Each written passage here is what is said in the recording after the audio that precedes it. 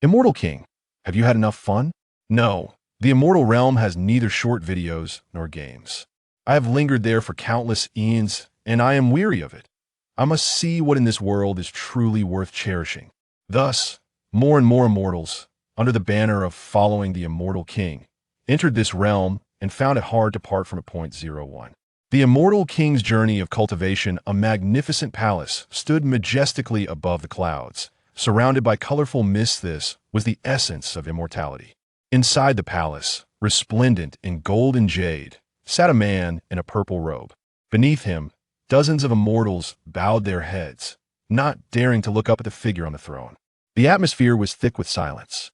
Immortal King, a stunningly beautiful immortal maiden, broke the silence.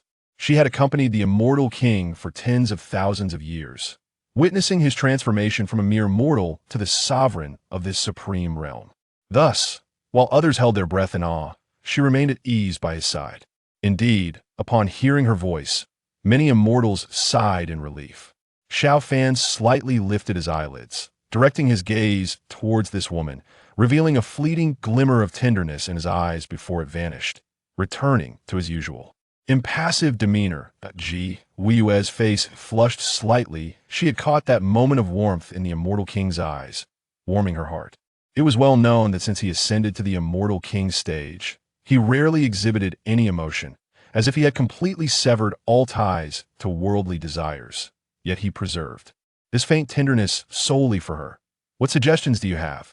Xiao Fan spoke in a calm tone. Ji Weiyue offered a gentle smile and replied, "Everyone knows that you, Immortal King, are eager to break through and achieve the imperial throne, becoming the singular entity in this supreme realm.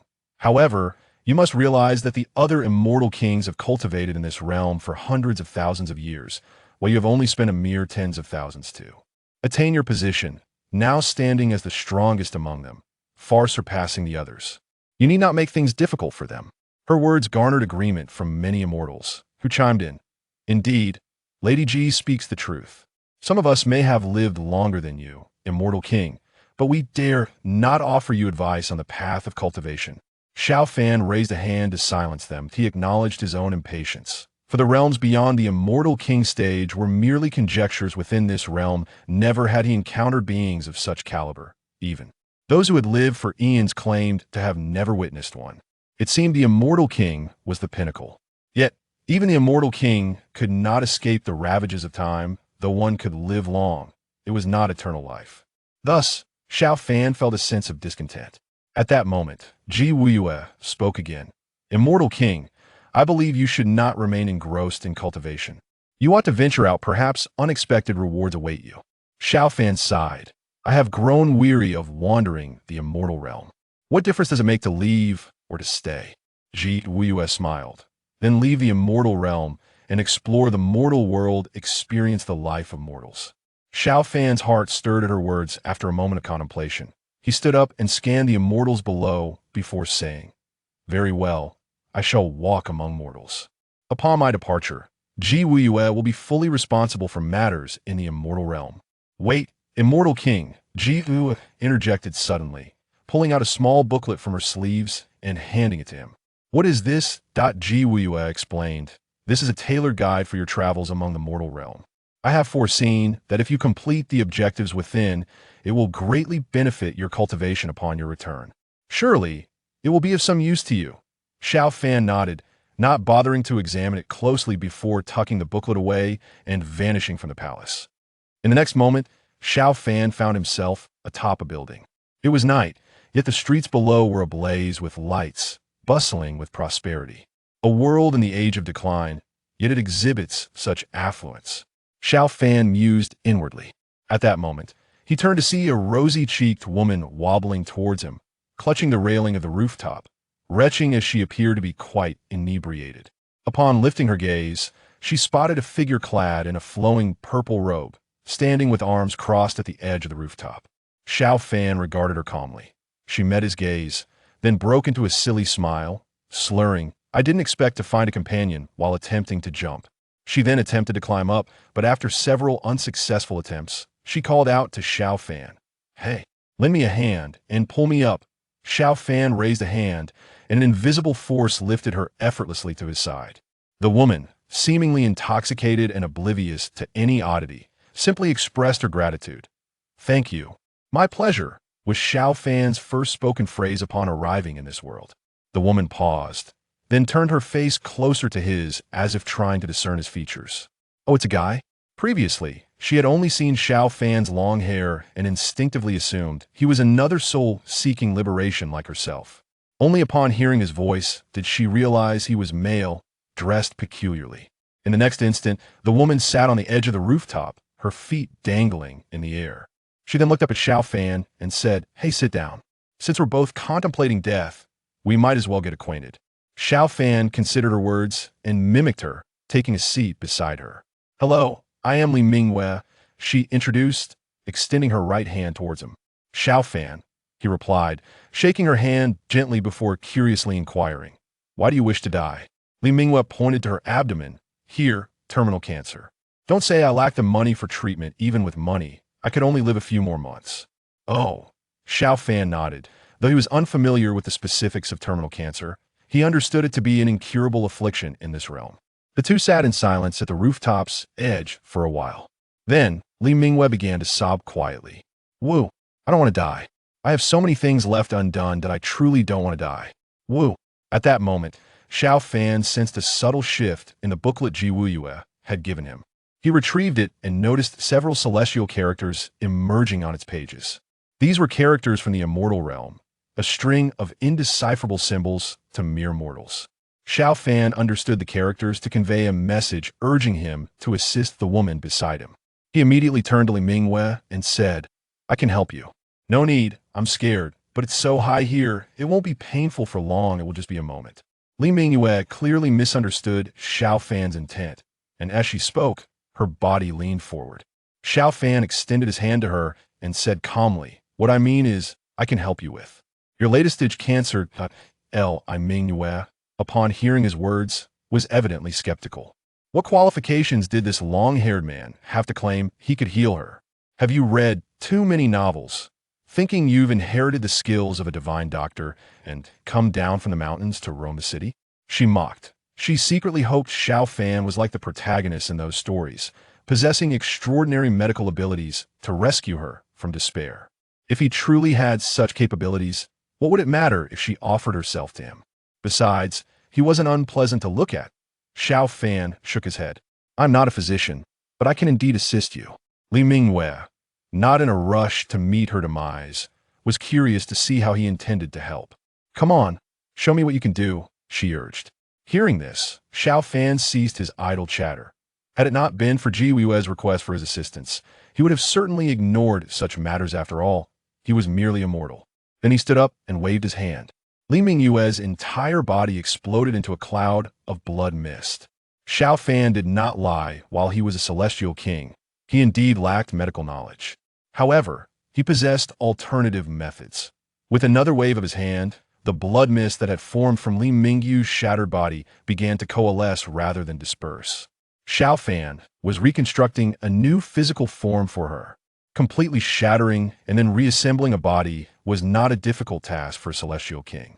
Moreover, the newly formed body would be pure, free from the ailments that had plagued her before.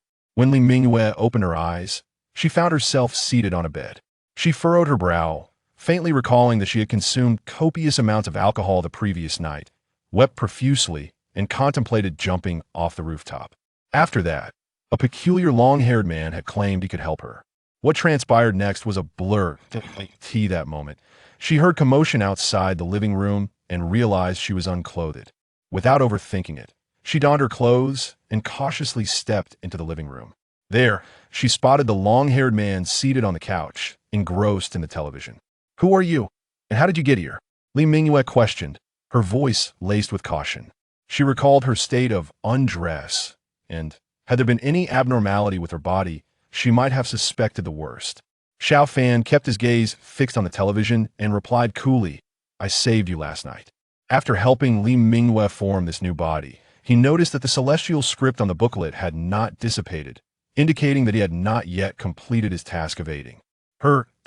Li Mingwei, now fully awake, acknowledged that her impulsive actions under the influence of alcohol were indeed reckless. Despite having received a terminal diagnosis from multiple hospitals, she still had a few months left, didn't she? As for Xiao Fan, though he was bizarre, he had saved her. The state of her clothing could be attributed to her own drunkenness. In truth, she had not been violated, and judging by Xiao Fan's indifferent demeanor, he likely had no interest in her. With these thoughts, Li Mingyue headed to the bathroom, intending to take a refreshing shower. However, upon standing before the mirror, she noticed a remarkable change in her appearance. While her face remained unchanged, her skin was extraordinarily smooth, fairer, and radiated a healthy glow qualities she had never possessed, especially after a night of heavy drinking and emotional distress. Could it be that the effects of the alcohol haven't worn off? Li Mingyue pondered. She then noticed that the excess weight around her waist had vanished, and her bosom appeared fuller. At that moment, she finally believed, indeed, the alcohol must still be affecting me. I'll take a shower and then sleep for a bit. Meanwhile, Xiao Fan remained transfixed by the television, captivated by the dramatic plot of the legend of the Condor Heroes. Although it was his first encounter with it, he found himself engrossed. Yet, as it was cable television, only 2 episodes aired daily. Soon, the episodes concluded, leaving Xiao Fan wanting more. Just then, Li Mingyue emerged from the bathroom, dressed anew. Noticing her, Xiao Fan pointed at the television and said, "I wish to continue watching this." "Your Highness, haha, what is this? Is the Qing dynasty still intact? Where can I find a streaming site, and how do I access it?" Xiao Fan inquired. Li Mingyue sighed, picking up the remote from the coffee table, locating the desired content, and pressing play. Xiao Fan nodded slightly and commanded, "You may leave now." Li Mingyue couldn't help but roll her eyes. What a quintessentially childish youth he was. Perhaps after crying enough the previous night, she had fully accepted her terminal diagnosis, and she felt a newfound lightness in her heart and mind. She resolved to live these remaining months to the fullest once she had sobered up. Soon, she fell asleep again.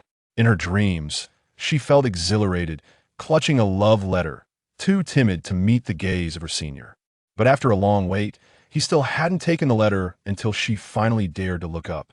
Instead of her senior, she found herself face to face with the long-haired youth in purple robe Xiao Fan. He held a remote control and said, "We can't watch anymore." This was indeed a dream. Xiao Fan recognized that when the exciting moments arrived, a membership prompt appeared, and he was unsure how to obtain it, so he simply entered Li Mingyue's dream to inquire. Before long, Li Mingyue opened her eyes once more. Her face felt warm. That dream had felt incredibly real, though she was perplexed as to why Xiao Fan had intruded upon it. With sleepiness gone, she felt a pang of hunger. Rising from bed, she exited her room. To her surprise, she found Xiao Fan still seated on the sofa, holding the remote, stating, "We can't watch anymore." Li Mingyue was taken aback. This scene, this tone she had just experienced in her dream, and it was identical. However, dreams were inexplicable, so she dismissed it. Noticing the membership prompt on the television, she sighed. It requires payment to continue watching. "I want to see." Xiao Fan insisted that it's too expensive. "I can't afford it," Li Mingyue replied directly. Xiao Fan fell silent. After all, he was there to assist Li Mingyue, and it would not be right for her to bear any cost on his account. "Shall we go out for a meal? I'll treat you as a token of gratitude," she offered, genuinely hungry and feeling capable of consuming a feast. Besides, accompanying him outside would allow her to learn more about this world. Xiao Fan nodded in agreement. "All right. Also, could you change your clothes? I wouldn't dare walk too closely with you in public like this." At her words, Xiao Fan glanced at his celestial attire, realizing he had not altered his appearance since becoming a celestial king. At that moment, he inadvertently caught sight of a television advertisement featuring a man with short hair. This prompted Xiao Fan to focus his thoughts, causing his celestial artifact to transform, while simultaneously his long hair began to shorten. Soon, his appearance, down to his hairstyle and attire, mirrored that of the man in the advertisement. In the room, Li Mingyue stood before her makeup mirror, holding an eyebrow pencil, unable to make a decision. She was at a loss as to how to proceed. That moment, she felt that the reflection staring back at her required no embellishment. Any makeup would only tarnish the natural beauty she exuded. Uncertain of the reason behind this sentiment, she found herself increasingly captivated by her own image. The effects of the alcohol had long since faded. Could it be that a terminal illness had distorted her aesthetic perception? Or had cancer cells metastasized to her brain? Li Mingyue pondered these possibilities, yet ultimately set the pencil down. Regardless of the cause, I find myself beautiful on the brink of death. Why should I care about others' opinions? She declared, placing the pencil aside, changing into a fresh outfit, and grabbing her bag before exiting the room. By coincidence, she came across the completely transformed Xiao Fan. Li Mingyue couldn't help but exclaim, "Handsome, undeniably handsome." His face and physique exhibited no flaws whatsoever. Yet, there was something about his aura. To put it poetically, one might call it unassuming less charitably. It resembled the demeanor of a eunuch turned monk. Nevertheless, it was sufficient that I Mingyue remarked, "Doesn't this far surpass your attempts at cosplay with that wig?" Then, she retrieved her phone, standing beside Xiao Fan, and activated the camera, bringing their faces close together. "Come now, smile," she instructed. Xiao Fan pondered for a moment before breaking into a grin, revealing a set of perfectly aligned white teeth. "Do you have a toothache?"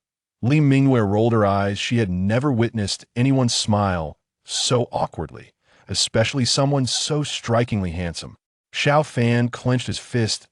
"To be honest, if it weren't for the experience in the mortal realm and GY's booklet conveniently selecting this woman, he would have had no desire to remain by her side. Let alone cooperate in such a manner. Forget it, don't smile anymore.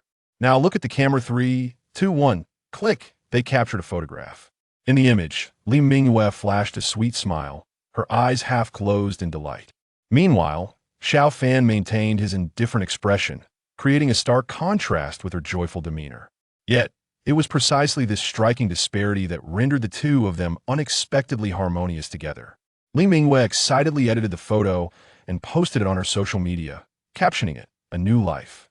In her eyes, both she and Xiao Fan were akin to individuals poised to leap from a building. She vaguely recalled this, though she could not fathom why Xiao Fan hadn't jumped and instead had saved her. However, it seemed he too had abandoned any thoughts of despair.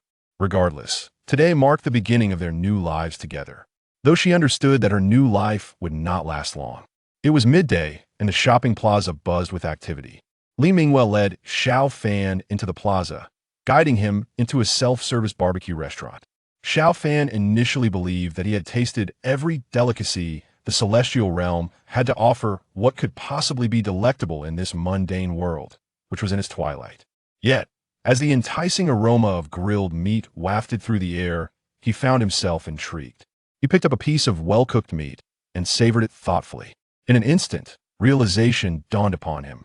The culinary delights of the celestial realm often stemmed from the inherent flavors of the ingredients, while the fare of this world, albeit humble in its components, had been meticulously prepared. In terms of flavor, both realms stood on equal footing. What might the taste be if one were to combine celestial ingredients with mortal cooking methods? Xiao Fan mused silently. However, even a mere hint of celestial essence elevated the grilled meat to extraordinary heights. Why does it suddenly smell so good? Li Mingyue wondered aloud. She seized a piece of the grilled meat from Xiao Fan's plate and popped it in her mouth. Her eyes widened in shock. "Delicious!" she exclaimed, quickly taking a bite of the meat before her, only to find it bland and waxy. Why is this happening? It didn't taste like this before. Li Mingyue was filled with confusion, and after another bite of the celestial-infused meat from Xiao Fan's plate, the flavor seemed to envelop her entire being with warmth and comfort. Not merely a delight for her taste buds, but a soothing sensation throughout her body. It was so exquisite that goosebumps erupted across her skin. Yet soon, her mood began to plummet. She realized this peculiar sensitivity might not bode well. It could very well be a warning sign of cancer spreading throughout her body. Tears welled in her eyes. Xiao Fan also nodded inwardly indeed. The infusion of celestial energy greatly enhanced the flavor of the ingredients. Look at this mortal before him, reduced to tears over the meal. The elusive thoughts initially held little significance for Xiao Fan. However, he was taken aback as Li Mingyue's sorrow deepened, her eyes reflecting a profound despair. Li Mingyue truly felt as though death was imminent, perhaps only days away, or even mere hours. This notion was spurred by her recollections of a short video she had seen, wherein scientists studied near-death experiences, suggesting that individuals approaching death often encounter a euphoric sensation. This, they claimed, is the body's final gift to itself. Yet, looking at her present self, she felt not only more attractive but also healthier. Even her usual unappetizing meals now tasted exquisite. Was this not an indication of impending death? The more she pondered, the more absurd it seemed. Ultimately, Li Mingwei could no longer contain her emotions and burst into tears, convinced that she would not survive the night. As she wept and consumed her food voraciously, the attention of those around her was inevitably drawn in her direction. Upon witnessing the heart-wrenching sight of such a stunning woman in distress, many men felt a surge of sympathy. They then turned their gaze towards the unperturbed man before her, gritting their teeth in frustration. Xiao Fan, sensing the scrutiny from the crowd, glanced at Li Mingwei and frowned. "Why are you crying?" "I truly feel as if I'm about to die," she sobbed. "But this food is so delicious." "I have told you. I saved you. You will not die," Xiao Fan replied solemnly. Her tears only flowed more fiercely in response. Xiao Fan clicked his tongue softly. He was indeed unskilled in dealing with women, having only ever been accompanied by Ji Wuyue throughout the millennia. After a moment's thought, he inquired differently, "Do you have any wishes?" Xiao Fan's expression turned cold as he probed into her thoughts, attempting to discern what Li Mingwei was truly contemplating. He was momentarily taken aback. In all his encounters amidst the mortal realm, having fought to become the youngest and mightiest king in the celestial world, he had never encountered someone like Li Mingwei. Her mind was occupied by two overwhelmingly conflicting thoughts, one of impending death, and the other exclaiming the deliciousness of barbecued meat. No matter how hard Xiao Fan tried, he could not fathom how such disparate thoughts could coexist in one mind. An hour later, Li Mingwei dabbed her tear-stained face with a tissue, her eyes still glistening with unshed tears, evoking the image of a weeping pear blossom. Meanwhile, Xiao Fan pondered whether he should simply eliminate her and seek another to assist him in his training plans. Ultimately, he shook his head.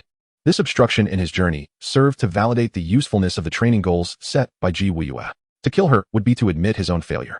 Patience was required. "Now that we have finished our meal, let us discuss serious matters," Xiao Fan stated, as she gazed intently at him. The previously sorrowful Li Mingwei felt her cheeks flush, her heartbeat and breath quickening. Noticing her sudden change, Xiao Fan delved once more into her thoughts, only to be shocked by the sordid nature of her musings, particularly given the public setting and his presence as a celestial king. Despite having alleviated her ailments and assured her of her survival, why did she remain steadfast in her belief that she was on the brink of death? While simultaneously contemplating a final, reckless encounter with him, was there a threat to her life? "Let us discuss important matters," Xiao Fan commanded sharply. Li Mingwei jolted, her chaotic thoughts dissipating instantaneously, replaced by a newfound clarity. Xiao Fan continued earnestly, "Do you have any enemies, or is there anyone seeking your life?" A look of confusion spread across Li Mingwei's face. "No. Why do you ask?" Xiao Fan furrowed his brow, recognizing her honesty. If no one sought to take her life, why did she feel she was nearing death? He closed his eyes, preparing to trace the course of her life. However, he quickly abandoned this thought. It was not that he was incapable. Rather, if he unraveled every thread of her existence, there would be no purpose in his earthly training. Suddenly, a commotion erupted within the crowd. An elderly man collapsed to the ground, drawing onlookers, some of whom stepped back in fear. Li Mingwei, intrigued, approached to observe. She noticed the elderly man convulsing on the ground, spewing black blood. She fumbled for her phone to call for help, only to discover it was dead. Turning to Xiao Fan, she implored, "May I borrow your phone?" The surrounding crowd remained unmoved, and Li Mingwei, growing anxious, exclaimed, "He is about to die. It's just a phone call. Can't you show a little compassion?" "He will not die," Xiao Fan replied nonchalantly. To him, all lives were insignificant. The death of an unrelated mortal was hardly a concern. Xiao Fan spoke the truth. The old man would indeed survive without his intervention. A young man in his 20s stepped forward, checked the elderly man's pulse, and retrieved a few silver needles from a tattered bag, inserting them into the man's crown. In no time, the elderly man's convulsions ceased, and his complexion began to regain color, ultimately opening his eyes. The onlookers were astounded by this miraculous display of medical prowess.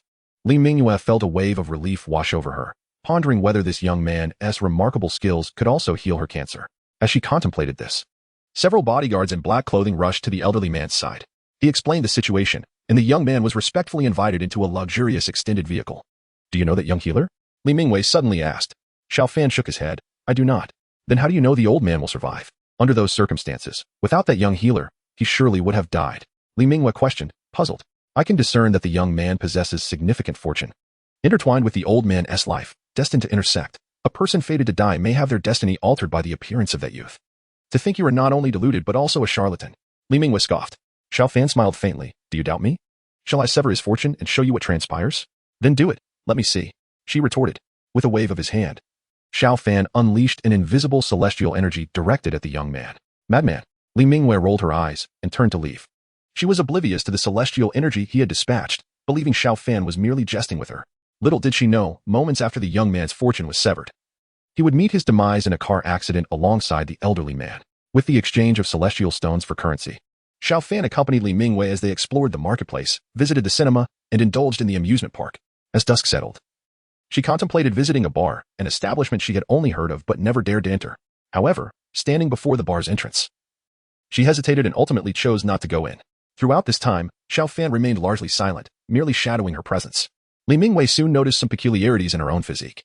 Yet, she felt invigorated and utterly devoid of fatigue. Consequently, she resumed her activities.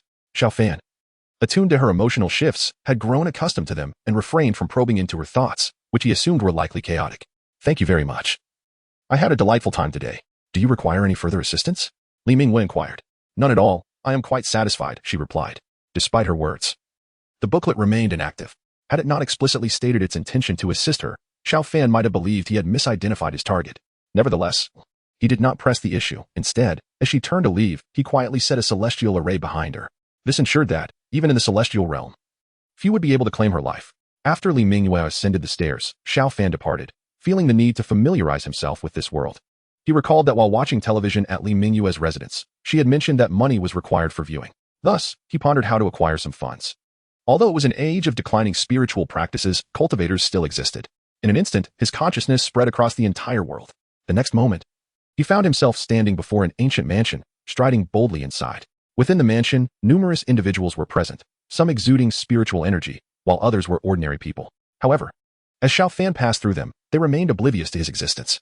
Venturing deeper into the mansion, he spotted an elderly man playing with two lustrous gems. How much are these spirit stones worth? Xiao Fan's voice suddenly echoed. The old man, startled, nearly lost his composure. Who is this young man? He wondered, bewildered by the stranger's sudden appearance and his complete lack of awareness. This was a master, and not just any master. Moreover, the young man's gaze was fixed on the ancestral artifacts he held, clearly with intent. In the next moment, the old man gathered his strength and struck towards Xiao Fan. What? Xiao Fan responded. The elderly man's powerful punch, capable of shattering granite, fell upon the young man without causing a ripple. The expression on Xiao Fan's face suggested confusion. Though he sensed the man's attack, he did not evade it. Rather, he allowed the strike to land, curious to gauge the strength of the cultivators in this realm. However, the outcome left him somewhat disappointed. To him, the punch resembled that of an ordinary mortal. The old man quickly retreated, creating distance between them, his face etched with caution. Forget it. There's no need to waste effort, Xiao Fan remarked, raising his hand gently. The elderly man felt himself enveloped by an unseen force from all directions. Slowly lifting off the ground. Whether it was due to instability or sheer fright, he collapsed to his knees with a thud. Aye. After a stammering pause, the old man finally found his words. These are my ancestral artifacts. If you desire them, I would gladly present them to you. Yet Xiao Fan, gazing at the low-grade spirit stones offered, scoffed. Who desires such trinkets? I asked how much they are worth. Artifacts? You call these two polished low-grade spirit stones artifacts? What, then, is this? He then produced a stone radiating vibrant colors.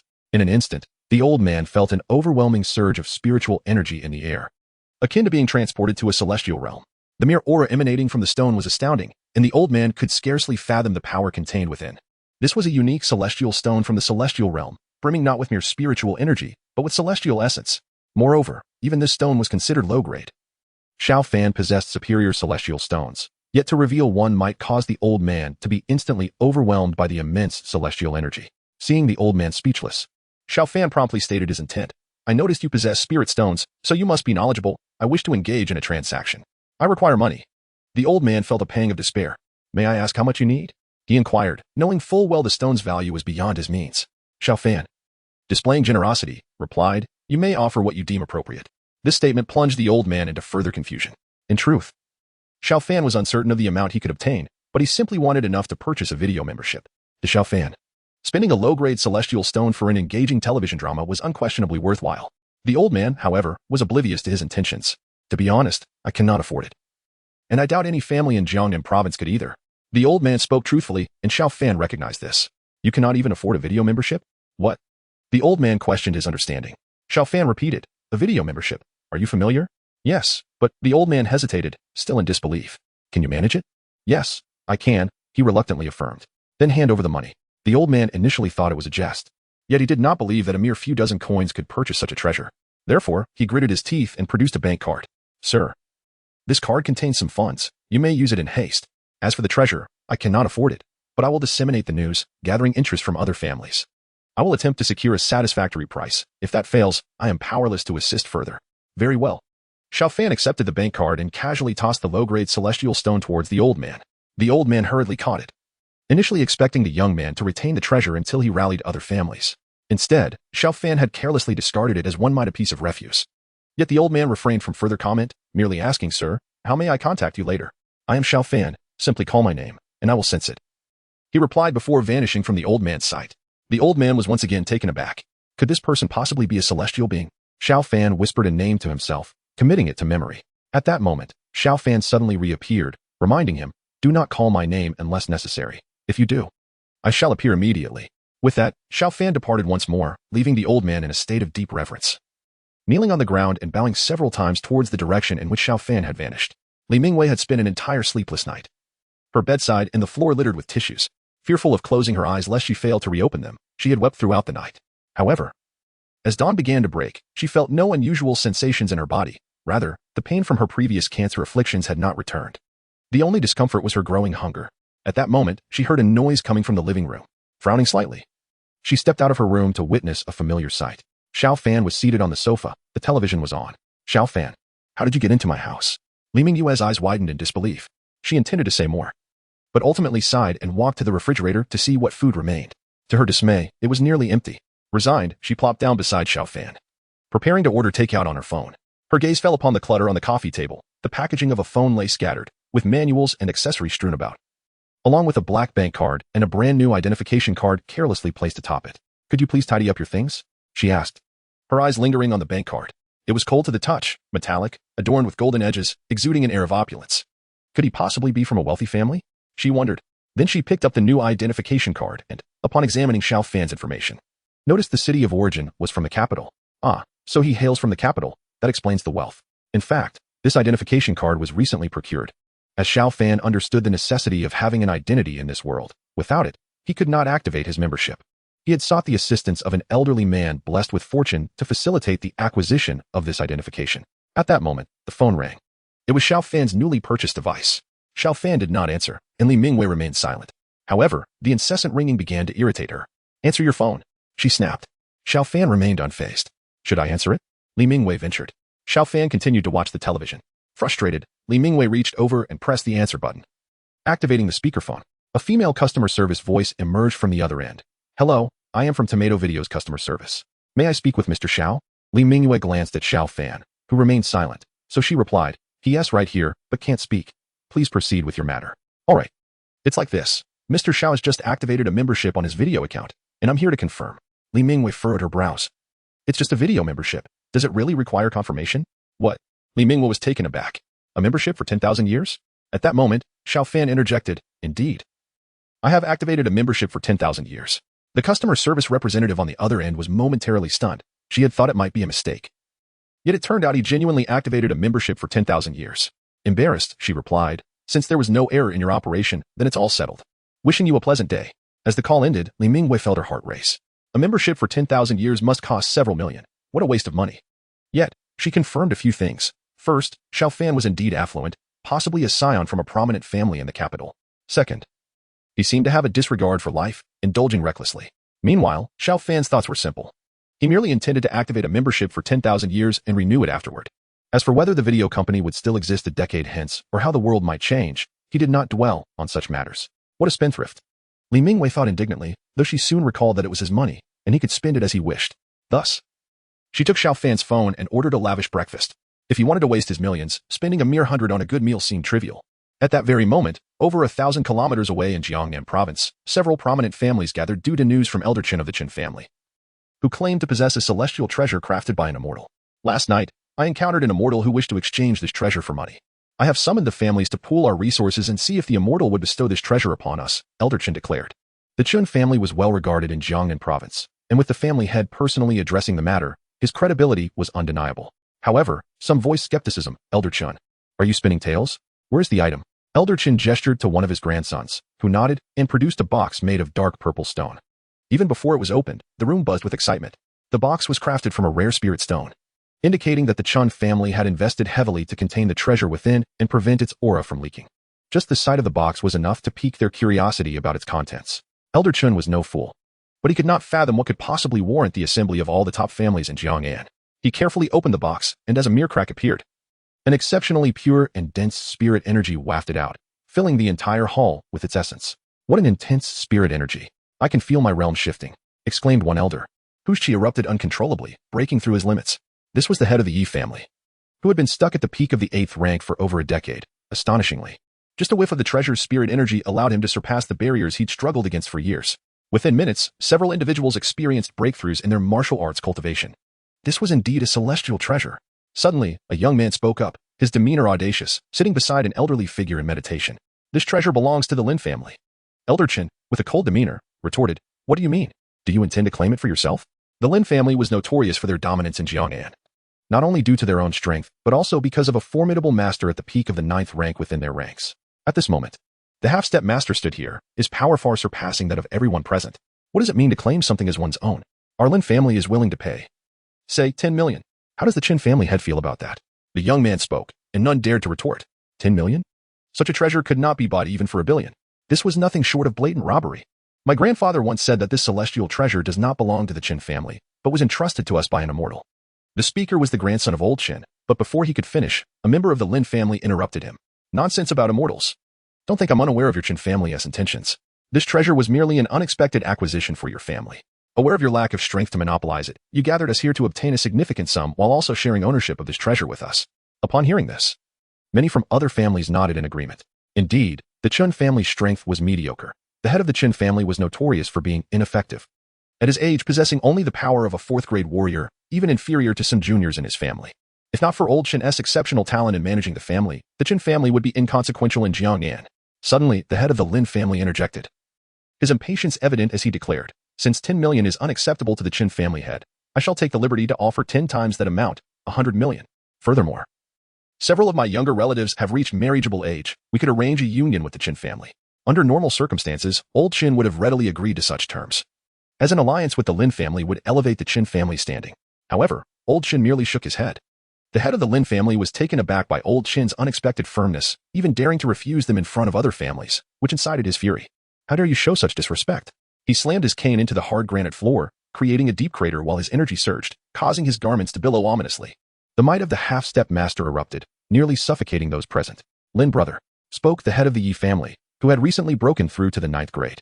Although he had just entered this realm, he was nonetheless on par with the head of the Lin family. He said, "Isn't your behavior a bit excessive?" The head of the Lin family raised an eyebrow. "Is this a matter for you and the Qin family as well? This is not merely your affair. We were summoned here, thus we are also involved, since it is entrusted by an immortal. Our Yi family is willing to invest and share in the possession of this treasure," the head of the Yi family asserted. Upon hearing this, the other prominent families quickly grasped the situation. Indeed, regardless of the existence of the immortal, as long as they invested money, they could claim usage rights to the treasure. If the Lin family monopolized it, they would end up with nothing, and they certainly didn't expect the Lin family to share it with them. Even if they were willing to pay, they understood that whether or not immortals existed was uncertain, but the treasure and its effects were something all present could experience firsthand. The head of the Lin family ignored the Yi family head and turned to old Qin, asking, "You claim there is an immortal? Then tell me, what is the name of this immortal, and where can he be found?" "One must not directly call upon the name of an immortal," old Qin replied, maintaining his composure. Hearing this, the head of the Lin family laughed, his smile cruel. Everything unfolded as he had anticipated. There was no immortal at all. He gestured to a young man beside him, who nodded and strode towards old Qin. Though merely a junior of the Lin family, he was the most favored grandson of the Lin family head, having been nurtured with great care, possessing the strength of a 6th-grade warrior at just over 20, a remarkable potential. "Do you still wish to seize it by force?" Old Chun's grandson stood protectively in front of his grandfather. Yet, the Lin family's heir merely slapped him across the face, and the sound of his neck cracking echoed as he was sent flying, crashing heavily against the wall. His neck twisted grotesquely, blood spurting from his mouth and nose, clearly dead on the spot. "Luoa!" Old Qin cried out in anguish. The head of the Yi family could no longer remain seated, utterly shocked that the Lin family would dare to take a life so brazenly. He had underestimated the value of this treasure in their eyes. Just as he was about to intervene, the Lin family head's energy locked onto him.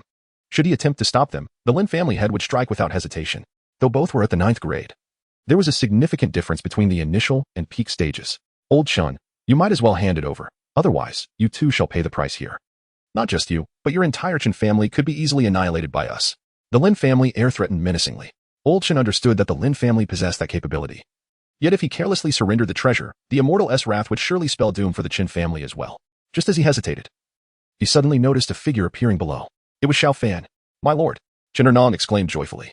"The Immortal has arrived. The Qin family is saved." Xiao Fan walked steadily towards Old Qin. The Lin family heir also sensed Old Qin's gaze and abruptly turned, spotting a youth of similar age. Old Qin referred to this young man as my lord. What nonsense is this? Could he truly be the Immortal spoken of by Old Qin? But before he could act, as Xiao Fan approached, the Lin family heir instantly disintegrated into ashes, without even the chance to resist.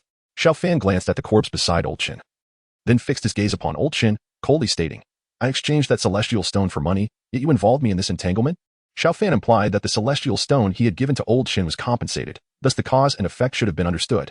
Yet Old Qin continued to act under his name, resulting in a loss of life, thereby entangling Xiao Fan in this consequence. Though this particular consequence was inconsequential, Xiao Fan detested situations where others acted under his name. He found it exceedingly displeasing. Because of this entanglement, he would have to personally sever it. The atmosphere turned silent. A deathly stillness enveloped the room, not merely due to Xiao Fan's sudden appearance. "Where have you taken my grandson?" The head of the Lin family roared at Xiao Fan's back. Old Qin was perplexed. Then he noticed a transformation occurring in the head of the Lin family. His body gradually faded, then completely vanished. Not only the head of the Lin family, but the other Lin family members present experienced the same fate. All of this was witnessed by the other families in attendance. By severing the source of the cause and effect, they, and even those with blood ties to them, had entirely disappeared. No, it wasn't merely disappearance. Whatever he needed to accomplish was complete, Xiao Fan remarked. In that fleeting moment, he had traversed the river of time and severed the ancestors of the Lin family, thus the Lin family had never existed in this world. The death of the head of the Lin family was good news for others. Some immediately called home, eager to relay this information without delay.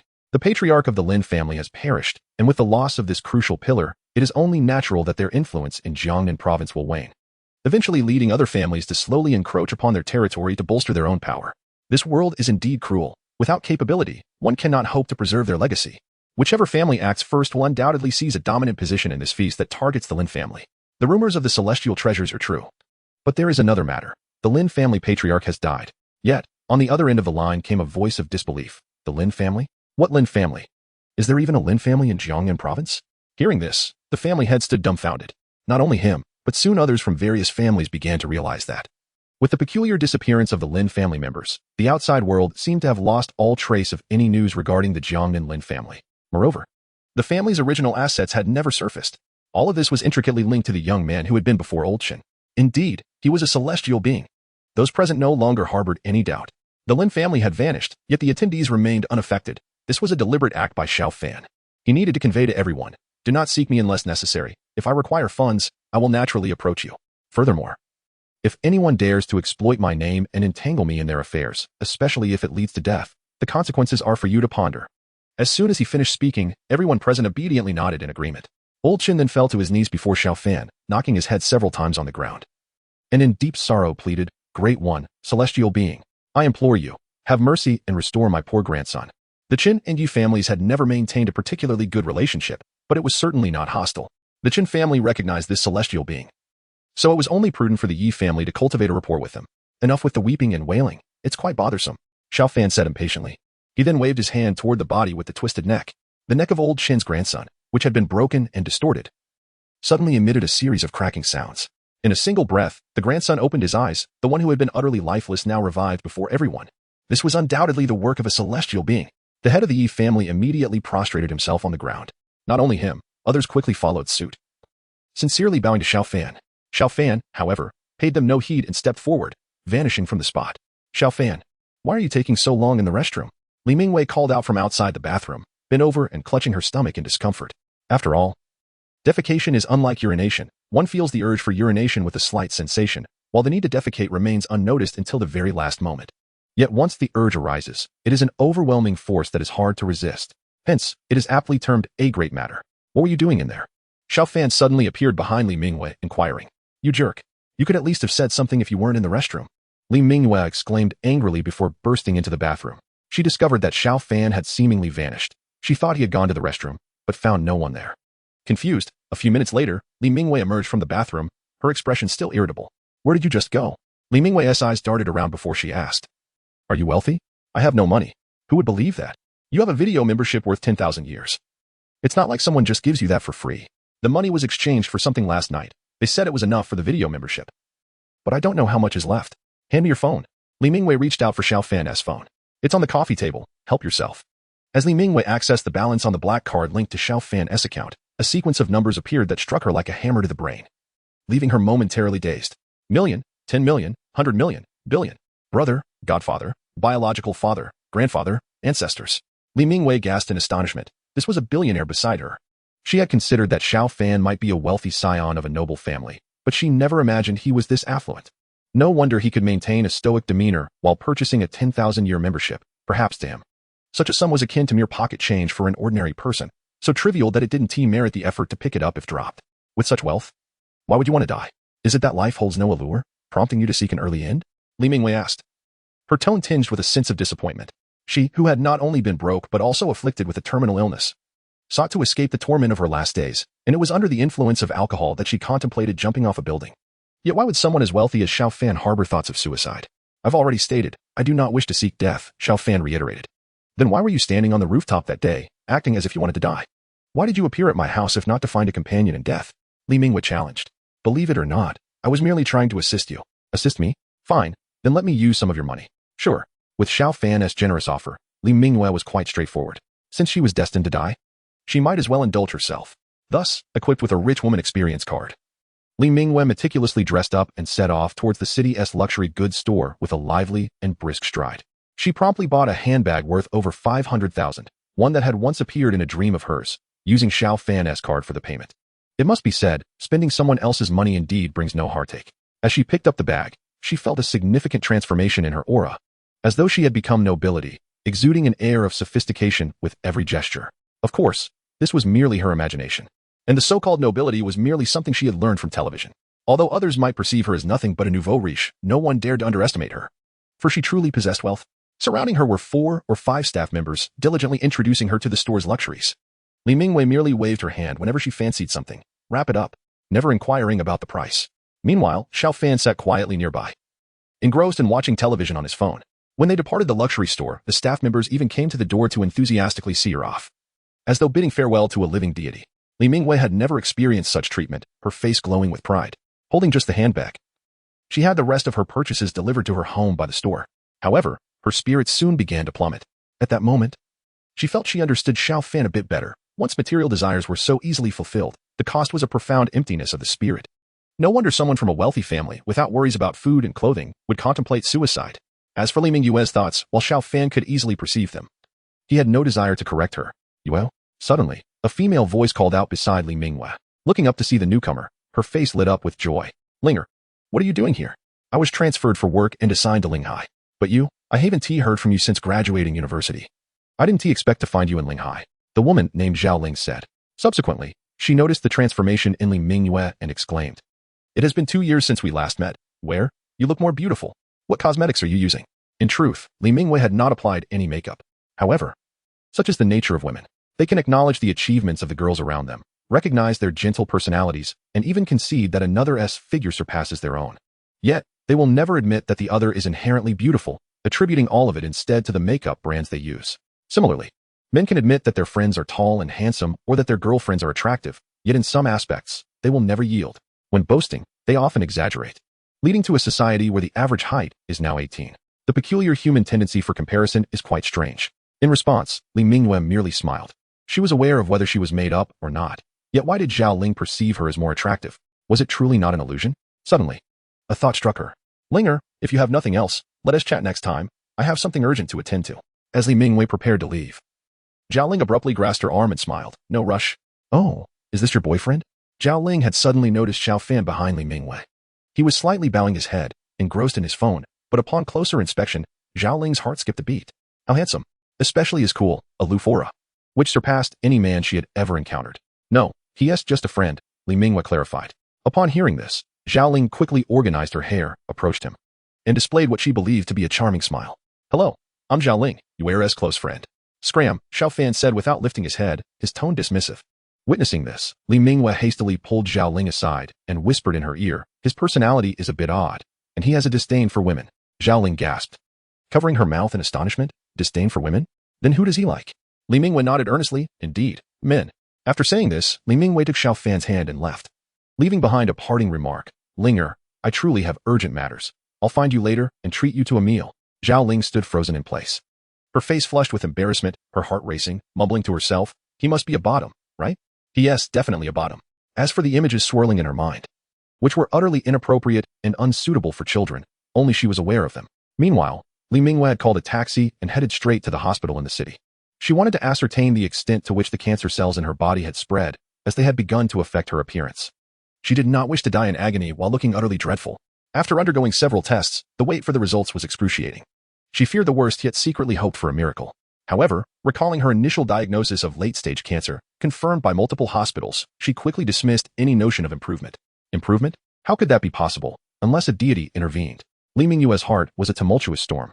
Before long, she received a notification on her phone that the report was ready. With trepidation, she approached the machine in the lobby to retrieve the results before stepping into the consultation room. Take it easy, the doctor sighed. This doctor had been responsible for Li Mingyue's initial diagnosis. At such a young age, to be diagnosed with late-stage cancer was indeed a cause for lament. Yet upon reviewing her stack of medical reports, he could not help but furrow his brow. After checking the patient information, confirming it was indeed Li Mingyue, he asked her to wait and hurriedly left the consultation room. Witnessing this, Li Mingyue's heart sank, and she turned to Xiao Fan, her eyes brimming with tears. Xiao Fan, I'm really dying. What should I do? Xiao Fan lifted his eyelids slightly, curling his lips in a dismissive smirk, then resumed watching his television. Unable to contain herself any longer, Li Mingyue burst into desperate tears, pleading, I know I'm going to die. Can you tell me exactly how many days I have left? Several doctors exchanged glances before bowing deeply to Li Mingyue. Am I really going to die? She sobbed. Even if I am, there is no need for you to bow to me now. The lead doctor spoke. Your health is quite good. The previous results were a mistake by our hospital. We misdiagnosed you. To be honest, the doctors were baffled, as Li Mingyue's initial diagnosis had been reached after thorough and repeated examinations, making an error seemingly impossible. Yet the current report indicated that her cancer had inexplicably vanished. Simultaneously, the booklet that Xiao Fan had not touched in 2 days also underwent a transformation. The task of assisting Li Mingyue had been completed. 10. The Wrath of the Celestial King. I am not ill. I do not need to die. Li Mingyue felt as though she was in a surreal dream until she left the hospital. The doctor had clearly told her she had at most 3 months to live, and several hospitals had confirmed the same. Could it be that all the other hospitals had misdiagnosed her? This was evidently implausible. However, as the doctor explained and urged her to review the detailed results, she reluctantly accepted the truth. Clenching her teeth, Li Mingyue hailed a taxi. Determined to head to the next hospital, her mind was consumed with thoughts of her terminal illness, to the extent that she failed to notice Xiao Fan had vanished. In the celestial realm, within Xiao Fan's palace, it is important to note that they would not dare to breathe in the presence of the Celestial King. Moreover, to Xiao Xianwang, Lord Ji Wuyue appeared far more approachable. Lord Ji, how long will the Celestial King be on this expedition? Someone respectfully inquired. Ji Wuyue shook her head, a slight frown on her face.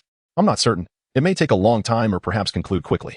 Just as she spoke, Xiao Fan appeared in a seat, his face contorted with rage. Ji Wuyue, Xiao Fan bellowed, causing the assembled celestial beings to shudder. He slammed the small booklet onto the ground, furiously declaring, Look at the target you set for me. How dare you ask me to marry a mortal? After completing the task of helping Li Mingyue, the celestial script that appeared in the booklet instructed him to wed her. At the sound of his words, the celestial beings trembled in fear. What nonsense is this? The Celestial King marrying a mortal? Lord Ji, are you truly not afraid that the Celestial King will obliterate you? Witnessing Xiao Fan's fury, Ji Wuyue showed no signs of fear. Instead, a genuine smile graced her face. The Celestial King was angry. He was finally expressing his rage. Ji Wuyue understood that Xiao Fan's path of cultivation required him to gradually shed emotions, to sever ties with the innate feelings of living beings, which over millennia had led to fewer and fewer displays of joy or anger. If this continued, he might truly transcend the realm of the Celestial King and become something above that, a being of legend. Yet, Ji Wuyue did not wish to see him transform in such a way. Without emotions, was Xiao Fan still Xiao Fan? He would merely be a hollow shell possessing Xiao Fan's memories. She would rather he not be a Celestial King, preferring that he never set foot in the realm of eternal life. Seeing Xiao Fan's fury brought genuine joy and even excitement to Ji Wuyue. With a casual wave of her hand, the small booklet in her grasp transformed into twinkling starlight, dissipating into the void, and she spoke softly, My lord. To undergo mortal trials, one must inevitably experience the entirety of human existence, aiding others, forging benevolent connections, establishing a family and a career. These are all essential experiences for mortals. Since you are to embark on this mortal journey, you too must confront these realities. If you cannot accept them, then these aspirations hold no value. Xiao Fan opened his mouth, only to find himself at a loss for words to counter her assertion. He even began to think that his earlier anger was somewhat unreasonable. With a flick of his sleeve, he coldly declared, All but this. Establishing a family is out of the question. As he spoke, he reached into the void, and the booklet that had transformed into starlight reappeared in his hand. Remove this item, he commanded. Ji Wuyue chuckled softly, her hand gliding over the section pertaining to his familial establishment. With that, Xiao Fan snorted disdainfully and departed once more. The celestial beings observed in astonishment. They had never witnessed Xiao Xianwang in such a state. Even when angered, he typically displayed a more composed demeanor, extinguishing adversaries with a mere wave. In contrast, Ji Wuyue gazed at the spot where Xiao Fan had vanished, murmuring to herself, such a celestial king is quite endearing. Yet, a hint of jealousy stirred within her heart, prompting her to contemplate descending to the mortal realm to discover the identity of the woman who could evoke such ire from the celestial king. Alas, she was not a celestial being herself, and descending required a price. Thus, she concealed this thought within her heart. As for the requirement in the booklet for him to wed Li Mingwei, it had indeed vanished, but no new stipulations emerged. He felt no discontent regarding this development. Xiao Fan, do not despair. A sudden shriek echoed from behind him. Li Mingwei, after confirming her survival, was overwhelmed with joy but soon remembered Xiao Fan. It dawned on her that he might have presumed she was dead and was now contemplating ending his own life. A person who once sought death might find solace in encountering another who was on the brink of dying. She recalled the moment when she had seen Xiao Fan standing at the edge of the rooftop. She had felt a sense of companionship in death, believing that if she were to perish, at least she would not be alone on the road to the afterlife. She even sensed an unspoken understanding between herself and Xiao Fan. Though neither had voiced it, they were mutually supporting one another. Thus, she thought of the rooftop. She was spared from death, but Xiao Fan was not necessarily so. His heart still yearned for an end. Upon hastily hailing a cab, Li Mingwei arrived at the rooftop to find him, just as he had been that fateful night, standing at the precipice, enveloped in despair. Before he could speak, she urgently implored, "Do not jump. You are not like me. I believed I was ill and wished to avoid a painful death, which is why I contemplated ending my life." Xiao Fan began to respond, but she interrupted, "You are still young, wealthy, and handsome. You appear healthy and free of ailments. Why would you seek death?" Not allowing him a moment to reply, she continued, "Aren't you fond of watching television? Have you finished Demigods and Semidevils? There are so many captivating shows, domestically and internationally. How could you bear to leave this world without experiencing them all?" As she spoke, she cautiously approached, believing she was concealing her intentions well, unaware that to Xiao Fan, her tentative steps appeared rather amusing. Just as she was about to reach him, she lunged forward, intending to grasp his arm, but her sudden burst of energy caused her to lose her balance. In her fluster, she felt as though she had inadvertently pushed something. When she looked up, her heart sank. Xiao Fan was gone. Li Mingwei, in disbelief, murmured, "Did I just kill him?" Her mind was a blank slate as she grappled with the horror that she had inadvertently sent Xiao Fan tumbling from the rooftop. A living person falling from such a height would surely result in a gruesome scene below. The reality of having confirmed she was free of cancer, only to have caused a death, weighed heavily on her conscience. Even if it was an accident, it was still her hand that had pushed him. Her trembling hand clutched her phone as she dialed for help. Upon hearing the words murder on the other end, the police quickly dispatched officers to the scene. However, upon their arrival at the rooftop, they found only a young woman kneeling, repeatedly bowing her head, murmuring, "Xiao Fan, I am sorry. It was not my intention. I wanted to save you." The officers exchanged glances, perplexed. When they had been informed of someone being pushed from the rooftop, they had meticulously searched the premises but found no sign of a victim. Upon seeing the police, Li Mingwei trembled violently and raised her hands in surrender. Her eyes filled with despair, choking out, "I have killed someone. Arrest me." The officers exchanged puzzled looks before one reported into the radio, "We have arrived at the reported location, finding a young woman, suspected of drug use." The commotion continued into the night. Li Mingwei remained incredulous, convinced that no one had fallen from the rooftop. The officers, baffled, wondered how a woman who was sober, and whose mental state was merely frayed yet coherent, could suddenly believe she had committed murder. "Am I truly all right?" Li Mingwei asked again, a question she had posed hundreds of times in the interrogation room, leaving the officers somewhat exasperated. They assured her that no one had fallen, suggesting a misunderstanding had occurred. After offering a few words of comfort, they departed. As Li Mingwei opened the door, she froze, for she beheld a familiar figure lounging on the sofa, Xiao Fan. Taking a deep breath, her heart surged with excitement upon realizing he was alive. She endeavored to calm her racing heart, forcing a smile. Since Xiao Fan had survived, she resolved to guide him back to hope and purpose in life. Thus, as a self-appointed psychological counselor, Li Mingwei cautiously approached and sat beside Xiao Fan. However, as soon as she settled in, Xiao Fan remarked coolly, "Do you have a toothache?" Li Mingwei's smile faltered. How sharp-tongued he was, yet focusing on her purpose. She picked up the remote on the coffee table, paused the television, and patiently said, "Xiao Fan, I believe it is time for us to talk." Xiao Fan, unfazed, snatched the remote from her hand and resumed watching. Refusal to engage in conversation often indicates someone who has lost hope and seeks an end, Li Mingwei thought to herself, growing increasingly convinced that Xiao Fan was resolute in his decision to die. "You cannot think this way. You are still young, with a wealth of potential ahead of you. How could you lose hope for life? Are you ill? You are the one who is ill. Oh, it seems there is no illness. If that is the case, why contemplate jumping off a building? Why consider seeking death? Is life not wonderful? Li Mingwei inquired. Xiao Fan, indifferent, chose to ignore her. Li Mingwei continued. I have always believed that life is beautiful. With effort, one can lead an extraordinary existence. Look at me. I grew up in an orphanage, unaware of my biological parents. Yet I have never relinquished hope for life. After speaking for what felt like an eternity, her lips parched and her throat nearly ablaze. Xiao Fan remained unmoved. Frustrated, she sighed, deciding to stay by his side, unwilling to let him perish without a fight. The following morning, Li Mingwei abruptly opened her eyes. Realizing she had fallen asleep on the sofa beside Xiao Fan, who was still seated in the same position as the night before, utterly still. A wave of relief washed over her, mingled with a sense of the bizarre. Did he really spend the entire night watching television? Does he not need sleep? Soon. She cast these thoughts aside, exhilarated by the arrival of the luxury items she had ordered, after joyfully signing for them. A sudden realization struck her. All these were purchased with Xiao Fan's money. At the time, she thought nothing of it, feeling no burden since she believed her days were numbered. But now that she was well, and Xiao Fan was still seeking death, the situation had changed. It felt as though she was exploiting his despair to gratify her own desires. Resolutely, she gathered all the luxury items to return them. However, Xiao Fan remained unresponsive, exuding an aura reminiscent of a mother leaving for work, reminding her son to behave at home. Xiao Fan was silent, vaguely sensing an offense, yet unable to discern its origin. As she sat watching television with him, boredom began to creep in, prompting her to take out her phone and watch short videos beside Xiao Fan. Coincidentally, the drama Xiao Fan had been watching concluded, leading him to focus on Li Mingwei's screen. What is this? He asked, intrigued. Finding it seemingly interesting, he requested her assistance to download the app. Minutes later, Xiao Fan successfully downloaded the short video application and registered a new account. The content was primarily mundane recordings of everyday lives, yet for reasons unknown, he found himself unable to resist scrolling further after watching a single video. He soon stumbled upon a live stream featuring a young girl in a Taoist robe, seated in meditation with her eyes gently closed, seemingly in deep concentration. Ah, there are indeed practitioners of Taoism in this world, Xiao Fan mused, surprised. He knew that while there were cultivators, most pursued martial arts due to the world's depleted spiritual energy, making even the initial step of guiding energy into the body exceedingly challenging. The live stream had only a handful of viewers, with only a few comments. Mostly superficial remarks like, "The host is lovely. Why are there so few viewers? And what a coincidence, host. Are you also in Jinling? Would you like to grab a drink tonight?" Meanwhile, our Xiao Xianwang appeared serious as he began to type. After 5 arduous minutes, he managed to convey a message. Your meditation posture is incorrect, and your breathing is too rapid.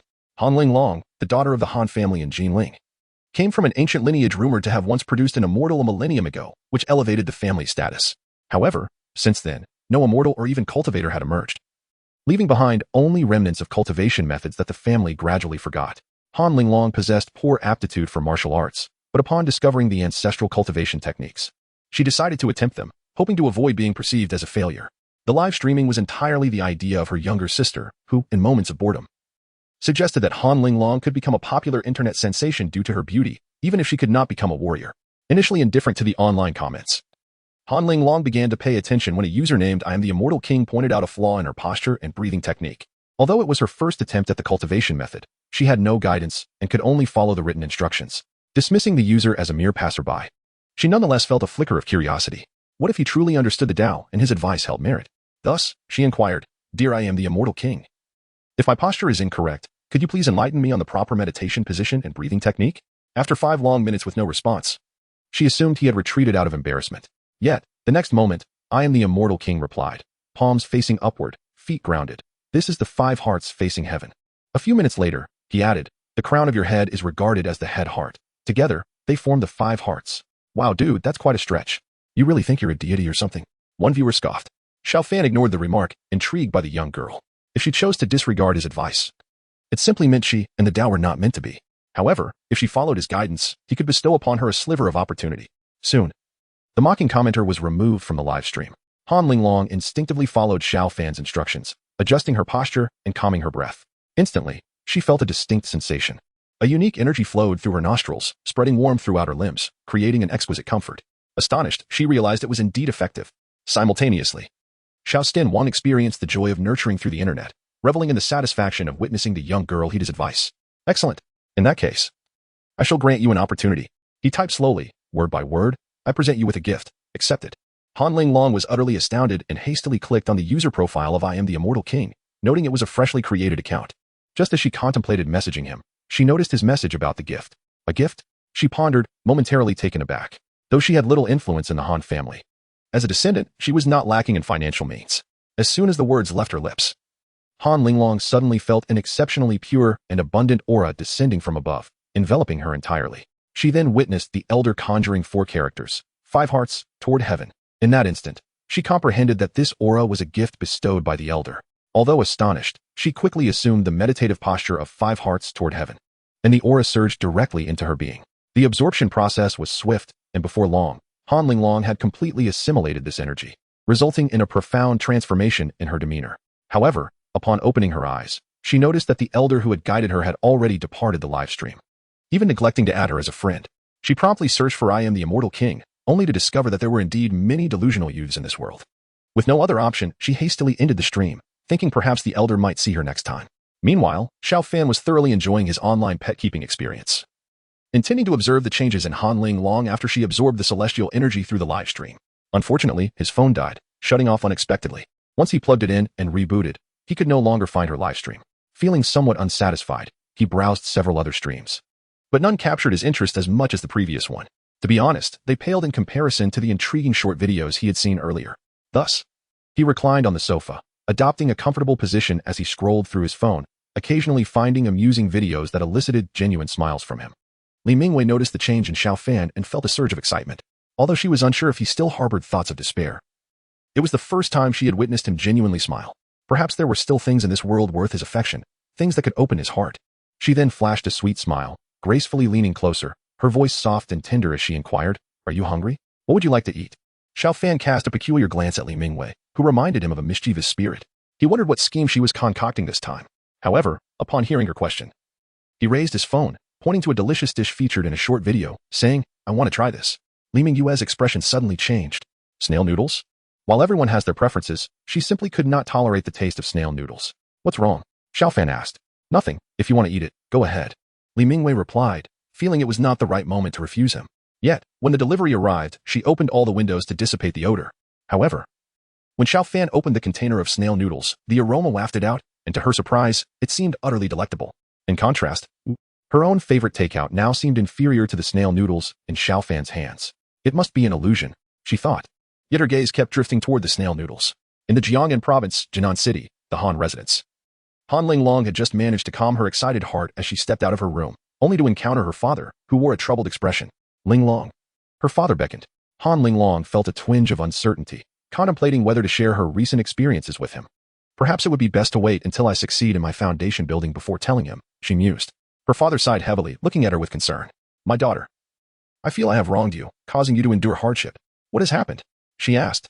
"You know our Han family, despite having 1,000 years of history, has unfortunately seen a decline with each generation. In our time, although we seem to flourish in Jinan, we are hardly considered a prominent family when viewed across the entire Jiang'an province." Hearing this, Han Linglong lowered her head, acknowledging the truth in her father's words, leaving her at a loss for what to say. Nonetheless, she believed that once she became powerful, she could lead the Han family to reclaim their ancestral glory. With that thought in mind, she clenched her fists tightly. Her father continued, "Your grandfather has always desired to rejuvenate our family, which is why he arranged a marriage proposal over 20 years ago." Startled, Han Linglong lifted her head, disbelief filling her eyes. "Father, are you saying that you want me to? Your sister Ling Qiao is still young, and your uncle is unwilling to take on this marriage proposal for the Han family. At present, you are our only option. However, the suitor is shrouded in mystery, and a wise man has foretold that he will become a dragon among men, which is why your grandfather agreed to this union. Hoping it would provide a boost for our family," her father implored. Han Linglong bit her lip, contemplating for a moment before finally responding, "I will give it a try." After all, her cultivation path was still uncertain, and she had yet to establish her foundation or speak of her strength, so preparing for multiple outcomes seemed prudent. Deep down, she hoped to see the Han family rise again, but as a woman, she felt limited and lacked the aptitude for martial arts. Her father brightened. "You need not feel too much pressure. I have heard that the suitor is already engaged to several families, so he may not even be interested in us. I merely want you to explore this possibility for the sake of our family. If you truly dislike him, I will not force you, and I will stand up to your grandfather." Hearing this, Han Linglong felt somewhat relieved. "Where is he?" she asked. "In Linhai City. It is said that he has lived in the mountains until recently and only descended to Linhai, but we have not heard any news of him in a few days," her father replied. Upon hearing Linhai, Han Linglong was taken aback, as she vaguely remembered that the elder known as I am the Immortal King had his information listed as residing in Linhai. Could it be such a coincidence? She pondered. She then heard her father continue, "Linglong, prepare yourself. We will be heading to Linhai in a couple of days. Without hesitation, Han Linglong shook her head, declaring, "No." Her father was taken aback. "I will go now," she asserted, feeling it was essential to meet the elder who had guided her. Regardless of the individual tied to the Han family's marriage proposal, in Linhai, 4 elderly men stealthily appeared outside Xiao Fan's building. "Old Chen, is the immortal really living here?" asked the head of the Yi family, flanked by 2 beautiful young women. "The immortal used my exclusive black card, so I can easily trace their usage records. According to my findings, the delivery address for the past few days is registered to this complex, Unit 502. Old Chen replied confidently. "But this place looks so ordinary. It hardly resembles a residence for an immortal." The other family heads shared similar sentiments. Previously, the immortal had declared before everyone that the celestial treasure was sold to Old Chen, although Old Chen later announced his willingness to share the treasure with other families. It was clear that it would not come without cost. In a matter of days, the Chen family had surged to become the wealthiest family in Jiangnan province. Naturally, the other families were displeased and, after much negotiation, Old Chen reluctantly agreed to lead them in search of the immortal. Indeed, Old Chen harbored his own selfish motives. For after his grandson was miraculously revived by Xiao Fan, his aptitude inexplicably soared. In a mere 2 days, his cultivation ascended from the 3rd rank to the 6th. A remarkable leap. Thus, Old Chen pondered whether he could beseech the immortal for assistance, as one's cultivation is intrinsically linked to longevity. He yearned for a few more years of life. You see, true masters often appear as ordinary individuals, forsaking grandeur for simplicity. Embodying the adage that great hermits blend into society, this, too, is a form of cultivation. Unlike you lot, especially old Yi, who, despite your advanced years, flaunt the company of 2 young ladies. How disrespectful. Old Chen scoffed. Upon hearing this, the head of the Yi family could hardly stand idle. He interjected. "What do you mean by disrespectful? These are my descendants, my beloved granddaughters. Both are exceptional in talent and beauty, the finest among their peers. I wish to present them to the immortal." Old Chen raised an eyebrow and sneered. "Present them to the immortal? That depends on whether the immortal deems them worthy. You know nothing. Haven't you noticed? Immortals are solitary beings, regardless of their preferences. Having 2 companions to assist them in daily life is surely not something they would refuse." As these words echoed, the assembly grasped the implications. It must be said that the Yi family heads' calculations were astute, seeking to forge a connection with the immortal. A far more advantageous arrangement than Old Chen's transactional approach. Instantly, the remaining heads of the Zhou and Zhao families discreetly retrieved their phones, attempting to contact their respective households. Old Chen watched, gritting his teeth at these elderly rascals. Reluctantly, he refrained from reaching out to his own family, for his quest for the immortal was self-serving. He understood the virtue of moderation and dared not be overly greedy. Moreover, whether the immortal would even agree to meet them remained uncertain. It is worth noting that Xiao Fan had explicitly stated not to disturb him without cause. Should there be a matter of significance, he would personally make an appearance. Consequently, these heads from Jiangnan province found themselves furtively gathered, hesitant in their actions. Suddenly, the head of the Yi family's eyes sparkled with realization as he gazed ahead. Exclaiming in astonishment, "The immaculate body. It's truly the legendary immaculate body." Old Chen was taken aback by this unexpected exclamation. Casting a disparaging glance at Old Yi before inquiring, "What immaculate body?" "It is a rare physique recorded in the martial scrolls of my Yi family, pure and untainted. Once trained in martial arts, such an individual is destined to reach the pinnacle of martial mastery without the need for external assistance." Old Yi elucidated. The crowd followed his gaze and beheld a stunning young woman standing beside a garbage bin, holding a bag of refuse, her face etched with sorrow.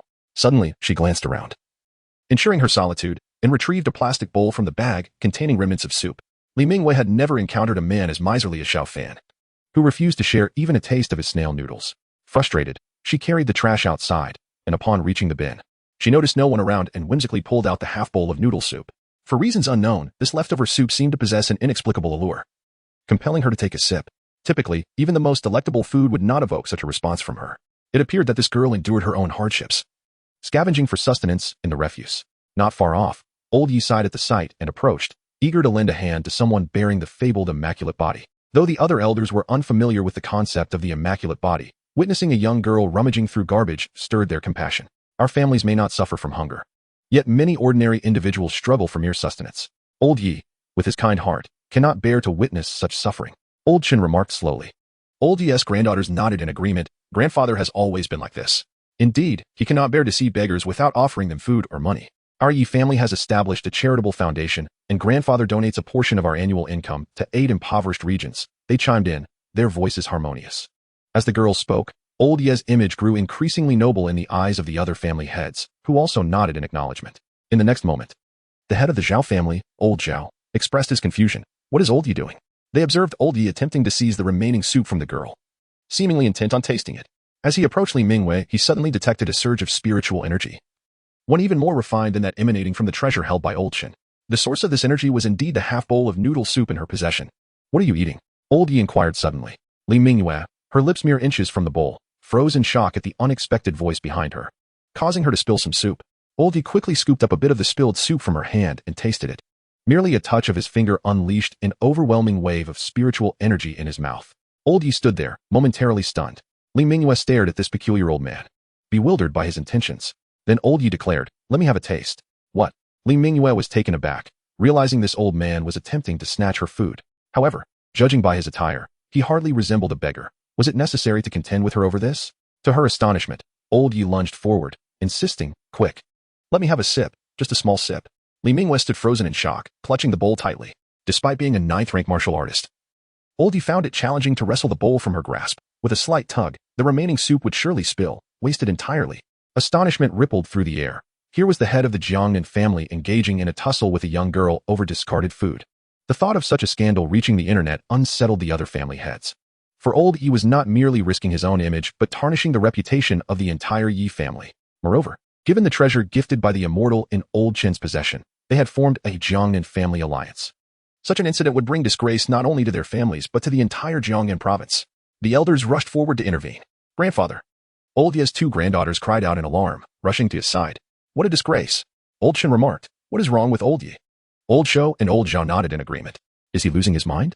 Regardless of his status as the head of the Yi family, even an ordinary person would not stoop to such behavior. What a disgrace! Yet as they approached, Old Zhao suddenly froze. His martial prowess, second only to Old Yi's, allowed him to detect the spiritual energy emanating from the half-bowl of soup in the girl's hand. Soon, Old Zhou, Old Chin, and the two Yi granddaughters stood still, their gazes fixated on the half-bowl of noodle soup in Li Mingyue's possession. All were martial artists, having encountered the treasure from the Qin family, and thus they were acutely aware of the purity of the spiritual energy contained within that bowl, far superior to that associated with the treasure. What is this but a mere leftover soup? It is evidently a liquid formed from the condensation of ethereal energy. It is spirit liquid. Gradually, a glint of avarice emerged in their eyes.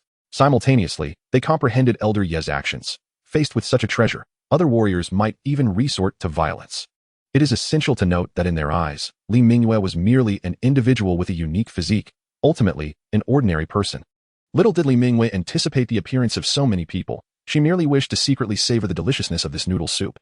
For the aroma that wafted from Xiao Fan's bowl of snail noodles had tantalized her senses immensely. Witnessing the aggressive approach of the group, Li Mingyue hastily handed the noodle soup over and fled upstairs in a manner akin to flight. Elder Yi, upon receiving the noodle soup, eagerly took a sip. Oh! Elder Yi was enraptured. With just one sip, he felt a stream of supremely pure spiritual energy coursing through his body, nourishing his flesh from head to toe. Having just broken through to the 9th rank of martial artist, he astonishingly advanced once more, becoming a martial Dao master. "Leave some for me. Leave some for me." Elder Zhao and Elder Zhou rushed forward. "Grandpa, we want to drink too." Elder Ye's two granddaughters anxiously chimed in. Here were the heads of prestigious families from Jiangnan province, gathered around a trash can, scavenging for remnants. At that moment, a woman walking her dog downstairs chanced upon this scene and couldn't help but feel a pang of compassion. If they weren't desperate, why would they rummage through garbage for food? Moreover, the two young women, though attractive, appeared rather dim-witted, seemingly lacking in intelligence. A few elderly men, combined with two intellectually challenged girls, such suffering exists everywhere in the world.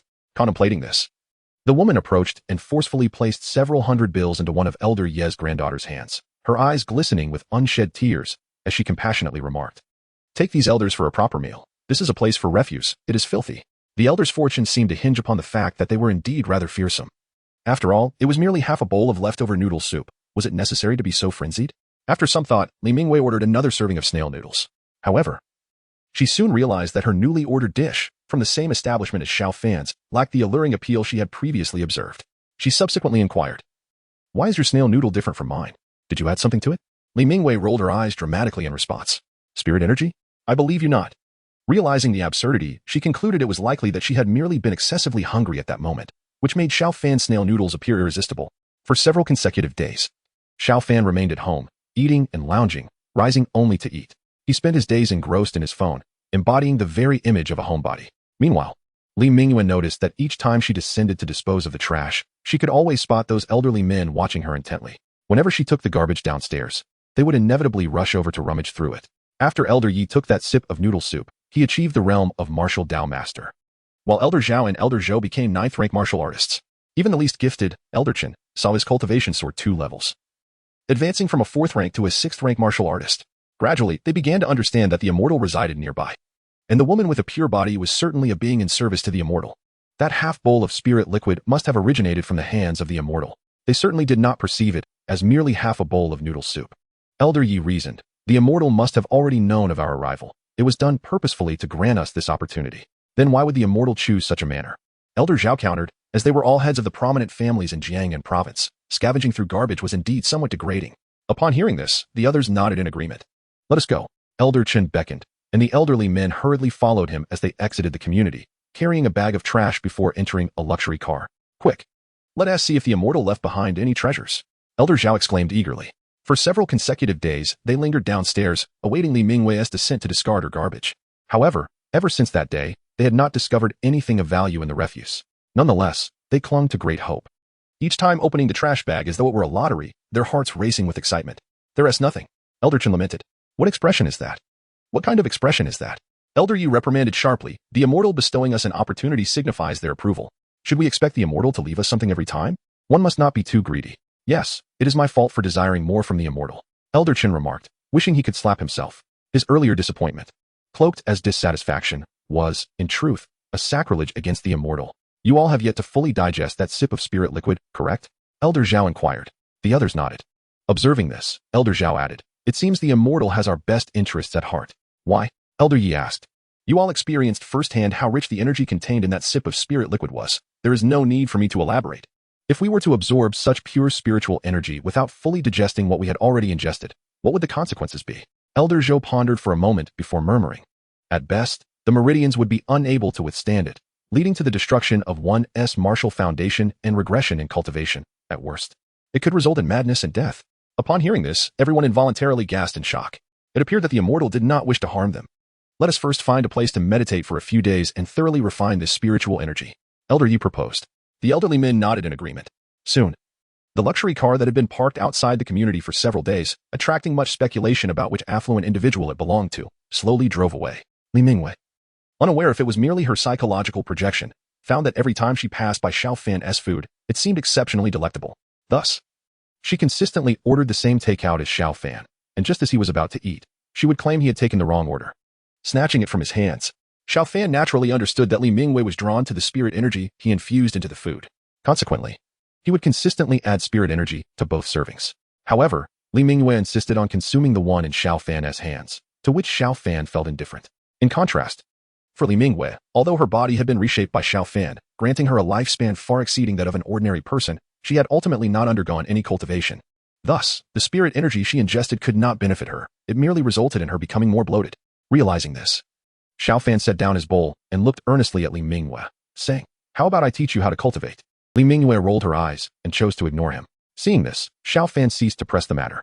If Li Mingwei were to agree, even in this world of depleted spiritual energy, Xiao Fan could guarantee that she would eventually ascend to the immortal realm. Yet, Li Mingwei remained unconvinced. A fleeting thought could lead to vastly different outcomes, such as fate, and thus, Li Mingwei was destined to be estranged from cultivation and immortality. At this point, Xiao Fan suddenly recalled the girl who had been live-streaming her cultivation online. After several days had passed, she should have established her foundation by now, Shun Tishi. Moreover, her qualifications seem quite impressive, and it is indeed possible for her to break through the foundational stage. After finishing his meal, Xiao Fan opened his phone and began to browse videos. He did not specifically seek out Han Linglong. If fate had brought them together, he was certain he would encounter her. To his astonishment, he soon found himself watching that same young girl practicing. Clad in her traditional Taoist robe, she assumed the standard meditative posture known as the 5 hearts to heaven. The only difference was that her entire demeanor had undergone a significant transformation, and the number of viewers in the live stream had increased considerably since the last time, now reaching an astonishing 10,000. These thousands were drawn in by Han Linglong's ethereal aura, and coupled with her exquisite beauty, it left many older gentlemen with thoughts they dared not entertain. For she embodied the very image of a celestial being in their minds. Yet, amidst the throngs of viewers, very few sent comments, choosing instead to silently observe the live broadcast. For merely watching her brought a sense of clarity and tranquility to their hearts. Xiao Fan furrowed his brow slightly. After all, he had bestowed upon her a strand of celestial energy, which should have propelled her progress far beyond that of other cultivators. However, days had passed, and she remained at the chi refinement stage, yet to establish her foundation. Thus, he inquired directly through text. Having practiced diligently over the past few days, Xiao Fan had mastered the skill of typing on his phone, far exceeding the speed of an average person. It has been so many days. And you have yet to establish your foundation. What have you been doing?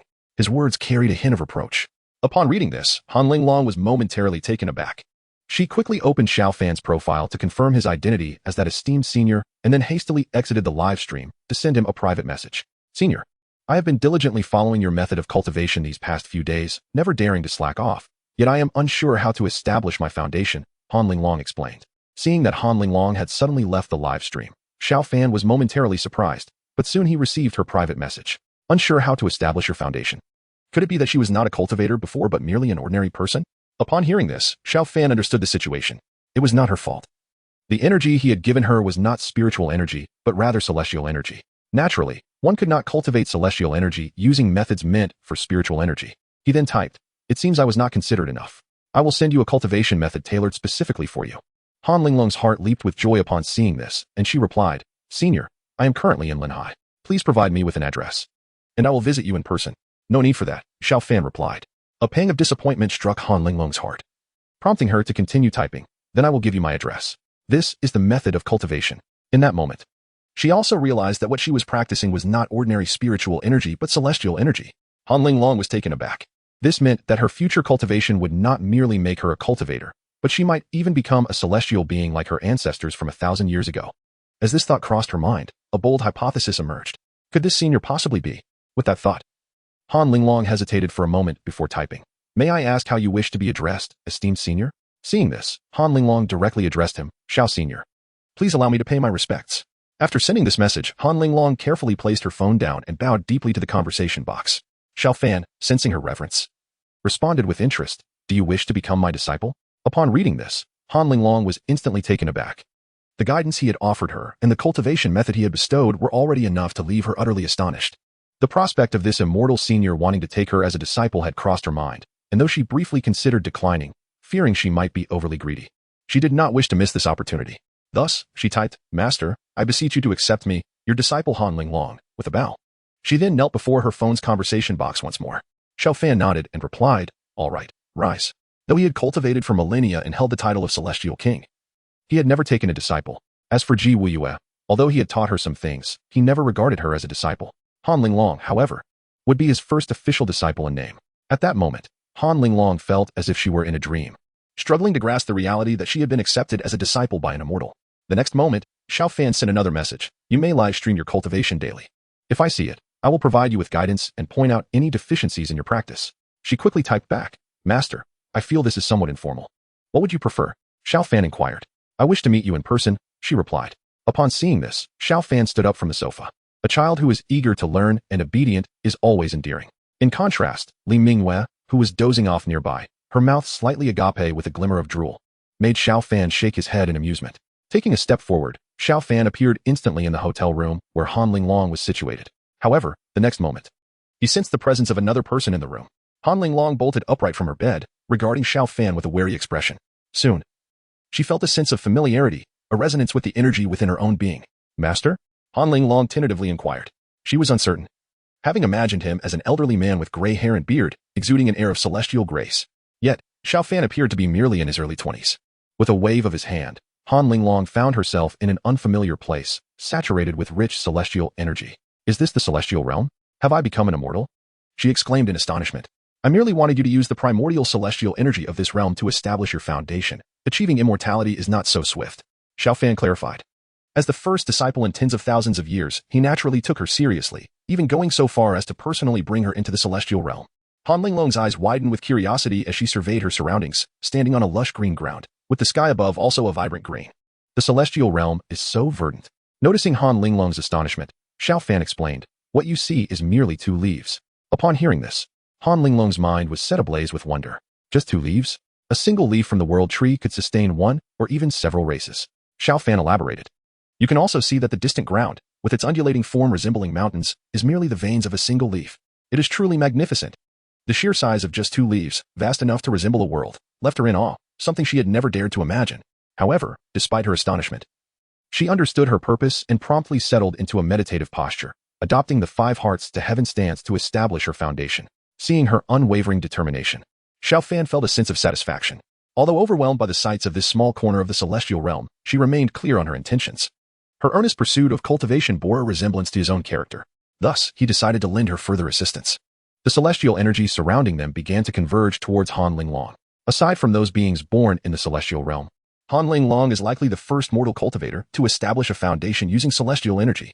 Han Dali, a common human immortal in the supreme celestial realm, has been cultivating since his ascension from the mortal world for a millennium, yet his realm remains at the human immortal stage.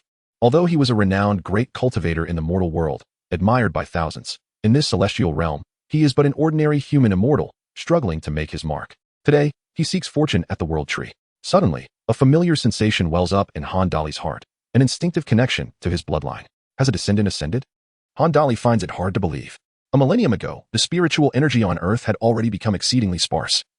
It was only due to his commendable aptitude for cultivation and a few fortuitous encounters that he became a human immortal just before his lifespan expired.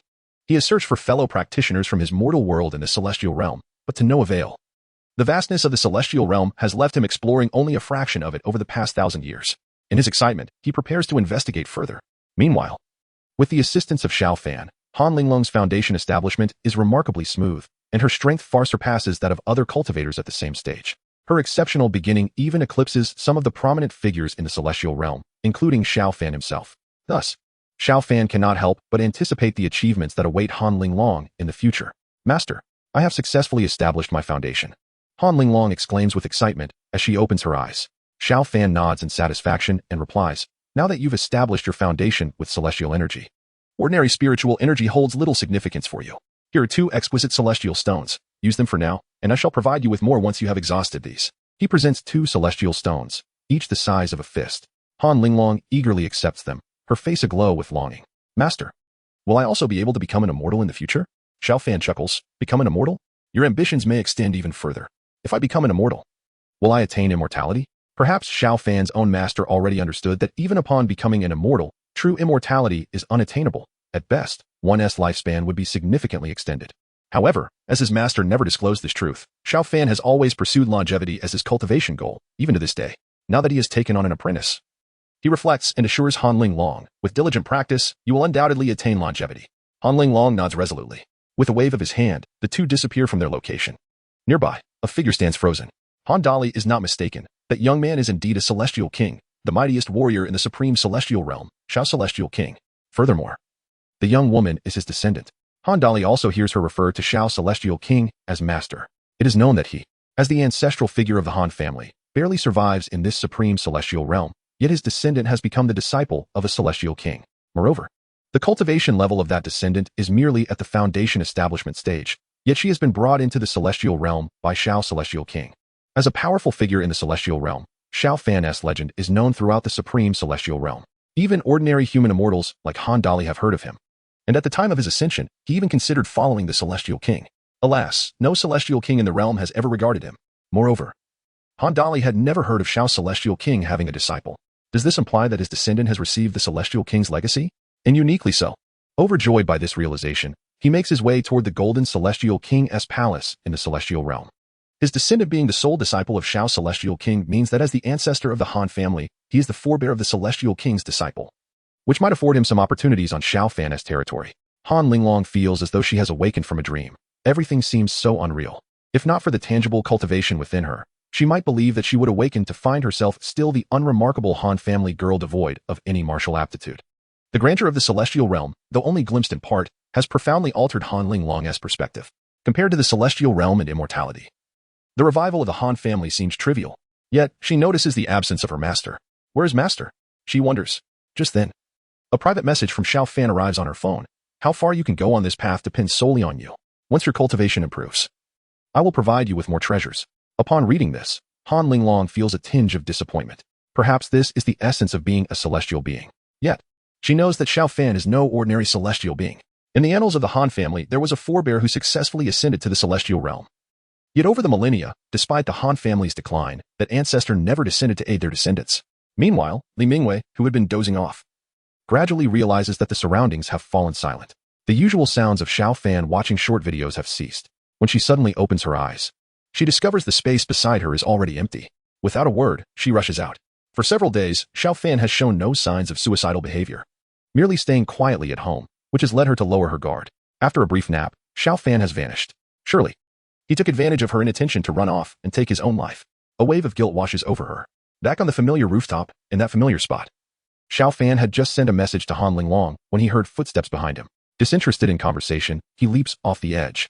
Just as Li Mingwei rushes up, she witnesses this shocking scene. Xiao Fan jumped off the building. Unlike the last time, when she believed she had pushed him, this time she clearly sees him leap down. Her legs give way, and she collapses to the ground, trembling as she retrieves her phone. A few minutes later, familiar faces reappear. Filing a false police report and wasting police resources is a criminal offense. Please come with us. In the Supreme Celestial Realm, at the Celestial King's palace. Lord Ji, someone outside requests to see the Celestial King. Ji Wuyue, idly toying with a dark golden insignia, does not lift her head as she inquires. Who is it? An unfamiliar individual, merely an ordinary human immortal. Do not let them in. Ji Wuyue waves her hand dismissively. Is such a trivial matter worth reporting? But Lord Ji, the individual claims to have a connection with the Celestial King and does not appear to be lying. At this, Ji Wuyue stands up abruptly, her voice cold. The ancestor of the Celestial King's only disciple? Are they referring to our Xiao Celestial King? The subordinate trembles in fear, in his memory. Ji Wuyue has always presented a gentle demeanor, never once seen with such a frigid expression. At that moment, she awkwardly stated, yes. Ji Wuyue was indeed furious. Though she could not comprehend the source of her ire, it was as if the news of Xiao Fan taking on an apprentice had struck a resonant chord within her. She appeared before Han Dali with an imposing presence, compelling him to collapse to the ground in submission. Having followed the immortal King Xiao for thousands of years, Ji Wuyue was renowned as the foremost figure beneath the immortal king. How could a mere human immortal like Han Dali ever have encountered such a formidable personage? The pressure of her aura left him gasping for breath and nearly terrified him to the point of losing control. My lord, I witnessed it with my own eyes. Thus, Han Dali dared not conceal the truth. He recounted how he had seen a descendant with a bloodline connection to himself on one of the leaves of the world tree, who had established a foundation with the aid of immortal King Xiao and had even called him master. Ji Wuyue could not fathom why she was so incensed. Her fists clenched tightly, nails digging into her flesh. Observing Ji Wuyue's frosty demeanor, Han Dali dared not utter another word and knelt before her, waiting in silence. I understand now. You may leave. Ji Wuyue's voice was cold. Upon hearing this, Han Dali felt as if he had been granted a reprieve. Fleeing as if his life depended on it, discarding any prior thoughts of seeking a slice of the immortal king's fortune, never to entertain such notions again. After Han Dali's departure, Ji Wuyue muttered to herself in a frigid tone, I shall see what kind of mortal can become the sole disciple of the immortal king. In an instant, Ji Wuyue transformed into a streak of light, descending to the mortal realm. Unbeknownst to her, a figure began to materialize not far away. A mortal? Could it be that Xiao Fan has descended to the mortal realm? To avoid battling me, he would even forsake his celestial status. Xiao Fan, I find myself regarding you with a touch of disdain.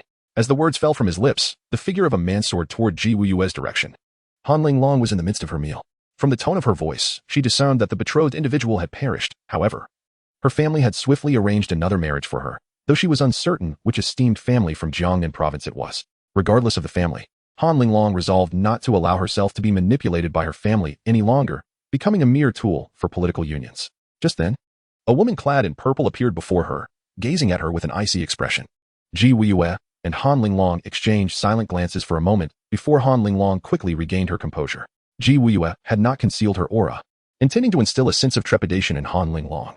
She sensed an essence of immortal energy within Han Linglong that belonged to Xiao Fan, leading her to conclude that this individual must indeed be Xiao Fan's disciple. Although immortal, she was channeling celestial energy. It appeared that the human immortal had not lied. Xiao Fan had genuinely brought this mortal to the celestial realm and assisted her in establishing a foundation with immortal energy.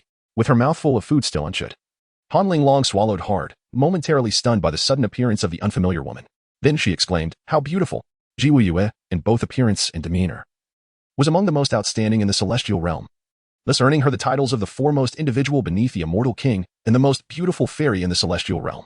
When Ji Wuyue descended to the mortal realm, she had anticipated that the other party might be so frightened as to be rendered speechless or lose control, yet she had never expected such a sincere compliment.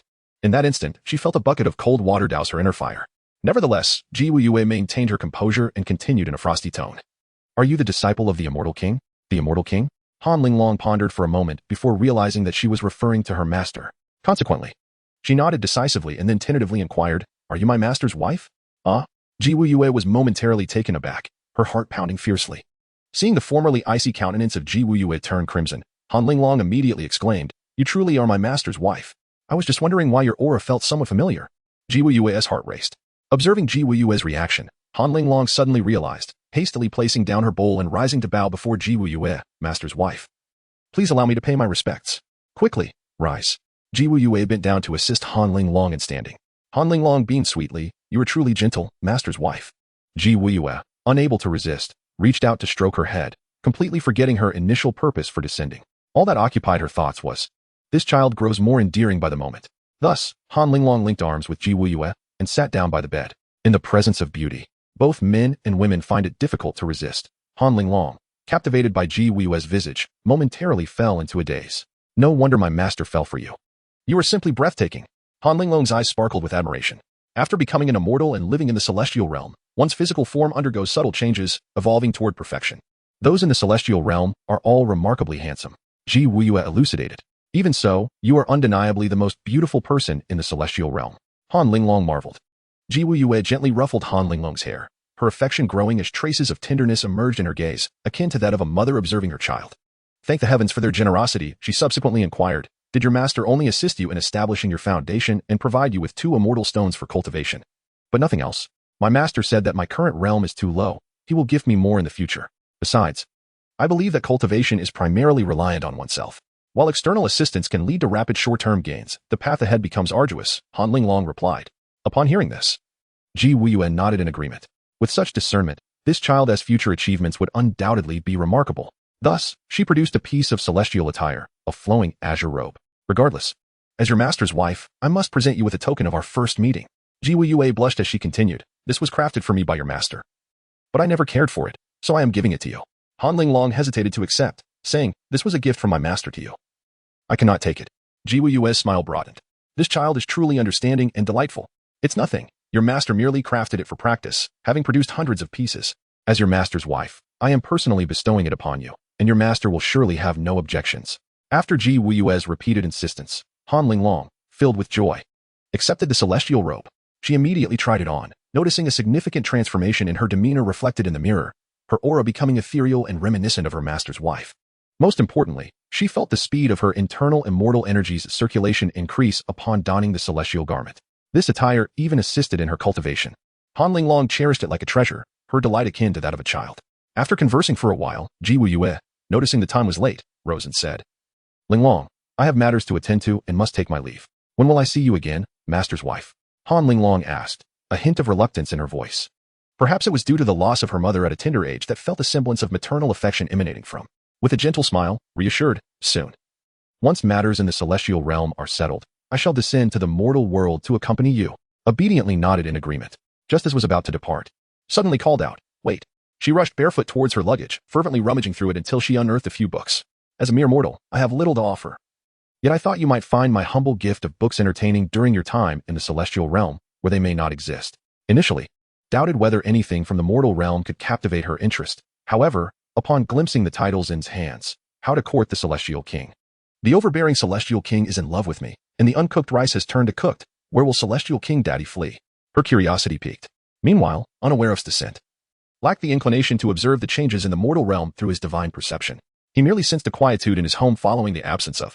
Suddenly, a thunderous roar echoed across the sky, rattling the glass windows with its ferocity. Looking up at the heavy clouds outside, muttered to himself, which fool dares to forcefully descend? He returned to his phone, unconcerned. In the high heavens, a young man clad in black armor stood suspended in the void, his long black hair billowing as fury etched upon his face. He gazed at the ominous clouds above, from which a voice emerged, devoid of emotion. Do you seek to impede me? I am the celestial order of this mortal realm. It is my duty, and you, my lord, have overstepped your bounds. Why should I be restricted when can descend? The armored youth retorted defiantly. The celestial order hesitated momentarily before responding. You cannot be compared to him. The young man's anger intensified. Having pursued martial prowess, he had been invincible among his peers until he encountered millennia ago, defeated by someone of a lower cultivation level. He had since harbored a demon of the heart, stemming from that encounter. With every breakthrough in his cultivation, he sought a rematch with. Undeterred even as the latter surpassed him and ascended to the rank of Celestial King, for him, was an eternal rival, a truth he could never accept. Thus, the Celestial Order's claim that he could not be compared to incited his rage. Yet, he did not wish to confront the Celestial Order unless absolutely necessary. Suppressing his fury, he demanded, and what of? I witnessed you allow her to descend. She possesses the decree of that lord, the order replied, invoking the name of once more. With a swift motion, the young man summoned a blood-red spear, which appeared in his grasp. He stepped into the void, brandishing the spear toward the heavens. Its crimson tip radiating a formidable and piercing aura, warping the surrounding space. "Kill," he shouted, launching himself toward the sky. Meanwhile, S. friend inquired, "What has happened? Why are you detained?" Disheartened, lamented, "I clearly saw him jump from the building. How can they claim I filed a false report? That was a life at stake." I would never jest about such matters. Yet the police insisted that no one had jumped. Overwhelmed with a sense of injustice, leaned on shoulder, weeping uncontrollably. "All right, no more tears. You're free now," consoled her. "But I've never written such a lengthy guarantee in my life. My hand is so sore." Sobbed. Could only shake her head in disbelief. Suddenly, the sky darkened, followed by a deafening clap of thunder that startled pedestrians. The thunder seemed to carry a resonant clang, reminiscent of a fierce clash of forces that shook the soul. "Oh no, it's about to rain, and my clothes are still on the balcony," exclaimed, hastening away. Though hailed from the prominent family of, she had little interest in their business. She believed she could carve out a path for herself amidst the wealth of without relying on her family's fortune. However, her venture had only just begun, leaving her financial situation rather modest. Upon returning to her rented apartment, felt relieved that the rain had yet to fall. She hurriedly dashed to the balcony, only to find herself frozen in astonishment. There, sprawled on the edge of her balcony, lay a naked, exceptionally handsome young man, seemingly unconscious. After a moment of shock, she quickly regained her composure, her cheeks flushed as she snapped a few photos of the unconscious figure. Swallowing hard, she tentatively prodded the chiseled muscles of the man. Her heart raced as she blushed, gazing at the clearing sky, her hands clasped in prayer, as if to express gratitude for this unexpected gift. In another scene, maintained her typically impassive demeanor. She walked straight to, taking a seat beside him on the sofa, her gaze vacant as she stared ahead at the unlit television. After an undetermined period, broke the silence. Noticed her emotional turmoil, having spent several days at her home. He felt compelled to inquire. "What is it?" "I've suddenly realized what you meant when you offered to help me," confessed. Was taken aback. Had she finally grasped the truth? He had always spoken honestly to her. The crux lay in her disbelief and her tendency to concoct bizarre notions. Continued, "Since that night on the rooftop, I've noticed I look better, my figure has improved, and my meals are far more enjoyable than before. Initially, I thought it was due to the cancer cells spreading throughout my body, but..." Smiled faintly at her words. Surprised, "Are you immortal?" However, as spoke, her voice quivered, and she began to choke back tears. "In truth, we have already died, haven't we?" "That night." "What?" Was taken aback but insisted, "We are not dead. Don't deceive me. I should have realized this sooner. The results from multiple hospitals can't all be wrong. You jumped from that rooftop and yet suffered no harm. Furthermore, the balance on your card is clearly not of this world." The more she spoke, the more convinced became of her own death. Lowering her head, she added, "I envy you. You have family to support you, while I am so poor even in death." At this point, could no longer hold back her emotions. Collapsing onto the armrest of the sofa and sobbing bitterly, Xiao Fan slightly parted his lips, at a loss for words, for he too was intrigued by the woman's thoughts. How she connected all these dots to arrive at such a conclusion. The key was her reasoning, so sound and compelling that it left one uncertain how to counter it. Even Xiao Fan, a celestial king, felt a tinge of admiration for this mortal. Few possessed her level of insight. Yet, in an effort to dispel this misunderstanding, he spoke, "Look at me." His voice, though soft, pierced the soul. Li Mingyue immediately ceased her sobbing, gazing at Xiao Fan with wide eyes. Before her, Xiao Fan's attire gradually transformed from casual short sleeves and jeans into a magnificent robe of purple and gold, while his short hair grew swiftly. His eyes, cold and piercing, exuded an air of indifference towards the world as he slowly proclaimed, "I am the Celestial King." However, before he could finish his sentence, Li Mingwei erupted into tears once more. Between sobs, she exclaimed, "You say we are not dead? Only a ghost would transform like that." Xiao Fan relinquished his struggle, ignoring her as he resumed lounging on the sofa, engrossed in his phone. Let her think as she pleased. If she could come to an understanding, splendid. If not, so be it. Sure enough, after a few minutes of weeping, Li Mingyue's cries suddenly ceased, and she murmured to herself, "If I am dead, then why can Linger still see me? Could it be that Linger has also passed? But I recognize the doctor from the hospital, as well as my neighbors in this building." After some time, enlightenment dawned upon her. She had not perished at all. Xiao Fan must be a magician of sorts. Only this explanation made sense.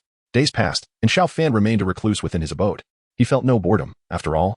His usual practice could stretch over hundreds or thousands of years, and compared to the monotony of cultivation, the content on his phone was vibrantly diverse. Meanwhile, Li Mingyue, having washed her hair and donned a fresh outfit with light makeup, emerged from her room. "Why not put down your phone and accompany me outside?"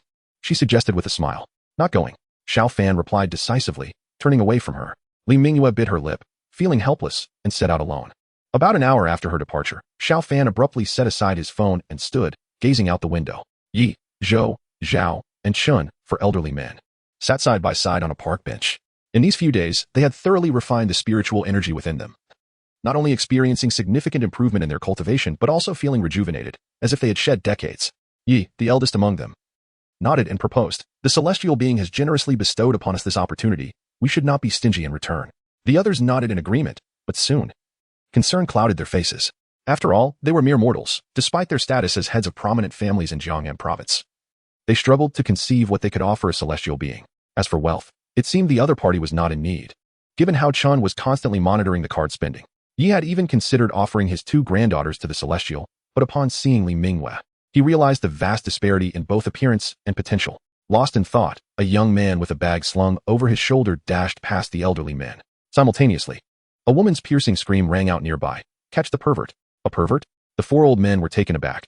How could such a thing occur in broad daylight? They turned to see the woman, her face flushed with rage, pointing at the young man who had just raced by. He was the first to spring into action. As warriors, we must uphold justice. With a burst of martial spirit, he charged towards the young man. However, just as he was about to seize him, the young man's speed inexplicably multiplied, as he muttered, "I'm not a pervert, please don't catch me." In the blink of an eye, he transformed into a streak of light, soaring into the sky. Yi halted, staring at the fading light in astonishment. Is the threshold for becoming a pervert now so high? Meanwhile, on a mountain over 20 miles away, a young man crouched on the ground, trembling with fear, golden blood seeping from his mouth and nose. "I'm not a pervert, please don't catch me." Xiao Fan approached him, momentarily taken aback. He had been comfortably resting at home when a certain aura drew his attention, an essence belonging to a celestial being. He soon discovered that a celestial, gravely injured, was using the last remnants of their source energy to flee. Curiosity piqued, Xiao Fan wondered what could drive a celestial to such desperation in the mortal realm. Upon recognizing the person, clarity struck him. Yangzhan. Hearing Xiao Fan's voice, the young man abruptly looked up and threw himself at Xiao Fan's leg. "Brother, save me. I'm not a pervert." Xiao Fan understood. His mental state was compromised, a primal instinct for survival, for otherwise his proud nature would never allow such a plea for help. It seemed that the celestial who had forcibly descended to the mortal realm and stirred the heavenly Tao was indeed Yangzhan. Stripped of his cultivation and left mentally impaired, he had expended the last vestige of his source energy for survival. Xiao Fan frowned. The situation was even worse than he had anticipated. "After fighting for tens of thousands of years, I now must save your life," he murmured, gently tapping Yangzhan on the head. Instantly, the blood flowing from Yangzhan's mouth ceased, and he closed his eyes, drifting into unconsciousness. At that moment, a phone rang. Xiao Fan rummaged through Yangzhan's bag and retrieved an old, cracked phone. The caller ID read Ling Ling. He answered, and an anxious female voice filled his ear. "Shuai Shuai, where have you gone?" At Zhao Ling's home, she had originally planned to attend a college reunion with Li Mingwei. But while on the way, she noticed through the home surveillance that Shuai Shuai had left alone. Zhao Ling had once saved Yangzhan, and now, upon waking, he remembered nothing, his intellect reduced to that of a young child, unable to provide his name. Thus, she named him Shuai Shuai. Perhaps because Zhao Ling was the first person he saw upon awakening, Yangzhan, mentally impaired, became utterly reliant on her, obeying her every command, and in turn, he provided her with some emotional solace. "Don't worry, Ling Ling, we will definitely find him," Li Mingwei reassured. Shuai Shuai's intellect is akin to that of a 5-year-old. He could easily get lost outside. Zhao Ling was heartbroken, glancing at the photo of the young man on Zhao Ling's phone. Li Mingwei couldn't help but think of Xiao Fan. His handsome visage and flowing locks were undeniable, yet Xiao Fan would never bear such a foolish smile. Despite his modest intellect, he possessed the appearance of a mature man. If he were merely lost, he would certainly find his way swiftly. Li Mingwei continued to offer reassurance. However, Zhao Ling's sorrow deepened. "I just called him, and the call connected, but he hung up immediately, with his striking looks. Could it be that some alluring vixen has taken a fancy to him and whisked him away? Stop your wild imaginings. Here's what we'll do. Send me his picture, and I shall head downstairs to print some missing person flyers, then accompany you to search." Zhao Ling nodded tearfully and sent her a photo of Yangzhan, albeit one where he sported short hair, resembling his current appearance. Upon receiving the image, Li Mingwei wasted no time and dashed out, leaving Zhao Ling alone at home. Suddenly, a man materialized before Zhao Ling. Beside him floated another figure, her beloved. Overcome with joy, she was equally astonished by the scene before her. She recognized the man. He had been with Li Mingwei that day. But who was he? And how could he appear out of thin air? Moreover, her beloved seemed to be in a deep slumber. Yet how could a living person float so effortlessly? "I am a celestial being, descended from the realm of immortals," Xiao Fan declared softly. "And him?" Zhao Ling inquired further.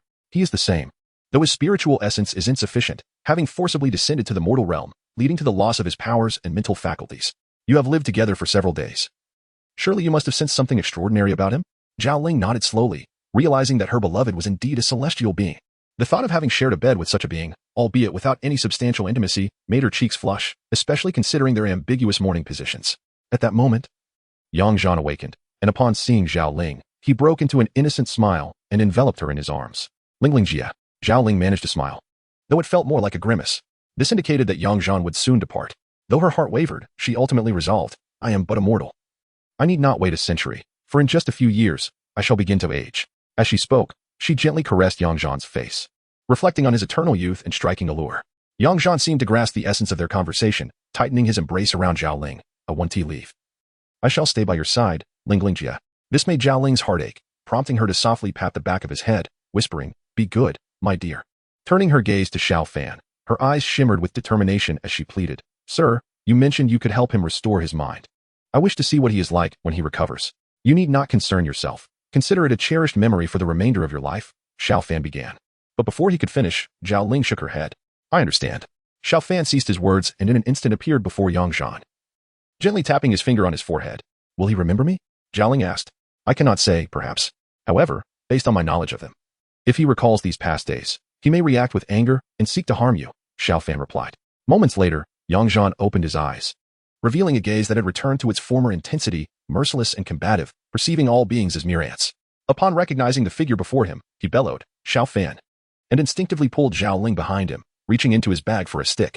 Zhao Ling blushed at the sight of the object in Yang Zhan's hand. It was a new product from her company, a fairy wand. In that peculiar moment, Zhao Ling found herself sheltered by a handsome man, while standing before Xiao Fan. To complicate matters further, Li Mingwei, witnessing the wand in his grip, was at a loss for an explanation, despite her remarkable imagination. 22. You may call me Brother Fan, Xiao Fan declared with a mischievous grin. As Zhao Ling felt warmth envelop her while being shielded, she realized Yang Zhan had indeed returned to himself, regardless of whether he remembered her or who he truly was.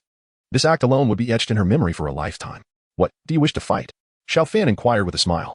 Yang Zhan had regained his sanity but possessed no powers. He was merely physically stronger than an ordinary person.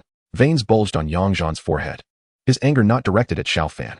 In fact, he recalled the indignities he endured when his mind was impaired, including the moment he clung to Xiao Fan's leg, calling him brother. Xiao Fan. Yang Zhan spoke coldly. Xiao Fan raised an eyebrow. I was forcibly brought to this realm and fought against the heavens, leading to the loss of my powers. Indeed, Xiao Fan acknowledged. Powers lost, mind impaired. Correct. Yang Zhan sighed in relief, nodding in agreement. All right, my dear. Do not call me dear. Yang Zhan erupted in anger, bellowing at Xiao Fan. As Zhao Ling spoke, my dear, she was silenced by Yang Zhan's fierce glare. Yet upon seeing Zhao Ling, Yang Zhan's expression softened, his anger dissipating, and his ears rapidly turned crimson.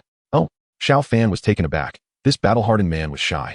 He recalled their previous encounters where they had fought until their clothes were torn, and Yang Zhan had boldly walked away in full view of many. Yet now, faced with an ordinary woman, he displayed bashfulness. Remarkable. I am Yang Zhan, he stammered. Zhao Ling, taken aback, opened her mouth and then spoke. Hello, I am Zhao Ling. Yang Zhan's blush spread across his face. I remember.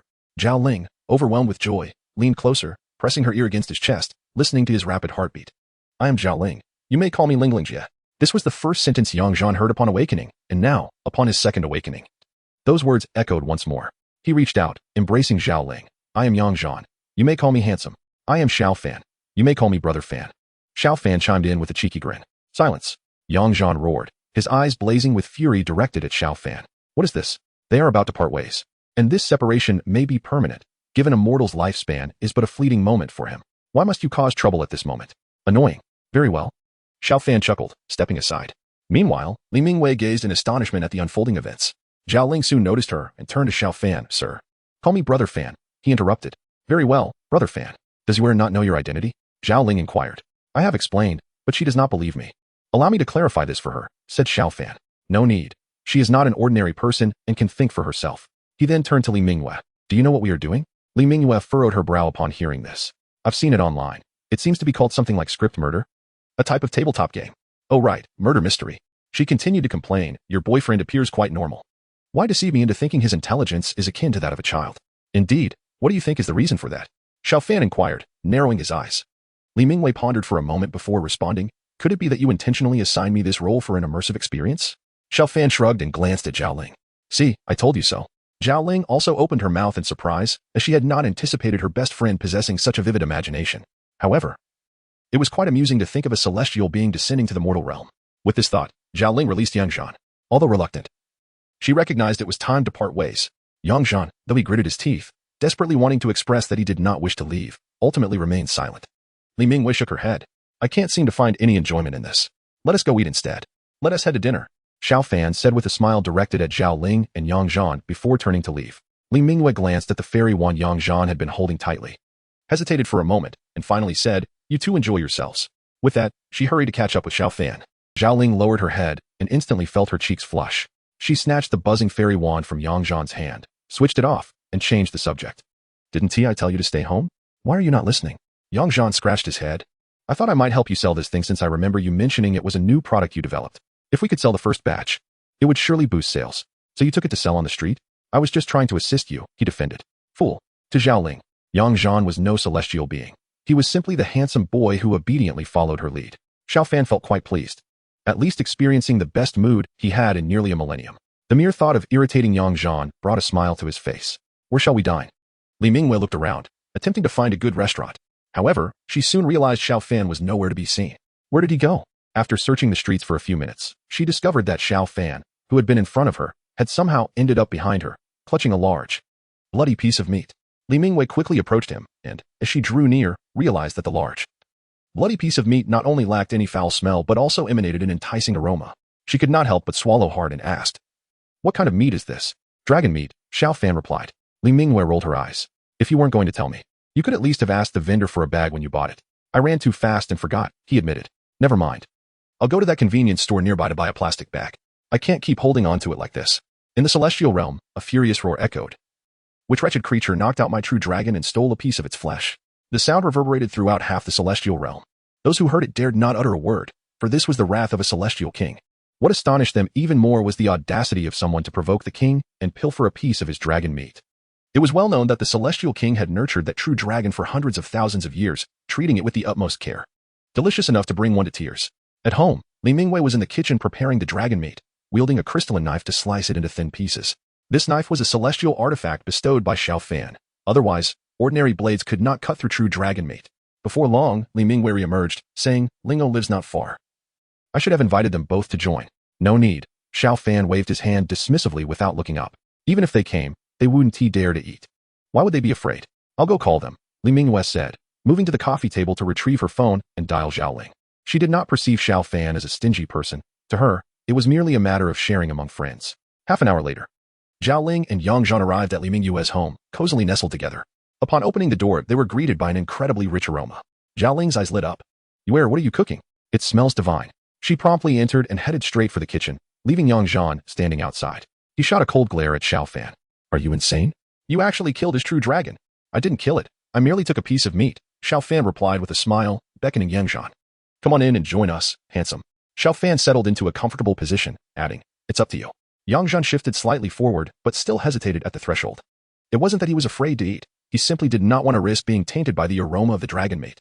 The celestial king was different from Xiao Fan. Should he find out that Yang Zhan had partaken of his dragon meat, although he could not retaliate against Xiao Fan, his fury would undoubtedly be unleashed upon Yang Zhan. "Hey, Fan Ge, whereas handsome?"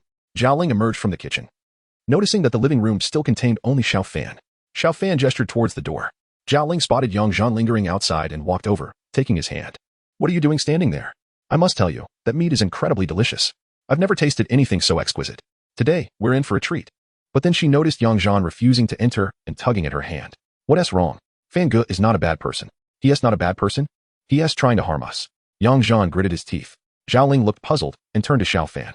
"What is wrong with him? He wants tea like this on the way here. Can Fan Ge eat it?" Zhao Ling asked in astonishment. "He's different." Though Yang Zhan was reluctant to admit it, he felt compelled to clarify. In the celestial realm, he fears no one. Unless the other celestial kings unite, no one is his match. "Come inside," Zhao Ling commanded. Realizing Xiao Fan's formidable status in the celestial realm, she felt reassured. Surely, he would not allow his handsome to be pursued by other celestial kings. Reluctantly, Yang Zhan complied and stepped inside. Before long, the prepared dragon meat was brought out, thinly sliced and placed in a large pot of broth. Clearly intended for a hot pot, Yang Zhan sat at the edge, turning his head away, resolutely refusing to eat. In truth, he craved it more than anyone else present. His cultivation was lacking, and his physical form needed replenishment. The dragon meat before him was undoubtedly the best supplement, yet he dared not touch it. "Go ahead and cook it. I'll step in to mix some dipping sauce," Li Mingwei said. "Then I shall not hold back." Zhao Ling eagerly swallowed and was the first to pick up a piece of dragon meat, placing it into the boiling pot. However, she quickly realized that although the meat was sliced thin, it showed no signs of cooking. "This is dragon meat. How could mere fire cook it?" Yang Zhan explained. Then turned to Xiao Fan and, somewhat irritable, exclaimed, "Why are you just standing there? Get to work." Xiao Fan, unfazed by his attitude, was more intrigued to see if this fellow could truly resist the temptation once the dragon meat was cooked. He touched the iron pot and inscribed a minor formation upon it. Instantly, the dragon meat began to cook. As the meat simmered, the aroma intensified exponentially. Xiao Fan picked up a piece of the thoroughly cooked dragon meat, which emanated visible spiritual energy. Upon closer inspection, one could even see ethereal hues swirling around it, mingling with the savory scent that tantalized the senses. In truth, Xiao Fan had coveted that true dragon for quite some time. However, out of respect, he hesitated to request its flesh. Now, taking advantage of the dragon's seclusion, he had stealthily visited the dragon raising pool, knocked the creature unconscious with a single slap, and skillfully carved off a piece of meat, feeling no remorse whatsoever. Perhaps the mundane days had indeed brought some changes to his mindset. "Handsome, are you really not going to eat?" Zhao Ling asked, waving a piece of dragon meat in front of him. After all, he was a celestial king. Even if she regained her strength and could rid herself of the dragon's aura, the celestial king could still deduce causality, making it impossible to conceal the truth. "Open your mouth," Zhao Ling urged, bringing the meat closer to him. Yang Zhan's eyes were tightly shut, his body trembling. "Come on, just taste it. This meat is incredibly delicious." Li Mingwei, witnessing this scene, couldn't help but roll her eyes. "You too, are you really coming to my house to flaunt your affection?" Eventually, Yang Zhan opened his mouth, and the dragon meat entered. It was indeed delicious, though tears streamed down his cheeks. "Handsome, why are you crying?" Zhao Ling asked, perplexed. Xiao Fan remarked, "It seems the flavor is so exquisite it has moved him to tears." However, he quickly wiped away the tears and picked up his chopsticks to indulge, thinking, "Since I'm eating, I might as well enjoy it thoroughly. To hell with being a celestial king. I'd rather live as a mortal for the rest of my life." Observing Xiao Fan, who lounged comfortably on the sofa, Yang Zhan couldn't help but question, "Are you truly Xiao Fan? What's the matter?" Xiao Fan raised an eyebrow. "It's just that your transformation is quite significant. You hardly resemble the Xiao Fan I once knew. We've known each other for tens of thousands of years, and each encounter was marked by conflict. So, don't act as if you know me well. Then why have you descended to the mortal realm?" "For the sake of experience," Xiao Fan replied candidly. Yang Zhan pondered for a moment before continuing, "Then I shall also consider it a form of training. In that case, are we not starting from the same line?"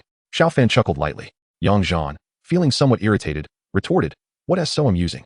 Is that not the case?" Yes. Xiao Fan dismissed further debate, adding, "This is what one might call a psychological victory, is it not?" Xiao Fan's dissent was intentional, aimed at transcending the final boundary to attain a status beyond that of a celestial king. This clearly established a distinct hierarchy. "How did I never realize how insufferable you are?" Yang Zhan scoffed coldly before rising to summon Zhao Ling to leave. He had no desire to linger in that place. Just then, Xiao Fan sat up straight, his gaze sharpening. Yang Zhan frowned at the sight. "What's wrong?" "The causal repercussions of your forced descent have tainted my disciple." In Jinling, Jiangnan province, Han Linglong furrowed her brow as she regarded the portly middle-aged man before her. "Uncle, what do you mean? What do you mean by that? Am I not clear enough?" Uncle Han turned to bow respectfully to a man beside him, then pointed at Han Linglong, asserting, "This gentleman hails from the same sect as our ancestor. Not only does he possess a formidable background, but he is also immensely powerful. If you agree to marry him, our Han family will surely prosper." The man gazed at Han Linglong with lecherous eyes, licking his lips as he said, "Your ancestor is essentially my granduncle, so we are, in essence, family." "Absolutely not." Han Linglong vehemently refused. Her father, timidly interjecting, said, "Big brother, Linglong is still young. Get lost." Uncle Han kicked at her father's waist, causing him to stagger. "You worthless fool, our father seldom involves himself in family matters, so my words represent the entire Han family. And this concerns the revival of our clan. Do you dare to refuse?" Pointing directly at Han Linglong's father, Uncle Han's words ignited her anger.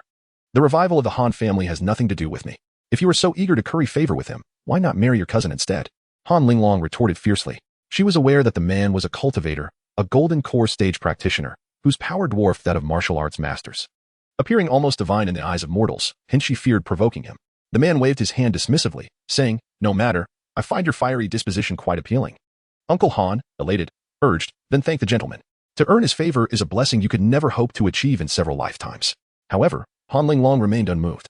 She believed the conditions she had presented were sufficiently enticing, considering that the Han family's rise stemmed from an ancestor who had achieved celestial status, and their yearning for cultivation was ingrained in their very essence. Indeed, Han Linglong's father felt a tremor of shock at this notion, glancing at his daughter. Uncle Han then declared, "Gentlemen, I also have a daughter whose beauty rivals that of my niece." Yet the man merely shook his head, stating, "I came down the mountain solely for her." His descent into the mundane world was for Han Linglong, as recent events had caused the long-dormant heavenly mechanism within the sect to stir for the first time in over 2 millennia. The Supreme Elder had personally emerged to decipher the information revealed by the mechanism, all of which pointed towards one mortal, Han Linglong. In his eyes, a mortal was simply a mortal, Once he revealed his identity as a cultivator, he would naturally be met with flattery, requiring no sacrifice on his part. Moreover, any costs incurred would be borne by the sect. Thus far, everything unfolded precisely as he had calculated. Cultivation, you say? Han Linglong scoffed. Do you truly think I would be impressed? In the past, the prospect of cultivation might have swayed her. But now that her master was a celestial being who had ventured into the celestial realm, she held no regard for the conditions proposed by a mere golden core stage practitioner. As for the Han family, she had seen through her uncle's true nature, which only strengthened her resolve. The man sneered. Cultivation, you say? It seems you are entirely ignorant about what it means to be a cultivator. With that, he raised his hand, enveloping Han Linglong in a surge of true energy, attempting to pull her closer. However, in the next moment, Han Linglong waved her hand, unleashing an even purer aura that shattered his true energy. The man's eyes flickered with astonishment. You are also a cultivator? Hearing this, both Han Linglong's father and Uncle Han were taken aback. They had always known that Han Linglong lacked the aptitude for martial arts, which is why they had been searching through ancient texts left by their ancestors, hoping to emulate their path. Yet they never imagined she had truly succeeded. The man's tone shifted to one of admiration, losing some of its previous arrogance, and he no longer dared to harbor any lascivious thoughts. Her exceptional talents would undoubtedly lead her to be accepted as a direct disciple by the Grand Elder, elevating her status far beyond his own, necessitating careful navigation. Observing this, Uncle Han's eyes darted, his previously unyielding demeanor now softened as he spoke with earnestness. Linglong, do not blame me. For we are all members of the Han family and must contribute our efforts. You have seen that I wish for your cousin to accompany the esteemed individual. Yet fate has dictated that it is you who has been chosen. This is your opportunity, the singular chance for our family. Get lost. Han Linglong retorted with a fierce shout, her celestial energy surging forth, forcing several individuals nearby to retreat in haste. The man's complexion shifted dramatically. The spiritual energy emanating from Han Linglong was far purer than anything he had encountered, and despite her mere foundational cultivation, her strength was formidable, even surpassing that of an average core formation cultivator. She was not practicing their sect's techniques. The man concluded, for the ancestors of the Han family hailed from their sect, implying they should all practice similar methods. Yet, the power exhibited by Han Linglong was far beyond what could be achieved through their sect's teachings. There was but one possibility. She had stumbled upon an extraordinary fortune, one so immense it could potentially reshape the entire realm of cultivation. As tumultuous thoughts swirled in his mind, the man flipped his right hand, summoning a spiritual sword into his grasp. This fortune is mine, he thought, exhilarated. If he could seize her soul, the opportunity would be his, freeing him from dependence and allowing him to become the strongest cultivator in the world. The Han family members were completely caught off guard. Han Linglong, surprised, quickly sidestepped to evade the sword. The earlier clash of energies had merely been the result of the opponent underestimating her, thinking her a mere mortal. But the pressure of this sword compelled her to evade. This was a full-force strike from a cultivator 2 realms above her. Yet, she was ultimately a moment too slow. The sword's shadow transformed into a streak of light, striking heavily against her shoulder. A resounding clang echoed as the sword aimed at Han Linglong was unexpectedly deflected, crashing to the ground and cracking. In that moment, a green ethereal figure manifested around Han Linglong. She suddenly remembered a garment gifted by her master, one that could be concealed when not in use, rendering it undetectable. This garment not only accelerated her cultivation but was also a celestial artifact, capable of effortlessly withstanding an ordinary flying sword. A smile crept onto Han Linglong's face. The man immediately recognized the extraordinary nature of the ethereal figure surrounding her. Seemingly a precious magical item, he abruptly ceased his attack, bursting into laughter. Ha ha ha, I understand now. I finally comprehend everything. Witnessing his manic expression, Han Linglong felt a sense of foreboding and regarded him warily. Meanwhile, the other members of the Han family had already retreated to a safe distance. The man continued. No wonder the heavenly mechanism stirred. No wonder the elder specifically summoned me down the mountain, and no wonder I encountered this fortune upon my descent. With a flourish of his hand, a blood-red spear materialized in his grasp. Although the spear bore numerous cracks, the overwhelming stench of blood it exuded was intensely potent, creating an illusion of impending death for those in its presence. This spear was also a celestial artifact. Han Linglong discerned this in her heart. The man swung the spear, unleashing a torrent of crimson afterimages, then proclaimed triumphantly, "It all points to me. I am the one who has stirred the heavenly mechanism. I am the one endowed with great fortune. I will give you one more chance. Surrender your magical item and your cultivation methods, and I may spare your life." However, despite this ultimatum, she could never part with the teachings bestowed by her master, nor the celestial artifact gifted by her mistress. Thus, she resolutely shook her head. "I refuse." "Very well. You have been given a chance, and you chose to squander it." With that, the spear shot forth like a dragon, aimed directly at Han Linglong. This spear belonged to Yongzhan, and it was precisely due to this celestial weapon that he had the audacity to challenge the Celestial King. Though damaged, no mere core formation cultivator could wield it, let alone Han Linglong's celestial garment could withstand its might. That garment had merely been casually crafted by Xiao Fan, given to Ji Wuyue because he found it pleasing. The instant the man made his move, Han Linglong prepared to flee, fully aware that she could not withstand the attack. Yet, she had overestimated her speed. She was merely a foundational cultivator, while he was at the core formation stage, wielding an equally powerful celestial artifact. With a thrust, the spear pierced her from behind, exiting through her chest, the celestial garment proving utterly ineffective. Soon, Han Linglong realized that the aura of her garment was being siphoned by the spear. Even her inner spiritual energy was being drained. And the cracks upon the spearhead began to mend slowly. The celestial artifact was capable of self-repair through this very method. As the spear withdrew, a gaping wound remained in her chest, and she collapsed to the ground. The man looked down at her, sneering, "What a pity, you were not destined to die, nor endure the torment of soul-searching." He reached out towards her head with malicious intent. Boom. In the next moment, an incomprehensibly powerful aura descended from the heavens, lifting the roof of the Han family's estate. In the night sky, a man stood suspended, emanating an aura that was unmistakably his own. A celestial cultivator? No. The pressure was even greater. Could it be a nascent soul expert? Although the man wielded a formidable weapon, he dared not act recklessly, for he understood that this individual's strength overwhelmingly surpassed his own. Even if this person sought opportunity, he believed that as long as he relinquished his hands, he could preserve his life. Yet, he could never have imagined that Xiao Fan would not even cast a glance in his direction, instead appearing beside Han Linglong. With a wave of his hand, Han Linglong's injuries healed almost instantaneously, and in the next moment, she, once on the brink of death, gradually opened her eyes. Han Linglong thought she was doomed, feeling her life force rapidly waning. Such a grievous injury could not possibly be remedied even by her master, could it?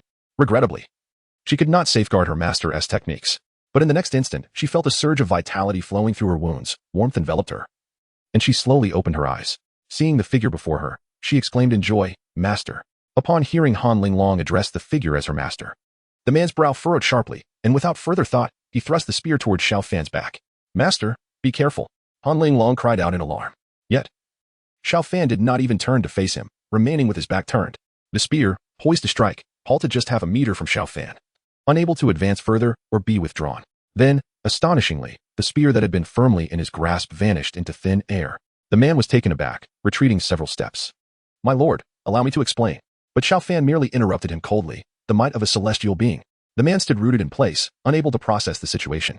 After a prolonged silence, he stammered, "What do you mean?" Xiao Fan cleared his ears and said, "What I mean is that you should act when necessary and call for help when needed. I have provided you with the opportunity. I advise you to cherish it."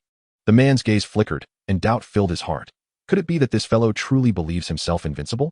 Is he perhaps not in the out-of-body stage, but at a higher level, the separation stage? Yet even so, he cannot be deemed invincible. Thus, he cautiously inquired, "Are you certain?" "I am certain," replied Xiao Fan. Subsequently, the man produced an object that faintly radiated a celestial aura. Xiao Fan raised an eyebrow. A decree from the immortal? Without further ado, the man unfurled the decree and held it high above his head, a golden celestial energy shooting upwards. As he spoke, a manic smile spread across his face. Once an immortal intervenes, he will surely slay this person, and in the end, the fortune will still belong to him.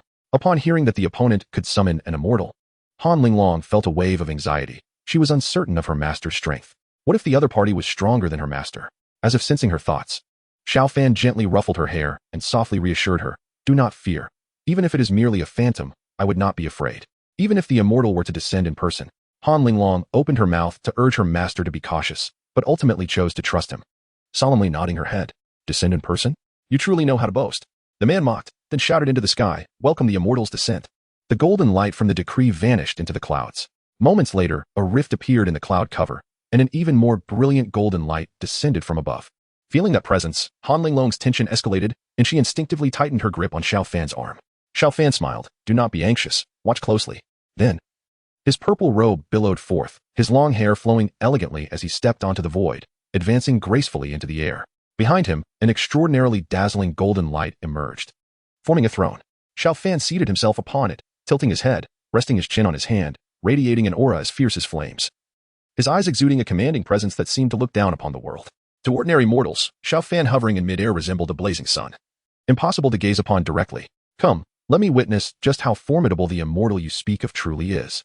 A figure emerged from the golden light, slowly descending. Yet, when the figure was halfway down, it suddenly halted.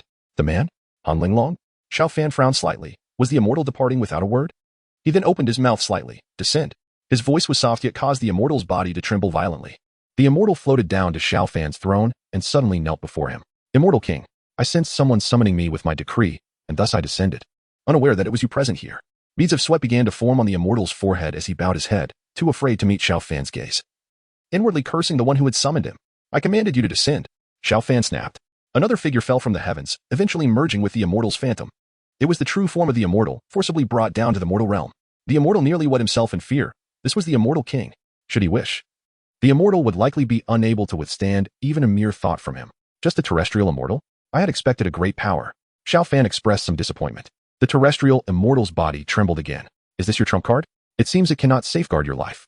Hearing this, the man promptly knelt before Xiao Fan, his head pounding against the ground, producing a dull thud, too terrified to utter another word. The terrestrial immortal nodded repeatedly, then waved his hand, causing the man's body to explode into a spray of flesh, scattering in all directions. He then respectfully bowed to Xiao Fan before flying off in a certain direction. Xiao Fan surveyed the ordinary mortals hiding in the corners and shifted his gaze to Han Linglong. The already tattered celestial artifact robe still retained traces of Ji Wuyue's essence. Have you encountered Ji Wuyue? Xiao Fan inquired. Huh? Who is Ji Wuyue? Han Linglong asked, puzzled. Xiao Fan pointed at her garment. Han Linglong then realized. This was given to me by my master's wife. Master's wife? Han Linglong nodded earnestly. She is truly wonderful. Master, when will you bring her down? Xiao Fan was momentarily at a loss for words, unsure of how to explain, and could only respond vaguely. Next time, if the opportunity arises. With that, Xiao Fan waved his hand, and the shattered roof, broken wood, and walls instantly restored themselves, as if the prior destruction had never occurred. The mortals present were left in astonishment. However, Han Linglong was unfazed. Instead, a question formed in her mind, and she promptly asked, Master, are you very powerful? Not bad. Xiao Fan replied casually. That immortal just referred to you as the Immortal King, the king among immortals? Surely that is the most formidable. Han Linglong's eyes sparkled with admiration. Xiao Fan reveled in his disciple's adulation and subsequently handed her a celestial sword. Train diligently. If you encounter trouble and cannot fend it off, use this to slay your adversary. Han Linglong accepted the celestial sword with gratitude. Thank you, master. Soon after, Xiao Fan waved his hand, and a figure materialized before him. At that moment, Yang Zhan appeared, bare-chested, clad only in shorts, and clutching a piece of black women's lingerie. His eyes closed, lips pouting. It seemed he had been preparing to engage in some dubious activity with Zhao Ling when Xiao Fan abruptly summoned him. Xiao Fan paid him no mind and gently tapped his face. Hey, wake up. Yang Zhan opened his eyes and, upon seeing the surrounding crowd, appeared somewhat dazed. Xiao Fan directly returned the blood-red spear to him, saying, and then vanished without a trace. Yang Zhan glanced around and noticed the circle of mortals regarding him with peculiar expressions, prompting an explosive roar. Xiao Fan, you bastard. The dragoness meat had left Zhao Ling and her handsome companion feeling somewhat feverish after their meal. However, just as Zhao Ling patiently guided Yang Zhan on how to remove his spice-laden attire, he abruptly vanished, still clad in his spicy garments. Yang Zhan was furious. Although he had consumed dragon meat, he had yet to refine it, and even if he had, it would not be sufficient for him to regain the ability to fly. The key issue was that he had no idea where he was. A fleeting moment of passion is worth 1,000 gold. He could not afford to waste a second. He turned to Han Linglong beside him and asked, where is this? Although she was unaware of who this man was. Given that her master said the damaged celestial artifact belonged to him, he must also be an immortal. However, his current appearance somewhat shattered the image of immortals in Han Linglong's mind. As for Yang Zhan, lacking any identification, he could not board a plane or train. Matters that Han Linglong was oblivious to. Uncle Han, upon realizing that Han Linglong was not only a cultivator but also had such an impressive master, no longer bore the former air of arrogance. With great enthusiasm, Han's father engaged in casual conversation about the family's development. Han Linglong's aunts also stepped forward, praising her potential and declaring that she would surely lead the Han family to become the foremost family in the Jiangnan province. This is the reality when one lacks ability. No one pays attention to them. However, once one possesses strength, good people are abundant. In Lehigh City, the heat was palpable. Her bangs were damp with sweat. Her face flushed, and her gaze hazy as she looked at Xiao Fan. Xiao Fan stroked his chin, realizing the effects of the dragon meat. The nature of dragons is inherently indulgent, and their blood and flesh carry a hint of aphrodisiac effect. Li Mingwei, being a mere mortal, could hardly resist the fervor ignited by the dragon meat. Xiao Fan murmured to Li Mingwei, his voice laced with endless temptation. As he spoke, she lunged towards him, only to find that she had missed. In an instant, Xiao Fan appeared behind her, lightly tapping the nape of her neck. Li Mingwei rolled her eyes and promptly fainted. It seemed that the food from the celestial realm was beyond the endurance of mortals. He resolved not to let her consume it again. As she had even attempted to tackle him, Li Mingwei collapsed onto the sofa, and Xiao Fan had no choice but to change positions and scroll through his phone. After an indeterminate amount of time, a voice suddenly broke the silence. Brother. Xiao Fan was momentarily startled and turned to look. The flush had completely faded from Li Mingwei's face, her breathing steady as she lay in deep slumber. gazing at her exquisite features for a while. Xiao Fan refrained from picking up his phone and slowly closed his eyes. He felt weary. How long had it been since he last slept? Was it 10,000 years or 20,000? Xiao Fan genuinely could not recall. He had long substituted meditation for sleep and had almost forgotten what it felt like to rest. Brother, does it hurt? It doesn't hurt. I earned a bun today. You can have it. Xiao Fan beheld two children before him. The boy, around 10 years old, bore numerous bruises. Yet there was a striking resemblance between him and Xiao Fan. The girl, a couple of years younger, had reddened eyes, as though she had just finished crying. Though they shared no blood relation, their bond was closer than that of siblings. They huddled together on the street, their clothes tattered, yet the girl's face remained unblemished. As pristine as the bun, the boy clutched protectively in his shirt. The girl refused to eat, insisting on sharing with the boy. He deceived her, claiming he had encountered a kind stranger who treated him to a feast of fish and meat and even wine. In truth, these were merely tales he had overheard from a destitute storyteller by the bridge. He had never tasted wine, but mimicked the storyteller's demeanor, feigning the burn of alcohol in his throat. His comical antics never failed to elicit giggles from the girl. Later, the boy recited various literary passages to her. His memory was exceptional, allowing him to recall everything after just one hearing. When he spoke of immortals, the girl's eyes widened in wonder, and with her innocent voice, she asked, "Brother, what is the immortal realm?" The boy scratched his head, pondering for a moment before replying, "The immortal realm is the place where immortals reside." Can one eat their fill in the immortal realm? Certainly. It is said that roasted chicken and duck grow on the trees by the roadsides, and the rivers flow with fine wine, with buns the size of heads floating on the surface. Well, do we have to endure the cold? Not at all. The immortal realm is warm every day. Even if it gets cold, cotton clothes will grow from the ground, and they will be beautifully adorned. At that moment, the girl's eyes sparkled with longing, for to her, a place where one did not have to suffer hunger or cold was the immortal realm. Thus, she earnestly declared, "Then I shall also become an immortal and go to the immortal realm." The boy ruffled her hair, assuring her, "You will surely become an immortal." The girl nodded vigorously, flashing a sweet smile as she proclaimed, "When the time comes, I will take you with me to the immortal realm." Then, with childlike innocence, she asked, "How does one become an immortal?" The boy thought for a moment before producing a few seeds from his pocket, handing them to her. "Plant a tree, a big tree. When the tree grows tall enough to touch the sky, you can climb it and reach the immortal realm." Eventually, the girl truly did no longer have to endure hunger or cold. She was entrusted to a wealthy family, which was the boy's only request. Otherwise, he would rather not cultivate immortality and remain by his sister's side. He only beheld a massive tree in the backyard of the family home, so large that several children could scarcely wrap their arms around it, playing in its shade. Not far from the tree, there was a grassy mound. A little girl, resembling his sister, approached him and handed him a letter, stating it was left for him by their grandmother. The letter contained but a simple message: "This girl's name is Ji Wu Yue." When he opened his eyes, he found Li Mingyue's large eyes sparkling as they scrutinized him.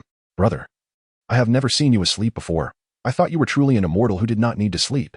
Xiao Fan sat up from the sofa. Li Mingyue leaned in closer, sniffing him, then herself. "I haven't seen you bathe or change clothes. Yet how come you don't smell?" She vaguely recalled feeling hot the previous night, sweating profusely, and awakening to the odor of perspiration that had marinated on her skin overnight. Xiao Fan remained unresponsive, seemingly lost in thought. Li Mingyue waved her hand in front of his eyes, asking, "Are you still half asleep?" "No. I just have this persistent feeling that something important has been overlooked." Xiao Fan frowned, unable to recall precisely what that might be. He nodded in agreement with Li Mingyue, acknowledging her reasoning. "In Jiangnan province, aren't we supposed to take a flight?"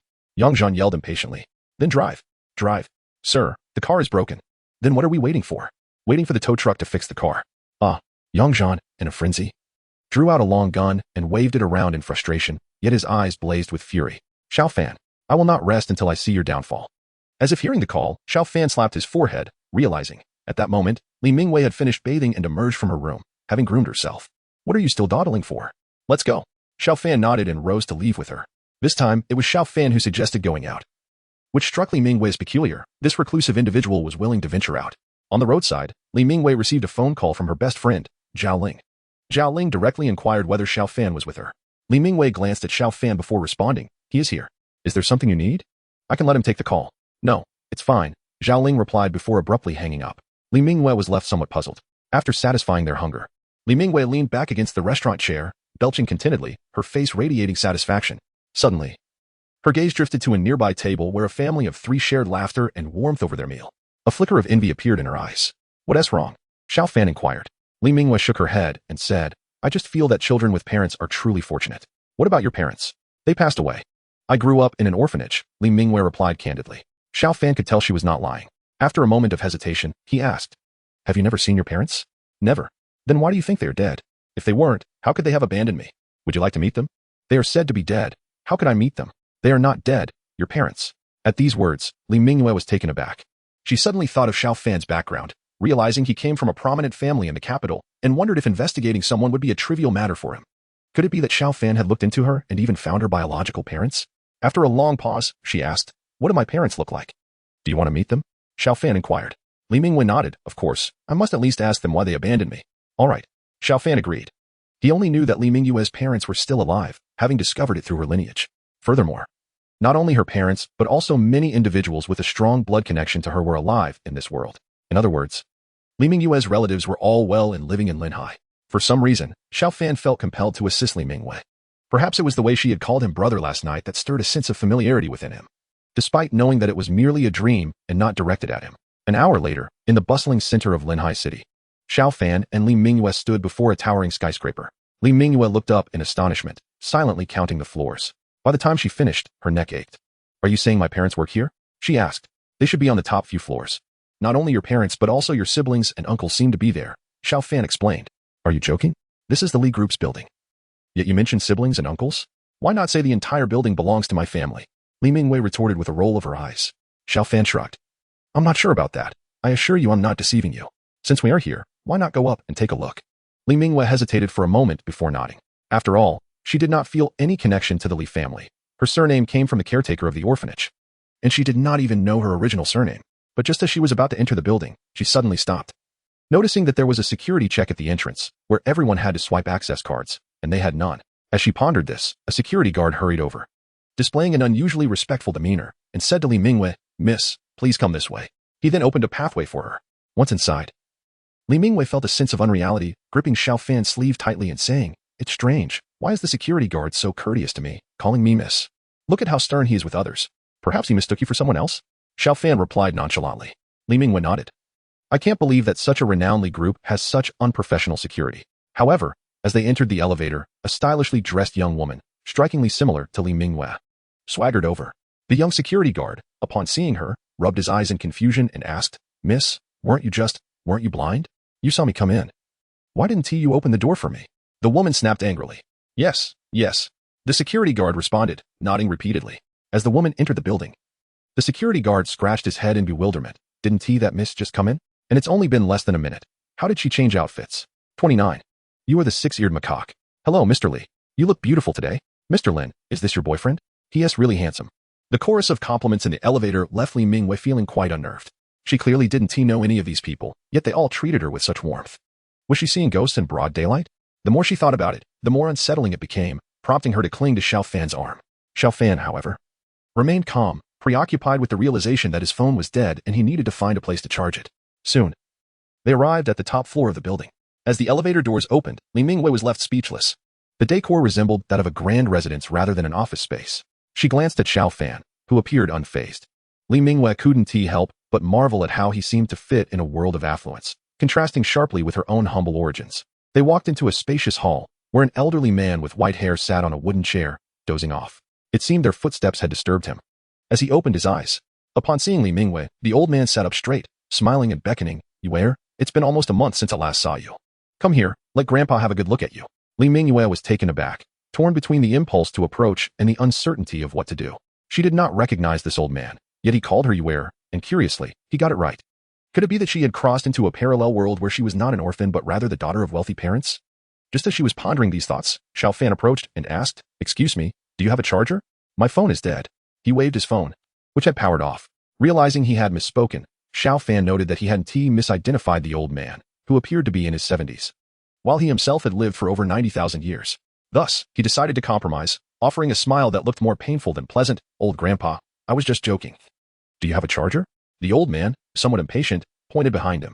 Xiao Fan moved around and found a charger on the wall, promptly plugging it in. The old man grasped a nearby cane and stood up, approaching Li Mingyue to whisper, "You where? You aren't trying to provoke your father by bringing this lunatic, are you?" Li Mingyue wanted to clarify that Xiao Fan was not a lunatic, but recalling their experiences together over the past few days made her hesitant. Indeed, he did seem somewhat eccentric. Most importantly, she was unfamiliar with this old man. What did he mean by provoking her father? She didn't even know who her father was. At that moment, the old man suddenly turned his gaze towards Li Mingyue's back. His murky eyes widened in shock as he displayed a look of fear, for he could see his granddaughter approaching. Who was this person standing before him? Grandpa. This person is. The similarly resembling young woman began to speak, but suddenly fell silent as Li Mingwei curiously turned to look in the direction of the old man's gaze. In an instant, two similar faces locked eyes. Li Mingwei felt a strange sensation, as if she were gazing into a mirror. However, the woman before her felt differently. For this reflection was even more exquisite. Who are you? They both inquired in unison. I am Li Mingwei. I am Li Xingyue. They spoke simultaneously. The old man, bewildered, murmured, Is this the legendary battle between Sun Wukong and the six-eared macaque? Li Xingyue suddenly felt dizzy and unsteady, hastily sitting down to regain her composure before asking, Who are you? Li Mingwei, what brings you here? Upon hearing this, Li Mingwei hesitated and glanced at Xiao Fan. Little did she know. Xiao Fan was squatting beside an outlet, engrossed in his phone, oblivious to the outside world. Gritting her teeth, she declared, I am searching for my biological parents. The old man stood frozen, his eyes rolling back as he collapsed. Quick to react, Li Mingwei rushed to support him, but he had already fainted. Old man, wake up. Quickly call an ambulance. If anything happens to my grandfather, you're done for today, Li Xingyue urged anxiously. At that moment, Xiao Fan noticed the commotion and casually approached. He gently patted the old man's face and said, Hey, kid, wake up. Li Mingwei immediately protested, He is already unconscious, and you're still patting him. Surprisingly. The old man truly opened his eyes, looking around in confusion. Oh, misfortune has befallen our family, he cried, grabbing Li Xingyue's hand. Where? It is my fault for not watching over your father, allowing him to stray, which led this six-eared macaque to our doorstep. You're the six-eared macaque. Li Mingwei retorted angrily, then turned to Xiao Fan. Let us go. Xiao Fan shook his head. I'm not leaving. My phone isn't fully charged yet. Indeed. We cannot depart. The old man suddenly sprang to his feet, gripping Li Mingwei's hand tightly. Just moments ago, he had fainted, but after being roused by Xiao Fan, he appeared remarkably energetic. Li Mingwei found herself unable to break free. An hour later, a middle-aged couple arrived. The man furrowed his brow upon seeing Li Mingwei and Li Xingyue, and an awkward silence enveloped the atmosphere. Li Mingwei cast a pleading glance at Xiao Fan, who nodded slightly, indicating that these were indeed her parents. Before Li Mingwei could speak, the old man addressed the middle-aged man. What brings you here? The man, looking serious, approached Li Mingwei and questioned, Who are you, and what is your purpose here? Li Mingwei felt a surge of anger rise within her. She had envisioned various scenarios upon her arrival, but never anticipated such a defensive demeanor from them, as though she were vying for their inheritance. 30 years ago, a baby perished. Li Mingwei glanced at Xiao Fan and coldly stated, Are we leaving or not? Xiao Fan shrugged. Didn't you want to meet your parents and inquire why they abandoned you? They are right before you. Are you sure you don't wish to ask? I no longer wish to know, Li Mingwei replied flatly. Xiao Fan nodded, unplugged his charging cable, and strode forward.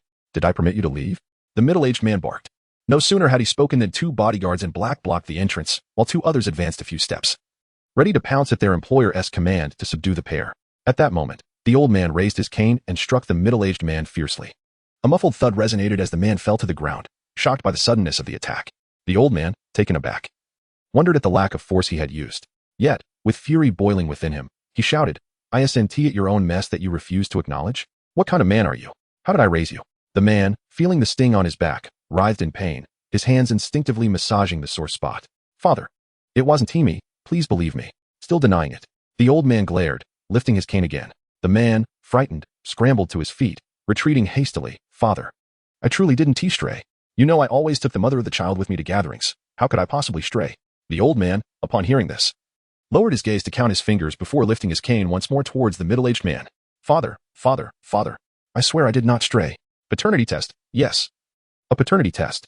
The middle-aged man shouted urgently. What good is a test? She and Xingyue are like two peas in a pod. If she isn't mine, then neither is Xingyue. Xingyue is my child with her mother. I could not have fathered another identical to her with a different woman. As he spoke, the middle-aged man cowered behind his wife, lacking the usual authority of a board member of the Li Corporation. The old man slowly lowered his cane and turned to the silent daughter-in-law. What do you say? The middle-aged woman hesitated, glancing between Li Xingyue and Li Mingwei's, before lowering her head. At a glance, even she couldn't distinguish between them. I believe the child as father, she finally murmured. Resigned. The old man turned to Li Xingyue. Xingyue, what is your opinion? Li Xingyue remained unfazed, her gaze fixed on Xiao Fan, her eyes sparkling with infatuation. Li Xingyue. The old man, exasperated, slammed his cane against the ground, producing a series of thuds. Yet, she remained utterly uninterested. At that moment, the woman moved towards Li Mingwei, scrutinizing her from head to toe. After a brief moment, she asked, Child, may I see your right palm? Li Mingwei nodded and extended her right hand. Upon inspection, a faint diamond-shaped birthmark appeared on her palm. The woman trembled with excitement, grasping Li Mingwei's hand tightly. It is truly you, my child, it is truly you. The middle-aged man, puzzled, asked, "Who is she?" "Your child," the woman's voice quivered. "How can that be? What of Xingyue?" The man explained.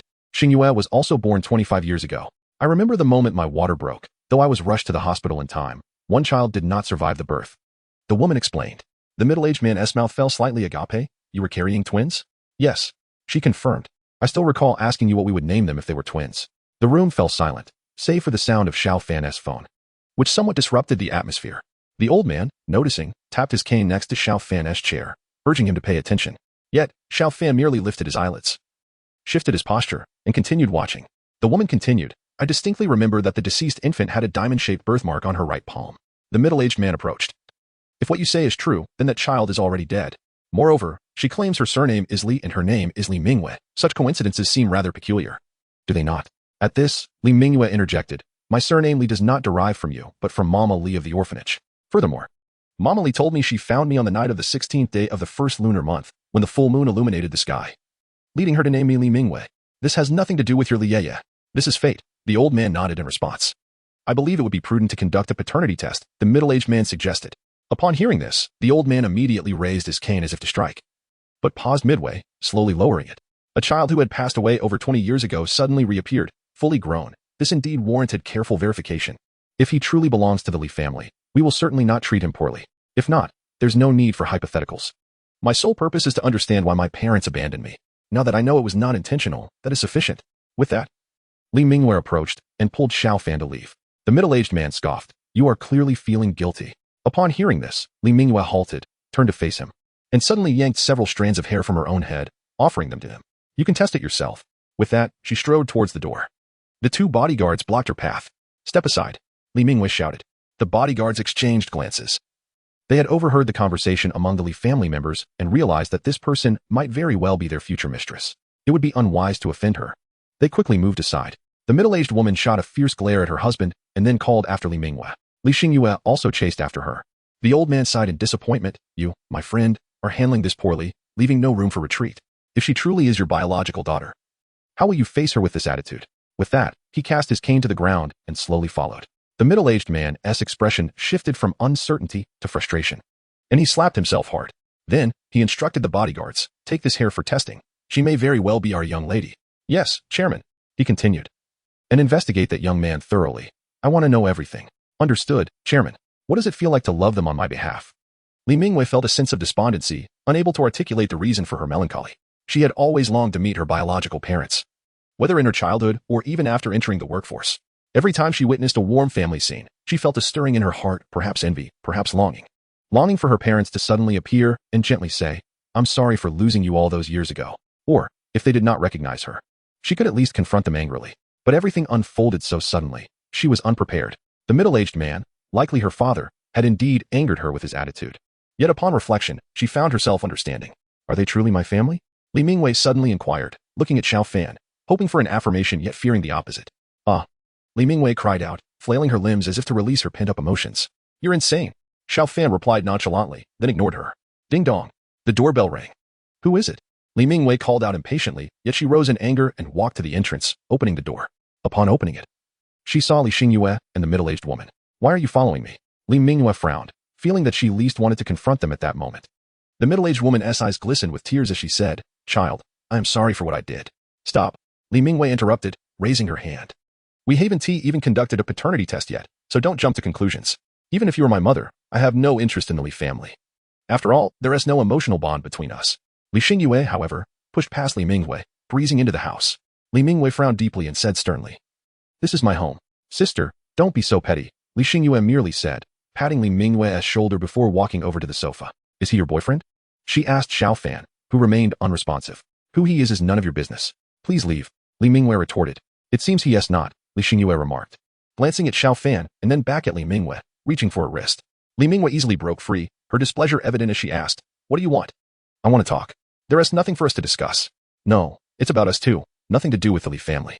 Upon hearing this, Li Mingwei's brow furrowed even deeper. She could not fathom what there was to talk about with this privileged girl. Without hesitation, Li Xingyue walked toward the only room in the house. Li Mingwei hurriedly followed. The door closed behind them. With her arms crossed, Li Mingwei asked, "What do you wish to discuss?" Li Xingyue didn't respond immediately, but slowly reached for her own head, tugging at her hair, revealing a bald scalp. Taken aback, Li Mingwei gasped. You. I have late-stage cervical cancer and am undergoing chemotherapy. Li Xingyue replied with a faint smile, though it seemed rather grim. When I was young, on my birthday, my mother would give me 2 identical gifts. I once asked her why she bought 2 of the same, but she never explained. Until one day, I fell ill with a high fever. In my delirium, I saw a strange short-haired woman by my bedside, repeatedly wiping my body with a damp cloth. Upon hearing this, Li Mingwei interjected, Li Mama? Li Xingyue smiled. It seems that twins truly share a special connection. That's when I realized I might have a twin sister still in this world. I told my mother about it, but she didn't believe me. Nevertheless, I could still see a hint of sadness on her face, sadness stemming from you. Li Mingwei fell into contemplation. Without a doubt, you are my sister, my twin sister, Li Xingyue said with a smile. Li Mingwei was at a loss for words. You are both unfortunate and fortunate. At least you can live on. While my time is limited, Li Xingyue said, her voice thick with emotion. Li Mingwei's eyes turned red, her nose tingling. As Li Xingyue began to kneel before her, Li Mingwei quickly supported her, reaching out to touch her face, which bore a striking resemblance to her own. Beneath the heavy makeup lay the pallor of illness. All right. I promise you. This was Li Xingyue's dying wish. She too had once felt the same way. Even feeling guilt that the cancer that had suddenly vanished from her own body had transferred to her sister. Leaving the room, Li Mingwei looked at the middle-aged woman with a complex expression. The woman gazed back at her. After what felt like an eternity, Li Mingwei parted her lips, calling softly. Mom. The whisper was faint, yet it brought Li Mother to tears, embracing the daughter she had long believed was lost. Though there was guilt in her heart, there was also overwhelming joy at having her child back. At that moment, Li Xingyue settled onto the sofa, addressing the mother and daughter duo. Li Mingwei nodded in agreement. Thus, the 2 women stepped outside together. At this moment, a faint voice came from behind Li Xingyue. You favor the new over the old, with a new daughter. You can no longer accommodate the old one. Li Xingyue's eyes brimmed with tears, yet she did not wish for her mother to see her distress. She turned her head away and said, You all go on. I will stay here to experience my sister's life. Suddenly, Li Xingyue shouted, Sister, take my mother away. Li Mingwei understood her newly recognized sister's intentions and fought back the tears welling in her eyes. Mother, let her enjoy herself here. She knows what she's doing. Came the impatient voice of Li Xingyue. Only then did Li's mother smile and link arms with Li Mingwei, descending the stairs. Once they had completely left, Li Xingyue turned back, her cheeks streaked with tears, gazing at the spot where the mother and daughter had vanished, murmuring, Take care. Downstairs, the bodyguards of the Li family in the vehicle had been waiting for quite some time. Inside the car, Li's father furrowed his brow, clutching a paternity test report that confirmed the child was indeed his. This revelation troubled him greatly. Remembering his previous attitude toward his biological daughter made him wince in self-reproach. In the back seat, however, the elderly Li cared little for such matters. Knowing she was his biological granddaughter was sufficient for him. At that moment, he received a phone call, and his smile instantly faded. A sharp sound echoed as Li's father covered his face, pleading, Father, I admit my mistake. I will make amends to Mingwei. Just don't hit me again. That's not what I'm referring to. The elderly bellowed. You know full well what you've done. Huh? Li's father looked bewildered. I haven't done anything. Then why has our Li family received a warning from the capital? Speak. What have you done? Oh. I had someone investigate that young man associated with Li Mingwei. Li's father suddenly realized, shocked that his casual inquiry could provoke a warning from the capital. Who is that person? Old man. I commanded you to investigate. The elderly gritted his teeth, delivering slap after slap. Li's father shielded his head, saying, Mingwei is still my daughter. I merely wanted to know who she associates with. Please stop, Dad. I was wrong. Immediately, the elderly ceased his assault. Not out of diminished anger, but because he saw Li Mingwei and Li's mother approaching, the joy of having a new granddaughter temporarily quelling his fury. Mingwei, come and sit with your grandfather, he said, personally opening the car door for her. Li Mingwei appeared somewhat reserved. Observing this, Li's mother raised her hand and slapped the back of Li's father's head. Li's father recoiled, looking pitiful. Wife, why did you hit me again? Speak. Li's mother commanded sharply. Speak about what? Li's father asked, confused. Apologize to Mingwei. She seethed. Witnessing this scene, Li Mingwei felt her understanding of wealthy family shift. Yet it aligned perfectly with her own definition of family. With this thought, she glanced upstairs. Meanwhile, Li Xingyue sat beside Xiao Fan, pretending to look at her phone while gradually closing the distance between them. Just as they were nearly touching, Xiao Fan suddenly put down his phone and asked, Is there something you need? Li Xingyue, caught off guard, quickly composed herself and coughed lightly. Handsome, I don't know your name yet. In response, Xiao Fan shifted slightly away, picked up his phone again, and replied nonchalantly, Xiao Fan. Xiao Fan, shall we chat? Li Xingyue inched closer, suggesting, Not interested. How aloof. I really like that, she thought, her heart racing. In her eyes, Xiao Fan was flawless in both appearance and demeanor. Xiao Fan, how old are you? 90,000 years. Haha, you're quite the comedian. So, what do you do? King of the Immortals. Realizing that her terminal illness left her with little time to live, Li Xingyue dismissed her worries and decided to indulge in the presence of a handsome man, cherishing this moment as a fitting end to her life. Xiao Fan, how many girlfriends have you had, if you don't mind me asking? Shut up. In that instant, Li Xingyue truly fell silent. At the moment Xiao Fan's words fell, she felt an unsettling absence where her mouth once was. Confused, she reached up to touch her lips, only to find smooth skin where her mouth should be. Where did her mouth go? Li Xingyue was bewildered by this turn of events, only able to emit a series of muffled sounds from her throat. Fear engulfed her as her body trembled uncontrollably, her wig falling off and revealing her bald head, but she remained oblivious. Li Xingyue fervently nodded. Yet, the next moment, she hesitated to leave the bathroom, her terror still lingering. Was he human or ghost? Time slipped away, and darkness enveloped the sky before Li Xingyue finally emerged from the bathroom. She felt both fear and curiosity toward Xiao Fan. After fixing her wig, her gaze unconsciously drifted toward him. Initially, she dared not look too long, her eyes darting away, but when she noticed Xiao Fan's indifference, her courage grew, and she boldly scrutinized him. Sensing her gaze, Xiao Fan returned it. Li Xingyue quickly averted her eyes, too intimidated to maintain eye contact. However, as soon as Xiao Fan looked down again, she couldn't help but stare. At that moment, the door suddenly burst open with a loud crash. A group of figures appeared at the entrance, led by a young man in a suit, exuding an air of sophistication. Behind him stood several burly men adorned with tattoos, clearly not to be trifled with. The young man's displeasure was evident as he saw Li Xingyue and Xiao Fan, and he erupted in anger. Li Xingyue, how shameless can you be? I've pursued you for half a year, and while you rejected me, you dare to fool around with another man in this rental apartment? Li Xingyue's chest heaved with indignation as she retorted, I can fool around with whoever I want. What business is it of yours? Qianziwen, who do you think you are? But she is the daughter of the Li group, one of his subordinates pointed out. With that, the imposing men stormed inside, ready to wreak havoc. Qianziwen, have you lost your mind? This isn't your house. Li Xingyue shouted, pulling out her phone to call the police. Qianziwen quickly lunged forward, snatching the phone from her hands and smashing it to the ground, shattering it into pieces. Xiao Fan, visibly displeased at the chaos unfolding in the living room, stood up. As he did so, everyone else froze, as if time had been paused. The reality was, they could not move, though their minds remained alert. Fear crept into Qianziwen's eyes as he watched Xiao Fan approach him step by step. Upon reaching him, Xiao Fan spoke. You've made a mess here, so I shall reciprocate. Isn't that fair? Subsequently, he extended his hand and grasped a limb of Qianziwen, gently tugging. The entire arm was detached by Xiao Fan, yet no blood was shed. Following this, Xiao Fan replicated the act, disassembling Qianziwen's 4 limbs and head. An endeavor reminiscent of dismantling a toy. He then rearranged the limbs and head in a jumbled manner, piecing them back together. Qianziwen felt no sensation. The scene was devoid of any gruesomeness. However, upon regaining mobility, he discovered that where his head once resided was now a left leg, and his head had inexplicably appeared in the position of his right arm. The other limbs were similarly disordered, yet astonishingly, he remained alive. He had transformed into a grotesque figure. His subordinates were taken aback, having witnessed firsthand how this young man had disassembled and reassembled a person's limbs. Unable to maintain his balance, Qianziwen collapsed to the ground, his disordered limbs thrashing about. The head on his right arm displayed an expression of utter terror, incessantly shouting, "Ah!" In response, Qianziwen nodded vigorously. All right. I will have someone restore your home immediately, as long as you do not kill me. As long as you do not kill me." Upon hearing this, Xiao Fan rose and surveyed Qianziwen's subordinates. These brawny men appeared fierce but were deeply frightened. They certainly did not wish to share Qianziwen's fate. Ultimately, Xiao Fan refrained from saying more and stepped outside with his phone in hand. Observing this, Li Xingyue hastily followed, leaving the group behind. Call for help, Qianziwen shouted after Xiao Fan's departure. Understood, boss, one subordinate replied, pulling out his phone and dialing, gather the brothers and bring the tools. Damn it, Qianziwen exclaimed, raising his foot to deliver a slap. The subordinate rubbed his injured calf, protesting, boss, didn't you say to call for help? The other subordinates, not daring to hesitate, quickly began making calls to assemble reinforcements. On the street, Li Xingyue quietly trailed behind Xiao Fan, yet dared not draw too close. Half an hour later, they arrived at an old courtyard in Lehigh. The courtyard was rather desolate and differed significantly from the restaurant Xiao Fan had envisioned. This place was not open to the public, resulting in a sparse crowd. Having walked only a few paces, an elderly man suddenly appeared.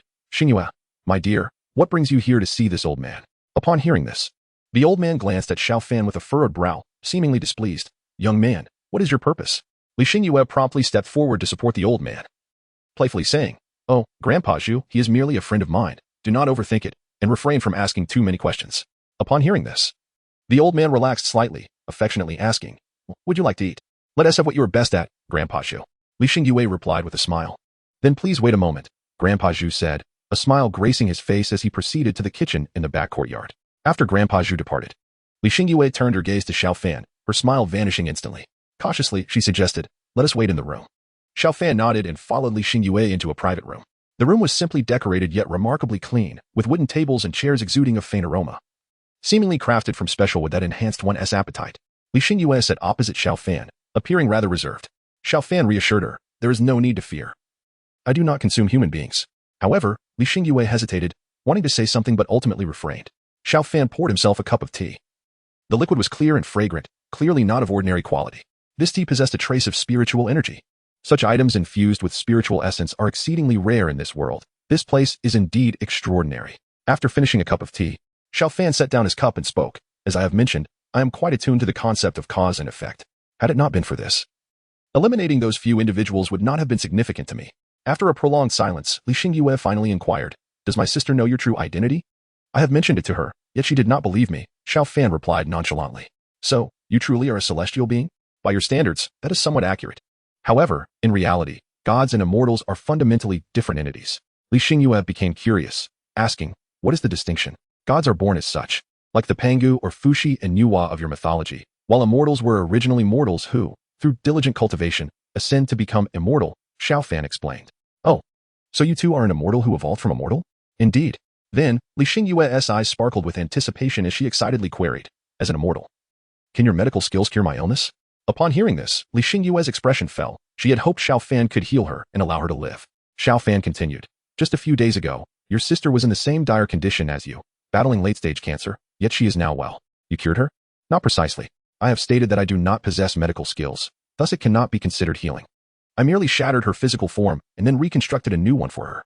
In ordinary circumstances, had Li Xingyue heard such absurd claims, she would have deemed him a lunatic or afflicted with delusions of grandeur. She swallowed hard, then asked, can you do the same for me? I can. But in exchange for your restoration, what can you offer? Xiao Fan regarded her with keen interest.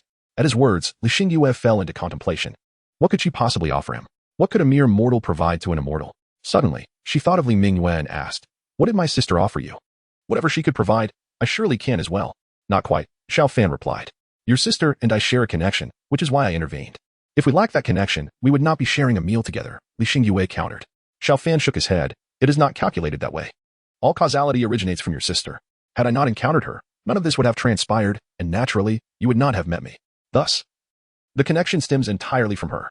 Li Xingyue felt somewhat unconvinced, yet found herself at a loss for a rebuttal, murmuring, are all immortals devoid of compassion? Xiao Fan added, I descended from the celestial realm with the intention of experiencing mortal life, not wishing to overly entangle myself in human affairs. Li Xingyue pondered for a moment, then chuckled. Your statement seems contradictory. How so? You claim to descend for experience yet wish to avoid entanglement with mortals. Why then descend? Is it not the same in your celestial realm? Li Xingyue queried. Xiao Fan opened his mouth, but found himself momentarily unable to respond. Seeing Xiao Fan's struggle to articulate a reply, Li Xingyue continued. Mortal life is indeed part of the mundane world. If you intend to experience it, you cannot detach yourself from us. Moreover, what does experience even mean? It involves immersing oneself among mortals, living as one of them, confronting their trials, thereby enriching one's spirit. Yet you, on the contrary, consistently distance yourself from them. Xiao Fan remained silent for a time, realizing he could not refute her, and even found her reasoning quite compelling. Furthermore, the booklet provided by Ji Weihua was also for this reason, fearing he might struggle to integrate into the mortal realm, hence the establishment of these goals.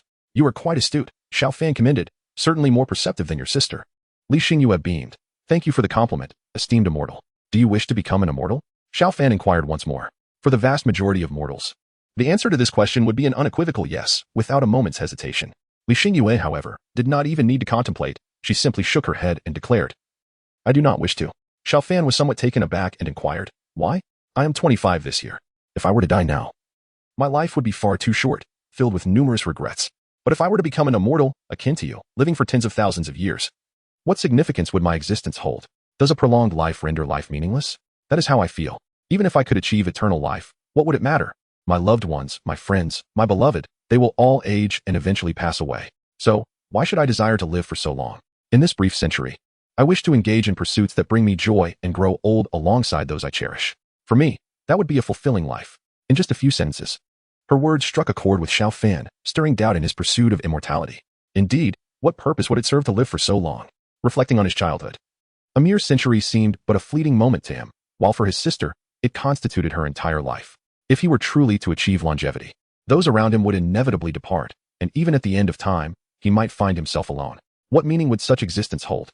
Seeing the hopeful expression on Li Xingyue's face, Xiao Fan smiled and said, "Thank you. You have illuminated certain truths for me." Upon hearing this, Li Xingyue's heart soared with joy. "Then, my ailments. Let us eat first." Xiao Fan interjected. "Very well," Li Xingyue exclaimed, eagerly picking up her chopsticks and shoving a piece of fish into her mouth. This was her favorite dish, the fish tender and delicious. Yet, to her dismay, she soon found herself retching it back up. Old Zhu, who had just brought the last dish to the door, rushed over, concerned. "Child, what is the matter? Is Grandpa's cooking unpalatable?" "It is not that, Grandpa Zhu. I simply underwent chemotherapy and have little appetite. I felt nauseous as soon as I ate," Li Xingyue explained. "Chemotherapy?" Old Zhu reacted swiftly, grasping her wrist to check her pulse. After a moment, he frowned. "This is quite serious. Why did you not come to see me sooner?" "By the time it was diagnosed, it was already in the advanced stage, and I dared not inform your family." Old Zhu's culinary skills were not only delectable but also possessed therapeutic properties. He was quite knowledgeable in medicine, even more so than some practitioners in large hospitals. However, cancer at an advanced stage is an unsolvable predicament for humanity, and all he could do was strive to extend Li Xingyue's days as much as possible. "It will be fine in a few days," Xiao Fan suddenly interjected. Old Zhu raised an eyebrow. "Do you know what illness Xingyue has that will resolve in a few days?" "Advanced cancer," Xiao Fan replied nonchalantly. "What? Do you think you are an immortal descended to Earth?" Old Zhu retorted, his anger rising. At this moment, Li Xingyue interjected, "Grandpa Zhu. He truly believes it will be fine in a few days. Does that mean he has resolved to save himself?" Suddenly, Li Xingyue felt an uplift in her spirits. "Grandpa Zhu, I am hungry. I want to eat." Upon hearing this, Old Zhu immediately responded, "I will prepare some appetizing dishes for you. Just wait." With that, he hurried away. Xiao Fan took a bite and was astonished to find the food far surpassing anything he had previously tasted. Thus, he infused the dishes with a touch of ethereal energy. The aroma of the food intensified multifold, permeating the entire room. Li Xingyue noticed the change and, inhaling the enticing scent, felt a wave of comfort wash over her. She glanced at Xiao Fan, realizing this transformation was undoubtedly his doing. The two savored the meal with great delight, especially for Li Xingyue, who had grown up in comfort, indulging in all manner of delicacies. She had never experienced food so exquisite. Before long, Old Zhu returned with several small dishes. As soon as Li Xingyue opened her mouth, Old Zhu was taken aback. She was devouring the food with such fervor, displaying none of the decorum expected of a young lady. Even gnawing on a chicken leg, as if she were a starving ghost. Old Zhu cleared his throat, intending to remind her to maintain her composure. Yet Li Xingyue, undeterred, urged him, "Grandpa, you should eat too. It is truly delicious. I assure you have never tasted anything like it." "Have I never tasted it?" Old Zhu began. But then he paused, his nose twitching as he sensed something unusual about the dishes. He sat down, requested a new pair of chopsticks, dipped them into the sauce, and sampled a bite. "Ah." Old Zhu's eyes widened in surprise. It was indeed his cooking, and while the texture and flavor remained unchanged, it inexplicably tasted vastly superior. Pondering this, he sampled several dishes he had just brought, noting that while the taste had not altered, it felt as if they belonged to an entirely different realm compared to what Li Xingyue was enjoying. Unable to rationalize the phenomenon, Old Zhu dismissed the thought, waved his hand, and summoned a bowl of rice, diving into the meal. Li Xingyue, her hair falling over her eyes, yanked off her wig, revealing her bald head as she continued to voraciously consume the culinary delights before her. Soon, the three had polished off every last morsel. With a contented burp, Old Zhu declared, "I have not enjoyed a meal this satisfying in ages." "I too have never tasted anything so delectable," Li Xingyue remarked, stroking her bald head. Suddenly, Old Zhu turned to Xiao Fan and said, "Young man, if I am not mistaken, you have infused this food with spiritual energy, have you not?" Xiao Fan, unperturbed, acknowledged, "That is correct. However, the food itself is already exquisite. The addition of spiritual energy merely enhances its allure. You can manifest spiritual energy and precisely infuse it into food. You must be a cultivator?" Old Zhu queried, recalling Li Xingyue's words about not viewing oneself as an immortal, but rather as a mortal. Seeing this, Old Zhu refrained from pressing further, instead standing up, patting his belly, and making his way outside. By the time they returned home, 3 hours had elapsed. Qian Ziwen and several subordinates were waiting at the door. "Big brother, everything has been tidied up, and the sofa has been replaced with a new one that is much more comfortable. The television has also been upgraded to a larger model. I heard this house is rented by you, so I purchased it, along with the neighboring property. I even renovated it a bit, hoping you will be satisfied." Qian Ziwen, whose head bore a peculiar growth on his right shoulder, was sweating profusely. He undertook these changes knowing that it would be impossible to restore the room to its original state in such a short time. So he opted to give it a fresh appearance. Thankfully, his family was in the renovation business, allowing them to complete the task within 3 short hours. Upon entering, Xiao Fan was greeted by the sight of the once cramped living room now transformed into a spacious area.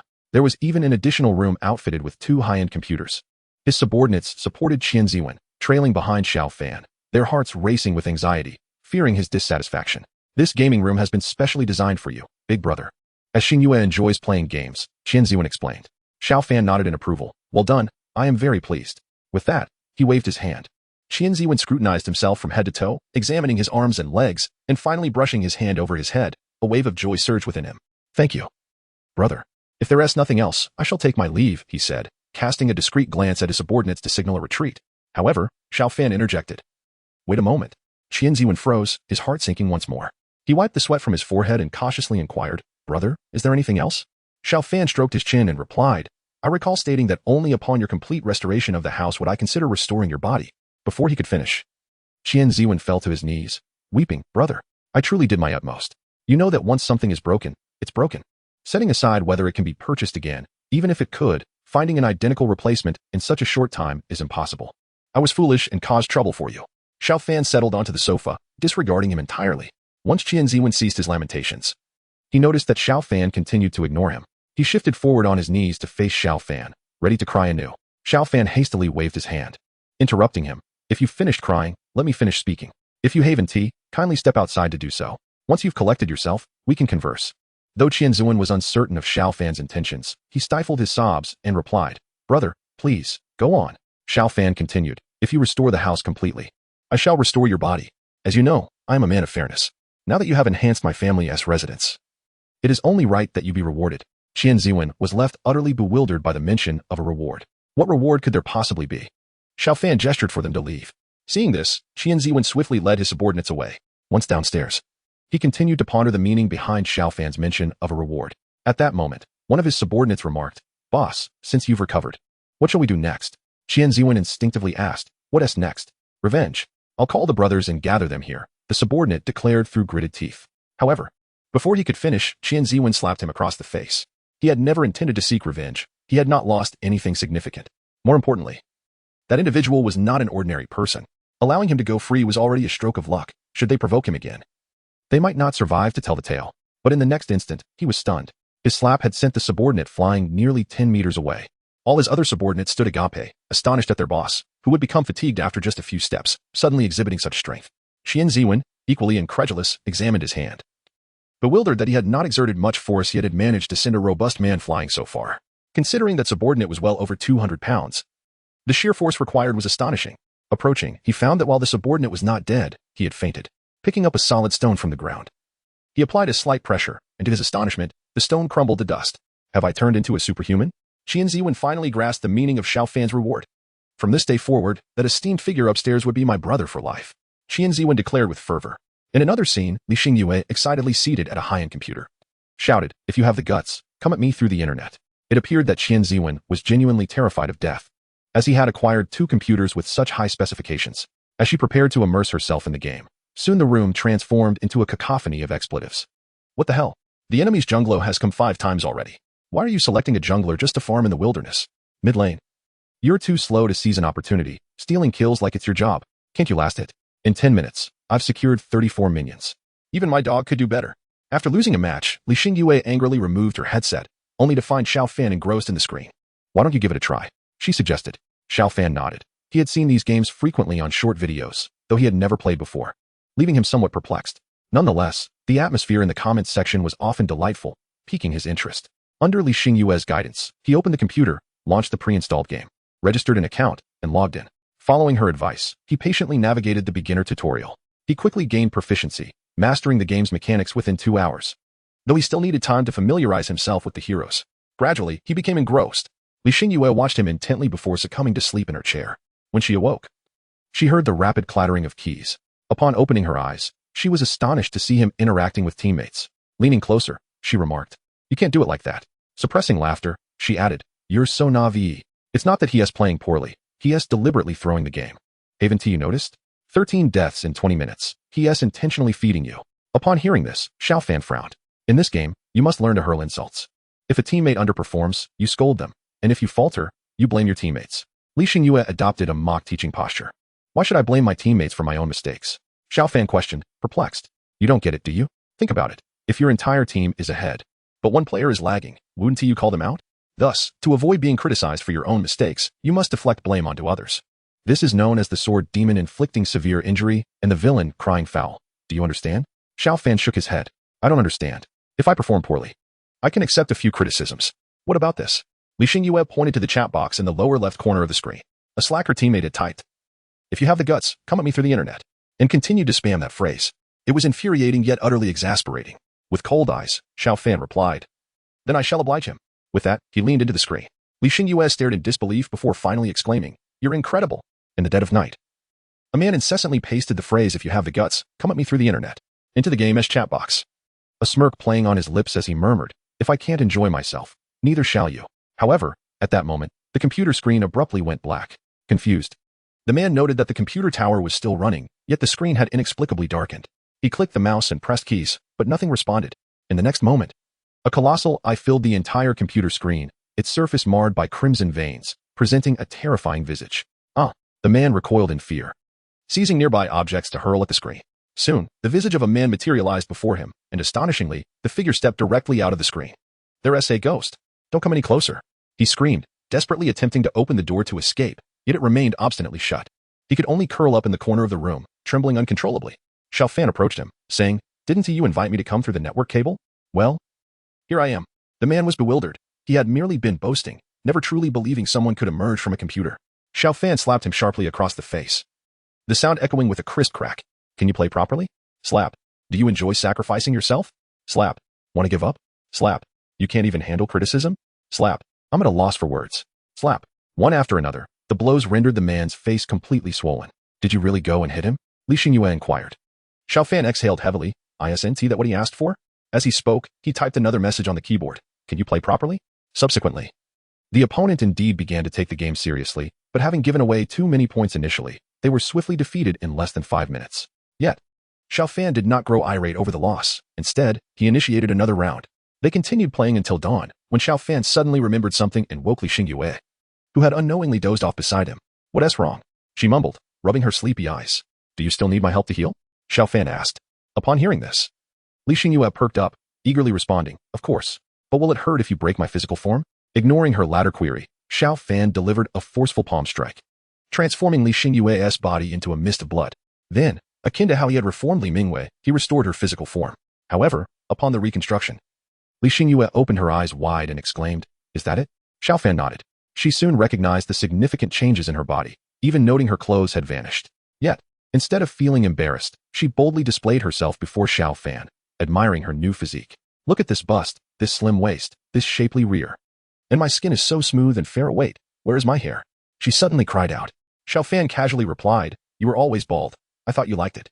What girl would like being bald? That was due to chemotherapy. Li Xingyue nearly lost her composure. "Will I ever grow my hair back?" Xiao Fan shrugged, uncertain.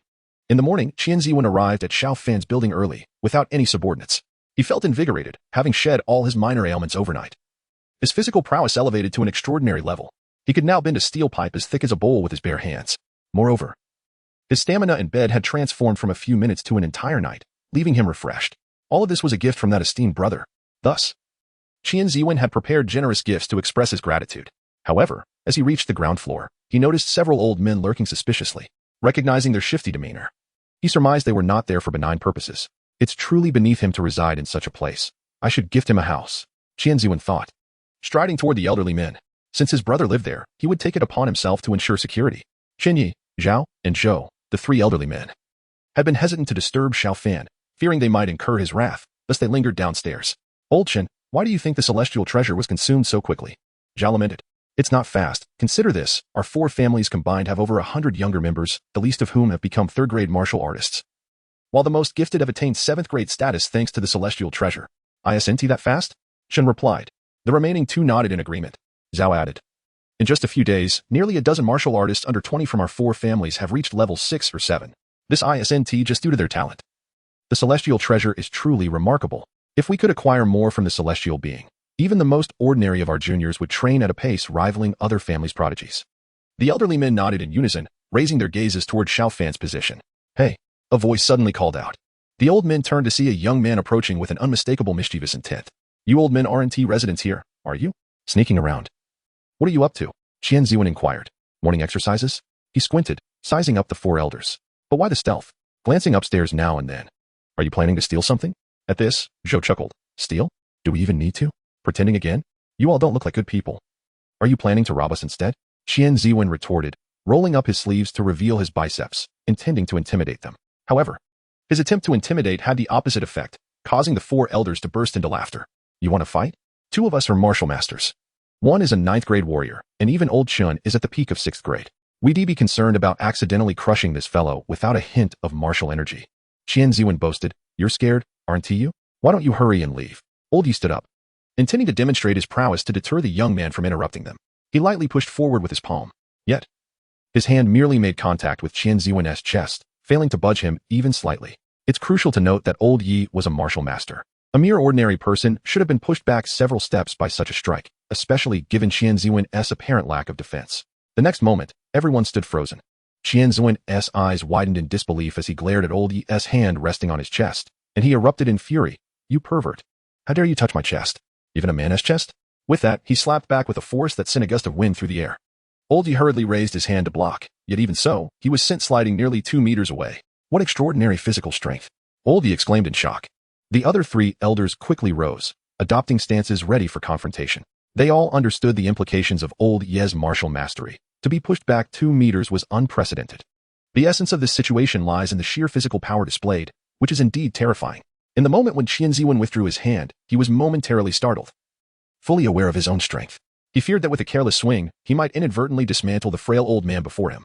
However, upon witnessing the old man successfully block his strike with minimal consequence, he breathed a sigh of relief. At the same time, he became somewhat perplexed about the identity of this audacious elder. Have you trained in martial arts? Qian Ziwen inquired. The elder stretched and replied, Since I became a martial arts master, I have not engaged in combat. You have piqued my interest. Upon hearing this, Qian Ziwen's face flushed crimson, and he finally shouted, I'd rather not. I prefer women. Women. The elder narrowed his eyes and struck first, launching twin fists towards Qian Ziwen's chest. This was a blow from a martial arts master. Though he did not exert his full strength, it was not something an ordinary person could withstand. Qian Ziwen was taken aback by the old man's speed and could only cross his arms to shield his chest, bracing himself against the elder's punch. A dull thud echoed as Qian Ziwen staggered back several steps, feeling his internal energy surge. Remarkable, he actually withstood it. The elder exclaimed, charging forward once more. Qian Ziwen, lacking any martial training or techniques, resorted to swinging wildly. The elder adeptly dodged and seized the opportunity to deliver a palm strike to Qian Ziwen's abdomen. Struck in a vulnerable area, Qian Ziwen doubled over, clutching his stomach in pain. You old pervert, stand still if you dare, he shouted, veins bulging on his neck. Refusing to yield.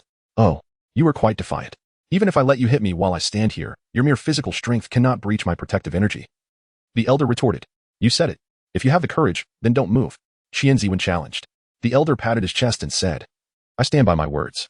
But let me warn you, if my energy rebounds and you injure yourself, do not blame me. Ignoring the warning, Qian Ziwen roared. Gathering all his strength, he vaguely recalled the last time he exerted himself so forcefully was over 20 years ago, while nursing in his mother's embrace. At the moment he threw a punch, a loud crack echoed from his fist. The elder, summoning all his energy to brace for the blow, found himself propelled backward with a resounding crash. Old Yi, the 3 elder men shouted, rushing towards him. Qian Ziwen was struck with dread. This is it. I'm in trouble. He had only relied on his family's wealth to bully the weak, never intending to cause serious harm. Just the night before, he had nearly delivered a life-threatening blow to one of his subordinates. Now he had sent an elder flying such a distance, surely it would lead to a grave outcome. Trembling, he turned to the remaining 3 elders and pleaded, You must testify for me. It was that old man who provoked me. The 3 elders were equally astonished. That was a martial arts master. Even a 9th-tier martial artist could not breach his protective energy. The fact that an ordinary person had sent him flying with sheer physical strength was beyond belief. They hurried over and found the elder lying in a flower bed. His complexion pale, clearly in distress. Qian Ziwen approached, bending down to inquire, Old man, are you all right?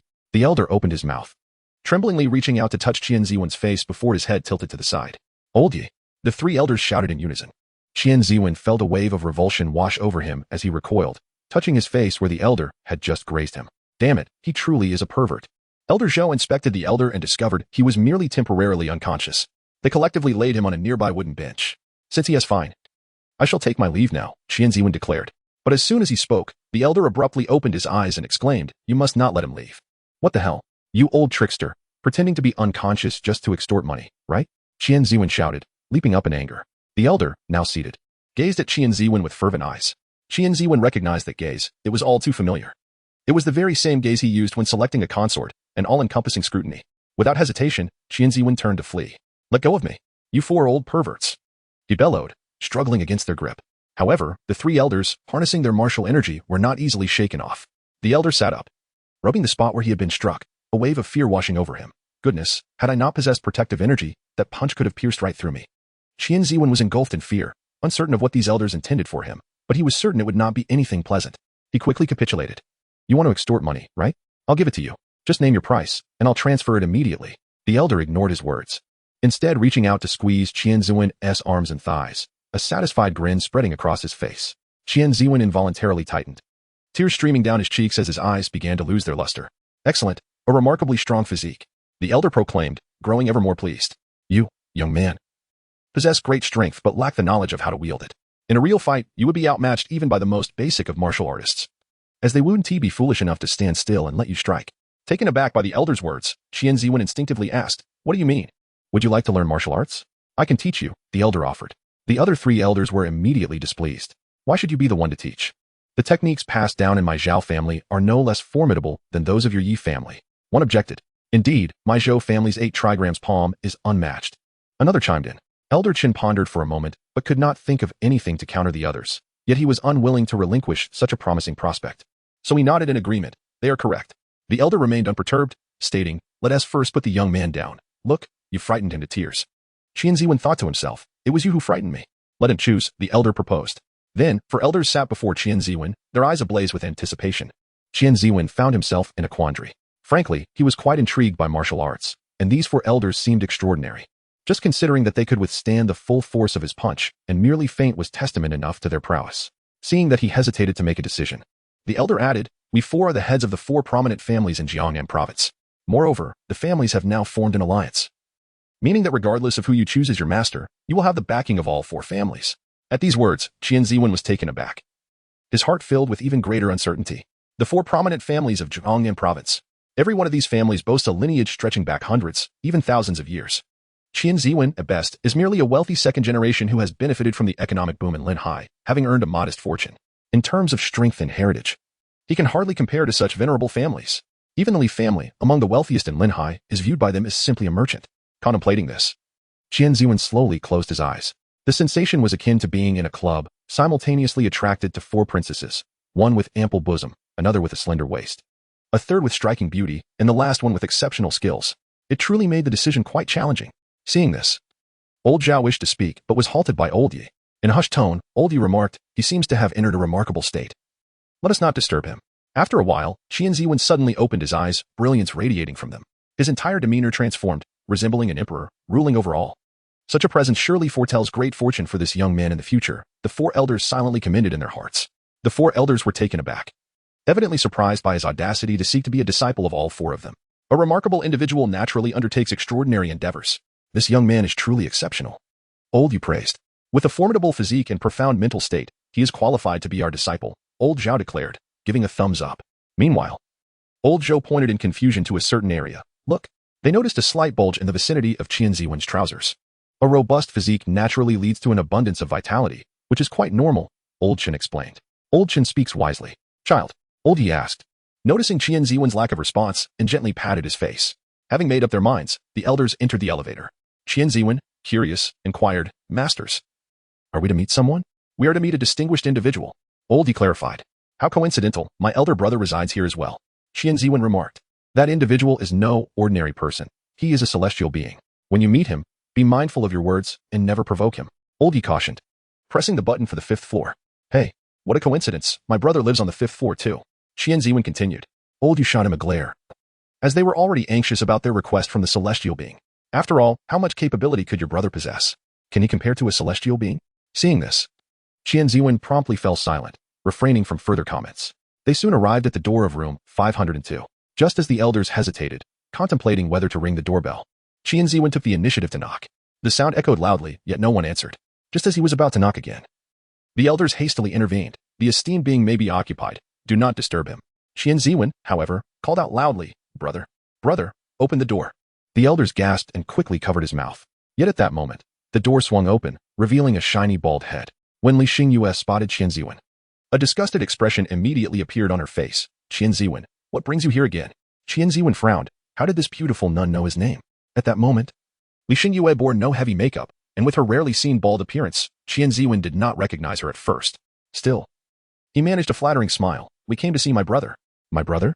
The elders were taken aback, glancing at Qian Ziwen. Li Xingyue then turned her gaze to the elders. "And you are?" "We are here to see the celestial being." Old Chen spoke up. Li Xingyue scrutinized the group. While she expected nothing commendable from Qian Ziwen, these elders appeared to be no ordinary individuals and were evidently aware of Xiao Fan's celestial status, suggesting prior acquaintance. "Then please, come in," Li Xingyue said. The elders rejoiced and hurried inside. However, upon scanning the room and not spotting Xiao Fan, Old Chen inquired, "May I ask where the celestial being is?" "Oh, he is engrossed in a game, having played since yesterday. I don't know when he will finish, so just wait." Thus, the elders and Qian Ziwen settled onto the sofa. None dared to disturb Xiao Fan, instead sitting quietly. "You called him celestial brother. Why not go in and check on him?" Old Yi suggested to Qian Ziwen. Qian Ziwen recoiled, recounting how Xiao Fan had disarranged his limbs last night and then restored them. Old Yi suddenly understood. "No wonder your physical strength is so remarkable. It turns out to be the work of the celestial being." Li Xingyue interjected with a mocking tone. "Humph, a petty person in high spirits." This remark irked Qian Ziwen, who retorted, "Though I, Qian Ziwen, may be a bit arrogant at times, I have never committed any heinous acts. And you? None? Do we know each other? Why the cold demeanor since entering? Do not think your looks intimidate me." Li Xingyue, infuriated, exclaimed, "Open your eyes and see who I am." Qian Ziwen squinted, finally recognizing her. "You are Xingyue?" Li Xingyue huffed, unwilling to engage with him further. Then he asked, "When did you become a nun?" "You are the nun. Your entire family is made up of nuns." Li Xingyue shouted in anger. At that moment, Xiao Fan emerged from the room. The elders and Qian Ziwen all stood up. "Brother, celestial being." Xiao Fan casually sat on the sofa, remaining silent.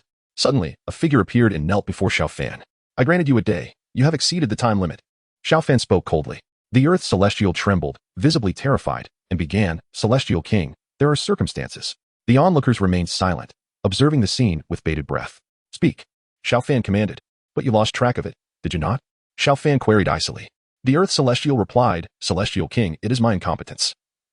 I could not track down even a mere sentient artifact." Xiao Fan then closed his eyes, his consciousness swiftly spreading across the world. Moments later, he opened his eyes. A cold smile creeping onto his lips. "There are indeed those who can evade my awareness."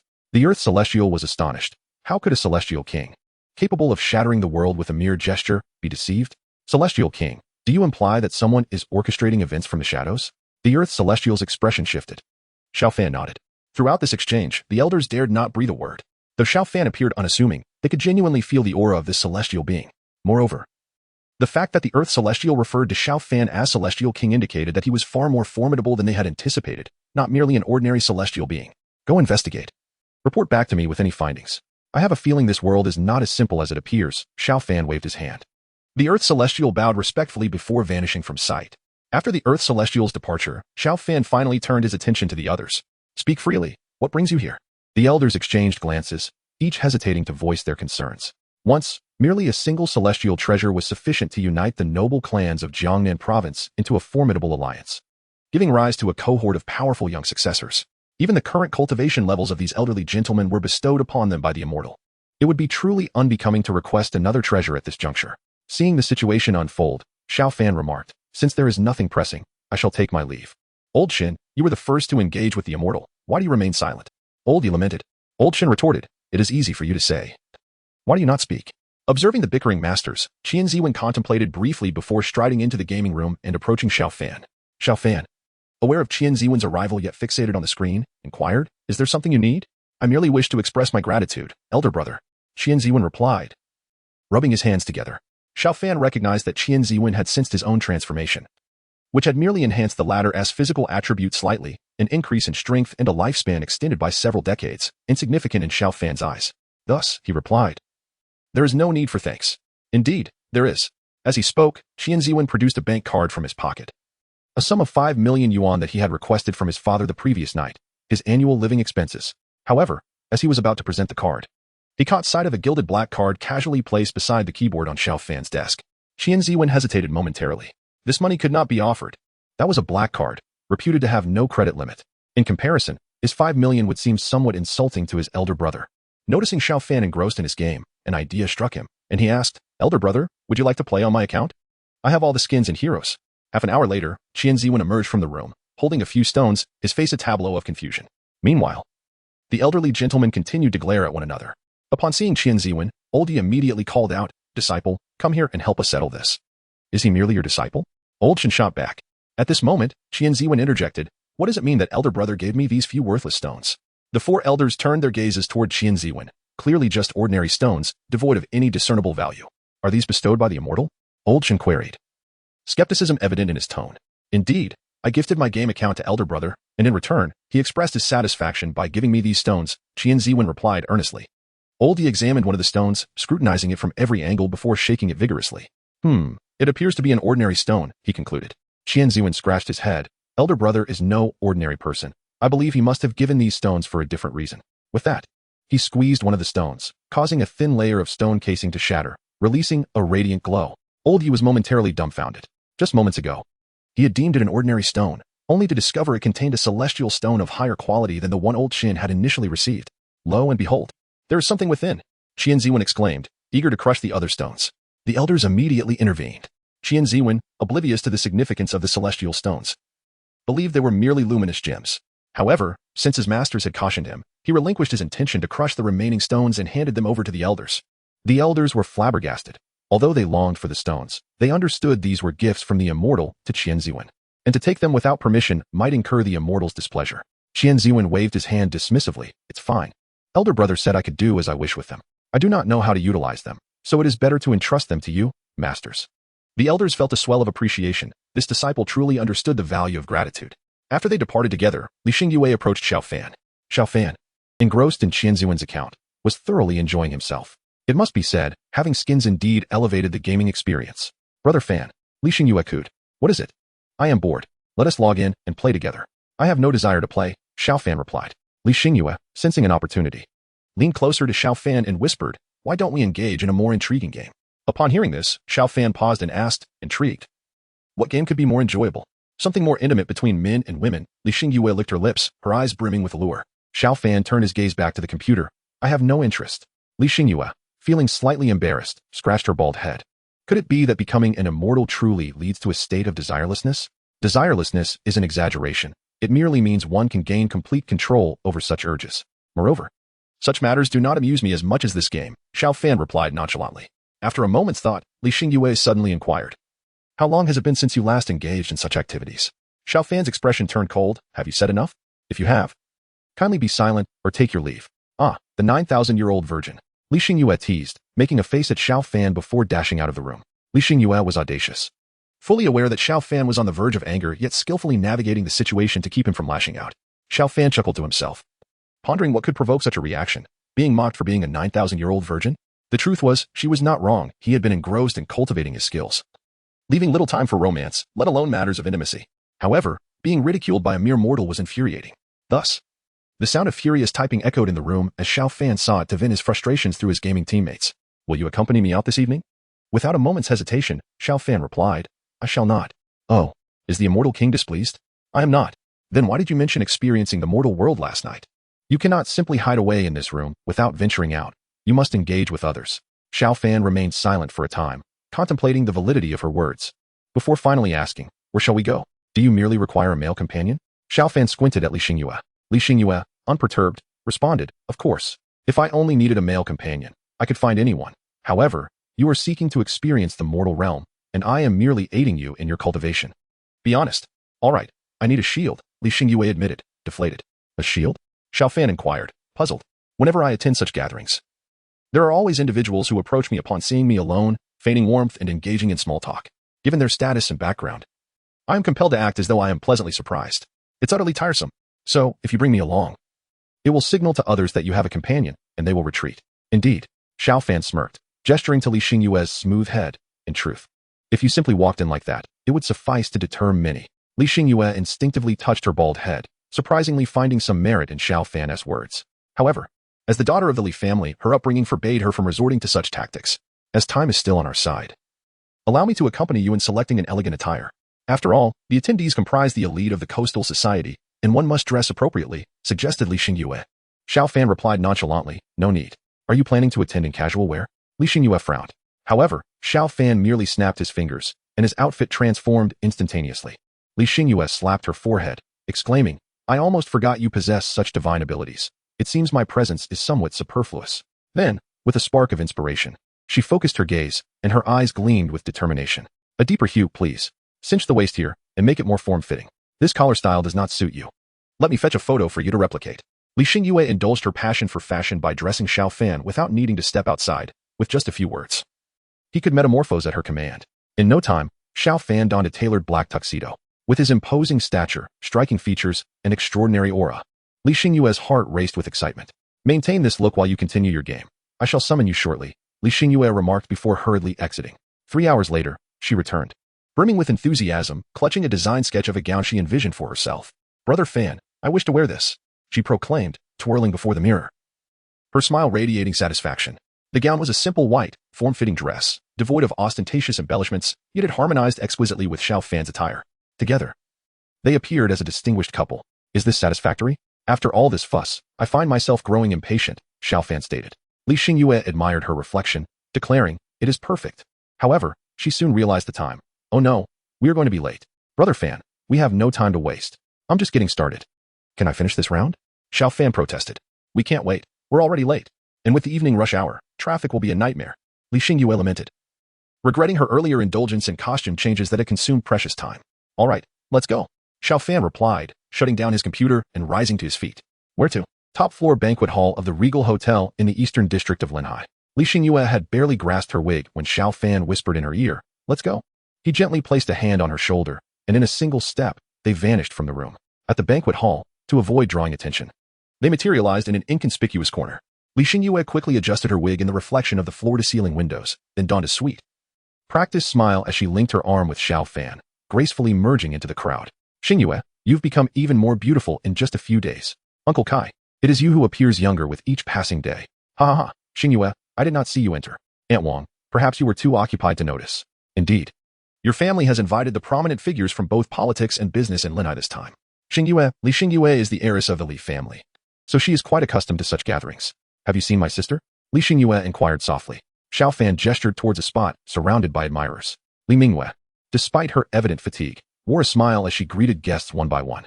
Suddenly, she spotted her sister waving at her through the crowd and approached, saying, excuse me. Everyone, I need to speak with my sister for a moment. Enjoy yourselves. As she navigated through the throng, she reached Li Xingyue and, with a complex expression, asked, are you feeling better? Li Xingyue nodded. Li Mingyue instinctively reached out to ruffle her sister's hair. Sister, please don't mess with my newly arranged wig. Sister, how do you feel facing such an occasion for the first time? Li Xingyue teased, suppressing a laugh. In response, Li Mingyue downed her champagne in one go, exhaling deeply. It's quite overwhelming. Li Xingyue chuckled, glancing at Xiao Fan. Brother Fan, did you see that? My sister is refreshingly candid. Just then, a familiar voice called out. Elder brother. Xingyue. They turned to see the overly polished Qian Ziwen approaching. What brings you here? Li Xingyue frowned. Though Qian Ziwen lacked substance and academic credentials, he always donned a suit and tie, managing to project an air of sophistication. Not only am I here, but so are my mentors, he declared, gesturing to 4 elderly gentlemen. The 4 elders, heads of prominent families in Jiangnan province, commanded as much attention at the banquet as Li Mingyue, surrounded by numerous admirers. Suddenly, a melodious piano tune filled the air, drawing everyone's gaze toward a young man of remarkable poise seated at the piano, skillfully playing a beautiful, serene melody. Ugh, this guy is so pretentious, Qian Ziwen muttered. Li Xingyue immediately pushed him aside, retorting, what do you mean pretentious? Brother Lan Yu plays exceptionally well. Why the envy? Why not take a turn yourself? Qian Ziwen was rendered speechless by her rebuttal. As the performance concluded, the banquet erupted in applause. The young man, Lan Yu, stood, adjusted his collar, and made his way directly toward Li Mingyue. Mei Ming, I played this piece just for you. Do you like it? Lan Yu's voice was gentle and soothing. I find it delightful, Li Mingyue replied with her customary smile. Lan Yu then turned to Xiao Fan, extending his hand. Greetings, I am Lan Yu from the Lan family in Linhai. May I ask how to address you? Xiao Fan merely tilted his head, casting him a fleeting glance before turning away. Li Xingyue, puzzled, asked, Brother Fan. Lan Yu is genuinely a good person, why the cold shoulder? Before Xiao Fan could respond, Qian Ziwen interjected, what good? He is merely a pretentious show-off. I can't help but feel the urge to punch him every time I see him. Be quiet. Li Xingyue shot Qian Ziwen a disapproving look and turned back to Xiao Fan. Brother Fan, if you can tolerate someone like Qian Ziwen, who calls you elder brother, why the hostility towards Brother Lan Yu? Xiao Fan chose to remain silent. At that moment, the 4 elderly gentlemen approached Xiao Fan. Elder Yu was accompanied by 2 exceptionally beautiful young women. My lord, the elders began, but Xiao Fan interrupted. No need for such formalities. Just call me Brother Fan. The elders exchanged glances, understanding that he preferred to keep his identity concealed from outsiders. Thus, they responded, Brother Fan. Qian Ziwen then chimed in that case, you may refer to me as Brother Wen from now on. Elder Yi shot him a glare and smacked him on the head. Are you trying to be rebellious? Qian Ziwen, rubbing his head, protested, if you all call him Brother Fan, and I call him Elder Brother, then it seems I am of a higher standing than you all. Let us agree on our own titles. I shall call you masters, and you shall call me. Enough. Elder Yu raised his hand, poised to strike again.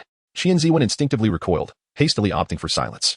The elderly gentleman exchanged a few words with Xiao Fan before taking their leave, leaving behind two granddaughters of Old Master Yi at Xiao Fan's side. As per Old Master Yi's suggestion, encouraging them to seize this opportunity to forge a connection with him. Meanwhile, Li Mingyue was invited away by someone, the timing of which was unknown. Qian Ziwen remained beside Xiao Fan, yet his gaze was fixated on the two Yi sisters. Xiao Fan, however, remained reticent.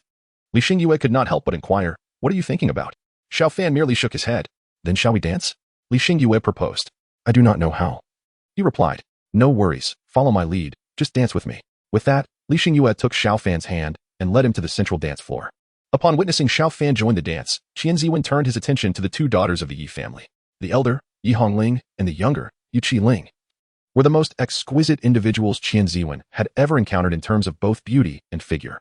Yet, before he could utter a word, the two sisters clasped each other's hands, lifted their skirts, and trotted towards the dance floor. At that moment, Qian Ziwen felt utterly abandoned by the world. Handsome. Care for a dance? A soft voice chimed in front of him. Qian Ziwen's heart leaped with joy. However, as he looked up with eager anticipation, he was met by a girl whose voice was utterly mismatched with her appearance, towering over him by half a head and possessing a robust physique. His expression immediately froze.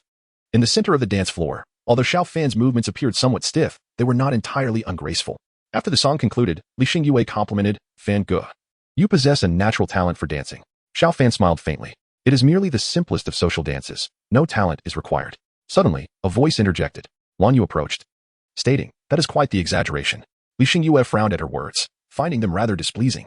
Just as Yi Hongling stepped down from the dance floor, she overheard Lan Yu's comment directed at Xiao Fan and swiftly delivered a slap. Lan Yu was momentarily stunned. Why did you hit me? She protested. Yi Hongling retorted. You spoke disparagingly to Fan Ge. You deserved it. Following suit, Yu Qiling also added a slap. Have I offended you? Lan Yu shouted in anger. Upon hearing this, the entire banquet fell silent, all eyes turning towards them. Old Master Yi, witnessing his granddaughters engaging in conflict and knowing Xiao Fan was nearby, quickly called for the other three elders to approach. What has transpired? Yi Hongling stepped forward, pointing at Lan Yu. Grandfather, this person insulted Fan Ge. Lan Yu's brows furrowed as she prepared to explain, but Yu Qiling continued. She said Fan Ge danced poorly. She also claimed he hails from the countryside, that he is a country bumpkin who knows nothing. She said he does not deserve to attend this banquet, even going so far as to label him a beggar trying to swindle food and drink. By the end, her words had morphed from mere exaggerations to outright slander. The expressions of the four elders darkened as they listened. Offending Xiao Fan while under their watchful eyes was akin to slapping their faces. Old Master Yi turned to Xiao Fan and asked, Fan Ge, how would you like to handle this matter? Li Xingyue attempted to interject on Lan Yu's behalf. Aware that the Li and Lan families had business ties and shared a good rapport, having grown up alongside Lan Yu, she considered him a gentle, sunny neighbor. Yet Xiao Fan simply replied, I wish for her to perish. The room fell into disbelief as Li Xingyue looked at Xiao Fan incredulously. Not only her, but even the elderly gentlemen were taken aback. If it were merely a few harsh words, a mild punishment would suffice. They could even bring the entire Lan family to ruin overnight. But to demand death for a mere insult? Fan Ge, isn't that a bit excessive? Li Xingyue ventured to say. At that moment, a middle-aged man approached. Young man, is your bravado misplaced? To publicly declare that my son should die? Father. Lan Yu exclaimed joyfully upon seeing her father. He patted her shoulder reassuringly and turned to Xiao Fan. My son spoke out of turn and offended you. That was his error. I sincerely apologize here and now. If you still have grievances, feel free to voice them. Though he spoke words of apology, his tone was laced with arrogance. Elder Chun, displeased by this demeanor, retorted, if this is your attitude of apology, then I am the first to disagree. Lan Yu glared at the old man, sneering, who do you think you are to disagree with me? I am the head of the Qin family in Jiangnan province. I am the head of the Yi family in Jiangnan province. I am the head of the Zhou family in Jiangnan province. I am the head of the Zhao family in Jiangnan province. As the declarations concluded, those unfamiliar with the identities of the four elders were left astonished. These were the four prominent families of Jiangnan province, particularly the Qin family, the foremost family in the region, whose financial power eclipsed that of all present merchants. With all four families gathered, even the entire Lan family was insignificant in comparison. Sweat beads began to form on Lan Yu's father's forehead as he realized he had underestimated the situation.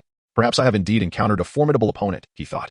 Initially reluctant to attend the Li family banquet, Lan Yu's father was compelled by the prospect of meeting significant figures from Jiangnan province. Coincidentally, witnessing his son being criticized and threatened with death stirred his paternal anger. Yet upon learning the identities of the four elders, he felt a sinking realization wash over him. These seemingly unassuming old men were indeed the influential figures of Jiangnan province. However, maintaining his composure, Lan Yu's father forced a smile. Esteemed heads of Jiangnan's prominent families, I have acted rashly and offended you.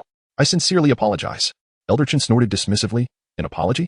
We may let it slide, but you have offended the distinguished members of our four great families, and this cannot simply be resolved with an apology.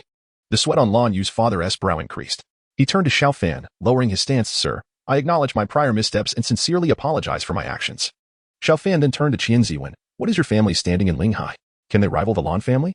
Qian Ziwen hesitated. Old Master Yi patted his shoulder. Disciple, do not forget, you have us old fellows.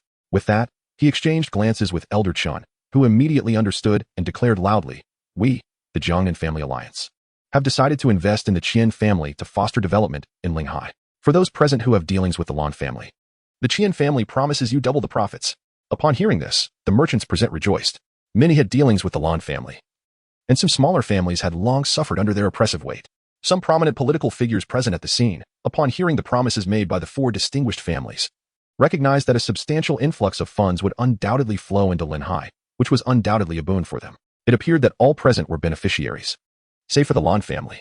Lan Yu's father trembled in fear. Despite being the wealthiest in Linhai, they would inevitably succumb to the combined pressure of the affluent business community, especially with the formidable financial backing of the Jiangnan families. It seemed certain that within a few days, the Lan family would face complete bankruptcy. He approached Xiao Fan, pleading. Sir, I was wrong. Please spare us, the Lan family. My son simply misspoke. He then dragged his son forward, commanding, kneel before the Sir. Lan Yu, terrified, complied without hesitation. He could not fathom how a mere statement could lead to the ruin of their family. Brother Fan, is this sufficient? Old Chen inquired cautiously. Xiao Fan shook his head. Not enough. I have decreed their demise, and it must be fulfilled. At that moment, Li Xingyue interjected, feeling that this was somewhat unjust to the Lan family. Did you not ask me why even Qian Ziwen could endure yet faced such hostility? Xiao Fan replied nonchalantly. You would do well to observe closely, for what appears on the surface may often diverge from reality. Upon hearing this, Li Xingyue chose not to further plead for Lan Yu, placing her trust in Xiao Fan, eager to witness the unfolding events. Lan Yu's father, upon realizing Xiao Fan's insistence on their death, hastily prostrated himself, pressing his son's head to the ground. Spare us. We admit our wrongs. Spare you? Xiao Fan scoffed. Perhaps you should inquire of the 13 corpses buried in your backyard, the women you and your son cruelly murdered after growing weary of them. Ask if they can grant you mercy. At that moment, the hall fell silent. What do you mean? You slander me. Lan's father exclaimed in terror. Lan Yu stood dumbfounded. Only he and his father were aware of this matter. How could this man possibly know? Among those present were not only wealthy merchants but also leaders of law enforcement, seasoned in criminal investigations. Upon hearing Xiao Fan's words and observing the reactions of the Lan family, they swiftly concluded and made calls to have the Lan residence searched. Lan's father abruptly rose, pointing an accusatory finger at Xiao Fan. He is slandering me. Did you all see? He is making baseless accusations. At that moment, the leader who had made the call stepped forward, saying, Calm down. I have already dispatched officers to verify your claims. If it is indeed slander, he will face the appropriate legal repercussions. Upon hearing that the police were on their way to investigate, Lan's father felt his legs weaken, collapsing to the floor. Lan Yu, sensing an opportunity, attempted to sneak away. If the corpses were unearthed, he would face execution, so he had to escape. However, before he could crawl far, someone stepped on his back, pinning him to the ground, immobile. It was Li Xingyue. Xingyue, what are you doing? I am your brother Lan Yu. Disgusting, Li Xingyue retorted. Looking at Qian Ziwen, hold him down. Without hesitation, Qian Ziwen complied, sitting heavily on Lan Yu, rendering him breathless. As Li Xingyue prepared to strike, she hesitated and glanced at the leader. The leader, seeing this, turned his head away and remarked coolly, the suspect is attempting to flee. We need brave youths to intervene. It is inevitable that some harm will befall the suspect. The implication was clear. Li Xingyue advanced, unleashing a flurry of punches and kicks. Shortly after, a team of police officers entered the banquet hall, approaching the leader with a salute. Sir, the individual is here. Take him away. Yes. Thus, the battered Lan Yu and the fainted Lan father were both escorted into a police vehicle. The banquet continued. Following this incident, the gathering not only persisted but grew even more lively. The Lan family was utterly disqualified from Linhai, and with the Jiangnan family's capital entering the fray, the future landscape of Linhai appeared exceedingly promising. What had originally been a celebratory banquet for Li Mingwei transformed into a jubilant affair for both the political and business spheres. For this, Li Mingwei sighed in relief, finally free from the need to placate others. On the contrary, Qian Ziwen found himself busier than ever.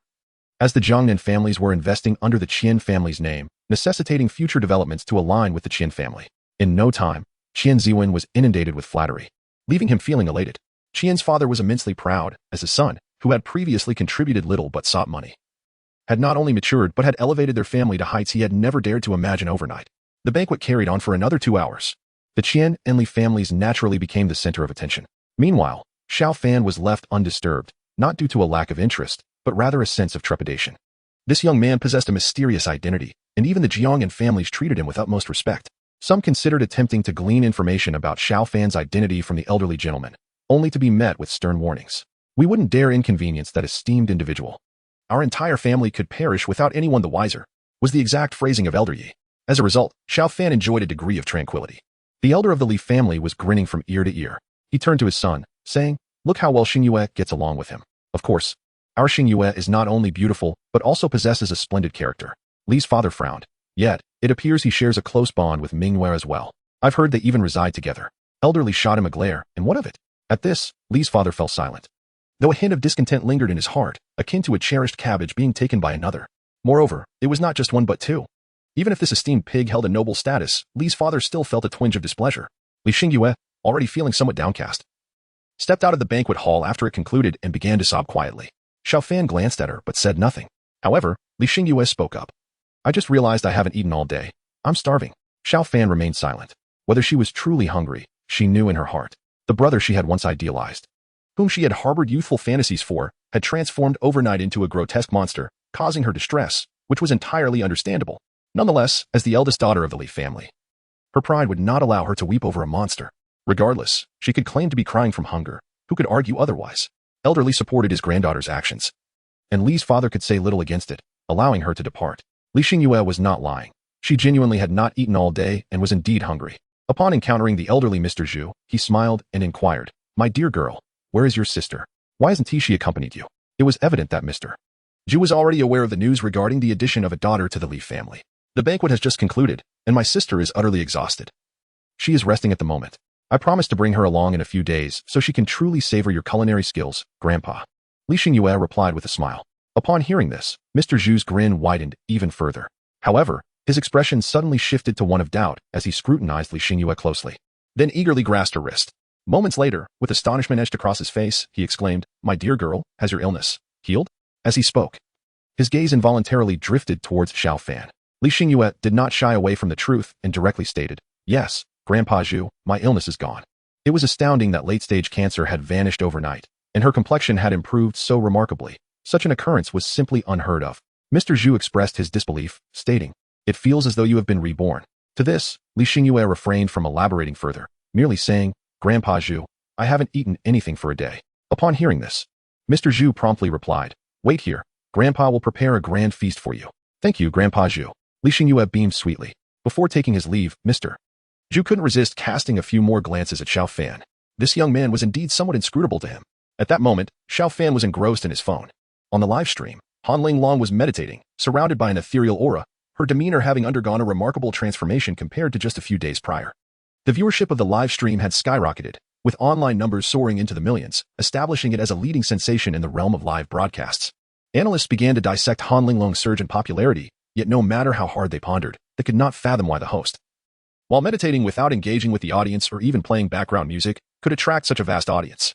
Some hosts attempted to imitate Han Linglong's live stream, but their efforts yielded little success. Observing Han Linglong's stream brought a sense of tranquility, a unique influence stemming from her cultivation that others could not replicate. Rapid advancement may not necessarily be beneficial. One must not rush in cultivation but rather thoroughly comprehend each stage, Xiao Fan typed. Within just a few days, Han Linglong had begun to condense her golden core, reaching the stage of core formation, a pace that was not advantageous for her, hence Xiao Fan's typed reminder. However, his comment was quickly drowned out by the flood of other messages, failing to catch Han Linglong's attention.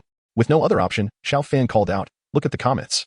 Moments later, nearly 2,000 kilometers away in Jinling, Han Linglong suddenly heard her master's voice echoing in her mind. She swiftly opened her eyes, grabbed her phone, and after a few minutes of searching, found Xiao Fan's reminder. Aware that her master was watching the live stream, she addressed the camera, "Master, you could have directly imparted your thoughts or sent a private message. Why did you specifically want me to read the comments?" Indeed, Xiao Fan had his reasons for doing so, which she, as his disciple, was meant to comprehend. He couldn't simply reveal that he hadn't anticipated this situation. However, when Han Xianjun spoke up and interacted with one of the comments, it undoubtedly piqued the curiosity of the onlookers. The comments began to scroll even more rapidly. At that moment, Li Xingyue leaned closer to Xiao Fan, their faces nearly touching. Wow, this female host is so ethereal, she exclaimed upon seeing the scene on Xiao Fan's phone, then removed her wig and touched her own bald head, puzzled as she looked at Xiao Fan. So, you prefer this type of woman? To which Xiao Fan replied candidly, she is my disciple. Your disciple? Then doesn't that make her divine as well? Not yet. She is still immortal for now. In Xiao Fan's eyes, there was little distinction between a cultivator and an ordinary person. Half an hour later, the wooden table was laden with an array of sumptuous dishes, igniting a strong appetite in those present. Mr. Zhu, unabashed, filled a bowl with white rice and took a seat, though he did not rush to eat. Instead, he gazed expectantly at Xiao Fan. Xiao Fan understood that Mr. Zhu was coveting the trace of ethereal energy, which was a rare and sought-after nourishment for beings in this mundane realm. Thus, he put away his phone, waved his hand, and infused the food with a hint of celestial essence. Since the last time he had consumed food imbued with spiritual energy, Mr. Zhu had reaped substantial benefits, with ailments that had plagued him for years disappearing overnight. This left Mr. Zhu increasingly curious about Xiao Fan's true identity. He feared that once he uncovered the truth, he might never have the opportunity to partake in such spiritually enriched meals again. So it was best to remain blissfully ignorant. After feasting to his heart's content, Mr. Zhu personally escorted the two out, his face beaming with delight. Do visit often, Mr. Zhu said, eagerly wishing for Xiao Fan to come daily for every meal. Don't move. Mr. Zhu barked loudly. The servant jumped in fright. Mr. Zhu hurried forward, stating, I will take care of this personally. We cannot waste it. I intend to save some for tomorrow to reheat. Just then, a familiar figure wandered into view. It was Zhao Ling. Her face was filled with worry as her beloved Shuai Shuai had been missing for several days without a trace, causing her great distress. Initially, she had suspected that Yang Zhan's sudden disappearance was linked to Xiao Fan, but several times she hesitated to approach Xiao Fan for news of Yang Zhan, fearing she would disturb him, considering he was a celestial being. Upon seeing Xiao Fan, Zhao Ling's face lit up, and she rushed forward, embracing Li Xingyue while crying out, my Shuai Shuai has gone missing again. Li Xingyue was momentarily taken aback by the embrace of a stranger, but quickly understood upon hearing the words, realizing the woman mistook her for her sister. After all, as twins, they bore no discernible differences. Zhao Ling nodded towards Xiao Fan. Brother Fan, could you help me find him? Xiao Fan nodded in response and closed his eyes. Moments later, he reopened them, his expression peculiar as he stated, he is in Linhai. Zhao Ling's eyes sparkled with joy. Where exactly? At the police station. In the West District Police Station of Linhai. You brat, impressive. It took over 10 of us officers to subdue you. Have you had previous training? Within the detention center, Yang Zhan, handcuffed and dressed in tattered clothes, shouted angrily, on what grounds are you arresting me? Calm down. You're still so arrogant after coming in? You were caught soliciting. I am now detaining you according to the law. Do you know who I am, daring to arrest me? Oh, a rich second generation. Or perhaps a bureaucrat's offspring. Even if you were a celestial being descended from the heavens today, you are still subject to the law. An older officer shouted. At that moment, another officer entered and whispered something to the older officer. The older officer's eyes brightened as he asked, are you certain? Absolutely. Upon hearing this, the older officer looked at Yang Zhan and said, the system shows no record of you. It seems you were here legally. Now, confess where you came from and what your intentions are in our country.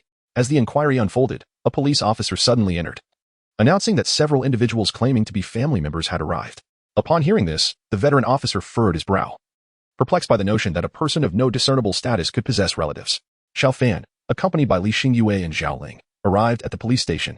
Half an hour later, the door to the detention room swung open, and Yang Zhan appeared, momentarily bewildered. Yang Shuai Shuai?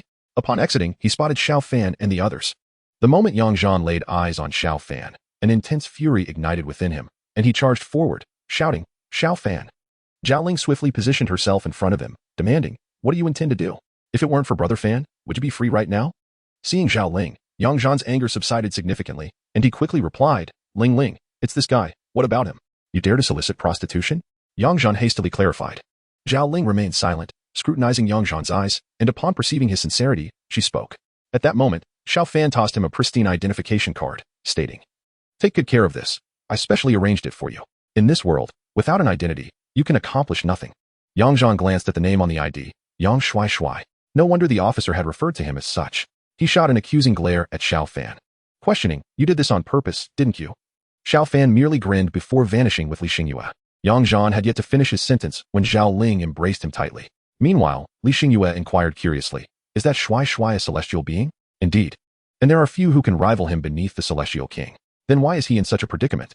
He forcefully descended to the mortal realm. resulting in his powers being stripped by the heavenly Tao, rendering him akin to an ordinary human. Oh, what is the celestial realm like? Vast. Countless times larger than your current world. Their conversation flowed seamlessly. Li Xingyue observed that Xiao Fan exhibited no signs of impatience. Nor did he seal his lips as he had previously. She recognized Xiao Fan as a celestial being, yet it seemed he was earnestly attempting to embody immortal. A sense of pride swelled within her, thinking her prior words had influenced him. Days later, Xiao Fan emerged from his computer, wandering into the living room, where his gaze was immediately drawn to a pair of long, fair legs stretched elegantly across the sofa. The curvature of those legs resembled a breathtaking landscape, skillfully tugging at the strings of a man's heart. Celestial King Li Xingyue, she purred, her voice sweet and inviting. Although clad in a simple garment, its delicate fabric hinted at her enchanting figure beneath. Little one, are you not utterly captivated? Li Xingyue mused to herself, simultaneously extending her slender hand to beckon Xiao Fan, her every movement radiating an irresistible allure. Xiao Fan, however, furrowed his brow slightly. Li Xingyue's heart skipped a beat. This is promising.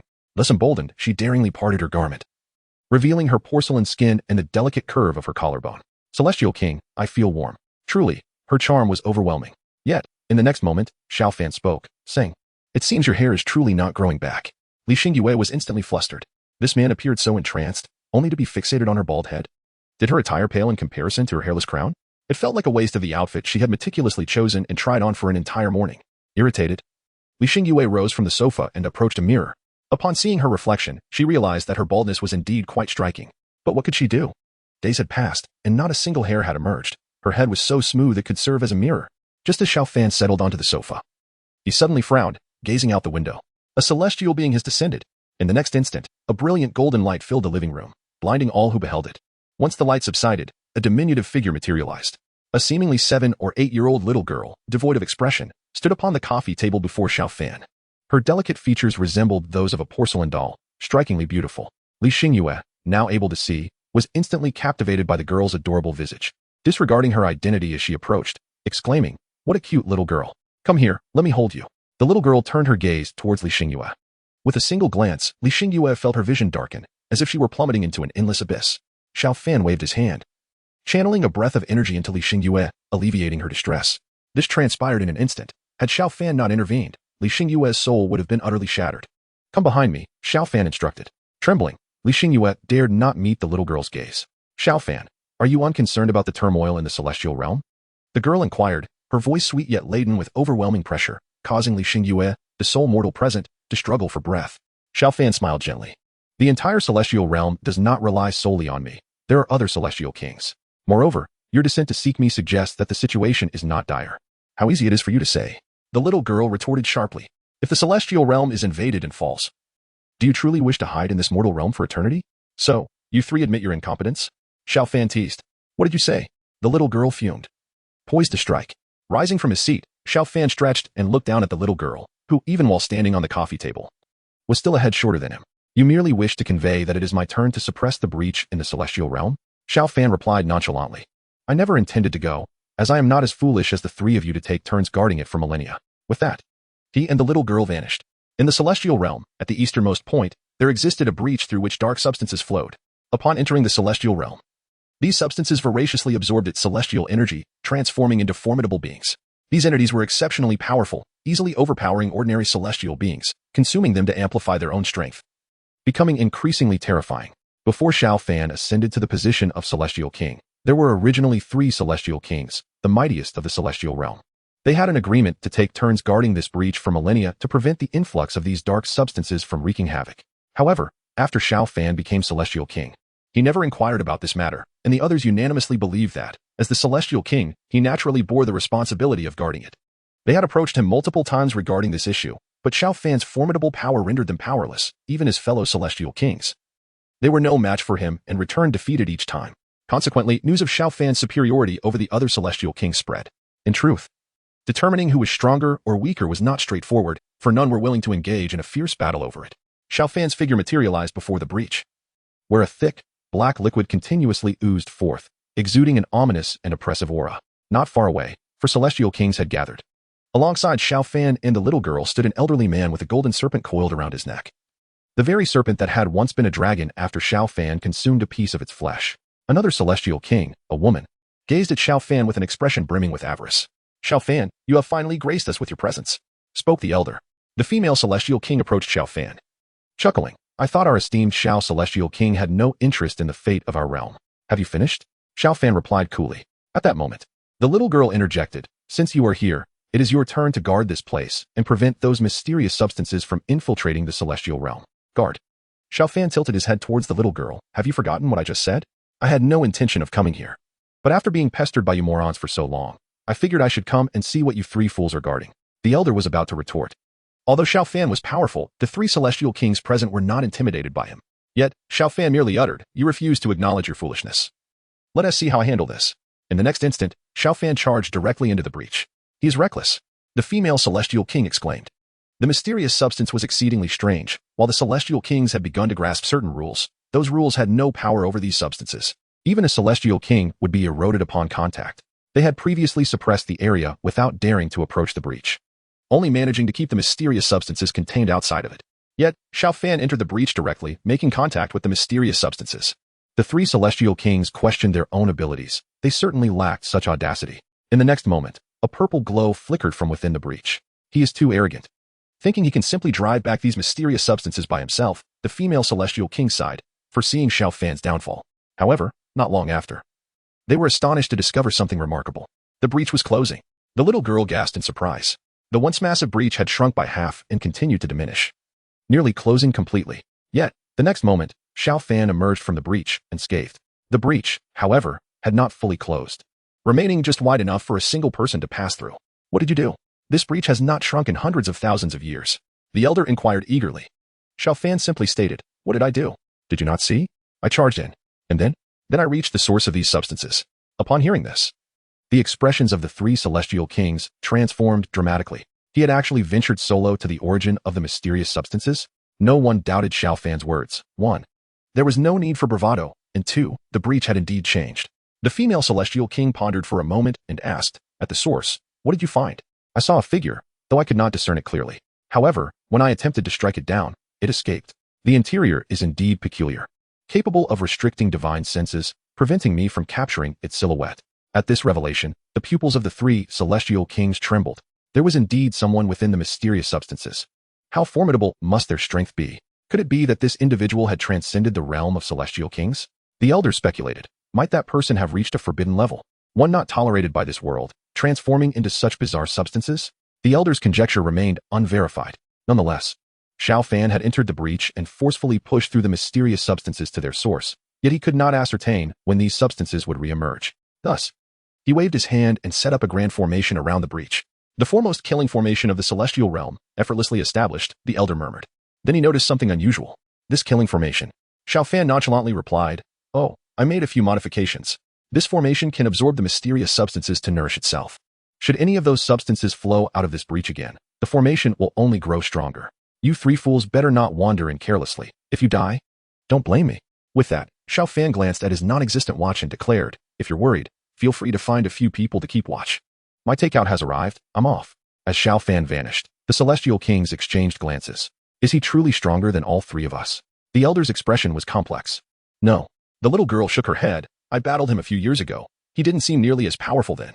Could it be that he has indeed discovered the path to immortality, destined to become that legendary figure above celestial kings?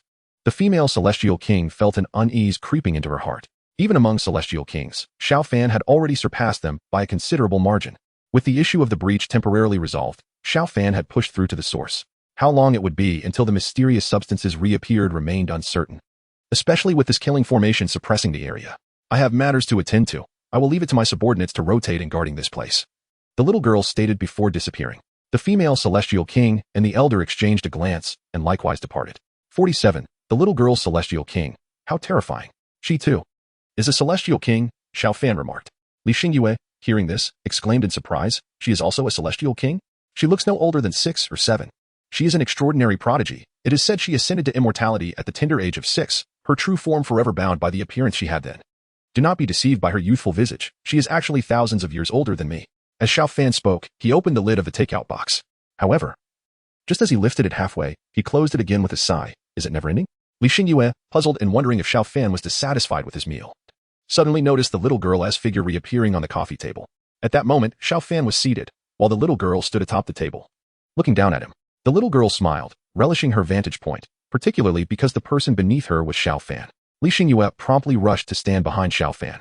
Meanwhile, Xiao Fan frowned and coldly said, "Get off the table. Can't you see I'm about to eat?"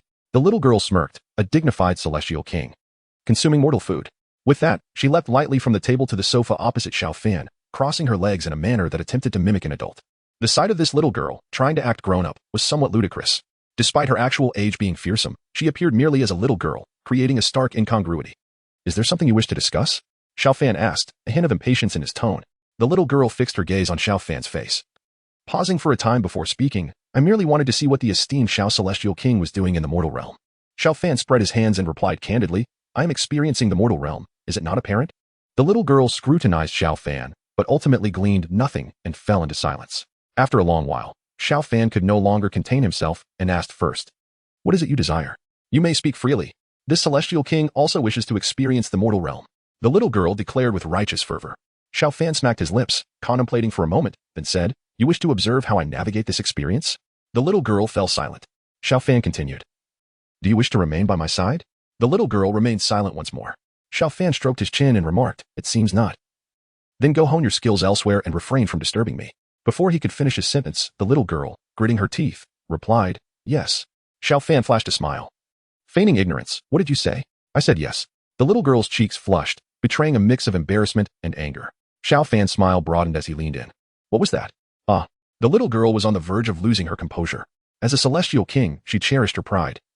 How could she admit that she wished to remain by Xiao Fan's side? That would mean placing herself beneath him, another celestial king. Absolutely not. The thought of engaging in a fight with Xiao Fan crossed her mind, not for any other reason but to vent her current feelings of humiliation and fury. Clenching her tiny fist in anger, she bit her lip and forced out each word. "What I mean is, I want to stay by your side to see how you train." "Xiao Fan, don't push your luck," she screamed, believing he was about to take things too far. Yet Xiao Fan replied earnestly, "I'm doing this for your own good. Whether you listen or not is entirely up to you."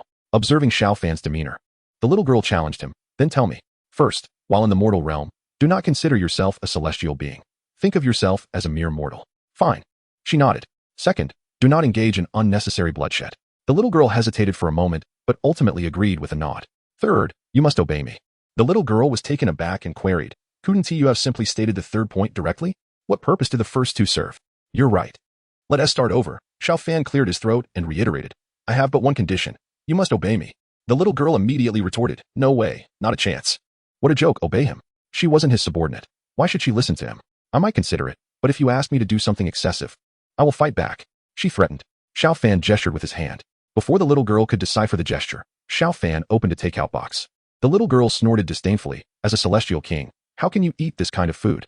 Do not regard me as a celestial king, nor refer to yourself as one. From this moment onward, you are a mere mortal," Xiao Fan stated coolly, then inquired, "You aren't eating, are you?" "Of course not. I would never eat such lowly food." However, the next moment, she found herself staring at the two people before her, their faces glistening with grease, and couldn't help but swallow. "Why does it smell so good? Is it possible for mortal food to be this delectable? Are you sure you don't want any?" Li Xingyue asked cautiously, observing the little girl's longing expression. "You mortal." As the little girl began to speak, Xiao Fan pointed his chopsticks at her, his eyes warning. "If you want to eat, speak properly." The little girl lowered her head, muttering in embarrassment and anger, "I want to eat, then I'll order one for you too." Li Xingyue, saying this, set down her chopsticks and took out her phone. "Wait," Xiao Fan suddenly called out, then continued to gaze at the little girl. "Have you forgotten about something you need to do?" The little girl looked bewildered, unsure of what Xiao Fan was referring to. "Earlier, you descended to the mortal realm and nearly harmed her. Don't you think you should apologize?" A slight smile played on Xiao Fan's lips. "Me, a dignified celestial king, apologize to a mere mortal?" The little girl's eyes widened in disbelief. Xiao Fan remained silent, squinting at her. After a brief pause, she relented, "Fine, I'm sorry." "Is that enough?" Upon hearing this, Xiao Fan nodded. Although she was reluctant, it was a step-by-step process. Since the little girl wished to see how he trained, they had plenty of time ahead of them. Witnessing the little girl's proud demeanor, Li Xingyue found her even more adorable, dispelling any lingering shadows from earlier. How she longed to pinch that delicate face. However, she refrained, as this was a celestial king, and not nearly as accommodating as Xiao Fan. Minutes later, the little girl was relishing the earthly delicacies she had never experienced before. Yet, Xiao Fan's reminders echoed in her ears. "Eat slowly. No smacking your lips. No using your hands." Each time, the little girl shot him a reluctant glare, but she obediently followed his instructions nonetheless. "Let us call her Xiao Kiki." The little girl chirped, following along cheerfully. She tiptoed to glimpse the screen before Xiao Fan. What is this? A computer. What are you doing? Playing a game. I want to play too. Upon hearing this, Xiao Fan abruptly halted, turning to the little girl with a serious expression. Children shouldn't play games. I'm older than you. She shot back. But right now, you look like a little girl, he countered. Unwilling to back down, the little girl attempted to transform. But Xiao Fan halted her. No transforming. I said, while you are in the mortal realm training with me, you must first consider yourself immortal. Have you ever seen a mortal who changes forms at will? Xiao Fan.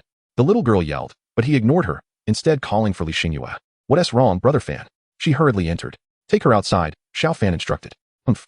The little girl stomped her foot in frustration, turning to exit the room. And sulked on the sofa. Li Xingyue, observing her demeanor, cautiously suggested, playing games is for adults. Shall we watch some television instead? The little girl shot her a glare, seemingly intent on unleashing her anger on this mortal. Soon, Xiao Fan's voice echoed from the room. Upon hearing this, Li Xingyue helplessly glanced at the little girl, stating, You heard him. The little girl gritted her teeth and huffed, but chose not to respond further. Before long, half a day had passed. When Xiao Fan strolled into the living room, he was momentarily taken aback by the sight of the two on the sofa. There. Li Xingyue had her head resting on the little girl's lap, allowing the little girl to stroke her smooth head without restraint.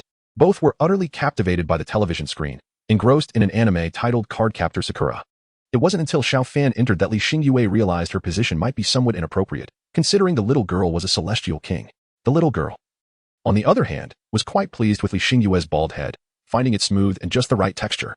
So when Li Xingyue sat up, the little girl slightly frowned before finally noticing Xiao Fan. Very well, it seems you have adapted splendidly to your role, Xiao Fan complimented with a smile. The little girl wasted no time, stating bluntly, Xiao Fan, I'm hungry. You're still hungry? Xiao Fan raised an eyebrow in inquiry. That's none of your business. I'm just hungry, the little girl proclaimed. Xiao Fan said nothing further, merely smiled, and began ordering takeout on his phone. The little girl felt a sense of balance return. It seemed there was still an opportunity to command Xiao Fan. During the meal, Xiao Fan suddenly asked Li Xingyue. At her age, what should she be doing? Huh. Li Xingyue, caught off guard, replied honestly, at her age, she'd typically be turning into a fossil, I suppose. Both Xiao Fan and the little girl looked at her with bewilderment. Li Xingyue, slowly awakening to the realization, remarked, Oh, at her age, she should be attending kindergarten. Let us take her there tomorrow, proposed Xiao Fan. The little girl was oblivious to the concept of kindergarten. She only understood that she was to be taken away to another place. In frustration, she slammed her chopsticks on the table and shouted, Xiao Fan. To which Xiao Fan replied, Aren't you going to eat? Then don't waste it. He then took the bowl of beef noodles that the little girl had barely touched. The little girl grew more agitated, exclaiming, Xiao Fan, give it back to me. Half an hour later, Li Xingyue had explained kindergarten and some basic information about the world to the little girl, which finally put her at ease.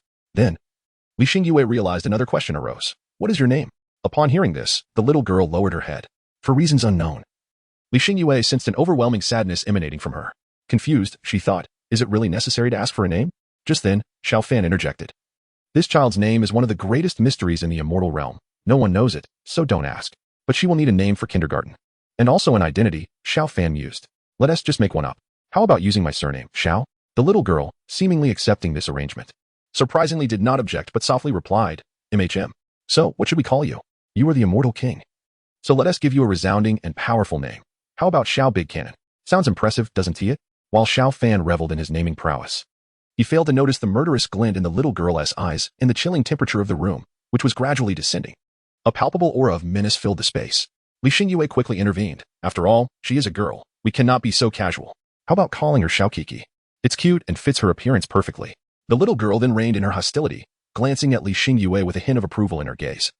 As if to say, you are wonderful. Thank you for the compliment, Immortal King. Li Xingyue chuckled. After their meal, Xiao Fan informed the little girl, let us go. Where to? She asked. To get you an identity, he replied, and with that, the two vanished from the room. In the capital city, at the Xiao family estate, the elderly patriarch wore a worried expression, unable to eat.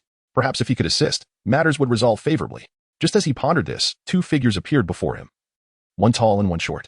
I'm here again to ask for your help, Xiao Fan declared, gesturing to the little girl beside him. I would like you to assist her in obtaining an identity. The old patriarch's spirits soared upon seeing them. You've come. I was just about to seek you out. Hearing this, Xiao Fan gently nudged the little girl. Got it, she replied reluctantly, then inquired, Old man, what do I need to do? The elderly gentleman had not yet articulated the requirements, but recalling how Xiao Fan had previously discerned his thoughts without prompting, he promptly asserted, Those who offend our China shall be punished, no matter how far. Upon hearing this, the little girl merely waved her hand and said, Consider it done. I'll teach them a small lesson. Half an hour later, As the elderly gentleman waved goodbye to the two, he received a phone call that left him ravenous. Devouring 2 large bowls of rice. The following day, news erupted worldwide. American warships repeatedly invaded Chinese waters, attempting to coerce negotiations through such actions.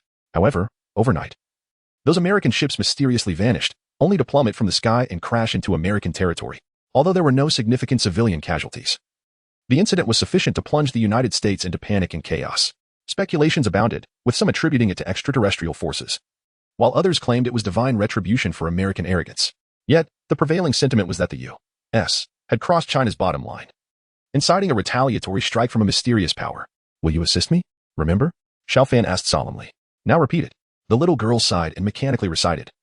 My name is Xiao Kiki. I am 5.5 years old. I have only one elder brother. I live in the Danhua community on Lehigh West Street. And my brother's phone number is 133. And what are the restrictions? Li Xingyue inquired. No claiming to be the Immortal King, no killing, no flying.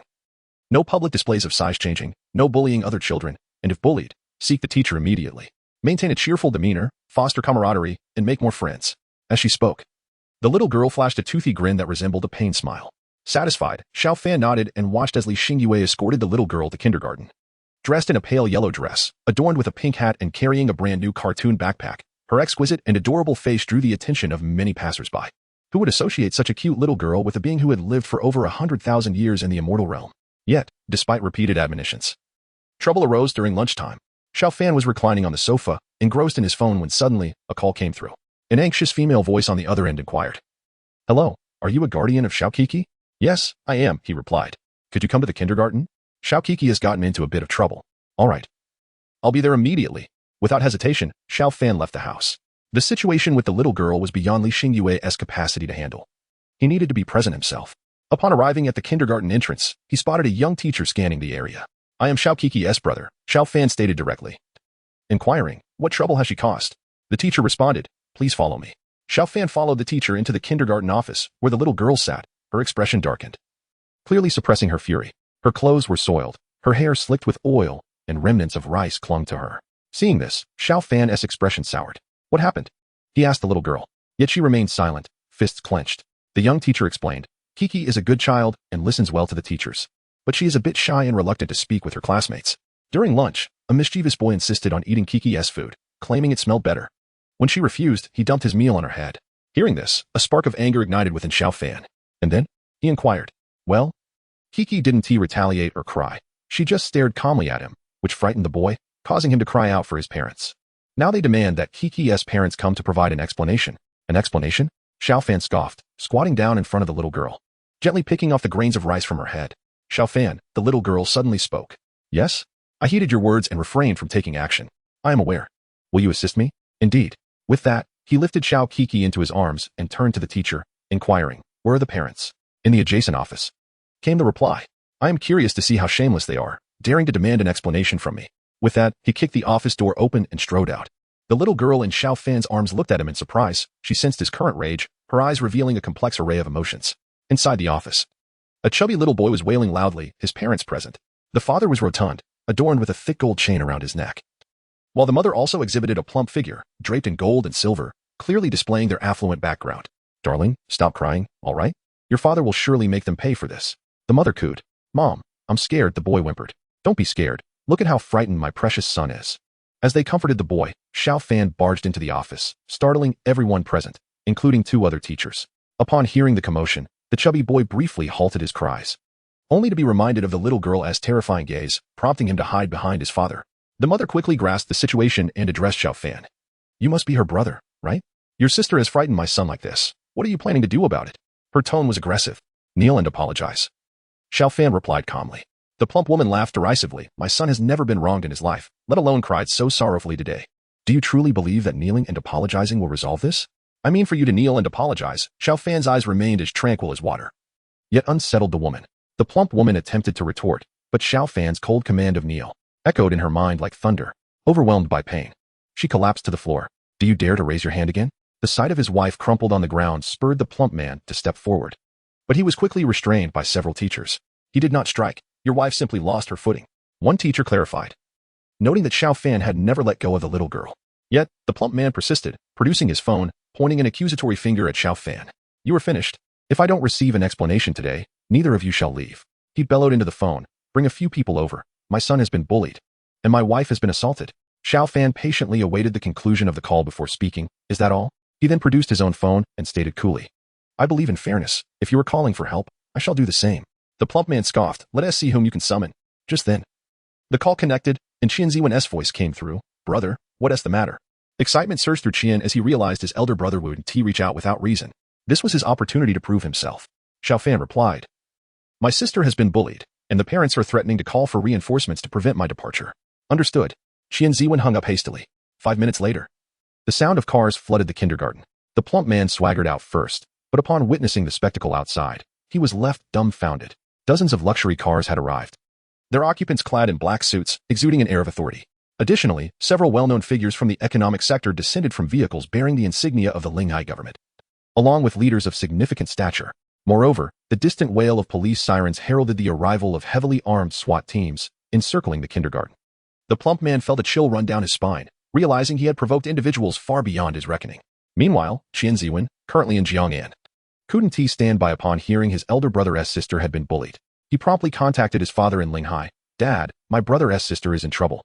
Send someone to the West Street Kindergarten. Qian's father, engaged in a business meeting with Linghai's elite, stood up immediately. What? My esteemed brother's sister is being held captive? The wealthy merchants around him gasped. They were all aware of the influential young man backing the Qian family, whose mere word could reshape the very landscape of Linghai. They regarded this young man as a deity of fortune. Faced with such a crisis, they could not remain idle and swiftly activated their connections. Summon all capable bodyguards. Head to the West Street Kindergarten. Yes, there is an adult being held hostage. Sir, I've heard there are kidnappers at the West Street Kindergarten with firearms. Indeed, firearms. Do you think I would joke about such matters? Yes. There are not only guns, but also explosives. They are a band of desperate criminals, and it is rumored they have already begun executing hostages. In mere minutes, the situation escalated to alarming proportions, prompting SWAT teams to surround the kindergarten, shields raised in formation. A leader, perplexed by the sudden mobilization of special forces, inquired, why have the SWAT teams been deployed? Sir, it said there are terrorists armed with guns and explosives. What? A SWAT captain, clad in a bulletproof vest, shouted through a megaphone towards the kindergarten. Kidnappers inside, the children are innocent. Please refrain from detonating any explosives. Any demands can be negotiated with our experts. Xiao Fan? Little girl? Plump man. The plump man sank to the ground, utterly bewildered. He had merely intended to summon reinforcements to confront Xiao Fan. How had it escalated to the involvement of SWAT teams? 10 minutes later, the SWAT teams withdrew, explaining to bewildered bystanders that it had been a drill. Meanwhile, the kindergarten was filled with affluent merchants and city leaders from across Linghai. Surveillance footage revealed the chubby boy's unreasonable behavior, having splattered food all over the little girl. The earlier confrontational attitude of the boy's family was also scrutinized. What did my sister do? Your son initiated the confrontation, and my sister did not retaliate. Why is he now seeking trouble with me? Xiao Fan held the little girl in his arms, casting a cold glance at the rotund man. I was wrong. I beg your forgiveness. The man hastily apologized, his tone exceedingly sincere. Sir, how would you like to handle this? A wealthy merchant inquired, evidently intent on currying favor with the prominent figure before him. Xiao Fan remained silent, instead lowering his gaze to the little girl nestled in his embrace. Her previously sullen expression brightened as she said, Xiao Fan, put me down. Once released from his hold, the little girl approached the plump man and regarded him with a glance. The man was clearly still frightened. His mother had fainted from terror, and his father was too scared to even breathe. Nevertheless, the father stepped forward, clutching his son, and said to the little girl, I apologize. It is my son's fault. As his father, I bear some responsibility as well. But he is still a child. Please show him mercy. The plump family exchanged glances with the merchant leaders. However, upon hearing that Xiao Fan would not pursue the matter further, they felt compelled to take their leave.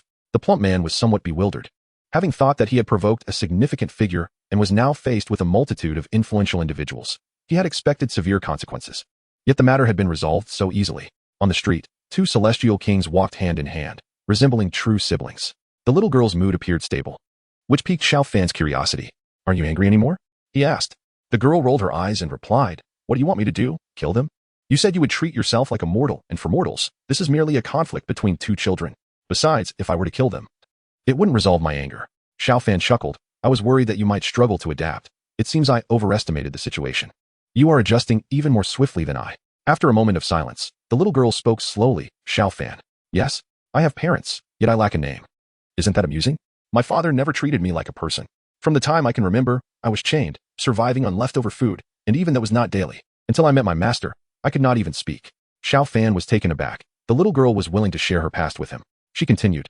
So when I saw that plump boy being so unreasonably pampered by his parents, I felt a twinge of envy. How about your master? Didn't you meet your master later? Xiao Fan inquired. When I ascended to the celestial realm, I was not yet 6 years old.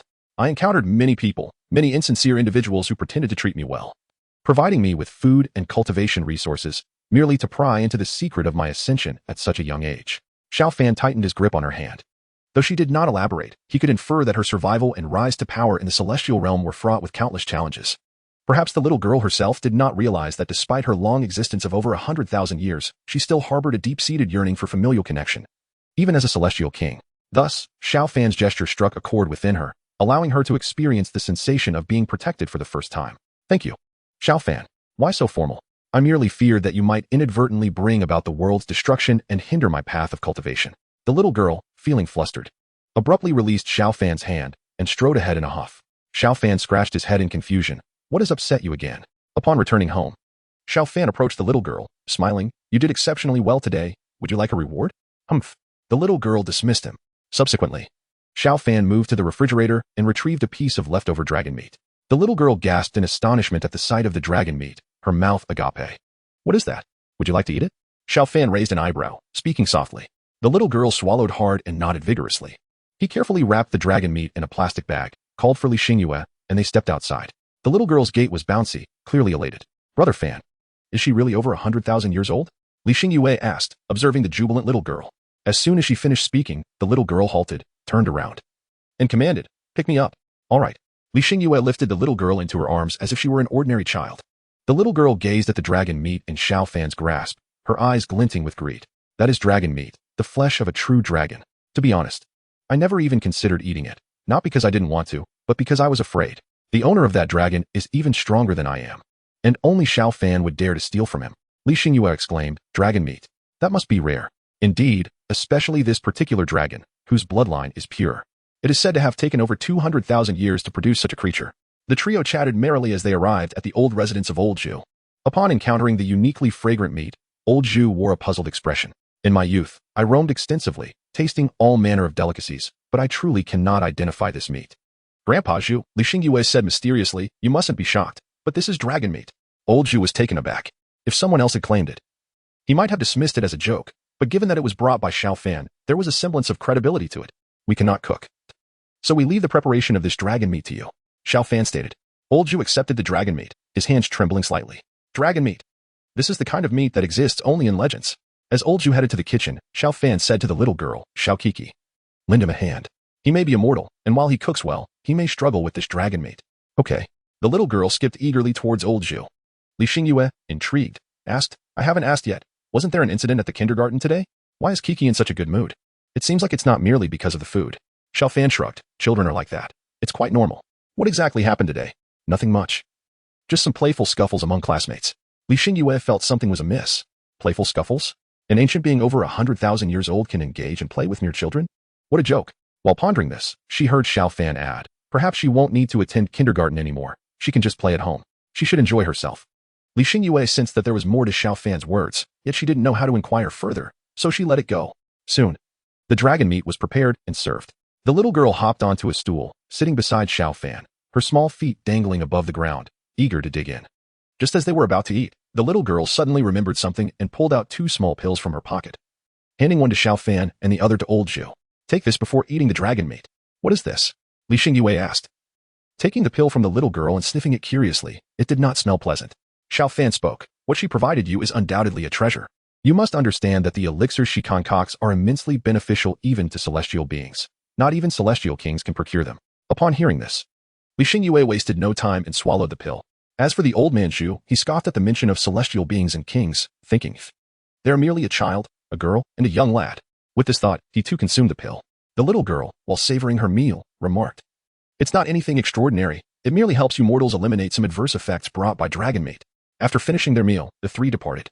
Observing Xiao Fan cradling the little girl, Li Xingyue could no longer contain her curiosity and inquired, what exactly transpired today? Why does Kiki seem like a different person?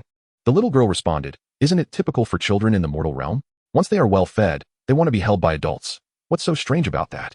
But just yesterday, you were sulking and appeared displeased with everyone. Your transformation is rather abrupt. Li Xingyue countered. The little girl turned her head away, saying, I am but a child now, and I do not comprehend what you are saying.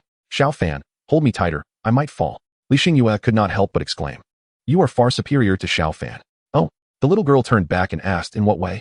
When I first encountered him, he claimed to be a celestial being, reluctant to involve himself in mortal affairs.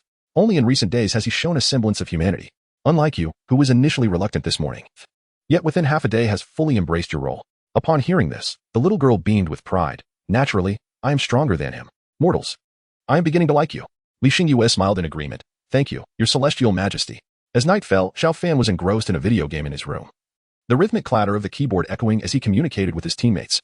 Meanwhile, on the sofa, Li Xingyue had removed her wig, revealing her bald head. While the little girl perched on her shoulder, fixated on the television, her hands playfully tousling Li Xingyue's hair. Li Xingyue reciprocated by gently massaging the little girl's small feet. The television aired a comedy film. Whenever the little girl encountered jokes she did not grasp, Li Xingyue patiently explained them, eliciting hearty laughter from the little girl as she finally understood. Each was engrossed in their own activities, creating a harmonious atmosphere. Yet, the little girl was reluctant to let Li Xingyue leave. With no other choice, she said, look at whose child refuses to sleep. Unexpectedly, the little girl complied and followed Li Xingyue into the room. However, unforeseen events were far from over. The following morning, the little girl approached Xiao Fan with her small backpack. Xiao Fan, Li Xingyue stayed up late last night, so today you must take me to kindergarten. Xiao Fan was taken aback. You still wish to go to kindergarten? On the way to school, Xiao Fan held the little girl in one arm while scrolling through his phone with the other. The little girl happily munched on a bag of dumplings, occasionally offering some to Xiao Fan. She was also quite curious about the content on his phone, gazing intently. Xiao Fan, the little girl suddenly spoke. Yes? Xiao Fan replied without looking up. I want a phone too. What does a child need with a phone? I am older than you. That may be so. But look at other children. Who in kindergarten has a phone? As they debated this, a short figure suddenly darted out from the roadside, blocking their path. It was the chubby classmate from yesterday. His eyes were red, and dark circles adorned his face, clearly indicating a sleepless night. Seeing the boy hesitating, Xiao Fan set the little girl down and asked, Is there something you need? I came to ask for your forgiveness, the chubby boy stammered, glancing nervously towards a direction. Following his gaze, Xiao Fan spotted the boy's father lurking around the corner, indicating that the boy's actions were likely prompted by his father. Noticing Xiao Fan and the little girl's lack of reaction, the chubby boy blurted out, Xiao Kiki, I was wrong. I should not have splattered food on you. I promise I won't do it again. Last night, my father punished me and my mother and made me watch many horror films to toughen my courage. I was scared and couldn't sleep all night. With a look of grievance, the boy appeared on the verge of tears. Stop, the little girl interjected. I detest it when children cry in front of me. The chubby boy quickly ceased his tears, though he seemed to want to say more. The little girl waved her hand. Forget it. I won't hold it against you. Let us go to kindergarten. Upon hearing this, the chubby boy eagerly followed in pursuit of the little girl.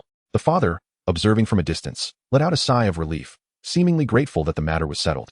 However, upon arriving at the kindergarten, they discovered the gate was closed. Peering through the fence, they saw a figure dressed as a Taoist priest, hopping about and scattering paper money while chanting incantations, the purpose of which was unclear. A young female teacher noticed the two children behind Xiao Fan and exhibited a look of surprise. The previous day's commotion was still fresh in her memory. Yet here were the two children together again. She thought to herself, Xiao Kik's brother is indeed magnanimous. Nevertheless, she remarked, I notified the group last night that kindergarten is taking a day off. Why are you two here? A day off? Xiao Fan was taken aback, glancing at the little girl. He had not been in the group chat since Li Xingyue had handled the enrollment process entirely. The little girl replied, Why are you looking at me? I'm just a child. I don't have a phone. Thus, he chose to ignore her and curiously pointed at the Taoist priest, asking the teacher, What is going on here?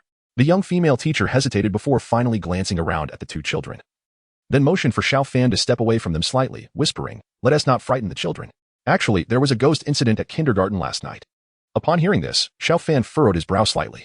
The little girl's eyes sparkled with intrigue. The chubby boy, oblivious to the conversation, looked confused. A ghost? Xiao Fan queried. The young teacher, still visibly shaken, continued in a hushed tone. It was quite unsettling. The little girl looked at Xiao Fan with curiosity, as he had been engrossed in his game and had not noticed the others around. However, Xiao Fan did not explain but pointed at the Taoist, stating, This superstition is also unacceptable, isn't it? At that moment, the little girl had somehow approached Xiao Fan's side and declared that Taoist is just a fraud. Shoo. The young teacher hissed at the little girl, fearful that the Taoist might overhear and feel offended. After a moment's thought, she realized that continuing this conversation might negatively impact the children's development, so she apologetically addressed Xiao Fan. So, it's a day off today. School will resume normally tomorrow. I apologize for the inconvenience. Suddenly, the little girl tugged at his clothing. Xiao Fan took her hand, and together they walked away. After taking a few steps, the little girl began to display signs of impatience and exclaimed, Xiao Fan, I know that Taoist. Xiao Fan, maintaining a calm demeanor, replied. I noticed something on that Taoist from the very beginning. That object could not possibly exist in the mortal realm, let alone be possessed by an ordinary person who is not even a cultivator. The little girl insisted, don't forget, I am here to train as well. His possession of that object is his concern. Do you really intend to seize it? It was evident that she was quite intrigued by the item the Taoist held.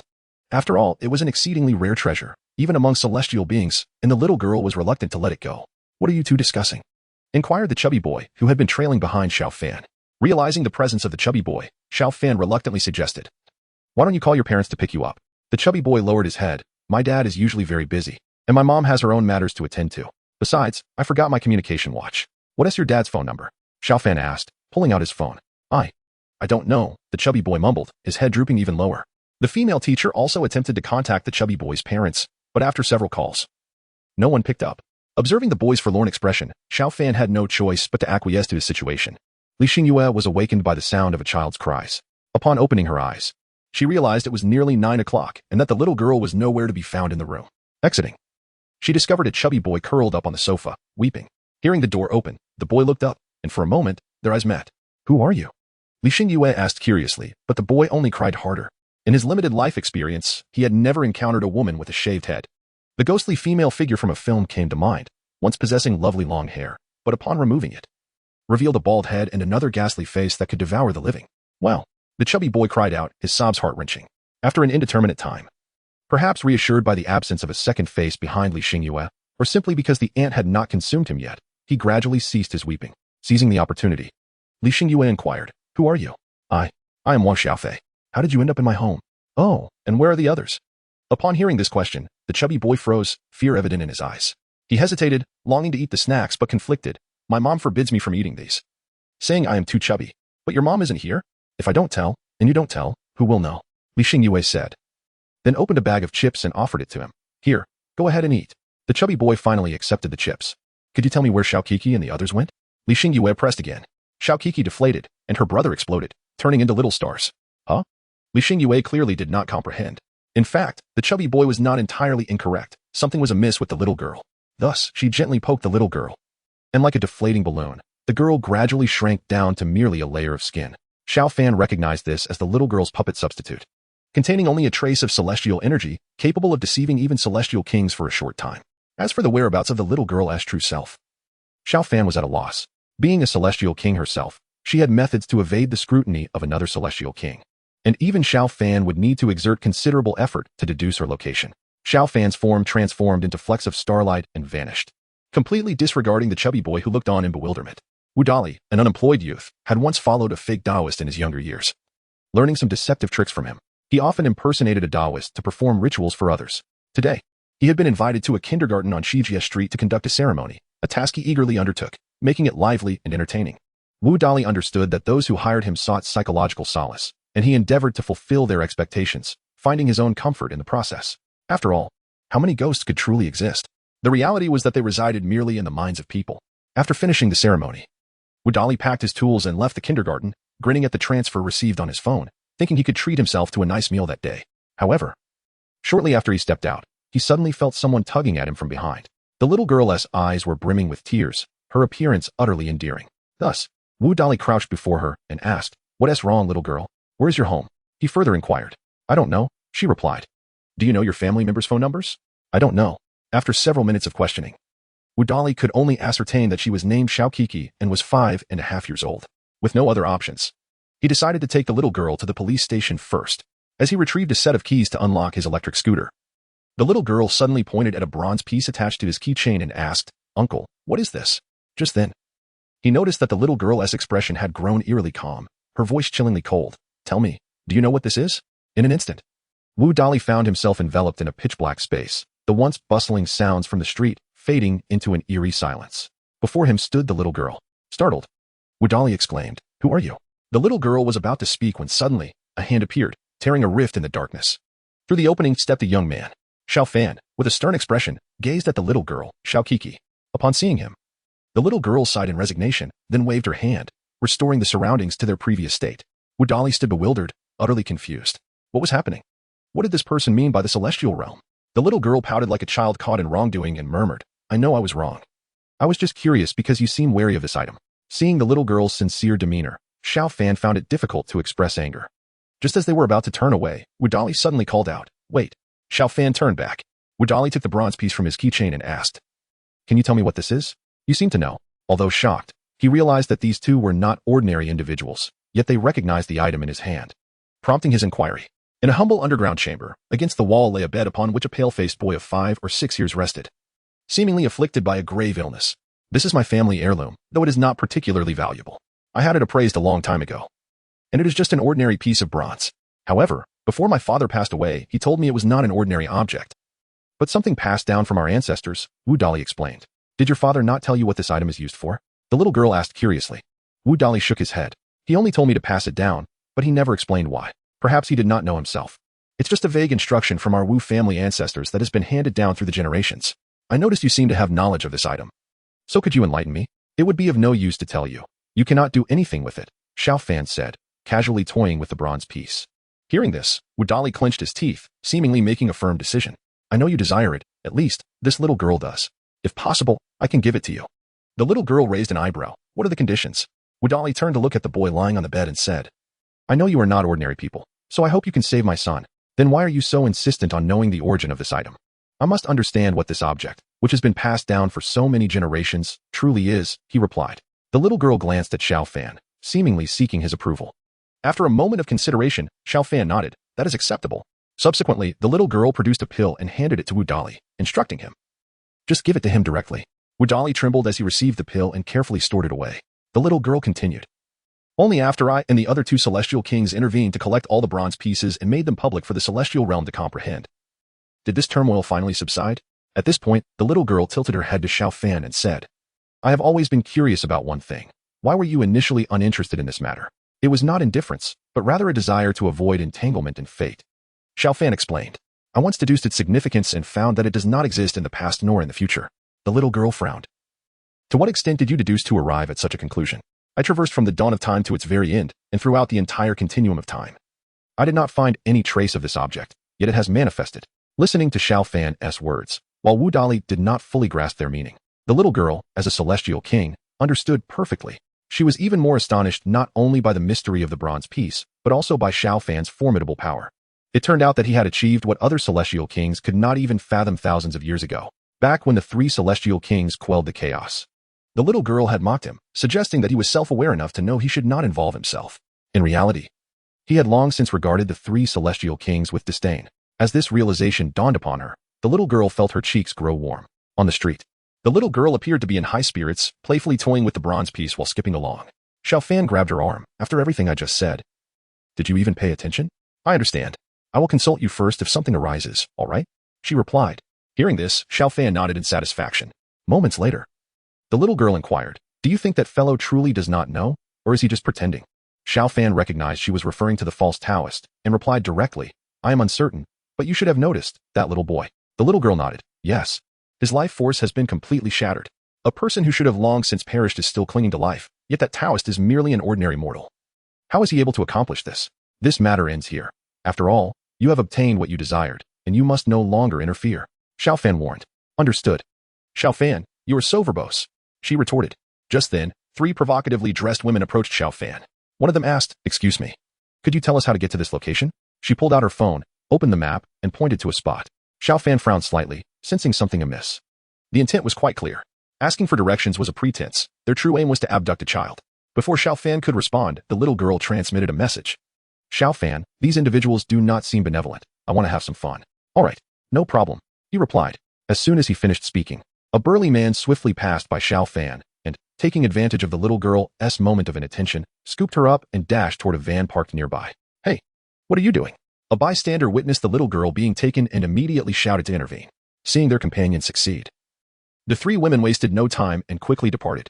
The bystander rushed to Xiao Fan, pointing in the direction of the man who had taken the little girl, anxiously warning, "Brother, your child has been taken." Xiao Fan waved his hand dismissively. "It's fine. She's just a child, having fun. Let her be." The bystander was left dumbfounded. What was going on? Was she truly his biological child? This was not merely being carefree. This was sheer foolishness. "Hey," the bystander urged again, "your child was just abducted. Shouldn't you do something?" After contemplating, Xiao Fan acknowledged the validity of the man's words.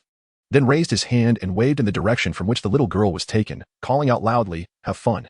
The little girl, held tightly by the man with her mouth covered, did not struggle. Instead, she faced Xiao Fan and extended a small hand, giving him a thumbs-up gesture. The bystander was left in a state of bewilderment. At home, Li Xingyue sat on the sofa with the chubby boy, watching television while continuously rubbing his round belly.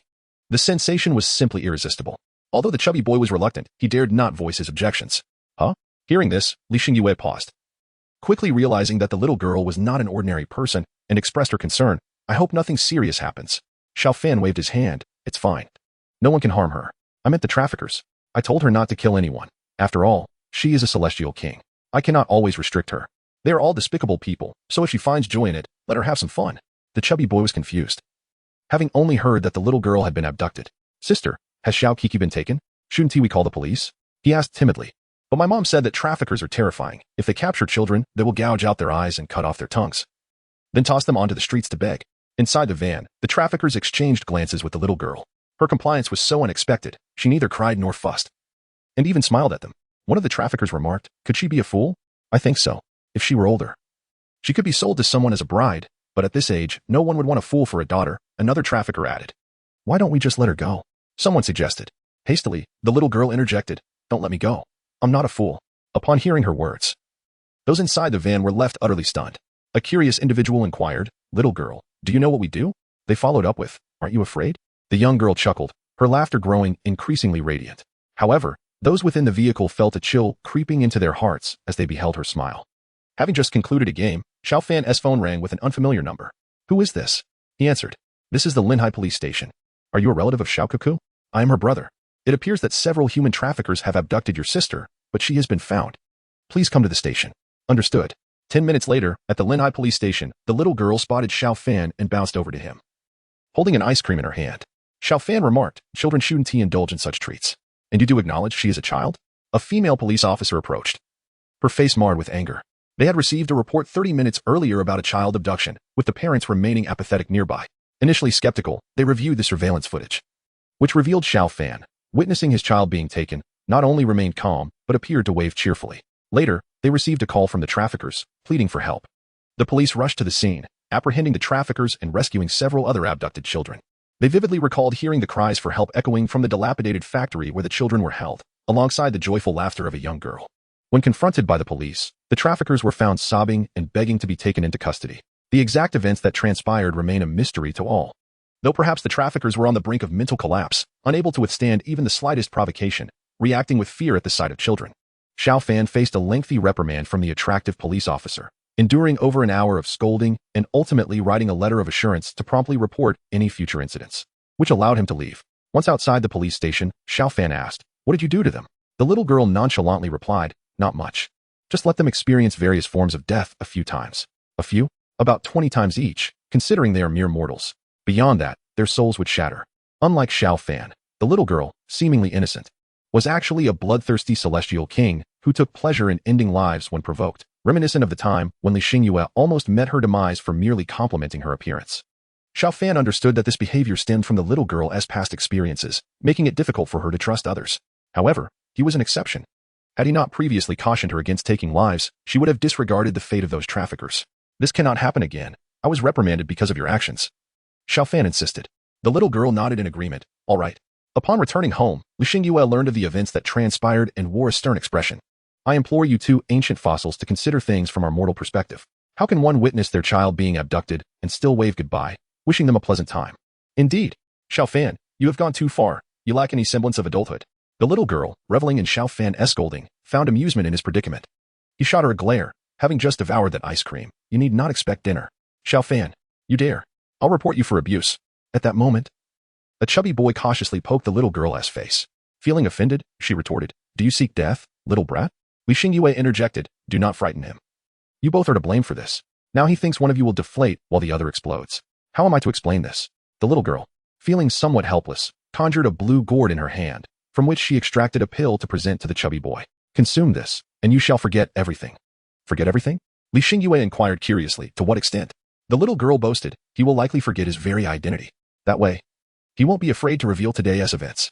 The chubby boy, initially intrigued by the small, dark object that smelled pleasant, immediately covered his mouth upon hearing he would forget who he was and hid behind Li Xingyue. Li Xingyue sighed. Can you not be more reliable, Xiao Kuku? The little girl nodded. I have another method. 2 minutes later, the chubby boy stood obediently before the little girl. She patted his shoulder and, with a serious tone, declared, From this moment forth, you are my little brother. As long as you obediently keep today's events to yourself, I shall ensure you receive a bounty, and we will expand our influence, achieving great success. Yes, big sister. Speak louder. The little girl frowned. The chubby boy quickly stood at attention and exclaimed, Yes, big sister. Satisfied, the little girl smiled. Excellent.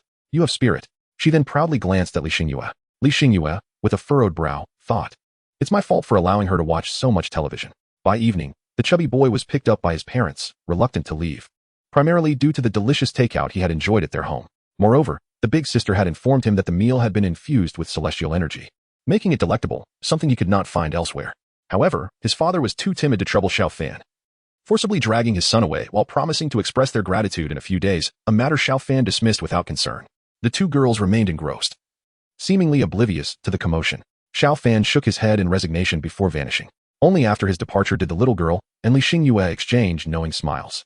In the celestial realm, a palace complex nestled among the clouds lay hidden, serving as the residence for the celestial beings under Xiao Fan's command. Outside one grand palace, several celestial beings stood guard, while laughter echoed from within. What's the matter with Lord Ji Wuyue? One celestial inquired. I heard she obtained some powerful techniques and has been in seclusion for days. What kind of techniques could be so mysterious? At that moment, a man clad in purple robes appeared before them. Upon seeing him, the celestial beings immediately bowed. My lord. At ease, Xiao Fan began, but was interrupted by a fit of laughter. Ha! His brow furrowed. One celestial explained, Lord Ji is in seclusion. Enough, you may disperse, he concluded. Xiao Fan discreetly dismissed several celestial beings and then silently appeared beside Ji Wuyu's bed. Clearly, Ji Wuyu remained blissfully unaware, lying on her bed, engrossed in a book, her face adorned with a gentle, affectionate smile. Curiosity piqued, Xiao Fan leaned in, eager to glimpse the contents of her reading material. Oh, how sweet it was. However, as she lifted her head, she was taken aback to find Xiao Fan observing her with a peculiar expression. Holding a novel entitled The Unripe Rice Has Already Become a Meal, Where's the Celestial King father escaping to? Ji Wuyu's smile vanished instantly. She sprang from the bed and nonchalantly retrieved the novel from Xiao Fan's grasp, tucking it away carefully. Xiao Fan narrowed his eyes, scrutinizing her. At that moment, Ji Wuyu's thoughts shifted, and she feigned weakness, collapsing back onto the bed. Oh dear, Celestial King, I feel unwell. Observing this, Xiao Fan approached and placed his hand on her forehead, discovering only a slight warmth without any alarming symptoms. Ji Wuyu reveled in her success. The little trick she learned from the novel indeed worked wonders on the Celestial King. Gaining confidence, she grasped Xiao Fan's hand and gently placed it against her chest. Celestial King, I feel discomfort here. Just as Xiao Fan was about to admonish her, the words caught in his throat. Ji Wuyu noticed the blush that crept onto his face and stifled a giggle, innocently blinking at him. Are you finished, Celestial King? Ji Wuyu feigned fragility, intending further mischief, but Xiao Fan vanished without a word. Stunned, Ji Wuyu could hardly believe that he had simply left. At home, the living room table was cluttered with various gourds of all sizes, leaving Li Xingyue dazzled. The little girl picked up one of the gourds, uncorked it, and a rich aroma wafted into the air. She then took a disposable cup from Li Xingyue and filled it with a golden liquid, drinking it in one gulp. Ah! The little girl exclaimed, her face lighting up with delight, while Li Xingyue watched with eager eyes. You can't drink this. It's not ordinary liquor from the mortal realm. This is celestial brew, aptly named Celestial King drunk. Even a Celestial King can become intoxicated from it. Mortal liquor merely induces a night's slumber. But a single sip of this could send an ordinary celestial being into a 1,000-year slumber, the little girl explained. Upon hearing this, Li Xingyue immediately dismissed her earlier desire to taste it and thought carefully. Do celestial kings really get drunk? The little girl frowned, sensing ulterior motives in Li Xingyue's inquiry. Yet answered honestly, it said so, but it depends on whether they wish to get drunk. If they don't want to, no amount will do the trick. Is there anything that could make Fangu a bit impulsive? Li Xingyue asked tentatively. The little girl narrowed her eyes, scrutinizing Li Xingyue. What are you planning? Li Xingyue's face flushed, and she stammered. Oh, never mind that. Just something that would make him unable to resist, you know? The little girl remained skeptical, a sly smile forming. I'm just a child. I'm only 5.5 years old.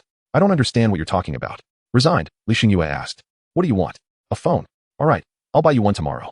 Upon hearing this, the little girl produced a pill, white and adorned with exquisite patterns. Shimmering with a pink glow, it appeared extraordinary. This is something I personally concocted. I haven't named it yet, so let's call it the Spring Heart Awakening pill. Though I can't guarantee its effectiveness, it was originally requested by another Celestial King for breeding purposes involving his dragon. Li Xingyue accepted the pill, her mouth agape upon hearing the little girl's explanation. Isn't this a bit too? Li Xingyue quickly tucked it away. The little girl continued. But I advise you not to waste your efforts. Whether this pill will work on him is one thing, but that guy is different from others. Countless celestial maidens in the celestial realm have been smitten with him and attempted to engage with him, and I've never seen him show interest in anyone. He doesn't even blush at the sight of a beautiful woman. As they spoke, the little girl suddenly waved her hand, gathering all the gourds from the table and pretending nothing was amiss. Moments later, Xiao Fan's figure appeared in the living room. The little girl stared blankly at the closed door for a while before speaking. Did you see that? Li Xingyue nodded. Fanga seems a bit different. At her words, Li Xingyue's heart soared with excitement as she jumped up from the couch. I must go check on him. Xiao Fan sat before the computer, his mind elsewhere, consumed by thoughts of Ji Wuyu's radiant face and the lingering warmth on his hand. Just then, the door creaked open, and Li Xingyue's bald head cautiously peeked in. Fangu? What's wrong? Xiao Fan quickly composed himself and replied, I'm fine. Li Xingyue approached and gently rested her hand on his shoulder, speaking softly, Celestial King. Are you tired? Would you like me to give you a massage? Xiao Fan hastily suppressed his thoughts and said, just keep me company. Before he could finish, he was startled to see Li Xingyue begin to undress right in front of him. His lips twitched as he exclaimed, I'm in to ask you to play a few games with me, not to undress. Yet Li Xingyue seemed unfazed, continuing with her actions. In the next moment, she reappeared in the living room wearing only her lower garment. Li Xingyue, now outside, appeared bewildered. The little girl snickered. Are you stunned? I told you he's different from other men. You didn't believe me. Li Xingyue rubbed her bald head and said, next time, I'll slip him a pill. I refuse to believe he can remain indifferent. Next to her stood a man clad only in his underwear, none other than Yang Shuai. Yang Zhan opened his eyes and, upon seeing Xiao Fan, erupted in fury. Xiao Fan, are you ever going to stop? Yang Zhan was at his wit's end. He had explained the misunderstanding regarding the previous incident countless times to Zhao Ling. After enduring so many agonizing days, he was finally on the verge of achieving his desires. Now, clad only in his underwear, Xiao Fan had once again interrupted him. Without offering an explanation, Xiao Fan summoned celestial energy to restore Yang Zhan's strength. A tempest of celestial energy surged into Yang Zhan's body, swiftly mending his wounds. In the blink of an eye, Yang Zhan's strength was fully restored, his eyes gleaming with golden light. Xiao Fan coolly remarked, Come, let us have a spar. Enough with the chatter, Xiao Fan commanded, as he suppressed his own power to match Yang Zhan's level, eager for a proper duel. With that, he surged forward, engaging Yang Zhan in battle. As they clashed, a brilliant golden light erupted around them. Surrounding mountains, once majestic, have been reduced to mere plains, and beneath the celestial realm, a vast fissure, spanning dozens of miles, has emerged. As the battle concluded, Xiao Fan's spirits lifted considerably, while Yang Zhan collapsed onto the ground, utterly exhausted. Xiao Fan glanced at him and said, All right. Thank you for today. Consider this a favor owed to you. Just don't leave me behind next time. Gasping for breath, Yang Zhan replied, but upon raising his head, he found that Xiao Fan had already vanished. This time, Yang Zhan did not succumb to rage. Instead, he slowly closed his eyes, tears glistening as they streamed down his face. I knew it, he lamented. The battle had persisted for several hours. Where were you last night? Before Xiao Fan could respond, a little girl interjected, It's evident you were out looking for a fight. Eagerly, she grabbed Li Xingyue and rushed out. For Li had promised to buy her a phone. Xiao Fan cautioned, Focus on your studies and don't cause trouble. I know. At noon, a sudden thunderclap resonated. Xiao Fan, engrossed in a game, was jolted back to reality. Oh no, I forgot about him. He hastily concluded his game and hurried over. This time, Yang Zhan was charred black from the heavenly strike, crouched in the grass, sobbing uncontrollably. Xiao Fan approached, attempting to console him. Don't cry, handsome. It's my fault. I'll help restore your senses. However, Xiao Fan soon realized that Yang Zhan's intellect remained intact. Only his cultivation had been diminished. He was genuinely crying. I hate you. Xiao Fan. Yang Zhan wept, heartbroken. Not only had his romantic evening been ruined, but he had also faced the wrath of the heavenly laws once more. Xiao Fan felt a pang of sympathy, frowning slightly. He vowed never to witness such sorrow from a proud man like Yang Zhan again. Zhao Ling was absent, and several garments were missing from home. When Yang Zhan emerged from his room, he clutched a piece of paper, evidently a note left by Zhao Ling. He approached Xiao Fan and handed it over. Confused, Xiao Fan asked, Is this for me? I need you to read it. Yang Zhan replied. Realizing that this fellow preferred fighting over reading, Xiao Fan glanced at the note and began to read aloud with feeling. Cough, my dear handsome. I intended to leave a profound impression before departing last night, but perhaps this is for the best. After all, there is a distinct divide between the celestial and the mortal. It is prudent for us to limit our interactions. After a few minutes, Xiao Fan finished reading and shrugged. See? This isn't my fault. She intended to leave all along. Yang Zhan fell silent, sitting dumbfounded on the sofa, before finally lifting his gaze, his eyes devoid of life. Xiao Fan, do you believe there is truly a barrier between celestial and mortal? In response, Xiao Fan settled beside him and gently patted his back. What do you think? He continued, mortals are ultimately mere mortals. No matter how hard they struggle, Their lifespan barely exceeds a century, which is insignificant to us. Yang Zhan spoke in a chillingly calm tone. Perhaps Sisterling is right. We should not cultivate too much intimacy. Xiao Fan stroked his chin, contemplating before speaking. You, who never considered the difference between yourself and the Celestial King when seeking to spar with me, now ponder the divide between the Celestial and the mortal. What defines the Celestial? What defines the mortal? We merely live longer and possess greater abilities than ordinary people. Do not forget, thousands of years ago, we were all mortals. If she is mortal, why not help her ascend to the celestial realm? After a prolonged silence, Yang Zhan finally replied, my path diverges from yours. I cultivate through battle and grasp the celestial way through brushes with death. Hearing this, Xiao Fan smiled. You can simply say you cannot teach your sister Ling the way of the celestial. Yang Zhan's face flushed red, as if his thoughts had been laid bare. Feeling a mix of embarrassment and anger, yet he maintained his composure. Xiao Fan leaned closer and suggested, how about this, if you call me Brother Fan? I'll teach your sister Ling. Yang Zhan's face turned even redder. He had lived proudly for so long and considered Xiao Fan his rival. How could he bow down to him? Xiao Fan also deemed such a submission unlikely and did not wish to press him. Just as he was about to speak, Yang Zhan suddenly uttered, Brother Fan. At Jiangnan Guangling Airport, Zhao Ling had just disembarked when a young man approached her, holding a bouquet of red roses. Ling Ling. After such a long flight, you must be exhausted. These roses are airlifted, just for you. Zhao Ling, already irritable, snapped back. Are you insane? Knowing I'm tired and bringing me roses? Do you think I'm amused? The young man was momentarily taken aback, but quickly recovered, smiling. Don't take it the wrong way. I wouldn't let you carry them. Here, let me help with your luggage. He promptly took hold of Zhao Ling's suitcase. Continuing, he said, our families have agreed to hold our engagement banquet next month. Every prominent family in Jiangnan will attend. By the way, do you have any requests for the banquet? Enough already. Zhao Ling interjected sharply. Can't you let me have a moment of peace after getting off the plane? The young man immediately fell silent. His family's alliance with the Zhao family was a significant step up, and he dared not provoke her. Zhao Ling forced a smile and asked, where's Grandpa? 2 guests have arrived, said to be distinguished visitors. Grandpa is personally receiving them. I'll go find him. But her grandfather had instructed no one to disturb him. Undeterred, Zhao Ling headed straight for the hall, with the young man following behind. In the hall, the hearty laughter of the old Zhao echoed. Ha ha ha, Brother Fan, you jest. Without you, our Zhao family would be nothing. Now, let us get down to business. I've brought someone to introduce to you. Xiao Fan smiled in response. Zhao Lao raised an eyebrow, glancing at the handsome young man beside Xiao Fan before stepping forward. This esteemed gentleman is Yang Zhan. Like me, Xiao Fan introduced. Upon hearing this, Zhao Lao's eyes widened in understanding. If Yang Zhan was akin to Xiao Fan, then he too must be a celestial being. Noting Yang Zhan's stern demeanor, he appeared even more formidable than Xiao Fan, making him seem difficult to approach. Zhao Lao immediately lowered his posture, cautiously addressing him. Brother Zhan? Yang Zhan remained stoic. It was not his intention, but he was contemplating how to address this elder. Should he call him old man? Senior? Moreover, this elder had just referred to him as Brother Zhan. Should he then call him Brother Zhao? Yet, if he and Zhao Ling were to end up together, wouldn't he eventually have to address him as grandfather? As he pondered, Xiao Fan elbowed him. Why are you dawdling?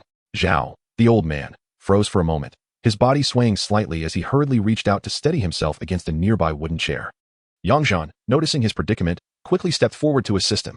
After a brief pause, Zhao, filled with trepidation, spoke. My lord, please inform me which member of the Zhao family has offended you. I assure you, I will provide a satisfactory resolution. Xiao Fan? Yang Zhan? Zhao, in his heart, pondered how he had the fortune to be referred to as grandfather by an immortal. Surely, someone from the Zhao family had wronged this celestial being. The unexpected visit from Xiao Fan had initially left Zhao in shock. However, when he mentioned wanting to introduce someone, Zhao sensed something amiss. The stern expression on the immortal's face indicated that he was clearly agitated, perhaps provoked by someone. Thus, when Yang Zhan called him grandfather, Zhao's mind buzzed with a singular thought. The Zhao family was doomed. The term grandfather was clearly a pointed remark from the immortal. Yet, there seemed to be a glimmer of hope. After all, they were immortals who had not resorted to immediate violence but rather chose to confront Zhao directly, presumably to gauge the Zhao family's attitude. Hence, Zhao boldly laid it all on the table, unwilling to feign ignorance before an immortal. Having lived for the better part of his life, if he could not see through this, it would be a life wasted. Grandfather, I am Yang Zhan. He was about to say, but Zhao's legs buckled, and he collapsed onto the ground. It was over. He had already made his stance clear, and the immortal still seemed displeased. Realizing the gravity of the situation, Zhao knelt on the ground, lamenting, It is our Zhao family at fault, but the others are innocent. I beseech you to spare my family. At that moment, a voice rang out, Grandfather. Zhao Ling had just entered the hall and witnessed the scene of Xiao Fan and Yang Zhan alongside her grandfather, pleading for mercy. She rushed forward to help him up. But Zhao insisted on remaining on his knees, saying, Ling Ling, do not concern yourself with me. I am doing this for the sake of the entire Zhao family. I only wish for the immortal to calm his anger. Upon hearing this, Zhao Ling glared at Yang Zhan and shouted, Yang Zhan, I have told you before. My departure was my own choice. It has nothing to do with the Zhao family, nor my grandfather. Yang Zhan's heart sank. The way she addressed him by his name rather than a term of endearment felt unfamiliar and painful, indicating that Zhao Ling was genuinely angry and resolute in cutting ties with him. How dare you speak to an immortal like that? Zhao, kneeling, reprimanded Zhao Ling. But the next moment, he realized, Zhao Ling, do you know the immortal? Zhao Ling nodded. I do. Zhao, noticing a hint of disappointment in his granddaughter's eyes, curiously inquired. And what is your relationship with the immortal? Brother Yang is my boyfriend. At this revelation, Zhao's eyes widened in shock, his body leaning back as if struck. It was not fear, but rather the overwhelming magnitude of this absurd information that left him astounded. His granddaughter, devoid of any martial prowess, not even a practitioner, had found an immortal as her partner? Was that not utterly ridiculous? 2 minutes later, with the assistance of Yang Zhan and Zhao Ling, Zhao settled onto a chair and slowly opened his eyes. Brother Zhan, the old man called. Yang Zhan immediately approached. Grandfather, I am here. Is it true that you are my little Ling's boyfriend? Zhao Ling interjected. Ex-boyfriend, we just broke up. Nonsense. Zhao slammed the armrest of his chair, exclaiming, Brother Zhan, what is it that you lack? Zhao Ling lowered her head. It is I who am unworthy of him. He is an immortal, while I am merely immortal. Brother Zhan, I do not mind, Yang Zhan reassured. But I do. Zhao Ling cried. I am distressed by the thought that I can only accompany you for a mere 100 years, while you possess a lifespan of hundreds of thousands or even millions of years. The idea of you encountering others, falling in love with someone else during such an eternity is unbearable. Zhao Ling moved to his side, intertwining her arm with his. Mortals have their own fates. Marrying him is suitable and good for me. Just then, a young man entered the hall, only to be greeted by Zhao Ling's embrace. Although he was unaware of the preceding events, Zhao Ling's words inspired confidence, and he straightened up, declaring, Zhao grandfather, I will treat Ling well. Get lost. Zhao glared at the young man. The young man was taken aback. Zhao grandfather? Do not call me grandfather, Zhao retorted, then turned to Zhao Ling. I do not approve. Do not think about marrying him. The young man immediately countered, but did we not come to an agreement days ago? Moreover, this is Ling Heir's choice.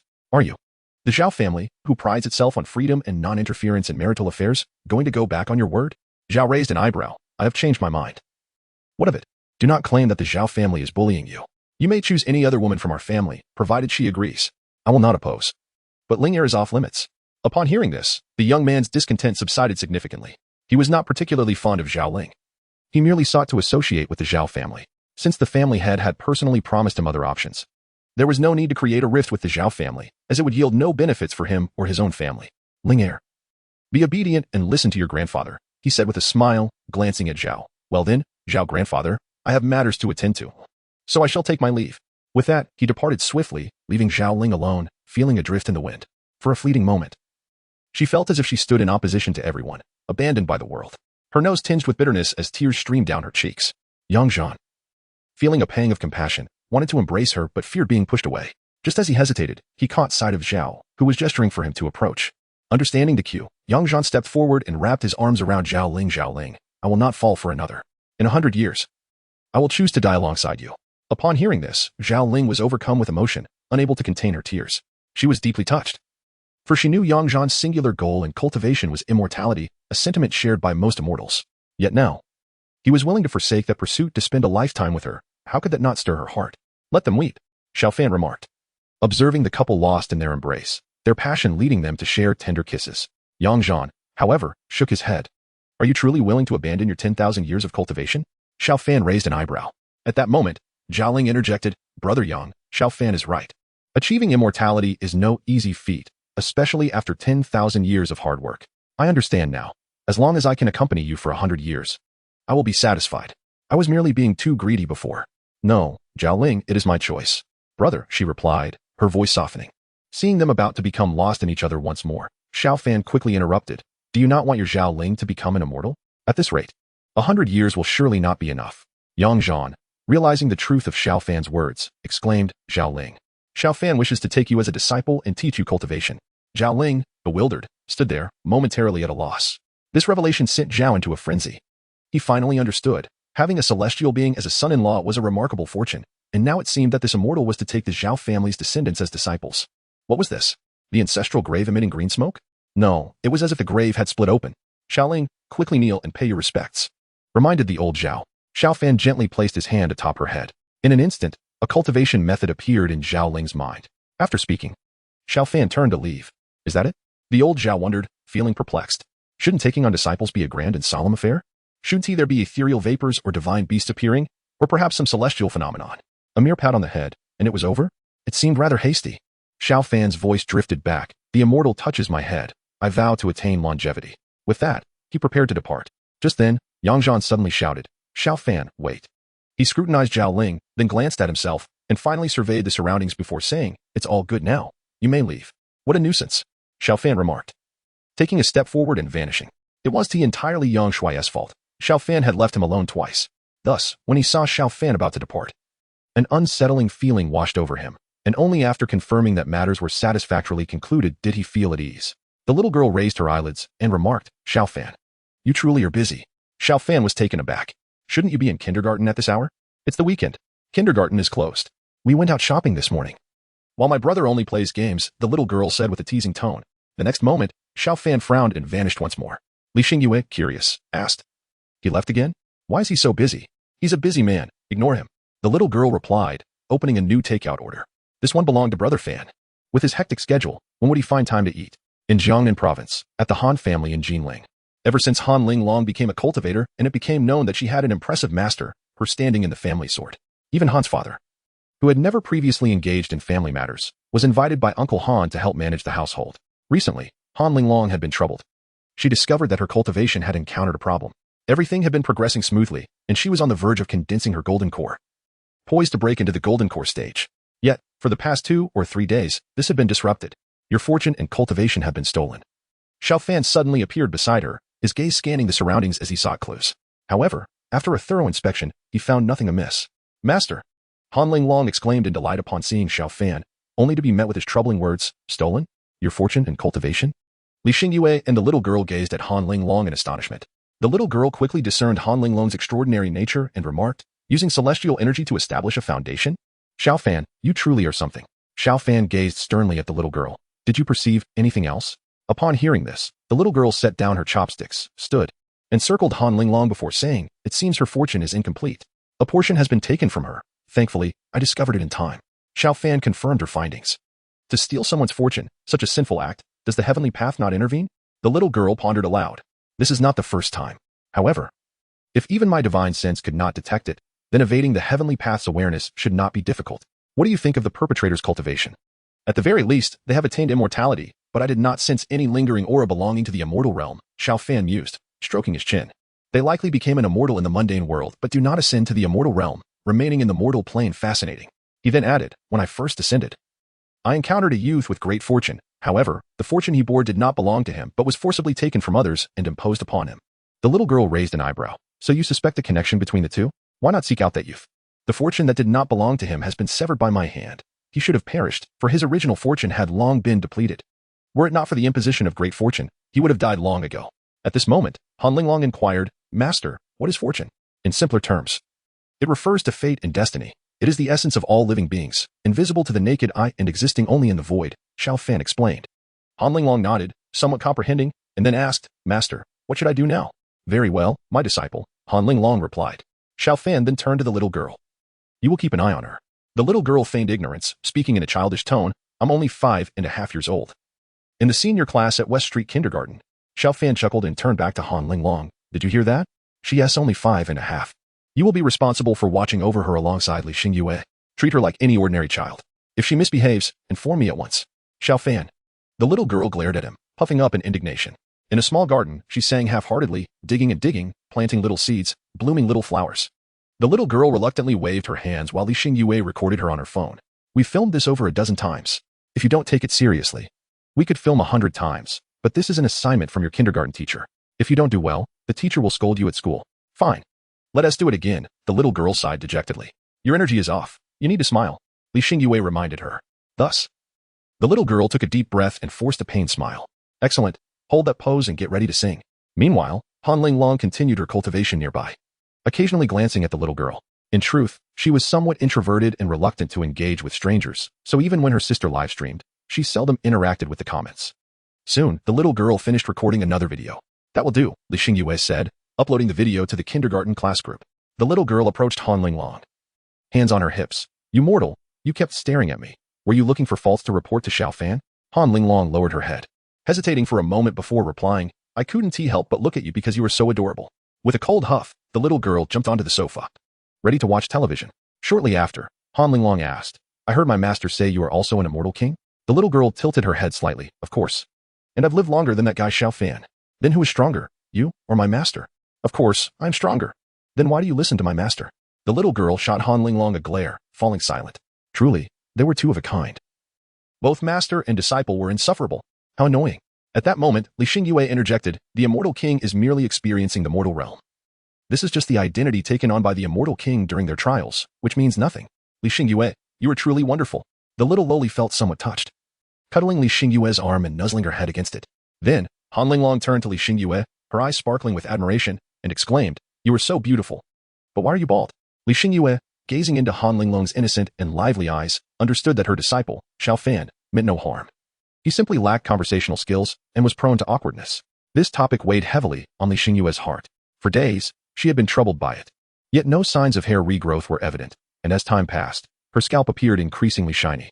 That evening, while shining a flashlight on her head in her room, the brightness illuminated the surroundings. Sensing Li Xingyue's distress, the little loli stood up from the sofa, gently patting her head and offering comfort. It's all right. Being bald is great. Let us ignore her. Han Linglong then realized her mistake and quickly clarified, that's not what I meant. I was just curious why someone as beautiful as you would choose to be bald. The little loli shot her a glare. Be quiet. Han Linglong promptly fell silent. With a glum expression, Li Xingyue spoke up. It's not her fault. She doesn't know the situation. She didn't mean to. But, Kiki, will my hair really never grow back? The little loli's eyes darted around before she cautiously asked, what did Xiao Fan say? After Xiao Fan helped me reshape my body. It has been this way. When I asked him if my hair would ever grow back, he said he wasn't sure. Hearing this, Li Xingyue felt a wave of despair wash over her. It seemed she would have to rely on wigs for the rest of her life. Han Linglong sensed something was amiss but chose to remain silent to avoid saying the wrong thing again. At that moment, Xiao Fan emerged from his room, stretching lazily. Oh, has the lazy bum finally moved? The little loli teased sarcastically. Xiao Fan ignored her remark and stated, the weather is beautiful today. I plan to go out for a while. Are you coming? I'll go. Li Xingyue was the first to respond. Han Linglong immediately joined Xiao Fan's side, silently indicating her agreement. All right, then the three of us will go. Kiki, you stay home and behave. Xiao Fan smiled.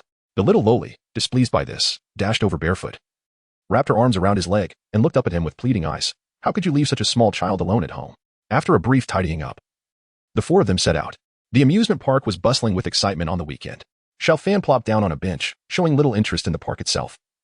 His purpose for coming was to lure out the individual who had been siphoning Han Linglong's fortune. If he couldn't find him, he would provoke him into appearing. As soon as he showed up, Xiao Fan would be able to seize him and uncover the secrets he possessed. Meanwhile, Li Xingyue, Han Linglong, and the little loli were having a blast at the amusement park. Han Linglong suddenly asked the little loli, Master has been sitting there for an hour. What is he doing? Fishing? Han Linglong was puzzled. He's fishing for the one who stole your fortune. But will he really show up again so soon? Don't worry. Xiao Fan never engages in pointless activities. Since he chose to come out, he must have calculated something beforehand and reached certain conclusions. So, what should we do? That's not for us to worry about. We should just enjoy ourselves. Kiki, what shall we play next? Li Xingyue inquired. The little loli scanned the surroundings and pointed towards a distant direction. Li Xingyue's face turned pale. The roller coaster? The little loli, seeing the roller coaster flipping and whirling on its tracks, along with the screams of its passengers, was eager to try it out. It looked exhilarating. She took Li Xingyue's hand and headed toward the ticket booth for the roller coaster, completely oblivious to Li Xingyue's evident reluctance. However, upon reaching the booth, they were informed that children under 4 meters were not allowed to ride. Li Xingyue felt a slight sense of relief. The little loli, looking at the height measurement tool nearby, stood on it and tried to stretch her legs. I'm just shy of 1 meters. 61, Master S predicament. Kiki. It's all right. Let us play something else, shall we? Li Xingyue consoled her. The little loli shook her head. No, I want to ride this one now. But you don't meet the height requirement. And look at Han Linglong. She doesn't seem keen on it either, Li Xingyue urged, desperately signaling towards Han Linglong. Han Linglong, clearly missing Li Xingyue's hints, replied, I never said I didn't want to ride. I'm fine with it, and I've never tried it before. I want to give it a shot. I've got it. The little loli suddenly exclaimed and beckoned to Li Xingyue. Leaning down, the little loli whispered something in her ear. Li Xingyue's expression changed instantly. Isn't that a bad idea? 10 minutes later, Li Xingyue and Han Linglong were seated in the roller coaster, securing their safety belts. Li Xingyue's voice trembled slightly as she addressed the empty seat beside her. Kiki, are you ready? As the roller coaster began to move, ascending slowly, Li Xingyue's body tensed up. Soon, they reached the highest point of the ride. Li Xingyue opened her eyes to glance below and gasped sharply. Then, as the roller coaster plunged downward, her wig failed to keep up with the descent. Li Xingyue screamed. The little loli, in her limited invisibility mode, laughed joyfully beside her, while Han Linglong remained expressionless. Another 10 minutes passed. Li Xingyue bent over a trash can, feeling her stomach churn, unable to vomit, utterly miserable. The little lowly stood beside her, her expression grave. "Thank you," Li Xingyue said, accepting the wig and putting it back on. Han Linglong, noticing the little lowly's serious demeanor, asked, "What is wrong with you?" The little lowly glanced at her and waved her hand. "Don't talk to me about throwing up." Before she could finish her sentence, she began to vomit. Han Linglong was startled and hurriedly patted the little lowly's back gently, waiting until she seemed done before handing her a tissue. "Why did you throw up too?" Han Linglong inquired curiously. At this, Li Xingyue also looked at the little lowly with intrigue. "Yeah, I can understand my reaction, but you and Fangu are both immortals. Can't you fly? Is it the same?" The little lowly rolled her eyes. "Flying is something I control actively. Besides, even if I could fly, it would only be up, down, or sideways. Who in their right mind would fly in circles like that? That would be insane." Hearing this, both women imagined a celestial being spinning in the air, and indeed, it did seem quite mad. Meanwhile, Xiao Fan remained seated on the bench. His eyes narrowed as he sensed everything around him. Nearby was a haunted house, from which screams occasionally echoed. Just then, Xiao Fan snapped his fingers and stood up. Time froze, and everything around him came to a standstill, motionless. Shortly thereafter, the little girl appeared by his side. "Have you found him?" "Ah. No wonder we couldn't locate him earlier. It turns out he can conceal himself within the dreams of others." As he spoke, Xiao Fan reached out and grasped, causing a shadow to materialize in his hand. The shadow struggled to escape, yet regardless of its efforts, it could not break free from Xiao Fan's grip. The little girl curiously examined the shadow. This external manifestation is merely a shadow. How weak must its true self be? It likely falls short even of the most ordinary celestial beings. Without ascending through the heavenly path, what can one hope to cultivate while lingering in this mortal realm? Xiao Fan remarked nonchalantly. At that moment, the shadow spoke, its aged voice filled with terror. "Who are you?" "Yes," Xiao Fan replied, exerting a slight pressure, causing the shadow to be refined into ashes. "After all the trouble to find him, you killed him without further inquiry. Why not ask a bit more?" The little girl questioned. "There is no need for that. I have gleaned enough," Xiao Fan explained. "Where is his true self hidden?" "I am uncertain. I can only sense it is to the north. He is very cautious and has not left much useful information in this incarnation. What will you do next?" "We wait. His lifespan is running low, and he should be more anxious than we are. In pursuit of the fortune tied to Han Linglong, he will likely come seeking us." With that, Xiao Fan snapped his fingers, restoring the flow of time. Not far away, outside the haunted house, a visitor who had fainted from fright suddenly regained consciousness on a stretcher. In the evening, on her way home, Han Linglong decided to buy a few outfits since she had been whisked away by Xiao Fan without a chance to prepare. And she was wearing clothes belonging to Li Xingyue, which were a tad too snug. Li Xingyue felt quite disheartened. Her own figure was not insignificant, but it was not as exaggerated as Han Linglong's. Observing the buttons on her chest nearly bursting, she wondered how this woman had grown. The little girl, cradled in Li Xingyue's arms, happily enjoyed a sausage in one hand and an ice cream in the other, her face alight with joy. Despite being over 100,000 years old, she was experiencing the delight of childhood for the very first time. As for Xiao Fan, he appeared somewhat distracted, remaining silent throughout the journey, lost in thought. Han Linglong, concerned, quietly inquired of the little girl, "What is wrong with our master?" The little girl, licking her ice cream, nonchalantly replied, "Why not just ask him directly?" Thus, Han Linglong quickened her pace to catch up with Xiao Fan, asking, "Master, what occupies your mind? Is my matter causing you trouble?" Biting her lip, she understood that as the celestial king, Master had his own burdens, yet out of a desire to alleviate his worries, she ventured, "Master, if something troubles you, you may share it. While I might not be able to assist, it is surely better to express it than to keep it bottled up." Upon hearing this, Xiao Fan acknowledged the validity of her words and spoke candidly. "Regarding that game before we left, I believe we should not vie for the dragon. Instead, we ought to push mid lane while they are engaged with the dragon.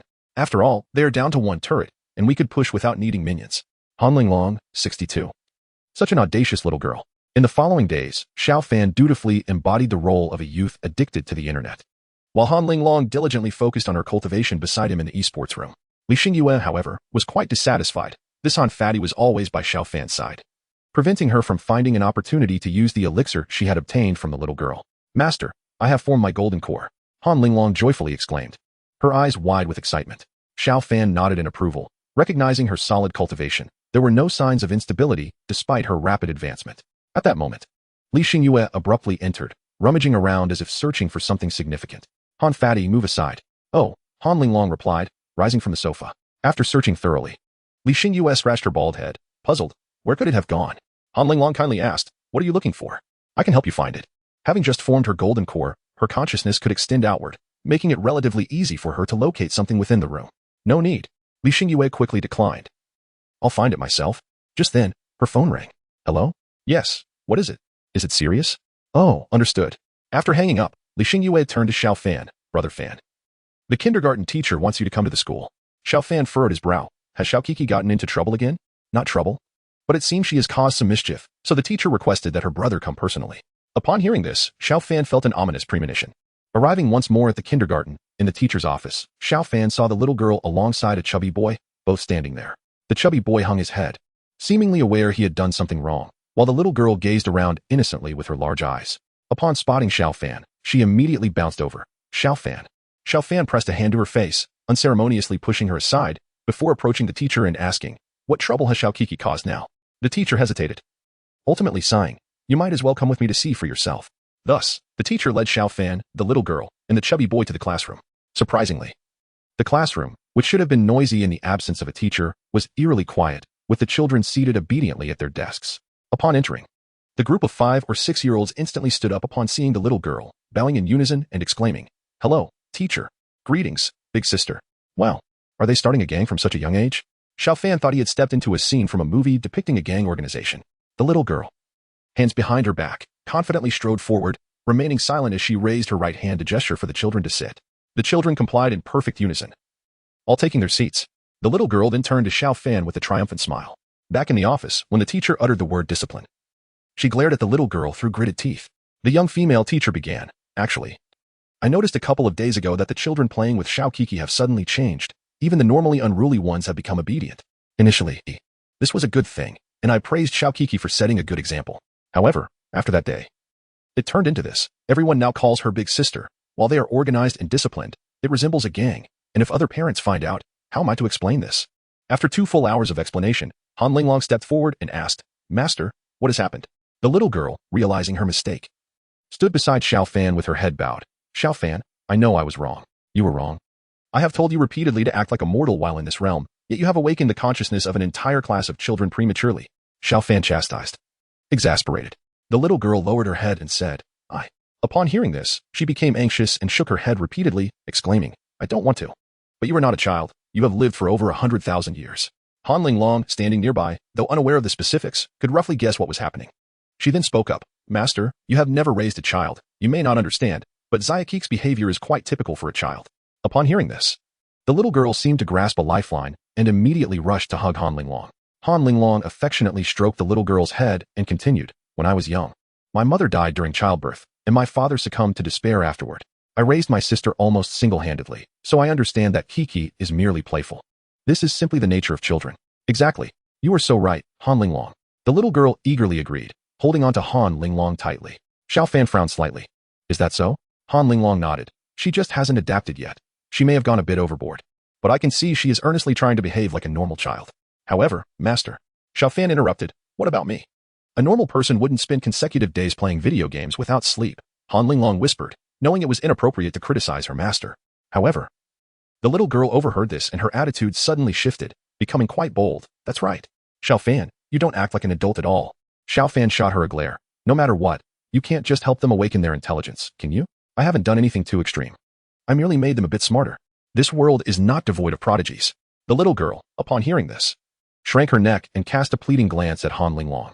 Han Linglong understood and nodded in acknowledgement. However, the little girl was unaware that Han Linglong had misunderstood her intent. Han Linglong remarked, "Making mistakes is something all children do." "Indeed, all children make mistakes." The little girl straightened her back, looking triumphantly at Xiao Fan. Han Linglong continued, "This is quite normal. It's really nothing to worry about." "Yes, it's nothing to worry about." The little girl shouted even more defiantly at Xiao Fan.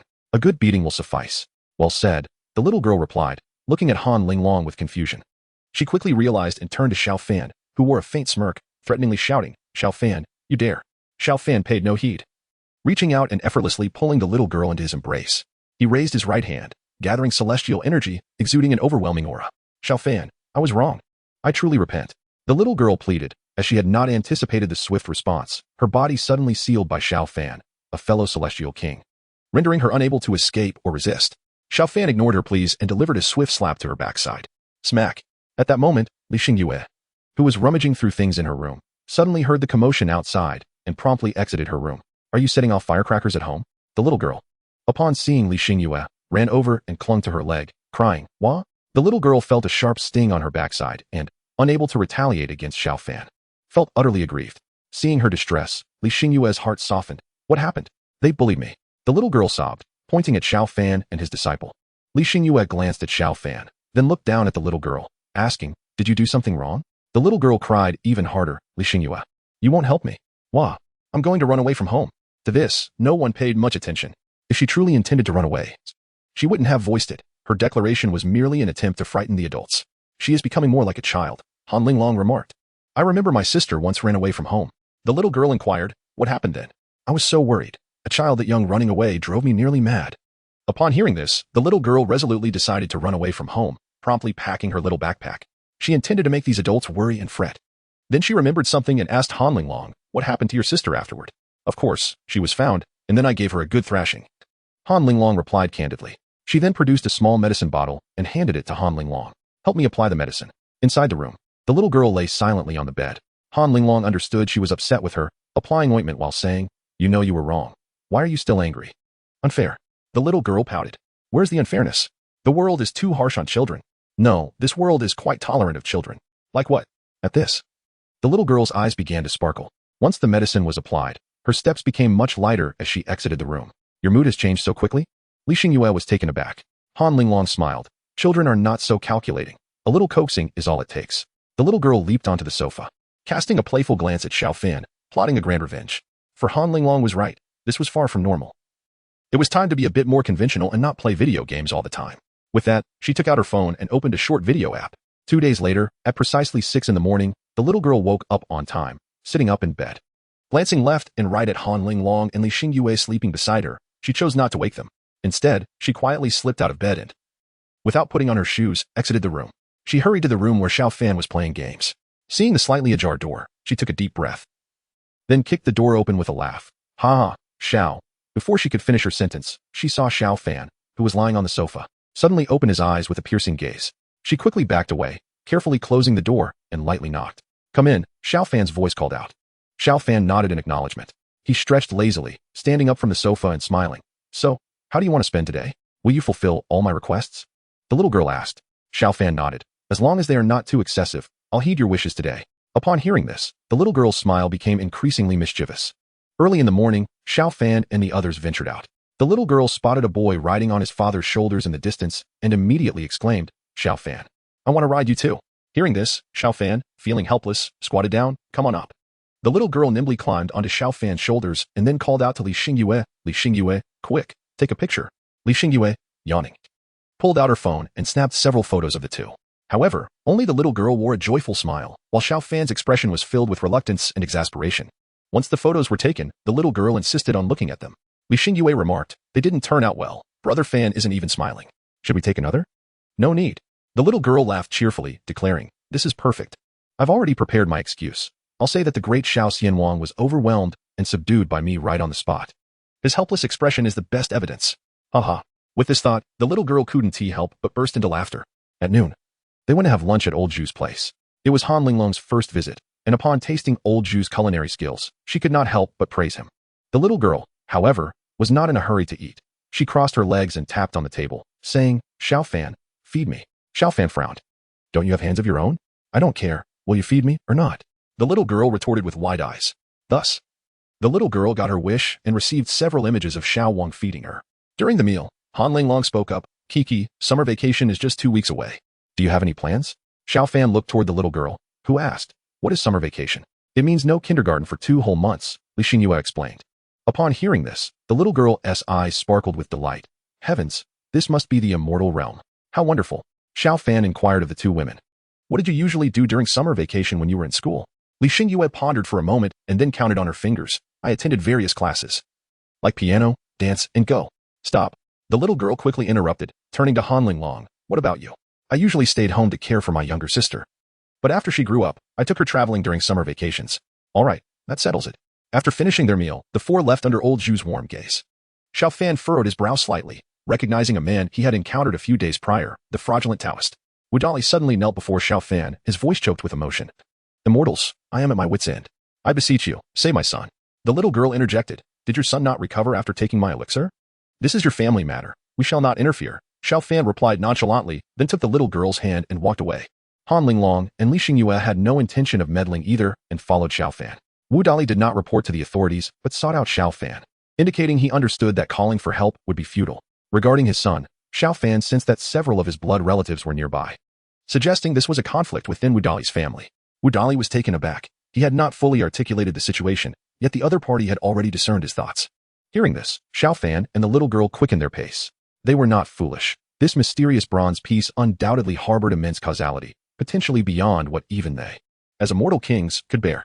The fact that Xiao Fan could not deduce its secrets was telling enough, though he desired to unveil its mysteries. He was reluctant to be tainted by the ensuing causality. Noticing their resolute departure, Wu Dali pressed his fingers against the ground, leaving behind several bloody marks. He shouted, "That is a key to open a certain place." With a newfound determination, Wu Dali declared, "The immortal realm." "Impossible," the little girl exclaimed. "You know we hail from the immortal realm." Xiao Fan raised his hand, an invisible force lifting Wu Dali to his feet. "Speak slowly." Back at home, Wu Dali sat on the living room sofa, unable to suppress his curiosity as he surveyed his surroundings, marveling at the simplicity of an immortal's life, which starkly contrasted with his preconceived notions of a dazzling, ethereal paradise. Li Xingyue poured him a cup of hot water. Wu Dali accepted it with both hands, nodding in gratitude. After a moment of contemplation, he spoke, "I was not clear about this before. I admit I deceived you. I only asked if you recognized the bronze piece to see if you knew its true purpose. Then why do you claim it is the key to the immortal realm?" Xiao Fan inquired. Wu Dali took a sip of water and continued, "When I was 7, I entered through a narrow, dark passage, and at the end was a stone door. This bronze key opened the door, revealing the immortal realm. At that time, I didn't realize it was the immortal realm. I stepped inside and..." Here, Wu Dali abruptly halted, his brow furrowing. He suddenly could not recall the subsequent events. "Do not dwell on it. You cannot remember." Xiao Fan interjected. "No." Wu Dali protested, agitated. "I cannot forget. I distinctly remember entering, and I saw, perhaps you did see something, but you have not forgotten. Rather, your memory is lacking, severed from the events within," Xiao Fan clarified. "I will remember. I certainly can." Wu Dali was now somewhat frenzied. Xiao Fan sighed, and a small figure appeared beside Wu Dali. "Daddy." The little boy, though unsure why he was suddenly here, saw his father and immediately called out. Wu Dali trembled, looking up to see his son, and, overcome with emotion, embraced him tightly, examining him closely. "Xiao Chong, are you all right? Did they do anything to you?" "Mom is not dead. I saw her." Wu Dali's words burst forth in a shout, his face flushed and eyes bloodshot. The little boy, clearly startled by his father's outburst, felt tears welling up, stammering, "Mommy is alive. I saw Mommy." He then broke into sobs. Wu Dali realized he had frightened his son, holding him close and softly saying, "Do not cry, my child. It was my fault. I am sorry." Wu Dali glanced apologetically at Xiao Fan. "Thank you, and I apologize for the trouble. I can tell you where the place is." "North," Xiao Fan interjected. "I just reviewed your memory and know the exact location." Wu Dali appeared taken aback, then sighed. "As long as you know, I won't impose further. I'm sorry." With that, Wu Dali lifted his son and headed for the door, gently patting his back as they walked. "Did you glean anything?" the little girl inquired, observing Xiao Fan's focused gaze on Wu Dali's retreating figure. Xiao Fan smiled. "You first." The little girl nodded. "I only noticed a little. The false Taoist wife is indeed deceased, and that is undeniably his son. However, from his son's perspective, Wu Dali's wife, his mother, appears to still be alive, which confounds me. Didn't you mention wanting to travel during summer vacation? Let us go north to explore," Xiao Fan suggested. Upon hearing Xiao Fan's agreement to travel, the little girl jumped for joy, exclaiming, "Yay!" In a dark, damp basement, the little boy played with the new toy his father had just bought him, relishing one of the few days a year he could receive a new toy. Meanwhile, his father remained curled up in the corner, as usual. The lone window allowed a beam of light to pierce through, illuminating half of Wu Dali's body, while the other half remained shrouded in shadow. He trembled uncontrollably, whispering repeatedly, "I am Wu Dali. I am indeed Wu Dali."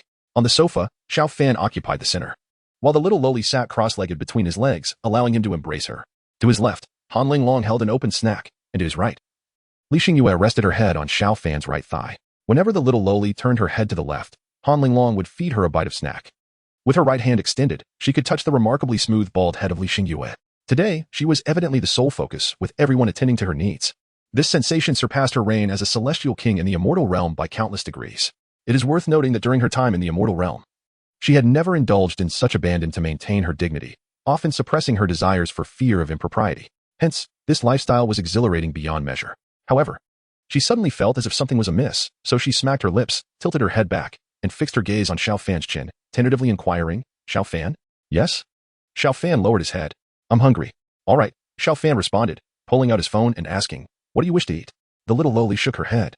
"I do not wish to have takeout." Their eyes met for a brief moment. and soon both revealed a knowing smile.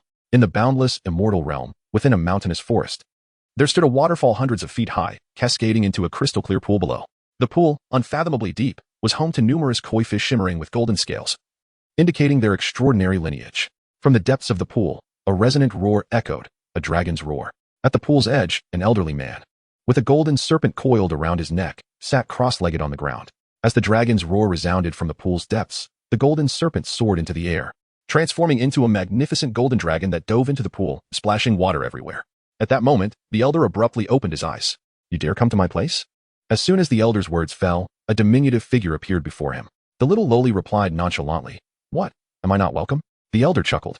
"With the celestial king gracing my presence, how could I not welcome you? I am merely curious if you have come here for a specific reason." The little lowly approached the pool's edge, peering down, and said, "Can I come to visit you, Dragon Grandpa, if there is nothing else?" The elder, known as Long, was always addressed as Dragon Grandpa by the little lowly. "Are you here to see me, or do you wish to observe my dragon?" Dragon Grandpa inquired. "Dragon Grandpa, how many years have we known each other? Surely it must be over 100,000. Then, considering our friendship over this century, could you grant me a dragon?" Upon hearing this, Dragon Grandpa widened his eyes and exclaimed, "Absolutely not. Oh, I do not desire your true dragon. Just a dragon of impure lineage will suffice." Dragon Grandpa rose. "That is still out of the question. Regardless of its lineage, this is the culmination of hundreds of thousands of years of effort. I cannot part with it." "Humph, how stingy. It's merely a dragon," the little lowly scoffed, turning to walk towards a nearby wooden hut. Seeing her abandon the idea of acquiring a dragon, Dragon Grandpa followed. "What do you mean, merely a dragon? They are all my kin." The wooden hut appeared simple, yet inside it was quite rudimentary, containing only a wooden table and a wooden chair, nothing else. Dragon Grandpa's nature was such that, unlike other celestial kings, he possessed no grand palace or followers, choosing instead to remain here, guarding his dragons. Upon hearing this, Dragon Grandpa's expression shifted to one of rage. His teeth clenched as he said, "A piece of flesh has been severed from me. Who dares lay a hand on my dragon? Do you know who did it?" Feigning surprise, the little lowly replied, "Xiao Fan, it must be that guy. The last time we met, I could not afford to confront him openly because I needed something from him. Once my dragon is healed, I shall undoubtedly seek him out for retribution." Dragon Grandpa seethed. "I will make him pay." The little lowly furrowed her brow. "How can you be so certain?" "Because I cannot deduce otherwise. Who else possesses such capability aside from Xiao Fan? Have you considered that you are simply no match for him?" The little lowly remarked with a smile.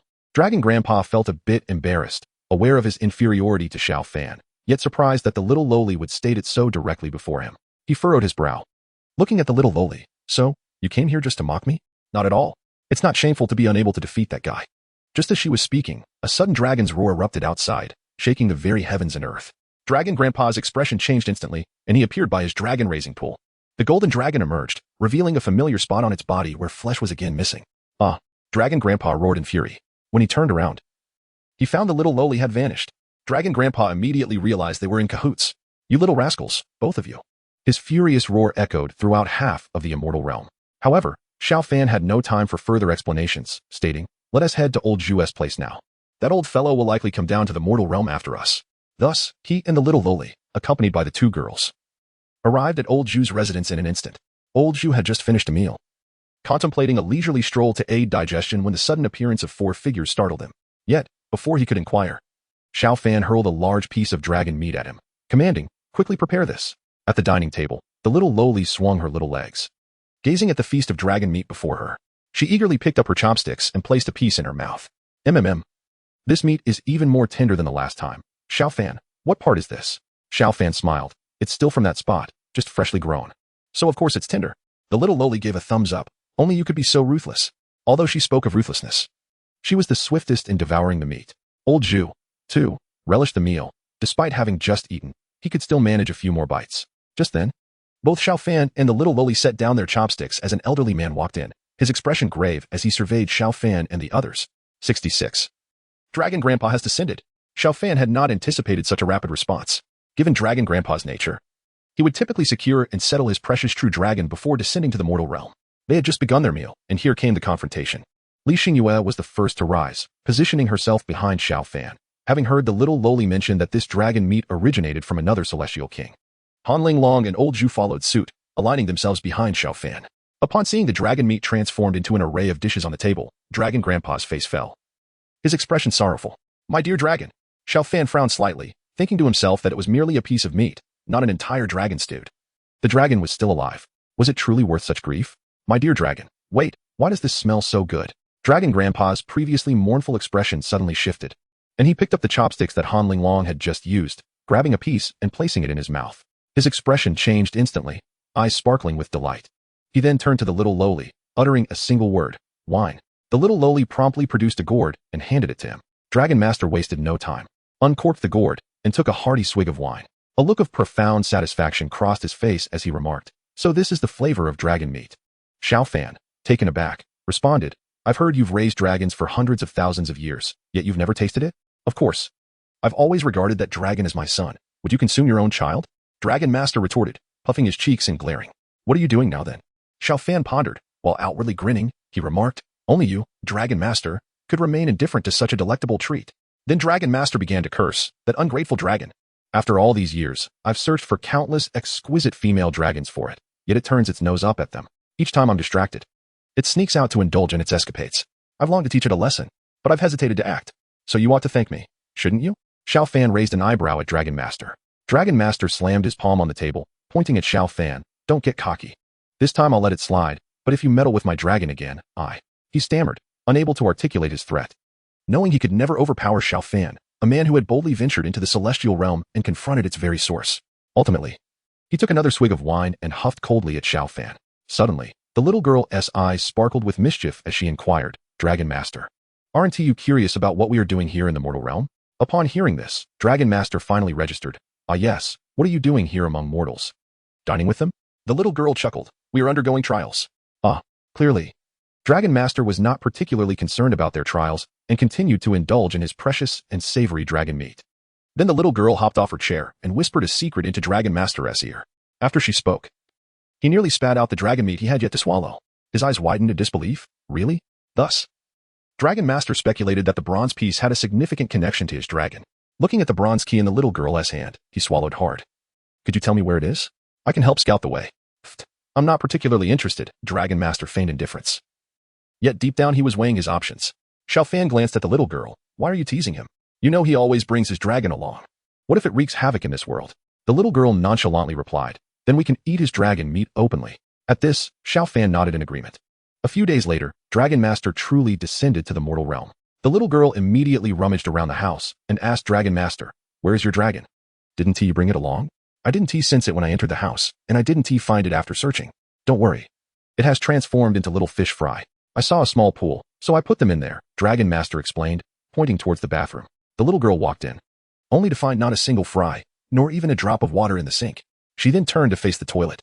With a perplexed expression, she stepped out and looked at Dragon Master. "Didn't you notice that your dragon is missing? How could that be?" Dragon Master was saying when suddenly his expression changed. He rushed into the bathroom, staring at the toilet in shock. The little girl was nearly in stitches. "Ha ha ha. That is not a pool, it's a toilet. Your dragon must have escaped down there." Half an hour later, the little girl helped Dragon Master gather his fish fry and even bought a small fish tank to care for them. Back at home, Dragon Master scolded the fry in the tank. "You bunch of ungrateful whelps. The moment you get a chance, you think of escaping. Do you know how perilous the outside world is? Isn't it safer to be with me? It used to be safe, but now who knows?" The little girl thought mischievously. Then she pondered a particularly grave question. Would the dragon that had crawled through the cesspool still be edible? The fry had developed intelligence. Having lived for over 10,000 years, and upon hearing Dragon Master's scolding, they all turned their heads away, tails pointed at him. Seeing this, Dragon Master was infuriated. "Hey, do you really think I want to do anything about it? Do you believe?" Just then, he noticed the little girl watching him with eager anticipation. She urged, "Go on, what do you plan to do with them?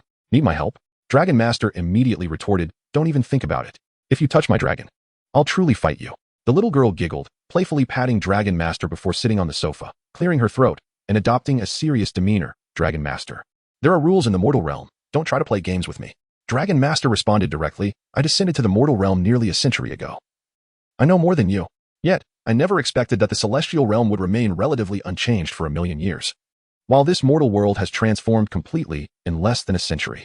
Dragon Master, cradling the fish tank, reminisced, "In my day, when I descended, this place was a wasteland, littered with corpses, especially in this very nation, where the fortunes had dwindled to the brink of collapse." Li Xingyue, being a person of Huaxia, naturally recognized the situation Dragon Master referred to and couldn't help but inquire, "Then why didn't you intervene back then?" "I couldn't. It was a predetermined calamity. Even if I had intervened, other disasters would have befallen this land. It was necessary for you to endure hardship, learn from it, and thus achieve the current prosperity, he replied. Upon hearing this, Li Xingyue nodded, finding some merit in Dragon Master's reasoning. As he spoke, Dragon Master turned to the little girl. Now tell me about that bronze piece. That is impossible. The transition from the mortal realm to the celestial realm is either facilitated by the heavenly path or, like us, by becoming a celestial king, allowing us to traverse freely. How could it be possible to access the celestial realm with just a key? Dragon Master declared with conviction.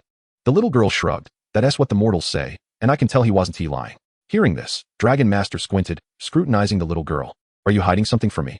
The little girl smiled and glanced at the dozens of fish fry in Dragon Master's arms. He sensed her intent and glared. You dare. At that moment, Xiao Fan emerged from the room.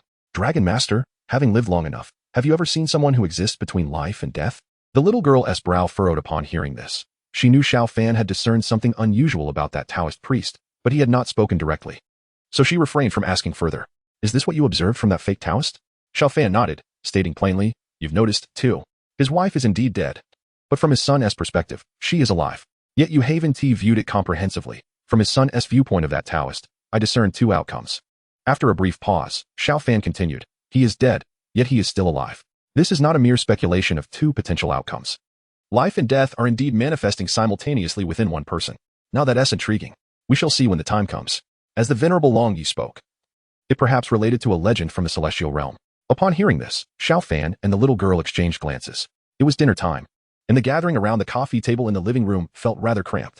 Xiao Fan, with so many people in this house, I believe it is time for you to consider moving to a larger place, the little girl remarked as she ate.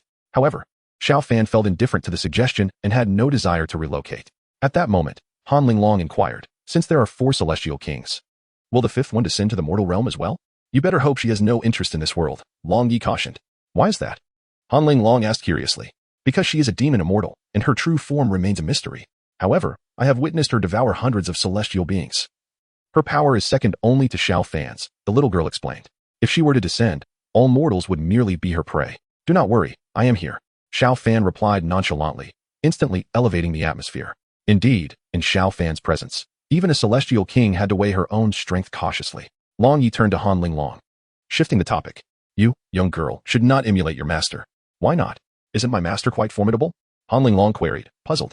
Long Yi glanced at Xiao Fan, who showed no reaction, and then asked, have you not noticed the distinction between us and your master? Without hesitation, Han Linglong replied, you are all weaker than my master. Long Yi and the little girl were taken aback, realizing the conversation had reached an impasse. At this juncture, Xiao Fan interjected, what they mean is, although we are all celestial kings, they embody humanity more than I do.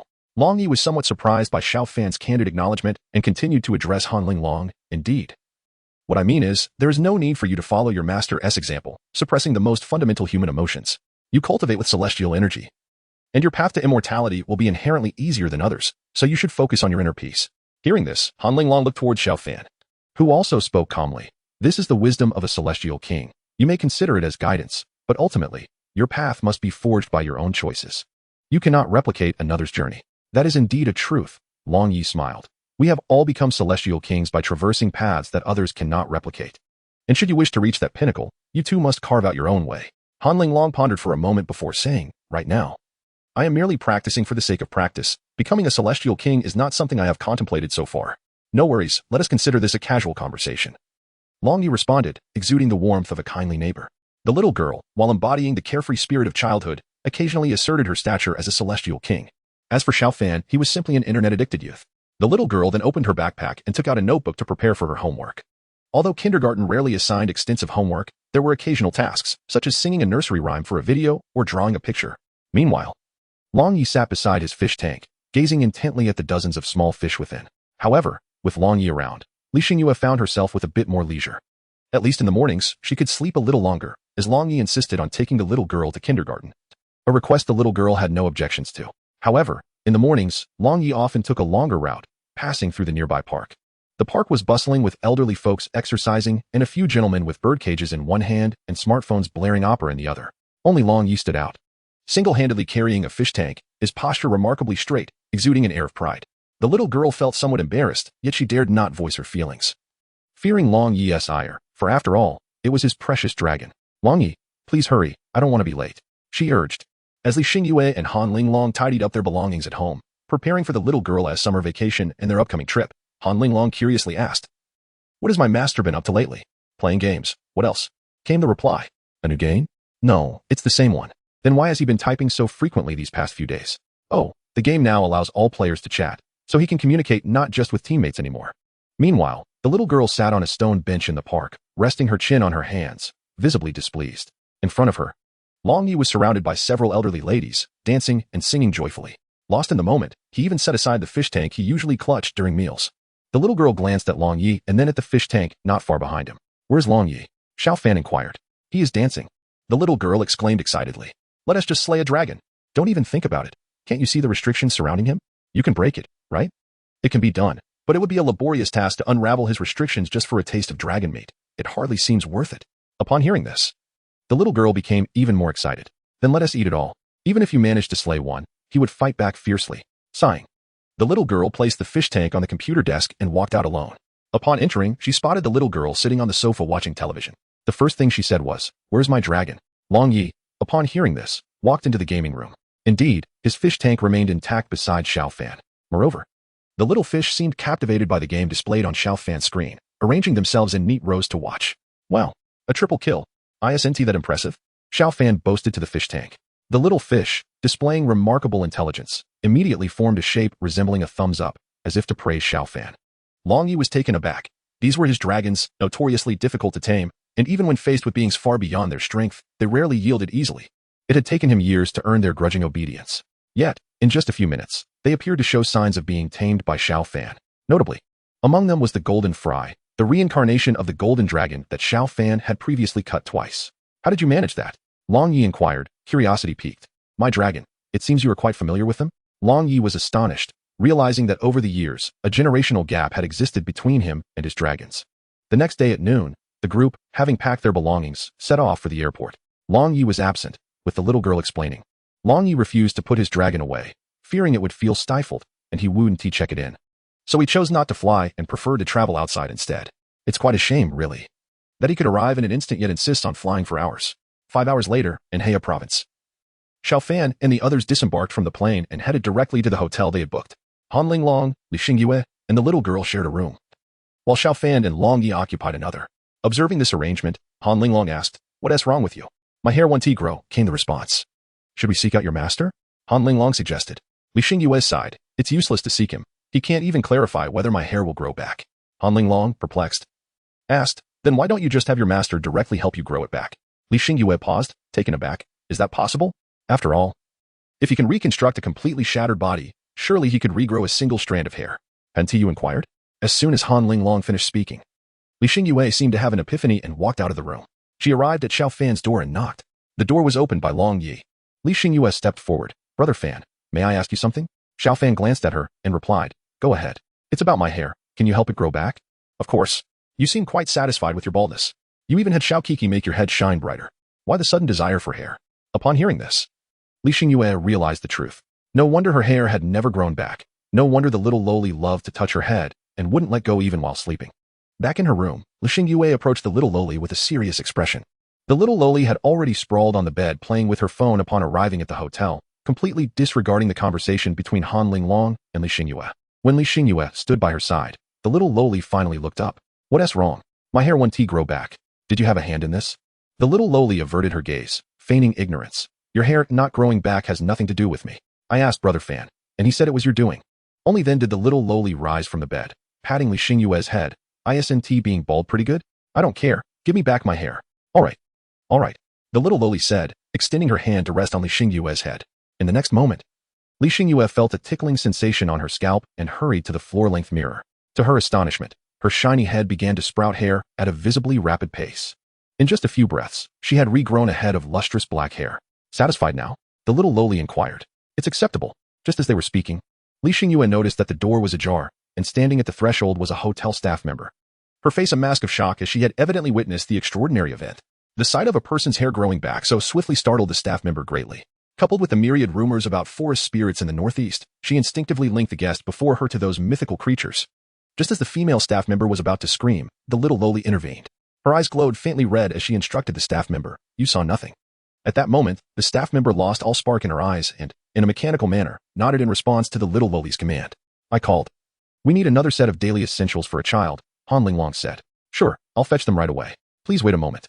The staff member replied before closing the door and turning to leave. Li Xingyue, puzzled, asked, what happened to her? The little loli jumped back onto the bed, explaining. I erased her memory of what just occurred. Li Xingyue frowned. Then why didn't you erase Wang Xiaofei's memory at the beginning? Who is Wang Xiaofei? Your little brother, the chubby one. Oh, that was intentional.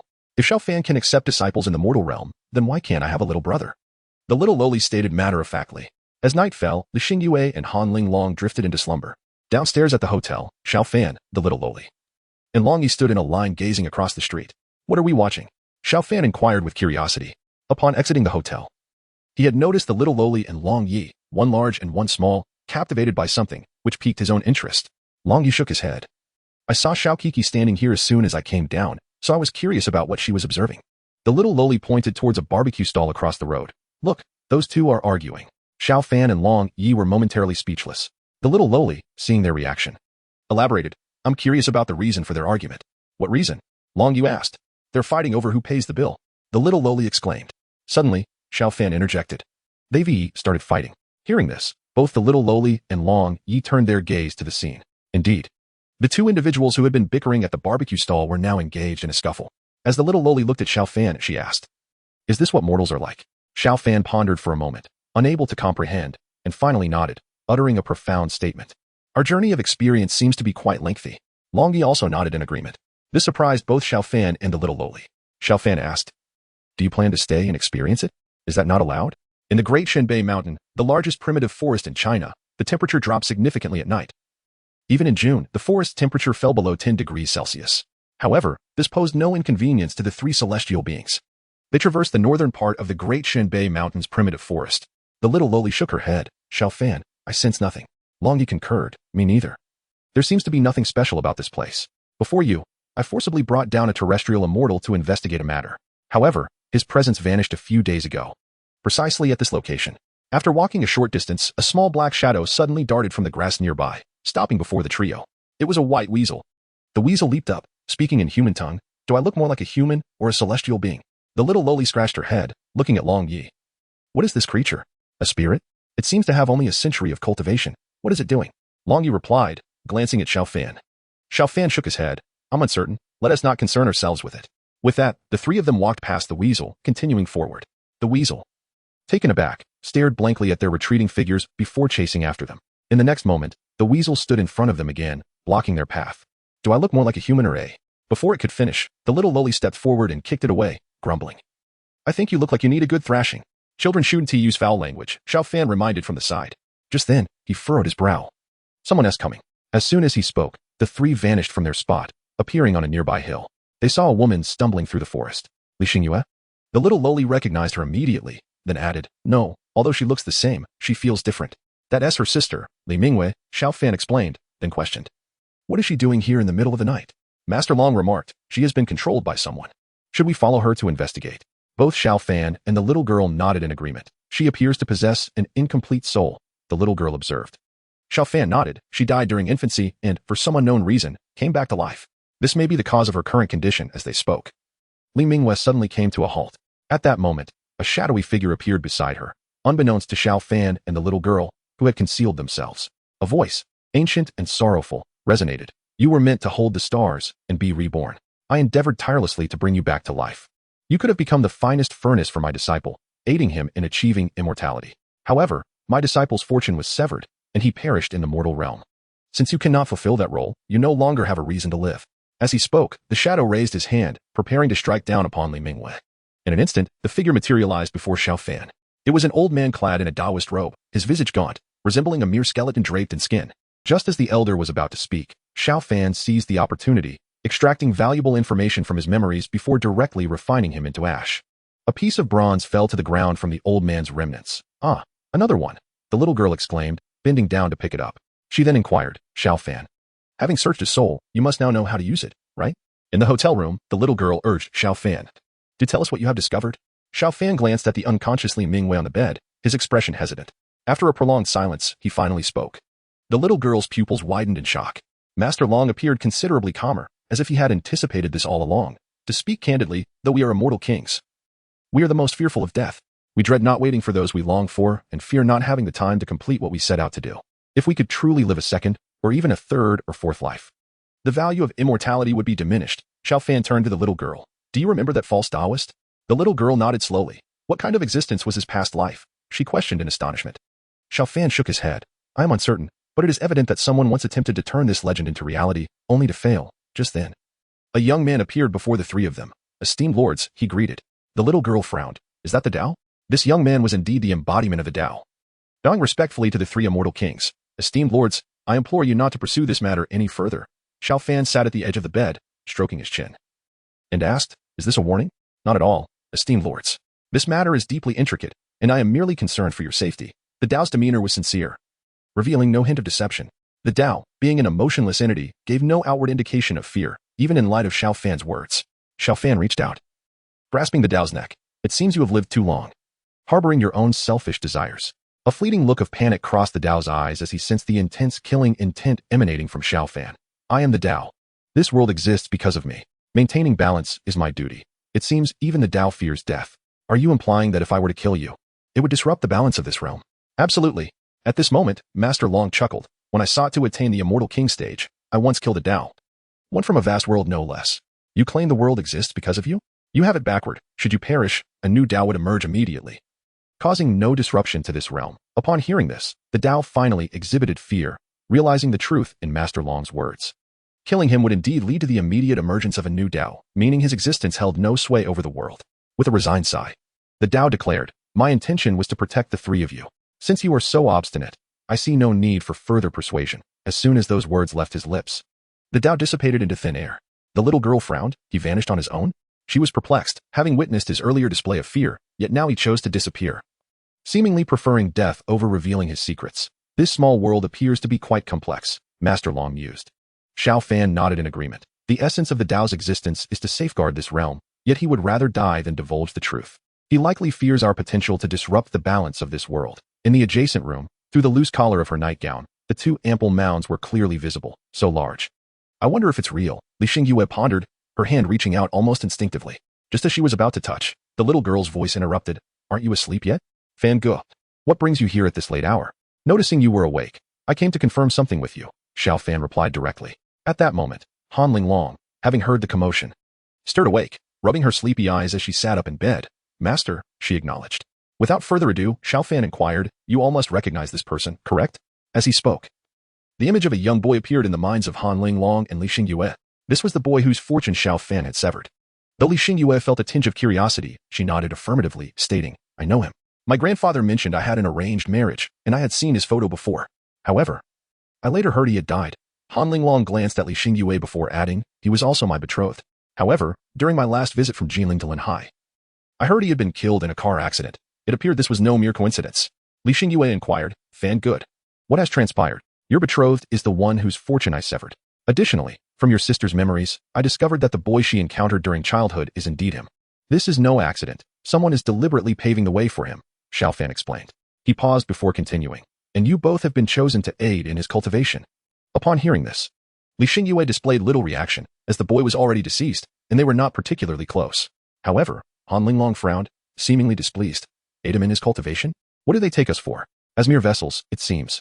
It's the same old story, the little girl remarked as she climbed onto the bed beside Li Xingyue, playfully toying with her hair. The little girl gathered Li Xingyue's long hair with both hands. Li Xingyue, somewhat perplexed, asked, in the middle of the night, Are you planning to braid my hair? The dimly lit room suddenly brightened several degrees. Li Xingyue exclaimed, Xiao Kiki. The little girl gently patted her head, saying, It's fine. I can make your hair grow back anytime. Go to sleep. The next day at noon, while Xiao Fan and the others were dining in the hotel restaurant, they encountered a familiar face. Hey, big brother. Qian Ziwen approached with a radiant smile, jogging toward them. Li Xingyue furrowed her brow immediately. What are you doing here? My hometown is Heihe, Qian Ziwen replied with a smile. It's just that my father later went to Linghai to do business. What I meant was, didn't you follow those old men to Jinling? I saw your post last night and rushed over. Since you're in Heihe, I must extend my hospitality, he said. Ah, I forgot to block you. Li Xingyue exclaimed as she reached for her phone. Qian Ziwen paid no mind. He had come this time specifically for Xiao Fan. Are you here for tourism? He inquired of Xiao Fan. Xiao Fan nodded.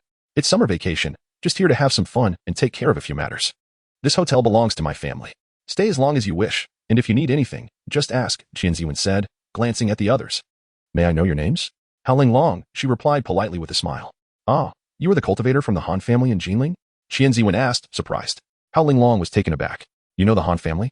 Now all the prominent families in Jiang'an know that the Han family has produced a cultivator whose strength far exceeds that of a martial arts master. It's quite fortuitous that it's connected to you, brother. Qian Ziwen mused. You are Hao Linglong? Oh right, I almost forgot to introduce myself. I am Qian Ziwen. Your younger brother. Are you the Qian Ziwen whom the 4 great families of Jiang'an have taken as a disciple? I heard you possess strength comparable to that of a master even before practicing martial arts. Is it true? Hao Linglong asked. Upon hearing the praise, Qian Ziwen modestly waved his hand. That's merely the courtesy extended to me. When he learned that the little girl and Long Yi were also immortals, Qian Ziwen was even more astonished. Long Yi showed little interest in Qian Ziwen, focusing entirely on his fish tank, gazing at the fry with the tenderness of a doting father. The little girl, however, treated him like a younger brother, clearly pleased with her particularly attentive little brother.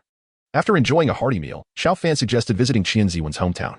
Under Qian Ziwen's guidance, they arrived at a village. This was Qian Ziwen's hometown.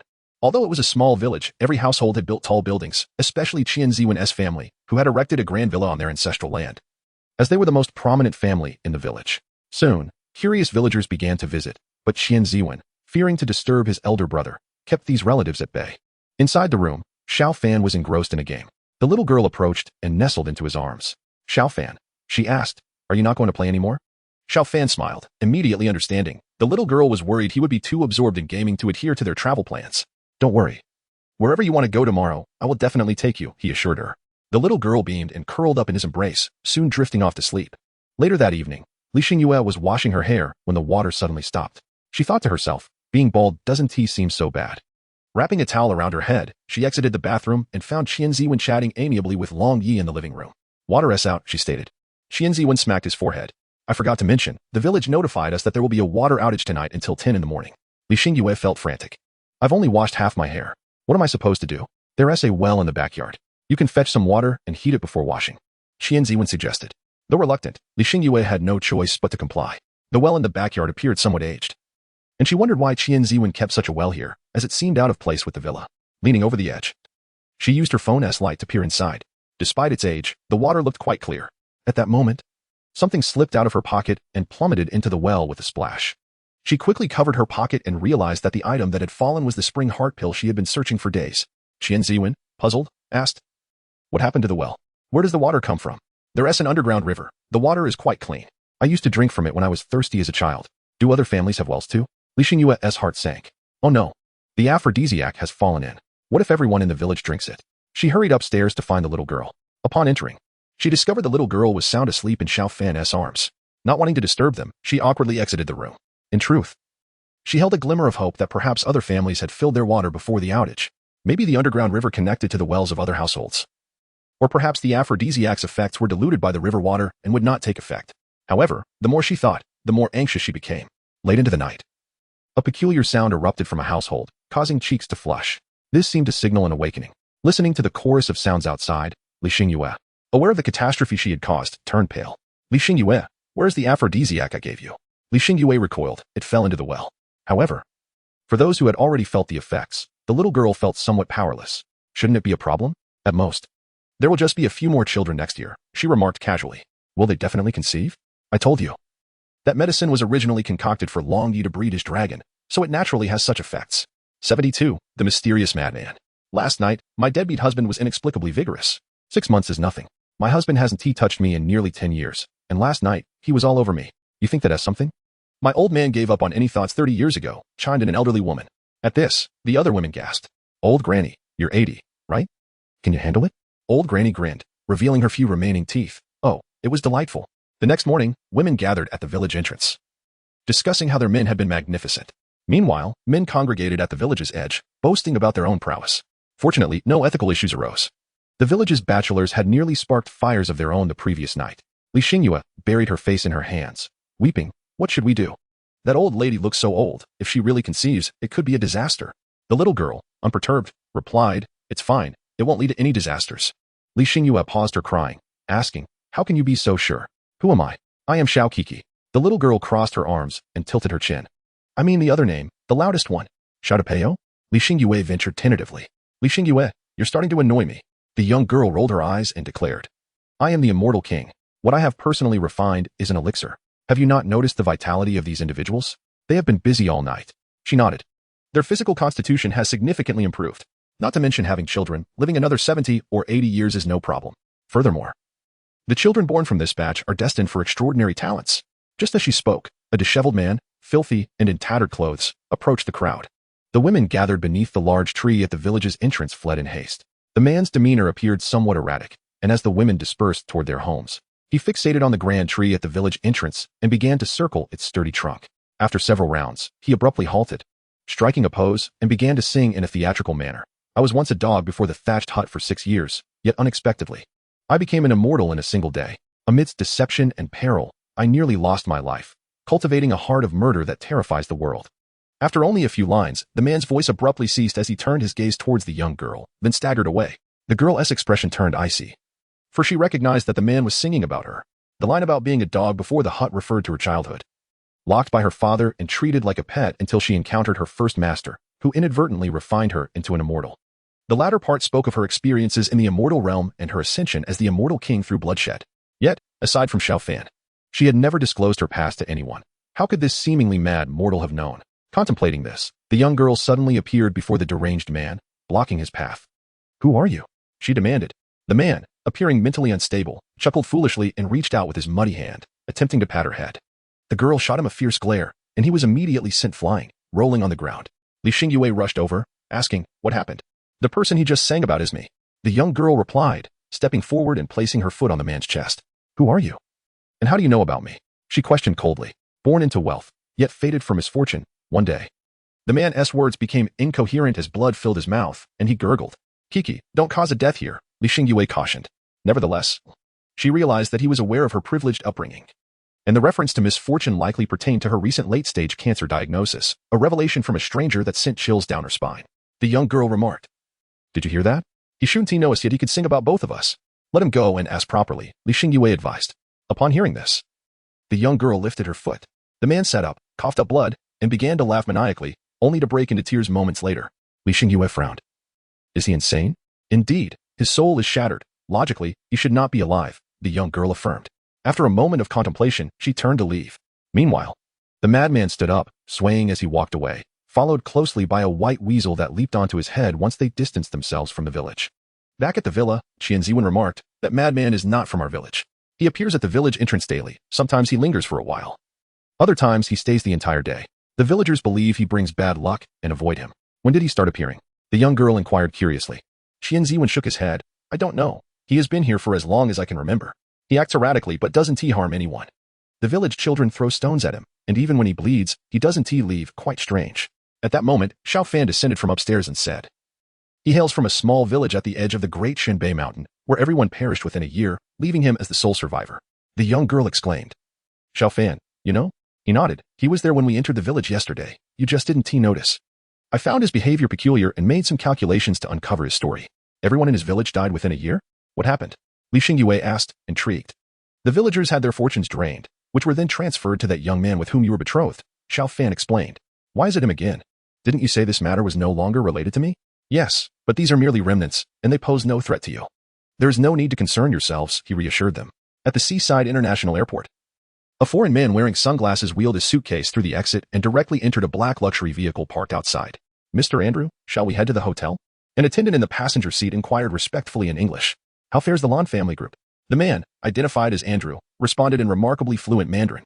The attendant was momentarily taken aback but handed over a document pouch stating, "Evidence of murder and burial by the Lan family has been irrefutably established," resulting in a death sentence. Although a few board members still manage the group, the wealthy merchants led by the Qian family are suppressing them, and the government is intervening to conduct a thorough investigation of the Lan group.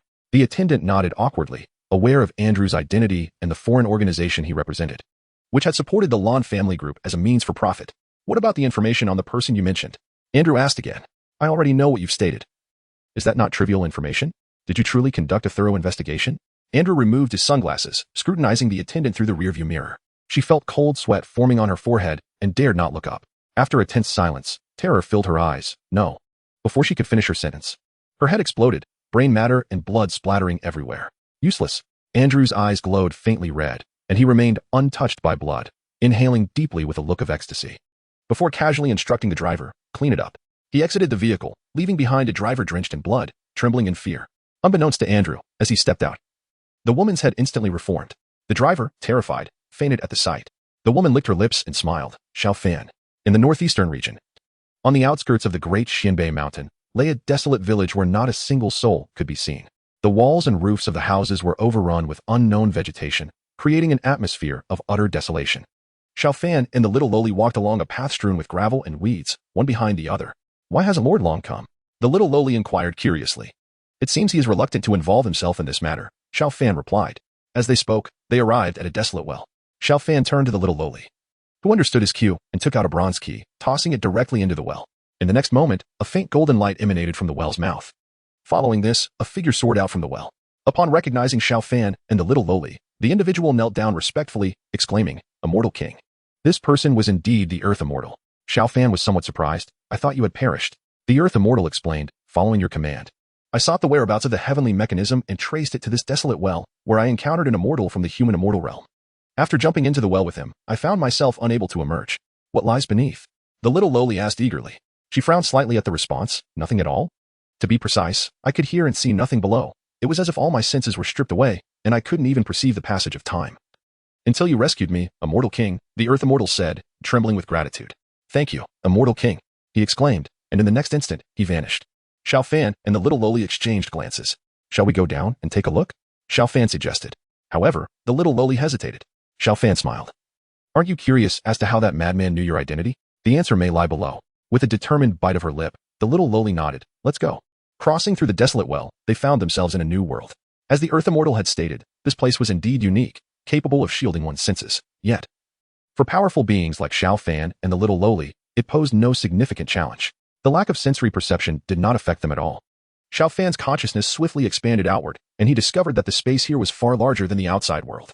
Is it possible that this place is the true world, and the outside is merely a fragment? The little lowly speculated. Xiao Fan nodded. It is possible. This world was devoid of light, shrouded in darkness, with no living beings or even a whisper of wind, presenting an eerie atmosphere. Soon, they arrived at a cave. The cave walls were adorned with various engravings, seemingly chronicling events. What is this? The little lowly wondered. Within the cave, they found traces of habitation. There are lingering remnants of energy. It's the aura of that old man from last night. The little lowly recognized immediately, noting that the aura was identical to the one she had encountered in the mountains. It appeared he had been hiding here all along, which explained why he had been so elusive. "Xiao Fan, I feel this world is ancient," the little lowly remarked, frowning. Xiao Fan agreed. Indeed, it seems to have existed far longer than the immortal realm. At that moment, a figure suddenly appeared before them. The figure was indistinct, its features unclear. Even the distinction between male and female was lost. The voice that emerged was neutral. Xiao Fan and the little lowly remained unmoved. "You do not belong to this era?" The little lowly analyzed. "I discern it is from the future," Xiao Fan replied with a smile, addressing the figure. "Do you know what I seek?" The figure fell silent. Being from the future, the more it spoke, the greater the causal implications, which could alter certain conditions of this era. Thus, it chose to remain mute. "Since you won't speak, then do not meddle with us, or I shall be forced to take action," Xiao Fan threatened. The figure visibly trembled. "I do not exist in your era. You cannot affect me, let alone strike me." "Shall we test that?" Xiao Fan retorted. "You truly believe yourself invincible, that no one in the future surpasses you?" The figure scoffed. Hearing this, Xiao Fan chuckled. "Then let us see. I am also curious just how far future beings can cultivate." With that, he took a step closer to the figure, significantly shortening the distance between them. The figure's image became somewhat clearer, revealing a hint of a young man. Xiao Fan had effectively bridged the gap between their timelines. Stepping into the river of time towards the figure, the young man grew anxious, taken aback that Xiao Fan could achieve such a feat at best. He could approach the river of time and manifest in the past, but he could not exert any substantial influence on it. He certainly could not do what Xiao Fan was doing, entering the river in his true form to reach this era directly. In this manner, the disparity in their powers became apparent. "Xiao Fan, I admit you are formidable, yet some events are not meant to transpire. I merely wish to restore everything to its original course." The young man's tone softened. Xiao Fan halted his advance. "You know me?" "Naturally. No one in the future is unaware of you." The young man responded. "So, you are aware of what I am seeking?" Xiao Fan inquired. The young man nodded but refrained from speaking, fearing that saying too much would provoke the very events he wished to avoid. Noticing the young man's silence, Xiao Fan took another step forward. "If you won't speak, I will personally inquire." The young man panicked. "It's not that I won't speak. Rather, saying it would unleash consequences I cannot bear. Even if I were to kill you, it would not affect my present state. Thus, the consequences are of no concern to me." Xiao Fan smiled. "You tremble at the truth. You know I speak fact, yet you never expected me to be so unreasonable. But upon further reflection, why would a being of your caliber need to reason with me?" Xiao Fan was merely attempting to intimidate the young man. Judging by his reaction, it was evident that this world was quite extraordinary, possibly harboring elements with significant implications for the future. Otherwise, he would not have materialized here. At this moment, Xiao Fan realized the little lowly had vanished without his notice, prompting him to exit the cave. The young man was left bewildered. He had anticipated Xiao Fan would traverse from the past to the present to seek him, yet he had unexpectedly departed. However, the young man quickly shook off his confusion and fled, having already broken into a cold sweat after conversing with such a legendary figure. Xiao Fan! Xiao Fan! The little lowly exclaimed excitedly. She appeared, having found a massive skull resembling a small mountain, waving enthusiastically at Xiao Fan. Dragon bone? Xiao Fan recognized immediately. Indeed. And it belonged to an immensely powerful being, far surpassing the bloodline of Lord Long. It may very well be a primordial dragon. The little lowly exclaimed joyfully. If we can extract the essence blood from this primordial dragon skull, we could certainly barter for a dragon from Lord Long. No, not just one, but several. At that point, I could keep them without slaying them, merely taking a portion when I crave dragon meat. Haha. Wouldn't he that make the dream of dragon meat freedom a reality? As she spoke, the little girl produced a gourd and carefully placed the enormous dragon bone inside it. Xiao Fan raised an eyebrow, inquiring about the origin of the skull. The little girl pointed in a direction, stating, over there, buried beneath the yellow sands. However, I only discovered this one skull and found nothing else. Aren't you curious as to how that madman knows about your past? She added. Pfft. Knowing doesn't affect me in any way, Xiao Fan replied. Upon exiting the dry well, they were astonished to find a full moon illuminating the night sky. Has it really become dark outside after just 2 hours? The little girl exclaimed in disbelief. Xiao Fan nodded. It seems that time flows differently in that world. This is quite normal. Otherwise, I wouldn't have been unable to deduce anything. They then noticed white cloth draped on either side of the villa's entrance, where Han Linglong and Li Xingyue were dressed in white garments, burning something at the threshold. Isn't Master and Xiao Kiki a celestial king? How could they die? Han Linglong lamented. The Dragon Master had declared that Fan Gu and Keek's auras had completely vanished, and he had searched throughout the celestial realm and all mortal worlds without success. Li Xingyue was in tears, tossing wads of paper money into a nearby iron basin. The Dragon Master said that immortals, like mortals, are dead once they die. Does burning all this paper money serve any purpose? Han Linglong questioned. What if Fan Gu has no money in the afterlife? Li Xingyue cried out, her voice filled with despair. Suddenly, as she wailed, her body shuddered violently, and she screamed. Startled by her outburst, Han Linglong looked up to see Xiao Fan and the little girl regarding them with peculiar expressions. What are you doing? Xiao Fan frowned. In the living room, a small altar was set up in the center, adorned with black and white photographs of Xiao Fan and the little girl, their mouths stretched in forced smiles. How fitting. The little girl exclaimed, wide-eyed. What? We've been missing for a month? Li Xingyue nodded, explaining that the Dragon Master had spent over half a month searching for them and concluded they were dead, even arranging a grand funeral for them. Qian Ziwen stepped forward, patting his chest. Rest assured, the funeral was quite impressive, lasting a full 7 days, and the entire village attended the feast. I even purchased 2 luxurious tombstones. But my brother is alive. How wonderful. Han Linglong's eyes glistened with tears of joy. Suddenly, the little girl burst into tears, clutching Xiao Fan's leg. He looked down and asked, what's wrong now? Li Xingyue approached. Are you hurt? The little girl sobbed, taking a moment before stammering. A whole month just vanished. The Dragon Master was anxious. We were only gone for less than 2 hours. How could a month have passed outside? The little girl was on the verge of breaking down, realizing their summer was already half over. Li Xingyue began counting on her fingers, then asked, where exactly did you go? Xiao Fan could only respond, a rather strange place. In legends, a day in the heavens equals a year on earth. You and Xiao Kiki were gone for less than 2 hours, which corresponds to a month in the outside world, Li Xingyue whispered. Xiao Fan raised an eyebrow. What legend? It's a myth from Huaxia. It says that immortals reside in the heavens, and a day there equates to a year below, Li Xingyue explained. Recalling a certain fake Taoist who had claimed to visit the celestial realm in his youth, Xiao Fan pondered if that was the reason. He then remembered the Dragon Master and asked, where is he? Nodding, Xiao Fan ascended the stairs, while the little girl clung to his leg like a child unwilling to let go. Qian Ziwen followed eagerly. In the room, the Dragon Master sat before a computer, exclaiming, I'll make you regret it, you little rascal. Where do you think you can run with this little blood? Ha ha ha, I've secured a kill. He turned to a nearby fish tank with a raised brow. Aren't they splendid? However, the little fish turned away, showing their tails to the Dragon Master. Unaware of Xiao Fan's dark expression behind him, the Dragon Master boasted, 1 kill, 20 deaths, 0 assists. Aren't you proud? Xiao Fan interjected, pushing the Dragon Master aside to check the game details. Furious, he exclaimed, you've dropped a bronze. Do you know how long it took me to reach gold? He glared at Qian Ziwen. Qian Ziwen shrank back. The Dragon Master said you were dead, and I feared for his mood, so I let him play a game. I never expected him to be so bad. The Dragon Master defended himself. I wasn't playing for fun. I was playing for my dragon. I'm curious. Aren't you supposed to be immortals? Why are you so terrible at gaming? Qian Ziwen asked, genuinely puzzled. The Dragon Master replied, "That's just a stereotype. Who says immortals must behave in a certain way? Honestly, have you ever seen an immortal weep over a month lost during summer vacation?" At this moment, the little girl raised her head, a question mark appearing on her forehead. Qianziwen glanced at her, then shook his head.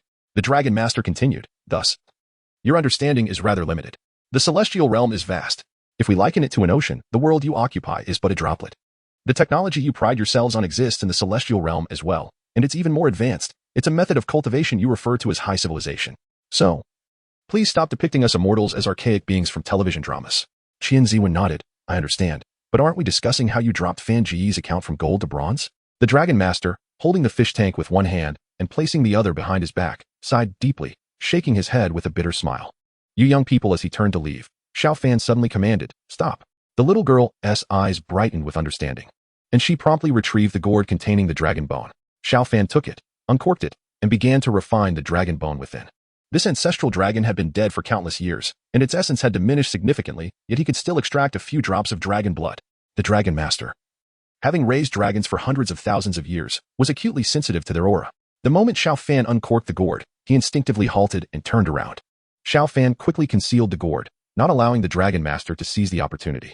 He grinned slyly. "What? Do you want it? Refining the dragon bone this way is wasteful." The Dragon Master exclaimed, visibly agitated. "In the realm of immortals, there exist numerous beings endowed with dragon veins. At the very least, the true dragon in the possession of Lord Long often strays, resulting in a multitude of creatures bearing dragon veins surrounding his abode." Lord Long, in a fit of anxiety, stomped his feet, exclaiming, "If I am not mistaken, within lies the skull of an ancestral dragon. The essence contained in its bones is far more crucial than the few drops of blood you have refined. Such beings can imprint their divine powers into their flesh and bones, passing them down to the next generation. Why else would I raise dragons? I anticipate that their lineage will return and evolve into something even stronger." Xiao Fan chuckled. "You desire it?" Lord Long, fully aware of Xiao Fan's intentions, promptly replied, "Speak. What are your terms?" Xiao Fan nudged the little girl beside him. "Big Cannon, it's your turn. Go." The little girl extended a finger, contemplated momentarily, then decided it was insufficient, subsequently extending another finger and glancing up at Xiao Fan. Noticing Xiao Fan's slight frown, indicating his dissatisfaction, she boldly opened her hand to reveal all 5 fingers, declaring, 5 dragons. Xiao Fan squinted at Lord Long, while the little girl mirrored his scrutiny. However, Lord Long suddenly raised his voice. "I can only retrieve it myself, and after obtaining the dragon meat, you are responsible for healing my dragon." The little girl readily agreed. "All right, then once a day. You might as well just kill all my dragons." Lord Long retorted, "Killing them all is fine." After some debate, the little girl conceded to Lord Long's condition of providing 1 dragon per month and handed over the gourd. As for the location of the dragon bones, Lord Long refrained from inquiring. Ever since that day when Dao vanished before the 3 of them, he had not broached the topic again, seemingly wary. Meanwhile, Xiao Fan, observing the dismal outcomes produced by Lord Long over the past few days, felt a sense of frustration. More importantly, Lord Long had just been reported and banned for 2 weeks. In contrast, the little girl found joy in this. Knowing that Xiao Fan would not miss the remaining 20 days of her vacation due to gaming, she resolved to cherish these days.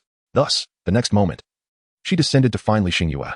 Just as dawn broke, a cacophony of weeping filled the air, as if hundreds, if not thousands, were lamenting simultaneously, rousing everyone in the villa from their slumber. Xiao Fan frowned as he made his way downstairs, while Li Xingyue, rubbing her bald head and yawning, followed suit. "What is happening? Why are the villagers gathered outside, crying?" asked Qianziwen, replied Han Linglong, who was cradling Xiao Kiki and had also made her way to the living room. He informed the villagers that anyone who cried, regardless of age, would receive 1,000. Those who shed tears would receive 5,000, and those who fainted from weeping would be awarded 20,000. Thus, he had been distributing money for 6 consecutive days, and today marked the 7th and final day. Xiao Fan's expression darkened, and just then, a still sleeping Qianziwen appeared before him, rubbing his eyes in confusion. "Big brother, what's wrong?" Xiao Fan gestured towards the door, indicating the cries outside. Qianziwen smiled. "It's nothing, just what my little brothers ought to do. My big brother must depart in style." Xiao Fan patted his shoulder, applying a bit of pressure, which resulted in Qianziwen losing his left arm. Startled, Qianziwen quickly regained his composure, exclaiming, "I'll take care of it right now." As Xiao Fan carelessly tossed aside the severed arm, a disheveled man clutching 2 chopped onions approached, weeping as he spoke. "Wasn't it agreed upon for 7 days? Village chief, my big brother is still alive. This is most inauspicious. You all received quite a bit of money before, why not let it be?" However, the open space at the village entrance was still being prepared for a feast. "Yes, let us proceed," Qianziwen declared, "but send away those mourning groups and musicians. Change the white banners in your homes to red for a more festive atmosphere." The village chief hesitated. "This will require a considerable sum." I'll donate 1 million to the village for road repairs. Qian Ziwen retorted. One moment alive, the next gone. I initially suggested waiting. But you insisted on honoring my brother. Before he could finish, he noticed Han Linglong glaring at him. Did you say to wait? As soon as Lord Long claimed their masters had perished, you were the first to rally. Though Qian Ziwen wanted to retort, he held his tongue. Knowing this seemingly gentle and beautiful woman had been quite combative during the days of his brother's disappearance. Understanding he could not win against her, he refrained from further argument and dialed his master's numbers. Before dawn, the elderly men had yet to awaken, and after a long wait, a servant answered the call. I am Qian Ziwen. Please awaken my master. It is urgent. Soon, Elder Yi answered, groggily. What is it? My brother, he has. As the words left his mouth, he realized the odd looks from those in the room, especially from Xiao Fan. Quickly, he corrected himself. No, my brother has returned. Upon hearing this, Xiao Fan furrowed his brows and gently patted Qian Ziwen's shoulder. How can you say he has returned? He was never dead. Qian Ziwen shivered at the thought, quickly clarifying. No, my brother is not dead. It's all a misunderstanding. Master, please inform the other 3 masters. Only then did Xiao Fan release his grip, and Qian Ziwen let out a sigh of relief. As dawn broke fully, Qian Ziwen slumped onto the sofa. Just then, outside the villa, the sounds of gongs, drums, and firecrackers erupted. Hearing this, the little girl in Han Linglong's arms opened her eyes wide in excitement. At the village entrance, the atmosphere was lively, filled with laughter and chatter, as they no longer needed to feign sorrow. Although there was money to be gained from crying. Enduring several days of it was quite taxing. Some parents, attempting to provoke tears from their children, had resorted to scolding them for 6 straight days. As Xiao Fan and the others sat together for a meal, numerous villagers came over to chat, allowing them to experience the sincerity and warmth of the northeastern people. Suddenly, a scruffy man approached. The village chief, not waiting for him to come closer, hurriedly ushered him away. The little girl watched curiously, intrigued by this man who could seemingly see through a person's past. Xiao Fan, too, was somewhat interested, so he addressed the village chief. Let him come. It's all right. The village chief hesitated, as the villagers regarded the man as an omen of misfortune, reluctant to engage with him. Qian Ziwen shot a glare at the village chief. Although the village chief did not know Qian Ziwen's brother, he recognized the influence of Qian Ziwen, the generous benefactor who had been distributing money for 6 days, holding a higher position in the villagers' eyes than he, the village chief. Thus, he instructed a few villagers to allow the scruffy man to join the table.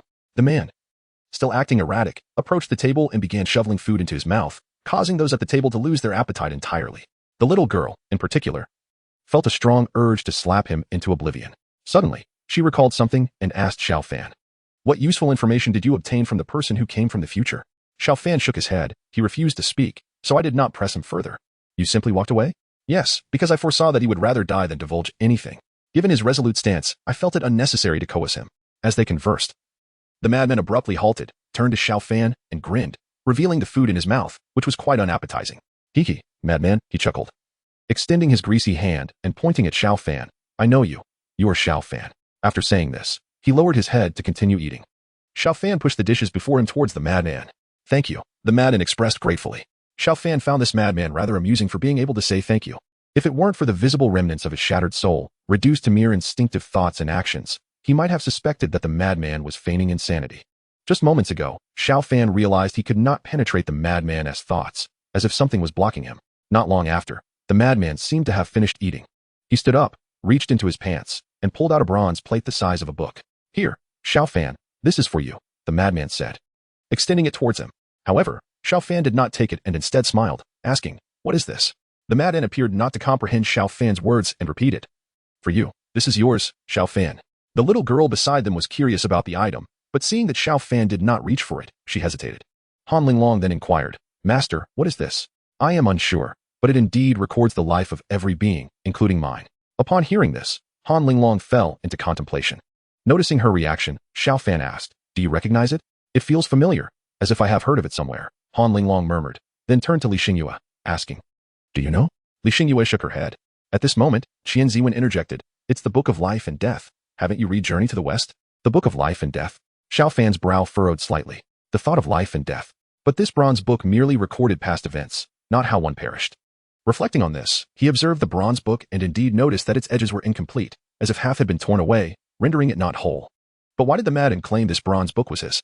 At this point, the madman, sensing Xiao Fan's reluctance to accept the book, grew anxious, exclaiming, Xiao Fan, please take it quickly. As he spoke, the madman even began to cry, as if his life depended on Xiao Fan accepting the item. Xiao Fan shook his head, declining. This thing is of no use to me. At that moment, the madman seemed to understand his words and instantly calmed down, stating softly, it will be useful in the future, It is destined, unchangeable, even for you. With that, the madman carelessly tossed aside the bronze book, reverting to his erratic demeanor, laughing and crying as he wandered further away. Xiaoku, you should take it, Xiaofan said calmly. Hearing this, the little girl promptly retrieved the bronze book. Despite its greasy surface, she was unconcerned and fiddled with it for a while before putting it away. Thus, the matter was concluded. After finishing their meal, Xiaofan and the others departed from the northeast and headed to Jiangnan. Last night, Han Linglong had suggested visiting her home and assured that the little girl would have a great time. Consequently, the little girl on the plane was happily humming a tune, her tiny feet swinging incessantly. Upon arriving at Jinling Airport, as soon as the cabin door opened, the little girl dashed out with excitement. Ha ha. She is becoming more and more like a child, Li Xingyue remarked helplessly. Han Linglong replied, she is a child, after all. Yes, this is quite nice. If she possessed a child's appearance but an extraordinarily profound nature, it would feel rather unsettling, Li Xingyue said as she disembarked. You all are so slow, the little girl complained. Han Linglong chuckled and stepped forward to lift the little girl into her arms. Han Linglong, what fun things are there in Jinling? The little girl asked excitedly. In response, Li Xingyue took out her phone, saying, I'll call a taxi. No need. I've made arrangements, Han Linglong replied, gesturing towards a parked stretch limousine outside the exit. I almost forgot. You are quite well off, Li Xingyue acknowledged, aware that her family, a wealthy coastal merchant, could not compare to Han Linglong's prestigious lineage. Han Linglong smiled slightly and led everyone to the car. The little girl approached Long Yi, who tightened his grip on the fish tank, regarding her warily. What are you doing? Are you going to eat now? Yes. Seeing Long Yi hesitate, the little girl became somewhat displeased, saying, Are you backing out? Then give me back the dragon bone. Long Yi sighed. It's not that I don't want to get it. They've been with me for so many years, I can't bear to part with them. What is there to be reluctant about? Xiaofan interjected, reaching for the fish tank in Long Yi's arms. He swiftly extracted the golden dragon. Then, with practiced ease, he drew a sword. Xiaofan, Long Yi shouted. Yet, Xiaofan paid him no mind as he sliced off a large piece of meat from the familiar spot. Don't just catch the dragon and slice it up, Long Yi lamented, wishing he had acted sooner himself. After Xiaofan cut away the dragon meat, the little girl approached and sprinkled some sparkling medicinal powder over the golden dragon. The dragon, which had been roaring in pain, instantly ceased its lamentations. Remarkably, the wow began to heal at a visibly rapid rate. Don't say I'm bullying you. I originally exchanged this for your dragon bone. And now I'm using the best celestial medicine, ensuring your dragon will recover in the shortest time possible. The little girl exclaimed gleefully. After applying the medicine, she scampered after Xiaofan. The household staff of the Han family were utterly astonished, although their master had instructed them that these guests were not ordinary, and they should not be overly surprised. They never expected to witness a golden dragon in person. 78. Tell me, how big? A girl of around 18 or 19 sprinted towards Han Linglong, throwing her arms around her sister and burying her face in her chest. Han Linglong blushed, saying, Ling Xiao. There are guests. Only then did Han Ling Xiao release her sister and notice Xiaofan, causing her to shrink back. This was the impression Xiaofan had left upon their family, an incredibly powerful man who disregarded all reason, especially after witnessing the celestial being from the sky who had, at Xiaofan's behest, reduced a person to mere pulp. For this reason, Han Ling Xiao had endured many sleepless nights filled with nightmares. Thus, unlike her sister, she viewed Xiaofan with more fear than respect, especially now that he held a large piece of bloody meat in his hand. Master, this is my sister, Han Ling Xiao, Han Linglong introduced. Xiaofan nodded slightly. Han Linglong then introduced her sister to the others. This is my master, whom you've met, and this is my master's sister, Xiaoke, Li Xingyue from the Li family of Linhai. There is also the esteemed Dragon Lord, who is the grandfather of our master. The Dragon Lord suddenly paused in surprise. You mean to say you did not know? The identity that master arranged for you is that of his and Keek's grandfather. Han Linglong timidly explained. Why didn't you mention this sooner? The Dragon Lord exclaimed, his eyes wide.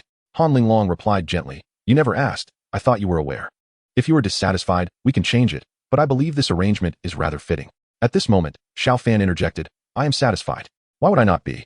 The Dragon Lord laughed heartily and said to Xiaofan, Come, my dear grandson, let me embrace you properly. The burdens of the Dragon Lord's earlier troubles dissipated in an instant. With two celestial kings as his grandsons, he was filled with joy. Xiaofan was momentarily taken aback by the Dragon Lord's vigorous hug. He had not anticipated that the Dragon Lord would remain in the mortal realm for training. So he had assigned a seemingly reasonable identity, only to find himself at a disadvantage now.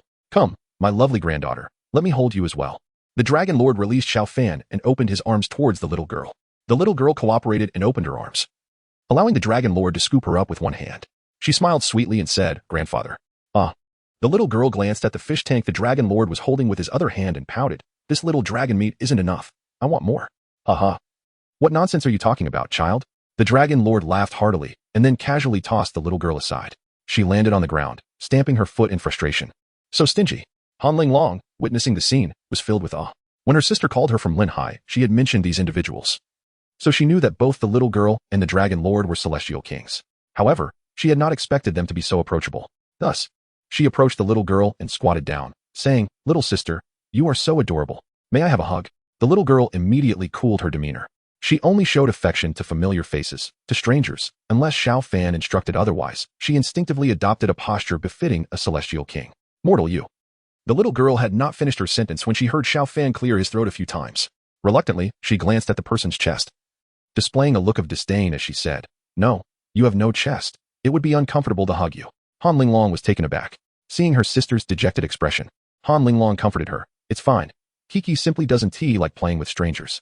She will warm up to you in time." "Not true." Han Ling Long shook her head, casting a pleading look at her sister. "Sister, I am already 18. Why haven't I developed yet? You are only 18, still young.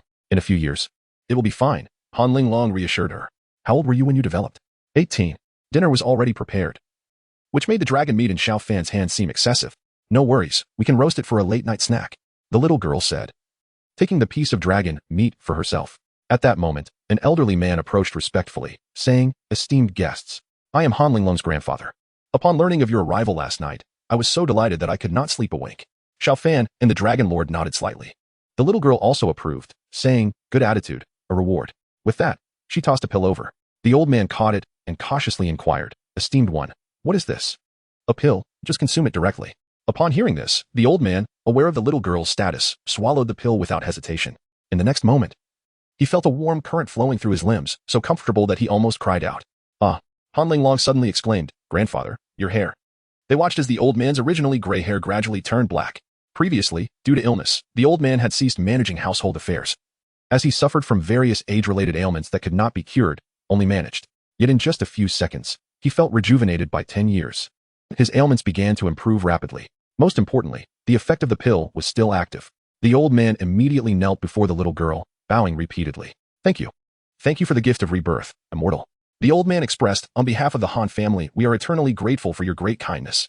From this day forth, should you require anything from our Han family, at your command, we shall face any peril." The little girl nodded in satisfaction. "All right, you may leave now." After the old man departed, Han Ling Long looked at the little girl with newfound admiration. After dinner, Xiao Fan and the others were each assigned a room. The little girl lay alone on her bed in the empty room, feeling somewhat bored. After pondering for a moment, she got up to find Li Xingyue. However, as she opened the door, she saw Han Ling Long's sister standing outside. "Is there something you need?" the little girl asked coolly. Han Ling Long lowered her head, after a while saying, "I just wanted to play with you." "Play what?" 20 minutes later, in Li Xingyue's room, Han Ling Long, her sister, the little girl, and Li Xingyue all downloaded a game, ready to play together. The little girl had not thought much of the game since Li Xingyue had told her it was something boys played, not suitable for girls. However, after a few rounds, she gradually became engrossed, especially with Han Ling Long's various strategies and compliments, which significantly boosted her favorability in the little girl's eyes. After 2 or 3 hours, Han Ling Long felt the moment was right and spoke up. "Kiki, could I ask you for a favor?" The little girl generously replied, "Speak up. I will consider it in light of your company during our game." Han Ling Long was immediately delighted and straightened her modest chest. The little girl understood and, rubbing her hands together, smirked mischievously. "Go ahead. How big?" 79, the best proof for men. Half an hour later, Xiao Fan and the Dragon Lord set up a barbecue grill in the backyard. The little girl, along with Han Ling Long and Li Xingyue, rushed down immediately. "Where's your sister?" Xiao Fan asked Han Ling Long. Before she could respond, the little girl interjected, "She is behind learning to walk. She will be here shortly." Learning to walk. Xiao Fan was puzzled, and soon enough, he noticed a particularly curvy young woman cautiously approaching with one hand on the wall.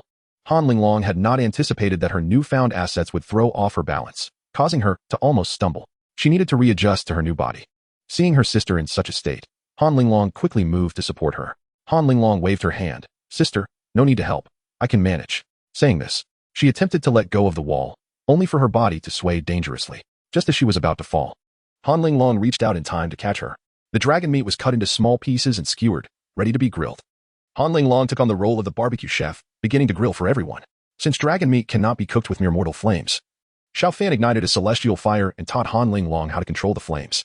This was a test of her master's teachings after many days of cultivation. As for Xiao Fan, he had not anticipated this layer of complexity. He simply lacked the culinary skills, thus delegating the task to Han Ling Long, the only one present capable of cooking. Han Ling Long indeed exhibited remarkable talent, mastering the art of controlling celestial fire after only a few attempts. As the dragon meat sizzled and cooked, its tantalizing aroma wafted through the air, making one's mouth water. The little girl added a dash of medicinal powder to the seasoning, not only to eliminate any adverse effects from the dragon meat but also to enhance its flavor exponentially, a concoction she had meticulously devised over several days.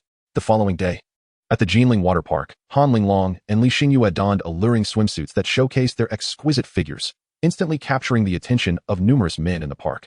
The little girl, dressed in an adorable pink cartoon swimsuit, looked charmingly cute.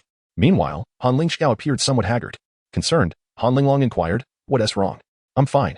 Just didn't he get enough sleep last night?" Han Lingxiao replied, shaking her head. She had awakened several times, haunted by dreams of being pinned down by two heavy iron balls on her chest, causing her to gasp for breath and wake abruptly. As for Xiao Fan, he was also bare-chested, his physique not overly exaggerated, yet perceived as perfect by many women. Upon exiting the changing room, he encountered several women who approached him for contact information, all of which he coldly declined. Conversely, the Dragon Elder's physique rivaled that of younger men. His well-defined muscles were marred by numerous ghastly scars, exuding a formidable presence that made it clear he was not to be trifled with. Observers could easily surmise that he had been a formidable figure in his youth. "Hey, brother," a familiar voice called out. Xiao Fan looked up to see Qian Ziwen and immediately asked, "What brings you to Jinling?" "I have important business here," Qian Ziwen replied, gesturing towards the two swimsuit-clad beauties beside him. "Is this what you call important business?" Qian Ziwen, embracing the beauties, replied nonchalantly, "Not that. I was sent by my masters to discuss matters with the Han family. Learning that you were here, I decided to drop by for a little fun." As he spoke, he suddenly recognized the Dragon Elder, exclaiming in surprise, "Dragon Elder, my goodness, your physique is impressive." The Dragon Elder, filled with pride, responded, "Indeed, these scars are real. Care to touch and see?" Qian Ziwen, pretending to muster courage, reached out to feel the Dragon Elder's scars, his astonishment growing. "These are genuine." "Dragon Elder, how did you acquire these scars?" It was widely known that the Dragon Elder was an immortal, yet he had sustained injuries of such severity, some appearing fatal and terrifying. "These are remnants from past battles, each a cherished memory. After all, every scar tells a story, honor, proof of manhood," the Dragon Elder declared, lifting his chin proudly. Qian Ziwen retorted immediately, "I disagree with your perspective." The Dragon Elder raised an eyebrow, glancing at Qian Ziwen, who bore no scars. "What is your viewpoint?" "The best proof of manhood is the scar left from circumcision," Qian Ziwen pronounced earnestly. Having experienced it firsthand, he recalled the torment of testing the limits of pain every day post-procedure. Nothing could compare to that suffering. At that moment, a little girl with a small life preserver ran over, excitedly yelling, "Xiao Fan." However, before she could reach the pool, a lifeguard approached and stopped her, saying, "This is the deep water area. It's not suitable for children. Please head to the children's zone." Initially disheartened by the interruption, the little girl's spirits lifted when Li Xingyue informed her of other attractions available for her to enjoy with adult supervision. Unfortunately, Li Xingyue bore the brunt of the day's activities. After experiencing several rides and drinking copious amounts of water, she began to feel nauseous. "Li Xingyue, you're so weak," the little girl sighed, shaking her head before setting off to find Han Linglong. They continued to play until midday, leaving reluctantly. In the afternoon, Han Linglong suggested indulging in a hot spring massage to alleviate fatigue. However, Xiao Fan, lacking enthusiasm, expressed his disinterest in the water. Observing this, Qian Ziwen stepped forward, confidently declaring, "Brother, allow me to arrange something for you." Qian Ziwen had come to Jinling on serious business, representing the Jiang and aristocratic alliance to assess whether the Han family was qualified to join. This was a significant matter for the Han family, determining their status as a leading family in Jiang'an. Rest assured, it's merely a formality. The decision regarding the Han family has already been made. After all, your family possesses substantial assets, especially with you, a cultivator far superior to martial arts masters, in the mix. My visit is simply to appease the smaller families. Otherwise, why would I come in person? Xiao Fan raised an eyebrow. "Where to?" Qian Ziwen flashed a knowing smile, one that all men would understand. "Are you scared? Are you out here alone?" "No, I have my two grandsons with me." "What of your old partner?" The Dragon Elder wiped away a tear. "She passed away long ago. And my daughter and son-in-law are gone too. I'm left with only my two grandsons. At my age, who knows how many more years I have left. Without them, I would truly be alone." The women surrounding the Dragon Elder couldn't help but feel their eyes moisten at his poignant words. As Xiao Fan and the others prepared to leave, they noticed the Dragon Elder still engrossed in conversation. The little girl exclaimed, "Let us ignore him and go." Just then, the Dragon Elder rushed over, lifting the little girl in his arms. "Dragon Elder, what are you doing?" she asked, visibly displeased. "Sure, just play along. I finally found a few young fans willing to listen to my stories." "Stories? You're just making things up, right? I can't believe a man of your age is still so lecherous." The little girl glanced at the older women, who appeared to be in their 50s or 60s, perhaps deserving the title of grandma. "Dragon Elder, you have quite the taste. Will you help me?" "Not a chance," the little girl firmly replied. but soon an idea crossed her mind. Unless, she said, before walking away, as if the dragon elder could not discern her intentions, did she wish to commandeer his dragon? Not a chance. After lunch, the group split into two. The little girl, Li Xingyue, and Han Linglong went to enjoy the hot springs, while Xiao Fan and the dragon elder, under Qian Ziwen's guidance, headed to the largest entertainment venue in Jinling. I reserved a private room in advance, Qian Ziwen stated as he approached the front desk. Upon verifying their identities, the front desk promptly notified the manager, who soon approached with a warm smile. Young Master Qian. The manager, a middle-aged man in his 40s, dressed in a suit with slick-back hair, greeted Qian Ziwen with enthusiasm.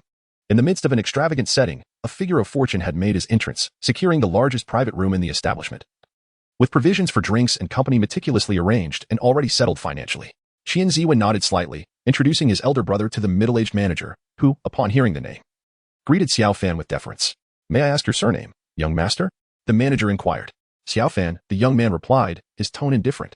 The manager's smile widened at this revelation. Unbeknownst to Xiao Fan, he remained oblivious to Qian Ziwen's intentions and the meticulous planning that had gone into this evening. I am Long. Simply refer to me as Long Yi. He added, his voice firm. The manager, now even more respectful, led the trio into the lavishly arranged private room. Brother, Long Yi, you may not be familiar with this. But fear not.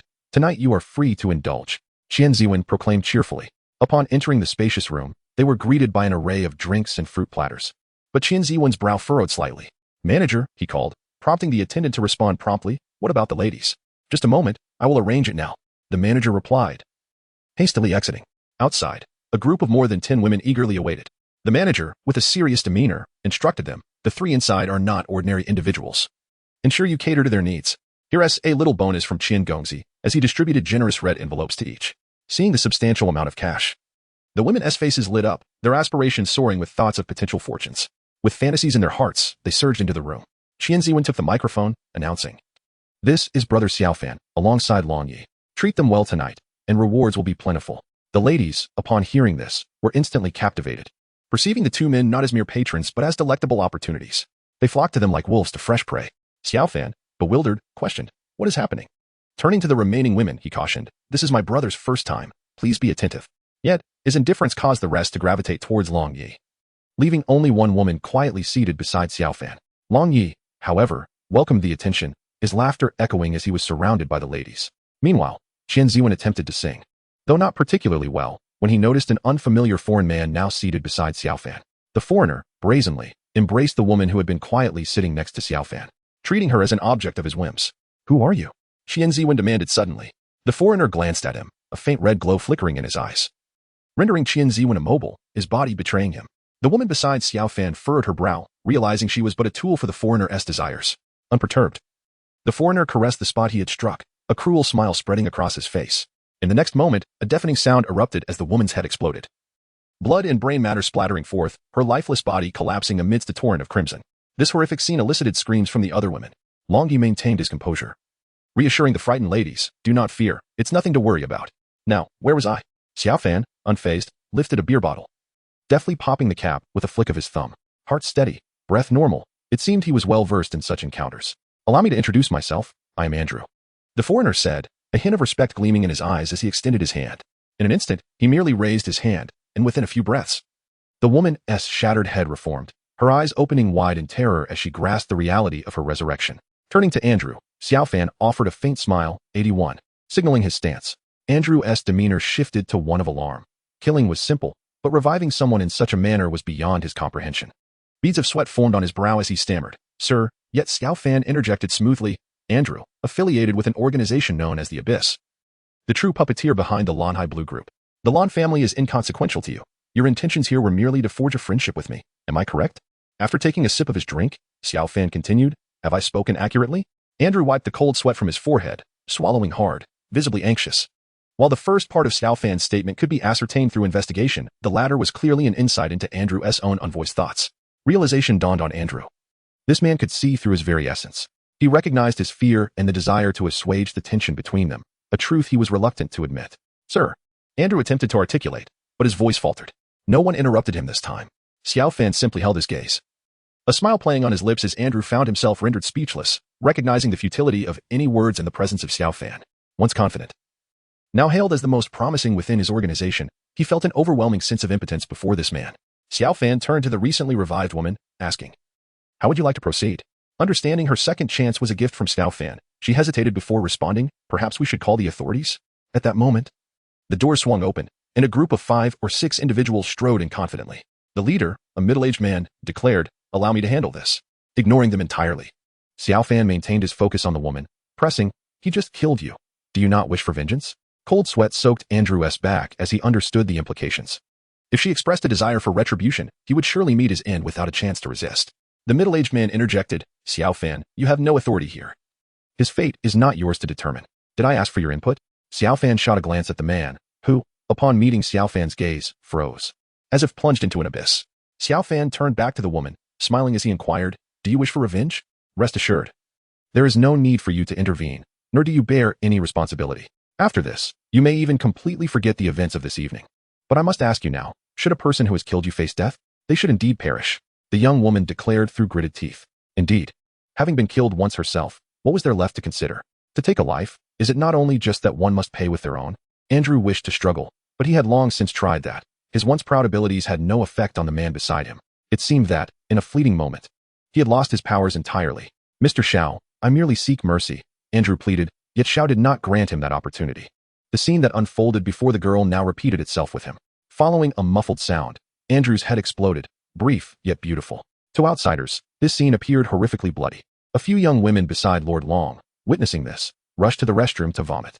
The scent of blood permeated the entire private room. Yet apart from those few who had just entered, covered in a gruesome mixture of blood and brain matter, the others remained untouched.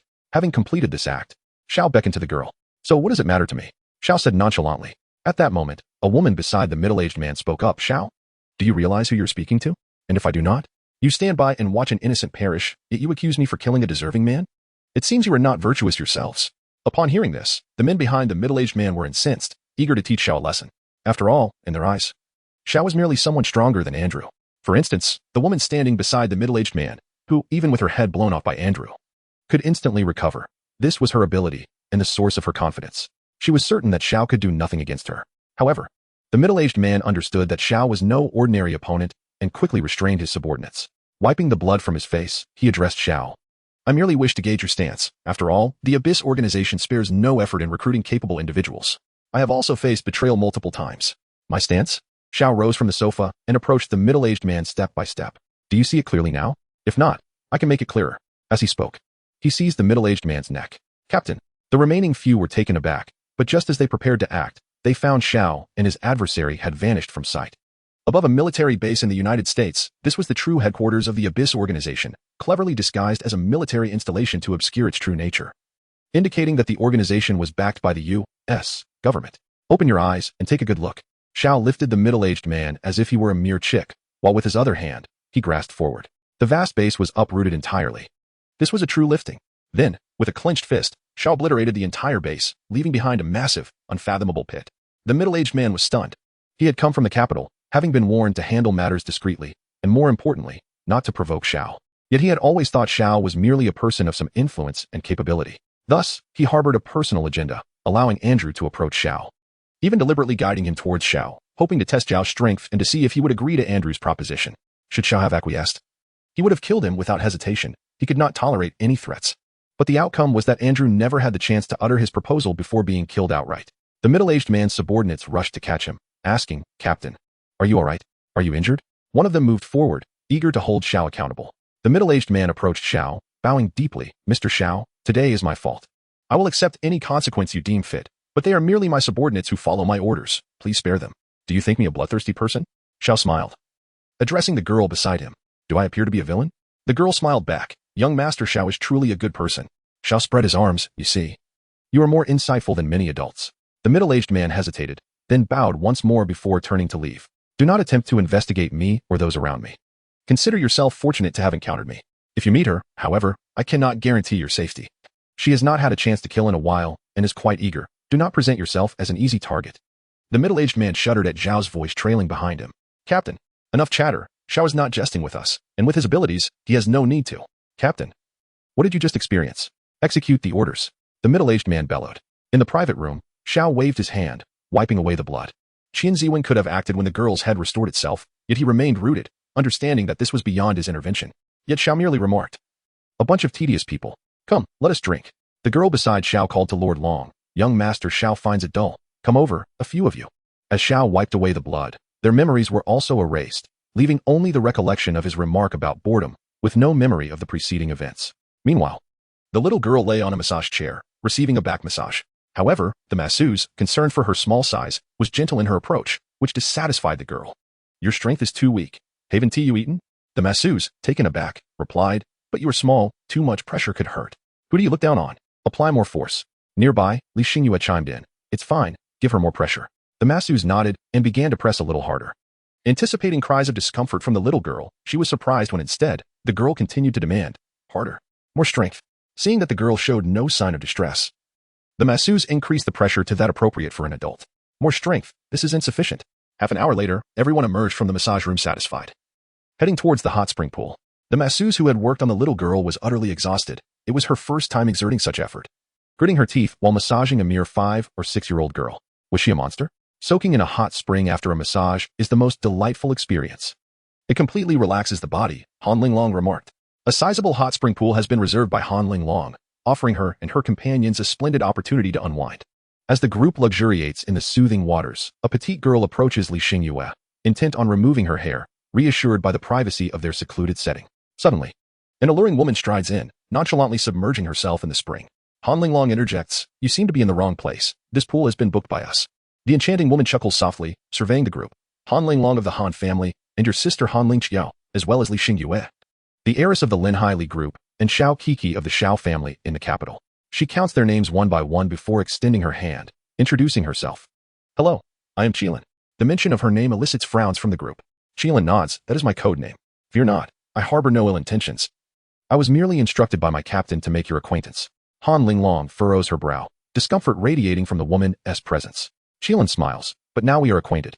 Aren't we? You are a practitioner at the nascent soul stage, Han Linglong.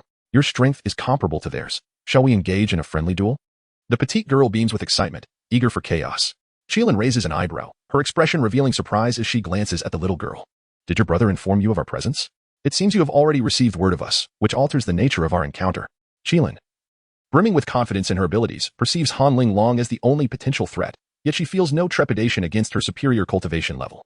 The little girl, however, scrambles out of the spring and positions herself behind Qilin. Qilin regards the child with indifference, pondering what harm a 5- or 6-year-old could inflict. Had it not been for the girl's presence, she would have considered teaching Han Linglong a lesson, potentially circumventing many complications. Thus, Qilin permits the little girl to grasp her hair.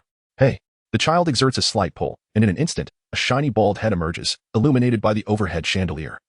Glinting as if it radiates light, the little girl excitedly calls out to Li Xingyue, her head is rounder than yours. Qilin feels no pain, merely a sudden chill on her scalp. A quick touch reveals the absence of hair, leaving her head smooth to the touch. Li Xingyue, unable to contain her laughter, bursts forth, finally grasping the absurdity of encountering a beautiful bald woman.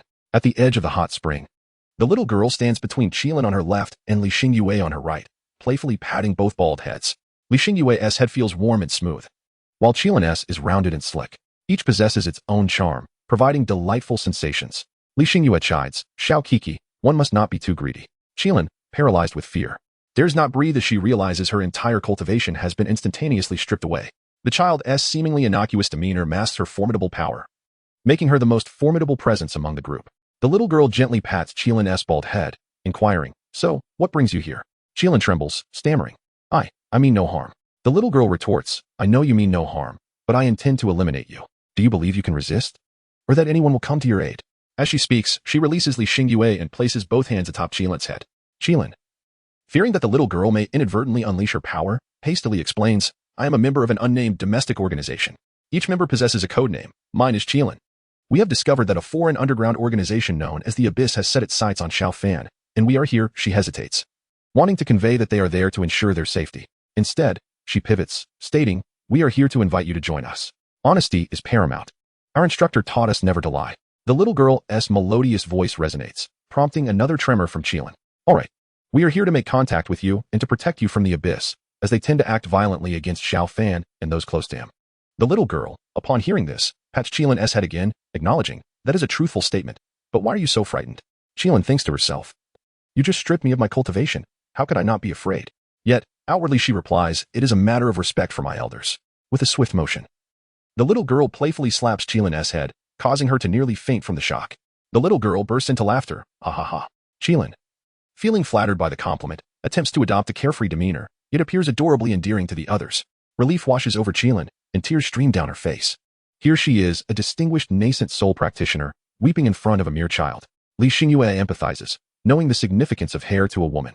She recalls her own struggles with hair loss during chemotherapy, feeling nearly shattered by the experience. But Cheelin shakes her head, her voice trembling. It's not about the hair. It's about the captain going to find Xiao Fan. I never anticipated encountering someone of such caliber. It is beyond my scope to intervene. The little girl raises an eyebrow. Are you suggesting that I am stronger? Cheelin, momentarily taken aback, cautiously inquires. Isn't that the case? Of course, I am stronger. What is Xiao Fan compared to me? Ha ha ha. The little girl exclaims, her hands joyously patting Cheelin's head. Cheelin feels as though she has inadvertently flattered her even further. A warmth envelopes her head as her cultivation begins to surge, transitioning from the initial stage of nascent soul to the mid-stage, then to the peak, and finally breaking through to the out-of-body stage. Having cultivated since childhood, attaining the nascent soul stage in her 30s was already a commendable feat, recognized as a rare talent in a millennium due to her sect's resources. Yet now, within mere breaths, she ascends an entire realm, from the initial stage of nascent soul to the initial stage of out-of-body, without any instability in her foundation. From initially believing her fate was sealed, Cheelin experiences the exhilarating transition from despair to euphoria. This is her fortuitous opportunity. Simultaneously, she gains a newfound understanding of the little girl's immense power. This seemingly innocent 5 or 6-year-old girl is undoubtedly a celestial being. Just then, Cheelin's phone rings, and she cautiously asks the little girl, "May I step away to take a call? Esteemed one?" The little girl reached out, and the phone that had been left behind by Cheelin appeared directly in her hand. "Here, your phone," she said as she handed it over. Cheelin, in the presence of everyone, answered the call. "Captain," a middle-aged man on the other end inquired, "you haven't made contact with the target yet, have you?" "I already have, Captain, but I am unable to leave at the moment." Upon hearing this, the captain's heart sank. Cheelin was not only his subordinate, but also a vice-captain with formidable strength. Her demise would be a significant loss to them and the nation.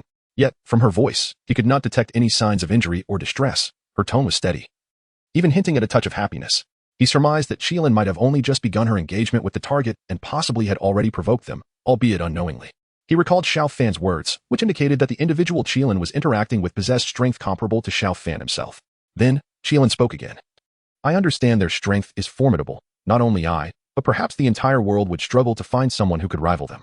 The middle-aged man grew more perplexed. How could Cheelin acknowledge the strength of her opponent and yet remain unharmed? Hadn't Xiao Fan mentioned that this person had not killed in a long time and was itching for it? He tentatively asked, "What are you doing right now?" "Soaking in a hot spring, watching over master for my teacher," she replied. Half an hour later, when the middle-aged man and his subordinates arrived, they found Cheelin dressed, albeit with a towel wrapped around her head. She showed great respect to a woman holding a little girl. "Madam, please inform me ahead of time when you visit the capital next time." "Of course," the woman replied, and the little girl in her arms nodded in satisfaction. Extending her hand, Cheelin quickly bent down, bringing her head closer. The little girl playfully patted her head through the towel, saying, "I will miss you." As dusk fell, Cheelin turned to see her captain and the others staring at her in disbelief. The middle-aged man was astonished to see his usually proud vice-captain displaying a submissive demeanor before a mere child, finding it hard to comprehend, especially since the girl appeared simply cute and unremarkable. Once back in a black jeep, Cheelin finally spoke. "That little girl is terrifying. She can instantly strip me of my powers, but I sense her strength exceeds even that." The middle-aged man then realized that the person Xiao Fan had referred to was indeed the seemingly 5 or 6-year-old little girl. "Captain, what transpired on your end?" "What about Andrew?" Cheelin inquired, her expression now one of shock. The other team members, upon hearing the news, were equally incredulous. "The Abyss organization is gone?" "Captain, are you certain you aren't joking?" The captain replied sternly, "Do I strike you as someone who jokes?" In that moment, I was taken to the Abyss's base by Xiao Fan and witnessed him uproot the entire facility as if it were nothing, truly uprooted. All the structures within the base were suspended in midair, and then they vanished before my eyes, completely gone. Silence ensued, a heavy, deathly quiet. The team members were left speechless, overwhelmed by the revelation. Moments later, the captain turned to Cheelin. "What about you? What exactly happened on your side?" After a lengthy pause, Cheelin finally responded, "You might not believe this, but I am likely alive because of my head." As she spoke, the others turned their gaze toward her head, still wrapped in a towel. The next moment, Cheelin removed the towel, illuminating the interior of the vehicle significantly. The captain squinted slightly at the reflection of light off her smooth scalp. "Vice-captain, your head," a team member exclaimed in astonishment. Cheelin, who had always been conscious of her appearance, now boldly revealed her bald head to everyone. "What does hair matter? If my hair has been sacrificed for a significant boost in strength, then so be it. Hearing this, the captain furrowed his brow. What is your current level? Qilin was the only practitioner in the team, and her cultivation at the nascent soul stage had already been showcased, rivaling the captain's strength. Out-of-body stage. To be honest, Captain, you are no longer my match, Qilin declared proudly. The captain lowered his head, remaining silent for a moment. I have been too arrogant.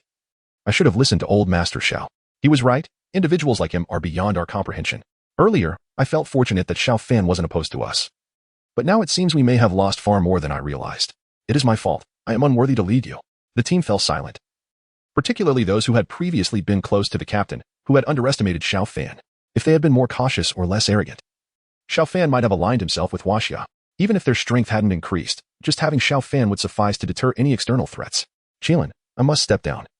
You should take over as captain. The team, including Qilin, held immense respect for the captain and did not want him to leave. My mind is made up. Do not try to persuade me. Qilin is more suited for this role. With her connections to Xiao Fan, your futures, both in strength and insight, will flourish. Saying this, the captain opened the car door and stepped out alone. His silhouette under the night lights appeared somewhat forlorn. The team did not pursue him, and once he vanished from sight, the vehicle drove off in another direction. In the Han family courtyard, the little girl and her companions were engrossed in playing a game. After finishing a round, Li Xingyue scoffed. What can you expect from Qian Ziwen? He's probably off chasing women. Upon hearing this, Han Linglong furrowed her brow and set her phone down. Master is off chasing women? Qian Ziwen appeared gentle and refined, but he was far from a good person. Back in Linghai, he would change partners daily. The thought of him having once pursued her disgusted her. What fun could he possibly find? Li Xingyue remarked. I can't allow this, Han Linglong declared as she stood up and headed out. Sis, where are you going at this hour? Han Lingqiao asked. I am going to find Master, Han Linglong replied, stepping through the door. She could not allow Master to do anything inappropriate toward her teacher. After all, her teacher was so good. With her teacher absent, she felt it was her responsibility to keep an eye on Master. Lest she have to answer to her teacher in the future. The little girl's eyes darted around. Then she hopped off the bed, put on her shoes, and followed suit. As for Li Xingyue and Han Lingqiao, they were already exhausted from playing all day and had no desire to move. Seeing the little girl following her, Han Linglong asked, Kiki, why are you coming along? Just to watch the fun. The little girl smiled and asked, do you know where Xiao Fan and the others went? Han Linglong immediately responded, you know? Kiki. The little girl revealed a grin. Have you forgotten who I am? With that, she vanished from the spot, taking Han Linglong with her. In the largest entertainment venue in Jinling, within a private room, Xiao Fan was drinking alone. The girl who had been sitting beside him felt bored and moved over to Long Yi. Qian Ziwen was pulling two girls, dancing and singing, while Long Yi continued to weave stories, making the girls laugh heartily. Each of them was engrossed in their own activities, creating a lively atmosphere. At that moment, the door to the private room swung open once again. Qian Ziwen immediately tensed up, fearing another disturbance. To his surprise, he saw Han Linglong standing at the entrance, holding the little girl's hand, both wearing displeased expressions. Upon seeing her master drinking alone, Han Linglong sighed in relief, but then noticed the room filled with scantily clad, alluring girls, and her gaze turned sharply towards the culprit, Qian Ziwen. In her eyes, he was the one attempting to lead her master astray. Qian Ziwen was initially bewildered by Han Linglong's unexpected appearance, but when he caught sight of her eyes filled with intent, he involuntarily trembled. The little girl, meanwhile, wriggled free from Han Linglong's grasp and jumped onto the sofa beside Xiao Fan, grabbing a bottle of beer from the table. Xiao Fan warned, children shouldn't drink alcohol. The little girl retorted, you can go out to find women, so why can't I have a drink? She shot him a challenging glance before opening the beer bottle, ready to take a sip. Xiao Fan swiftly snatched the beer from her hands. The little girl protested, Xiao Fan, I said children can't drink alcohol. Drinking isn't illegal for children. She huffed, but as your guardian, I would be breaking the law, Xiao Fan declared. The little girl's eyes sparkled with mischief. Then I must drink. If I drink, you take the blame. Why would I not enjoy such a good thing?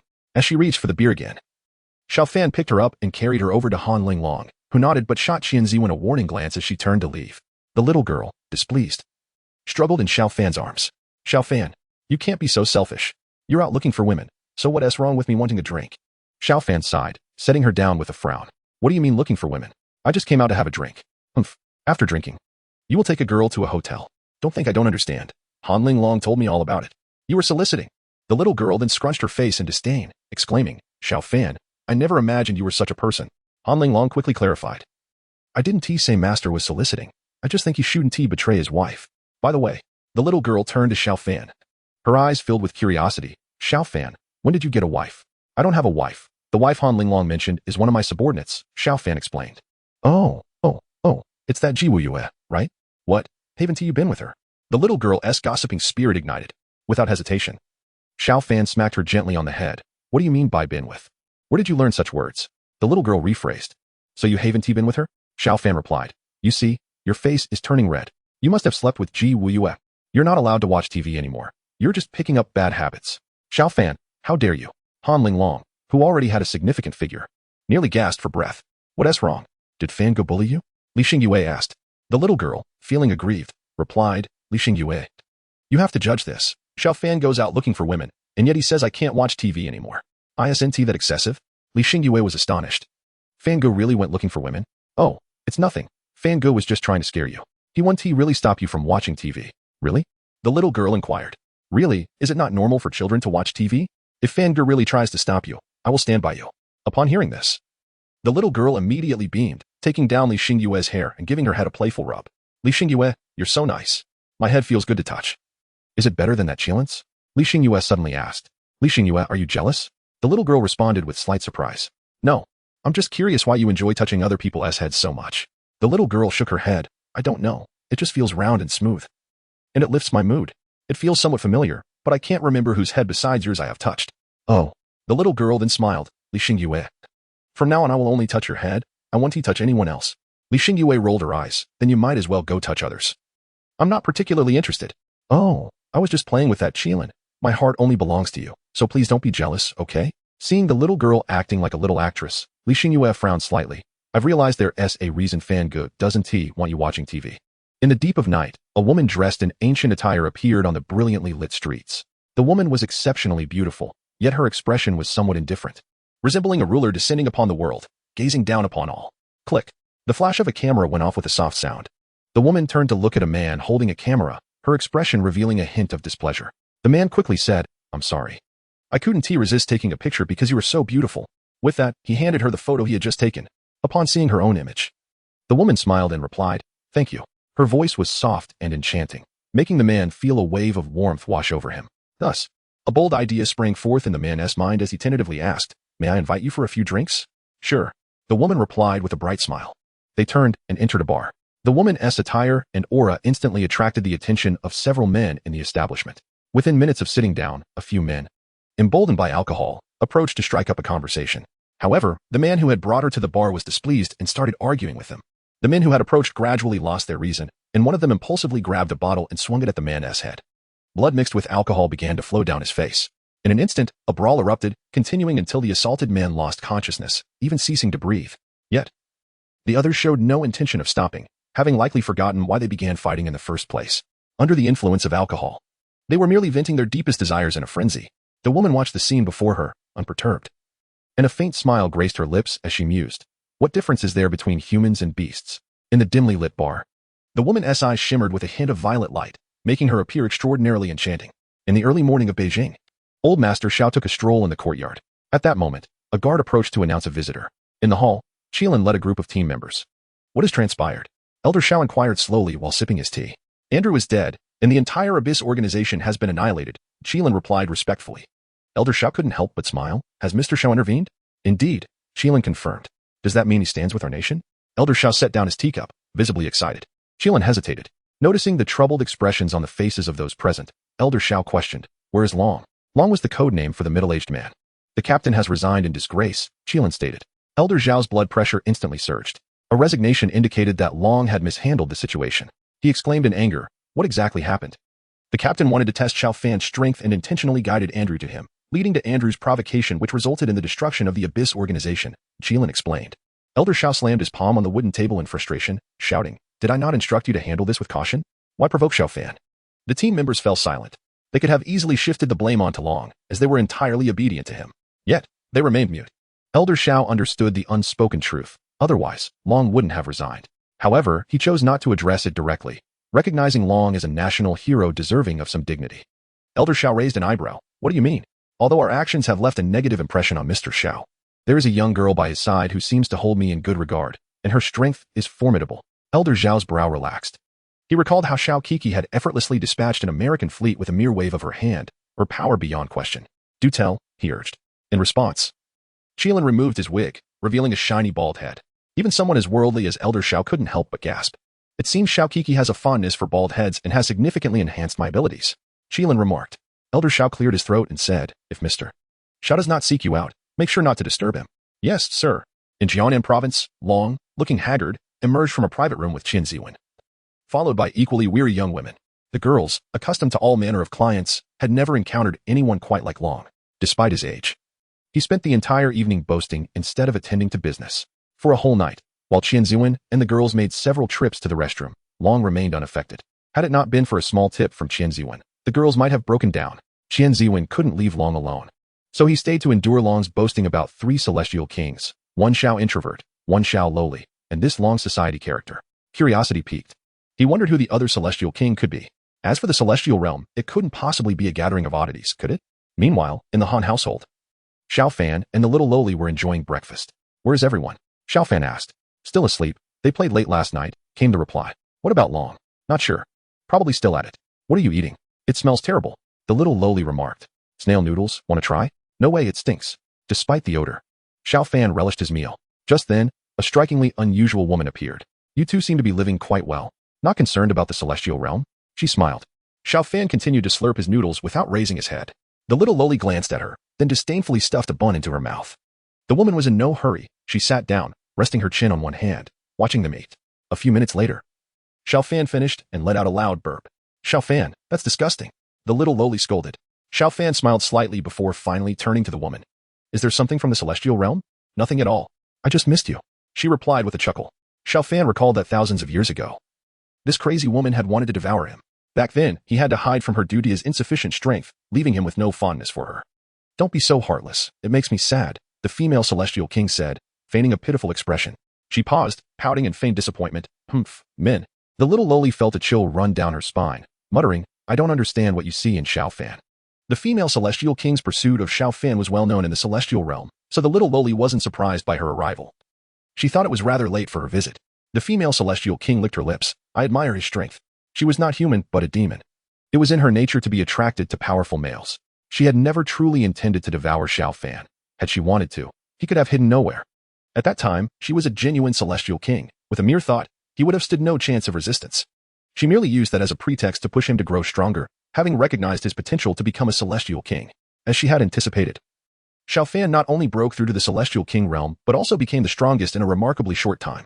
Thinking of this, the female celestial king leaned closer to Xiao Fan. Please let me stay, okay? I promise to obey you, she said, opening her arms as if to embrace him. In the celestial realm, she had never had such an opportunity. Xiao Fan had even set up a formation on his territory specifically to prevent her from approaching. Now that she saw him unguarded, how could she resist? In the next moment, Xiao Fan seized her collar and hurled her away. She crashed heavily to the ground. Yet, instead of being angry, her expression turned even more exhilarated. Meanwhile, Han Linglong was still sleeping when she felt a sudden shaking, thinking it was an earthquake. She quickly woke Li Xingyue and her sister. The 3 of them left the room. As they entered the front courtyard in their pajamas, they saw Xiao Fan pummeling a beautiful woman into the ground, each punch sending tremors through the earth. What is happening? Han Linglong asked the little lowly. The little lowly pointed at the woman and replied, that one has gone mad. Xiao Fan is treating her. Treating? Han Linglong questioned, bewildered. Is this how one administers treatment? Even if she doesn't appear ordinary, that ground is shaking. Isn't he afraid of killing her? The little girl understood what Han Linglong was contemplating and promptly explained. It occurs twice a year. Han Linglong grasped the crux of the little girl's words, pondering for a moment before inquiring, is it once every 6 months? And does it happen around spring and autumn? The little girl raised an eyebrow in surprise. Oh, how did you know? Lingxiao, Han Linglong called for her younger sister, whispering something in her ear. Lingxiao's eyes brightened with excitement. Really? Han Linglong nodded, and then approached Xiao Fan. Master, Xiao Fan paused his actions and asked, what is it? Leave it to me. I have a solution. With that, Xiao Fan released the fairy queen. However, the fairy queen immediately clung back to Xiao Fan, rubbing against him. Her head adorned with 2 fluffy beast ears and a tail sprouting from behind. Sir, please follow me, Han Linglong cautioned. She recalled that the little girl had mentioned this creature was a man-eating demon, so she needed to be vigilant. I'm not a beast girl, the beast girl pouted. Upon hearing this, she finally let go of Xiao Fan and followed the Han sisters upstairs. Li Xingyue contemplated for a moment and followed suit. Xiao Fan. The little girl shouted in dissatisfaction. What business does a child have here? Xiao Fan replied indifferently. Yet, the little girl remained curious, struggling to break free. Thus, Xiao Fan inquired, aren't you curious about her true form? The little girl ceased her struggles immediately. You know? I don't know, but I believe we can find out. An hour later, the beast girl coincidentally emerged from the room with Han Linglong and the others. However, her face was flushed, her eyes sparkling, and her breath slightly quickened. indicating she had undergone some experience. Nevertheless, after leaving the room, she appeared considerably calmer. Consequently, Xiao Fan and the little girl simultaneously produced small items from behind, presenting them to the fairy queen. Here, tell us which one tastes better? Xiao Fan asked. The beast girl leaned in to sniff, then took the dog food from Xiao Fan's hand and began to chew. Delicious. The beast girl expressed her satisfaction. I win. Xiao Fan smirked at the little girl. Following that, the beast girl grabbed the cat food from the little girl's hand and devoured it as well. What is this? It's also really tasty. The beast girl exclaimed with delight. The little girl asked, which one is tastier? Both are delicious. Upon hearing this, the little girl turned to Xiao Fan. You didn't win. She's neither a canine nor a feline. Then I haven't lost, have I? Xiao Fan mused, more intrigued by how Han Ling Long had achieved this. Han Ling Long sat down, wiping the sweat from her forehead. I used to have a cat. They go into heat in spring and autumn. So I recognized her behavior as familiar. Considering she is a demon and the timing coincided, I decided to give it a try. Try what? The little girl tilted her head, curious. Han Ling Long smiled gently. It's an adult matter. Children shouldn't pry too much. Xiao Fan slightly opened his mouth at her words. This meant that during the 2 annual mating periods, this beast girl had her sights set on him? Was there a permanent solution? Xiao Fan asked again. There is. Sterilization would suffice, but I have a question. Han Ling Long replied. Xiao Fan furrowed his brows. What question? In her case, should the sterilization be done at a human hospital or a veterinary clinic? After all, structurally, she resembles a human more than an animal. The beast girl, standing nearby, twitched her ears and gazed at everyone with wide, innocent eyes, not comprehending Han Ling Long's specific meaning. Xiao Fan pondered for a moment before asking, what is sterilization? It's a minor surgery that prevents pets from reproducing, thus eliminating their mating cycles. Han Ling Long clarified. Upon hearing this, Xiao Fan understood. The beast girl comprehended as well. Immediately becoming furious, grabbing Han Ling Long by the neck. Try it? At that, the beast girl rushed to Xiao Fan's side, gripping his arm tightly, insisting, I want tea. I want to stay with you. Xiao Fan frowned. Han Ling Long, take her away quickly. Not again. Han Ling Long remarked, Master, she might just genuinely like you. The beast girl nodded enthusiastically. Yes, yes. Her tail wagged joyfully behind her. Whether she was more cat or dog truly left one baffled. Being a fellow fairy king, Xiao Fan lacked the authority to command her.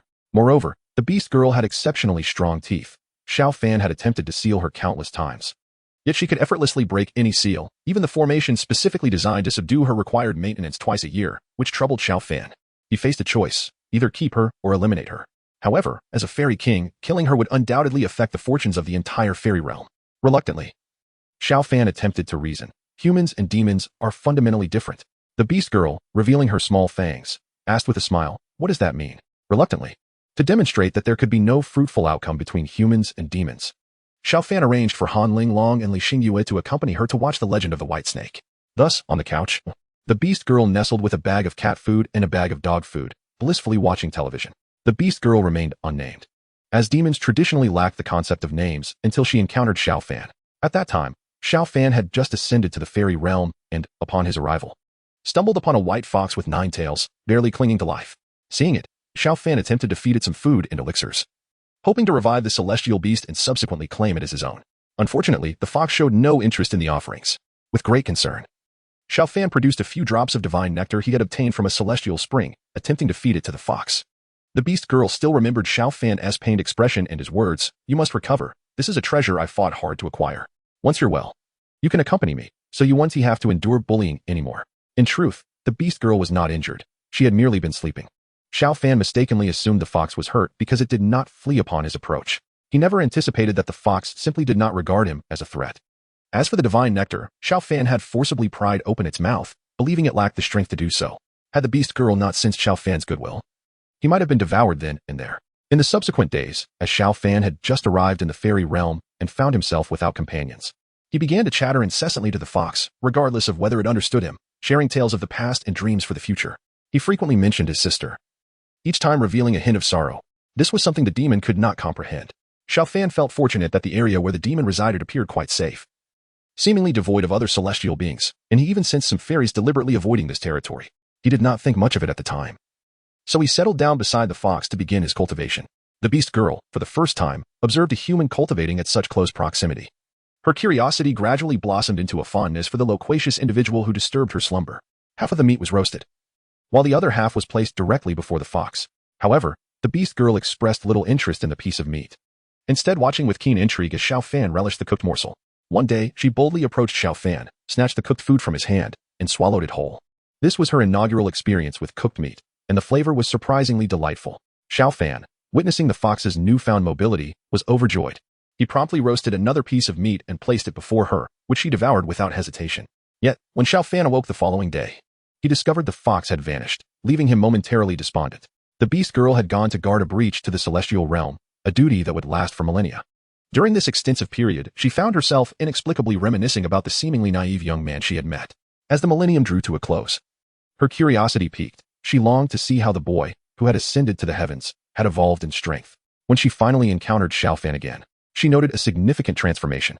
The spark in his eyes had dimmed, and he was often accompanied by a beautiful maiden, renowned throughout the celestial realm and hailed as the foremost individual beneath the celestial kings. At that time, he was challenging a particularly formidable celestial king, rumored to have achieved ascension at the tender age of 6 and possessed a notorious thirst for blood. Xiao Fan barely escaped the clutches of this king, and that battle reverberated throughout the celestial realm, earning him the title of the 4th celestial king. It was from that moment that the beast girl discerned Xiao Fan's potential to become a celestial king herself, prompting her to intervene covertly to save his life. Upon her appearance before Xiao Fan, she realized he had forgotten the little white fox from their past. This revelation incited an inexplicable fury within her, and she threatened to devour him, chasing him to a sacred place of healing. It was from that moment forth that she acquired a name, introducing herself as Bai to others. Thus, when she noticed the protagonist of a television drama also bore the surname Bai and was similarly a creature of the supernatural, she effortlessly projected herself into that narrative. Clutching a bag of cat food and a bag of dog food, she munched on them as snacks.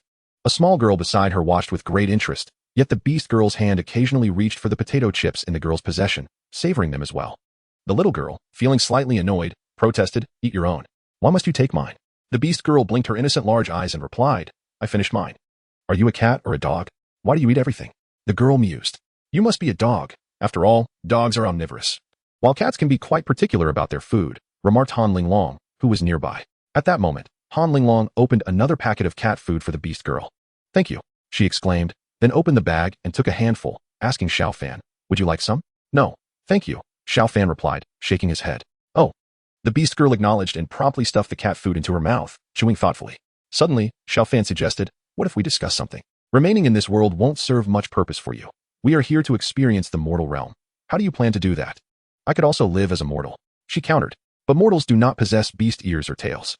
At that moment, she appeared indistinguishable from an ordinary person apart from her deep purple eyes, which would go unnoticed unless scrutinized closely. Actually, in the mortal world, some girls do wear beast ears and tails, which makes them appear more adorable, Han Linglong interjected. Xiao Fan shot her a glance and continued, "But what about an identity? You must have one." Han Linglong replied, "Didn't you help create the identities for Xiao Kiki and Lord Long? This is hardly a challenging task." Xiao Fan gritted his teeth, realizing that his disciple was utterly oblivious to the nuances of the situation. "We need a name," he insisted. "Xiao Bai." "Shut your mouth." "Oh." Han Linglong complied, falling silent. The beast girl then chimed in, "I have a name. It's Bai." Xiao Fan glanced at the woman in white on the television and scoffed. "You aren't suggesting your name is Bai Sujin, are you?"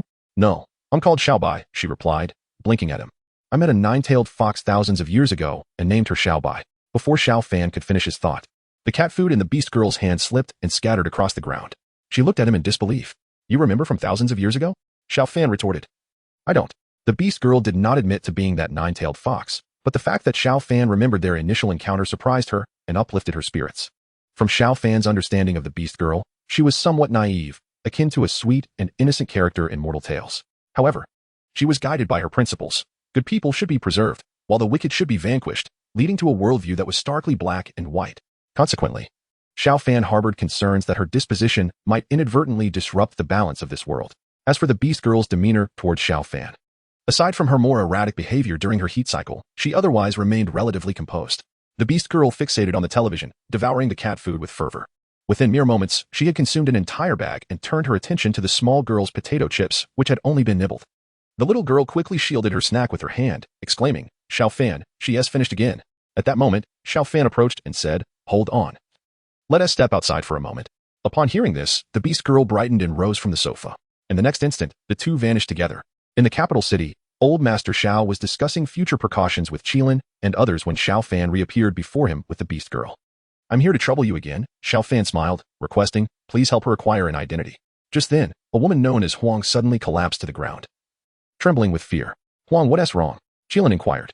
The woman's eyes widened in terror as she gazed at the beast girl, her mouth opening but no sound emerging. an expression of dread overwhelming her. This fear seemed to stem from the depths of her soul without any apparent reason. Noticing this, Xiao Fan furrowed his brow and glanced at the beast girl, saying, "You should tone it down." "Oh," she nodded, retracting the aura of her demonic lineage that she had unintentionally radiated. Huang possessed remarkable vitality, able to recover instantaneously even from severe injuries, thanks to her half-demon heritage. Consequently, sensing the overwhelming aura of the beast girl, she experienced a profound sense of bloodline suppression. Even though the beast girl had not consciously released her aura, the disparity between them was so vast that Huang felt her own bloodline nearly unraveling at that moment. A half-demon, huh? The beast girl mused, assessing Huang with keen interest. Even though the beast girl had completely restrained her aura, Huang still dared not raise her head, and as the beast girl approached, her body trembled even more violently. Suddenly, the beast girl turned to look at Xiao Fan. Xiao Fan understood her intentions. After all, powerful beings were scarce, and even in the celestial realm, there were only a few thousand great demons capable of taking human form under the beast girl's command. It was rare for her to encounter a fellow kin in this mortal realm, and even more so, one who was a half-demon. Being half-demon meant they were inherently human-shaped, making their cultivation path much smoother than that of ordinary demons, which explained the beast girl's sudden interest. "Do as you wish," she said, raising her hand, an invisible force lifting Huang effortlessly. "Let me see your true form." The beast girl smiled widely, her purple eyes sparkling with excitement. The Qilin and others were uncertain of the beast girl's intentions, yet they understood that against such an existence, they had no power to intervene and could only watch in awe. Meanwhile, Huang's demonic bloodline became increasingly pure. In no time, 2 reddish-yellow beast ears sprouted from her head, and a furry yellow tail appeared behind her. The beast girl's eyes gleamed with delight as she exclaimed, "You're actually Xiao Fan." Curious, inquired, "What are you?" Suddenly, the beast girl recalled something, her voice abruptly halting before she corrected herself. "You're a dog, demon. Why are you so excited then? Are you a dog too?" Xiao Fan asked. "I am not. I am Xiao Bai." The beast girl flashed a grin, revealing her small white fangs. Xiao Fan did not associate her with the ungrateful nine-tailed fox, and merely thought she had watched too much of the legend of the white snake. Thus, he turned to the astonished Elder Xiao and said, "Please assist her with an identity." Elder Xiao understood that anyone Xiao Fan brought for identification was certainly not an ordinary person. So he did not hesitate and hurriedly led Xiao Fan and the beast girl to set up her identity. As for naming the beast girl, Xiao Fan suggested several names, but she was dissatisfied with all of them, claiming none sounded as pleasing as Xiao Bai. In exasperation, Xiao Fan called for assistance from Li Xingyue. Half an hour later, before the beast girl departed, she smiled at Huang, saying, "Little Huang, remember to come visit me when you have the chance."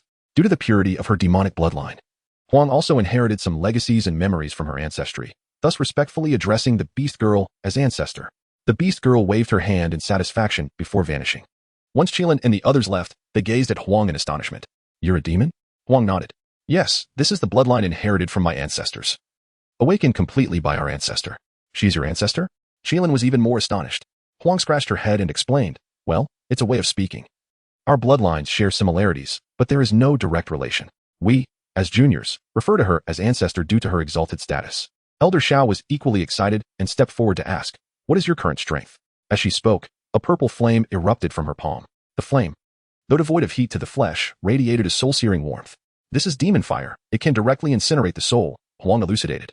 Qilin, feeling the intensity of the purple demon fire in Huang's hand, gasped, "Even I would not dare face this demon fire." Hearing this, Elder Xiao burst into laughter, marveling at the remarkable enhancement in strength for both Qilin and Huang within such a short span of time. This was undoubtedly a momentous boon for him, affirming that Xiao Fan had not harbored any grudges over the dragon's previous actions toward him, nor had the dragon taken it to heart. In the meantime, at the Han family residence in Jinling, the beast girl was toying with a brand new identification card, her spirits soaring. With this identity, it meant she could remain in the mortal realm, close to Xiao Fan. A little girl approached her. The beast girl promptly stowed away the ID card, regarding the girl with caution. "What do you want?" "I just want to see what your name is on this ID. It's yours." "So it wouldn't matter to me," the little girl replied. Upon hearing this, the beast girl retrieved the ID card once more. The little girl read aloud, then suddenly furrowed her brow, asking Li Xingyue beside her, "How do you pronounce these 2 characters?"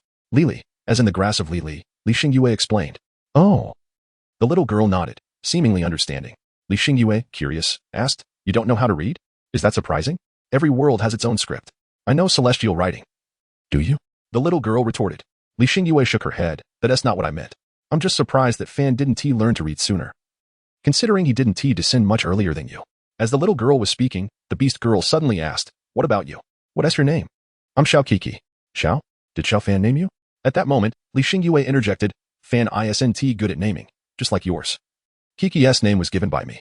Li Xingyue felt quite proud of herself for being able to name two celestial beings. What about Longyi? What is his name? The beast girl asked again. Li Xingyue was equally curious and turned to the little girl. Right, what is Longyi's name on his ID? The little girl shook her head and then looked toward Longyi, who was engrossed in a staring contest with the little fish in a nearby tank. Longyi, what is your name? At this, Longyi straightened his posture, lifted his chin, and declared proudly, Long Aotion. The little girl and the others looked at him with puzzled expressions. Isn't it nice? Aotion sounds so majestic. Longyi remarked, bewildered by their reactions. Then everyone turned their curious gazes toward Xiao Fan, who was absorbed in watching short videos. Without a doubt, his was the name Longyi bore. Sensing their stares, Xiao Fan looked up, perplexed. Why are you all looking at me like that? I want to sever my ties with you. The little girl stated seriously. The mere thought of introducing him in the future as this is my grandpa, surnamed Long, called Long Aoton, made her cringe with embarrassment. Time flowed like water, and the summer vacation passed swiftly. Yet the little girl felt no discontent, for today marked a significant occasion, her birthday. She, the great canon of the Xiao celestial realm, had once subdued the presence of Xiao Fan. It was her birthday. Since the date on her household registration was randomly filled in, today was officially her birthday. This meant that Xiao Kiki was no longer a 5.5-year-old child, but had turned 6. As for her original birthday, she had no memory of it. So she resolved to celebrate today as her birthday every year. Her very first birthday was particularly special, and thus she personally oversaw the preparations for her birthday party. Whereas Xiao Fan? She asked Han Linglong. He.s. in his room. Upon hearing this, the little girl dashed upstairs. She burst through the door to find Xiao Fan engrossed in a game while Longyi was intently watching the fish in the tank. Xiao Fan. The little girl called out loudly. Xiao Fan showed little reaction, but Longyi was startled, nearly dropping the fish tank he held. The little girl approached Xiao Fan's side and said, Xiao Fan, can't you pay any attention? I'm thinking about whether to invite that Yangzhan guy over. The little girl was momentarily taken aback. He has descended as well? Xiao Fan nodded. He arrived even earlier than you, and he is in Jiangnan. Has he become an immortal king? Not quite. He merely descended forcefully under the punishment of the heavenly Tao, and his cultivation was stripped away, leaving him mentally impaired. Xiao Fan succinctly explained. Well, that's fine. Having more acquaintances adds to the liveliness. Upon hearing this, Xiao Fan took out his phone, intending to call Yangzhan. However, the little girl interjected, there's no need for such trouble. Then she reached out with her hand. Wait, Xiao Fan was about to stop her. But a man was already pulled over by the little girl. At this moment, Yangzhan was clad only in his underwear, eyes tightly shut, lips slightly pouted. The little girl slapped him sharply. Yangzhan startled awake, his eyes opening to see the little girl, though he did not immediately recognize her. Instead, he turned to look at Xiao Fan. Xiao Fan, I specifically chose daytime for this, and yet you still came. Yangzhan was seriously suspicious that Xiao Fan was doing this on purpose. After his sister Lingling became Xiao Fan's disciple, she entered seclusion for 2 months to successfully establish her foundation. Finally, they had some time alone together. He thought he could achieve a breakthrough with Lingling last night. But after 2 prior experiences, he had developed a lingering shadow of doubt, feeling paranoid all night that Xiao Fan would whisk him away at any moment. He remained vigilant until dawn. Just when he thought everything would be fine with the arrival of daylight, he was pulled over again right at the start. Xiao Fan shrugged. It's not my fault. I merely intended to call you. Just then, the little girl spoke up, her tone cool. It's me. What is the matter? Yangzhan focused his gaze, his pupils trembling. You. Recognizing the little girl, Yangzhan was utterly shocked. How could this fearsome deity have descended? In the past, he had challenged her and was nearly obliterated by a single slap. Had he not fled to Xiao Fan, he would have surely perished. Consequently, he had developed a psychological barrier against the little girl and dared not challenge her again. Therefore, compared to her, Xiao Fan was rather gentle with him. And me. Grandpa Long said nonchalantly. He had once tasted dragon meat. At that moment, Beast Girl approached. Xiao Fan, come watch TV with me. Yangzhan collapsed onto the floor. The 4 mightiest beings of the immortal realm were all present in this room. He felt a weight on his chest, making it difficult to breathe.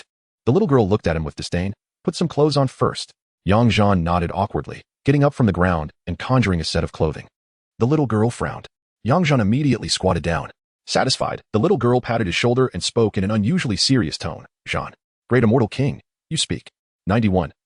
Just the opposite. Little Jean, how many years ago was it when you challenged me? The little girl narrowed her eyes, a hint of a smile playing at her lips. Yangzhan dared not meet her gaze, lowering his head. Back then, Xiao Fan protected you, but now you should wait, the little girl said. Producing a phone from her hand, she opened it and found a photo, thrusting it into Yangzhan's face. Look. Yangzhan raised his head to see the photo on the little girl's phone. In the image, the little girl was riding on Xiao Fan's neck, beaming with innocent joy, while Xiao Fan wore an expression of helplessness. Did you see? I have subdued Xiao Fan. Do you think he can protect you now? Yangzhan was dumbfounded, frozen in place. The little girl beamed with satisfaction at his reaction. See? Grandpa Long and Beast Girl may not believe it, but for other immortals. This photo is quite convincing. Unbeknownst to her, Yang Zhan's eyes held a peculiar glint. This was not suppression at all. It was merely a tender interaction between elder and younger, an affectionate gesture of an adult towards a child. Yang Zhan had remained at the Zhao family home, while his sister Lingling was in seclusion, often allowing Lingling's younger cousins to ride on his neck for fun, which would mean he had been subdued by a group of mere mortal children. In the face of the little girl's blatant misinterpretation, Yang Zhan decisively chose to play along. You truly subdued Xiao Fan. Master, you must have become the strongest in the immortal realm. Yang Zhan's poor acting made Grandpa Long roll his eyes, returning to his game. However, the little girl relished the flattery, especially the title of the strongest in the immortal realm, which struck her fancy. You're quite good, she laughed, patting Yang Zhan's shoulder. The Han family had busily prepared for a whole day, adorning their home with festive decorations. This was the birthday of an immortal, a matter of immense significance to the Han family. Moreover, Han Linglong had specifically instructed that the little girl despised strangers, so they had not invited many guests. Most present were members of the Han family. Following Yang Zhan's notice, Zhao Ling and the old man Zhao also hurried over from Guangling. Master, upon seeing Xiao Fan, Zhao Ling immediately greeted him respectfully. Xiao Fan nodded and introduced, this is Xiao Kiki. Zhao Ling, upon seeing the little girl in Xiao Fan's arms, was taken aback.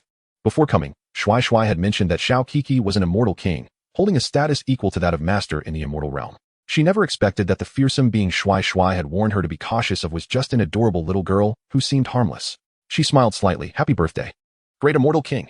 The little girl nodded in satisfaction. Speak, what do you wish for? Huh? Zhao Ling was taken aback. The little girl looked up at Xiao Fan. Why is your disciple so clueless, unable to understand human words? Xiao Fan chuckled, explaining to Zhao Ling, today is her birthday, and she is happy. So she wishes to give you a gift. Zhao Ling stammered, shouldn't we be the ones giving gifts on the immortal king's birthday? Is that so? Xiao Fan scratched his head.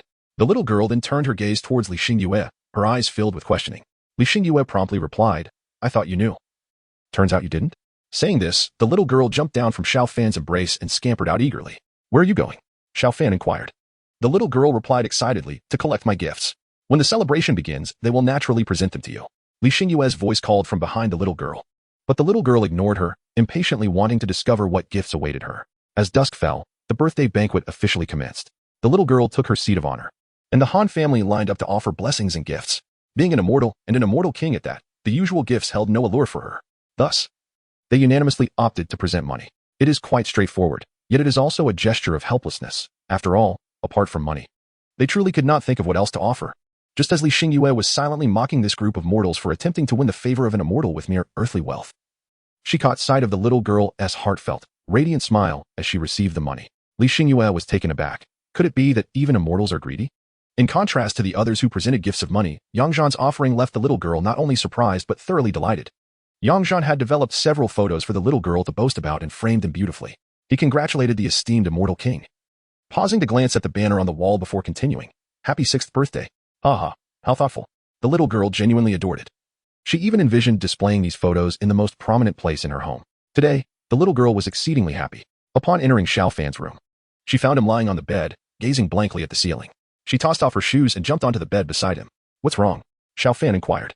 The little girl's expression dimmed, as if she had something to say but hesitated. After a long pause, she finally spoke. I thought you might be upset with me for not giving you a gift. Xiao Fan chuckled. I thought you were going to complain that I didn't give you a present. The little girl sat up, her eyes reflecting a complex array of emotions as she replied, you have already given me the best gift. Xiao Fan raised an eyebrow, puzzled. What did I give you? Don't overthink it. At least you're happy now, right? Why dwell on what lies ahead?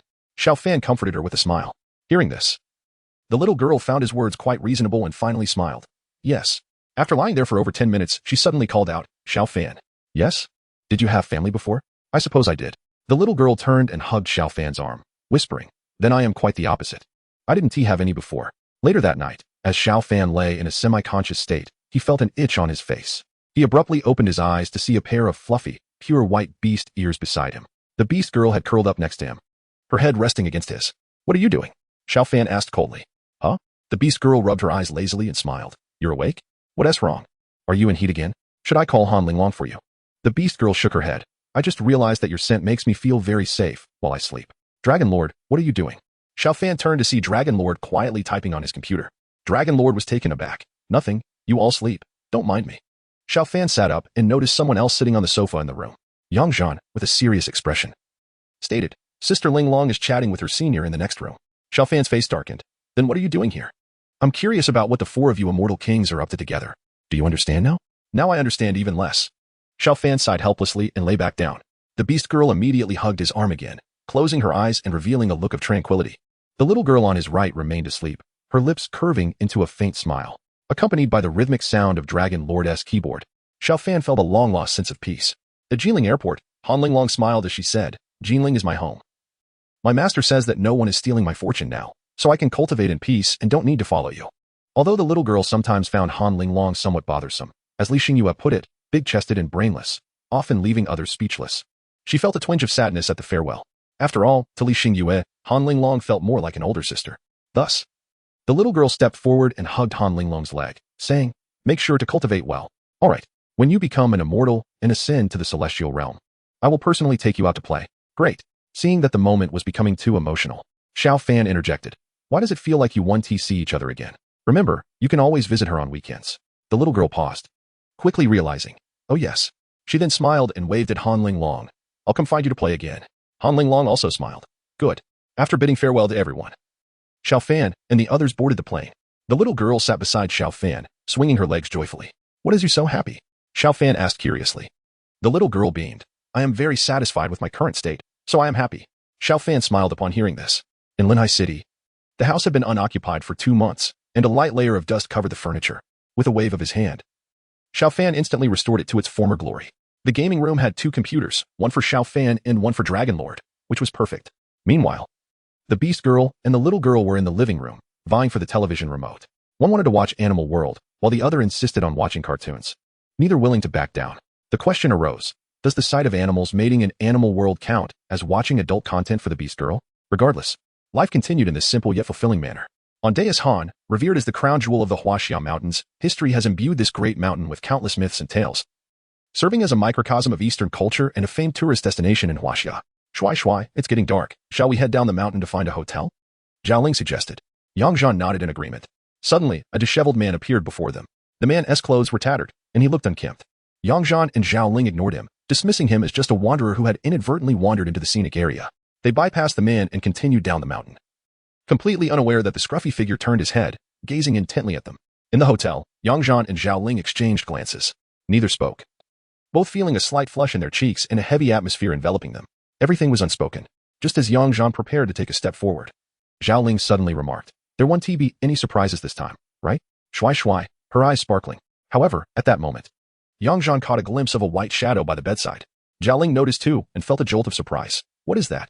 Just as Yang Zhan was about to act, the weasel transformed into a white streak and darted out through the door. Escaping? Yang Zhan snorted coldly and pursued it. If it were Xiao Fan and the others, that would be one thing. He could not afford to offend the Immortal King.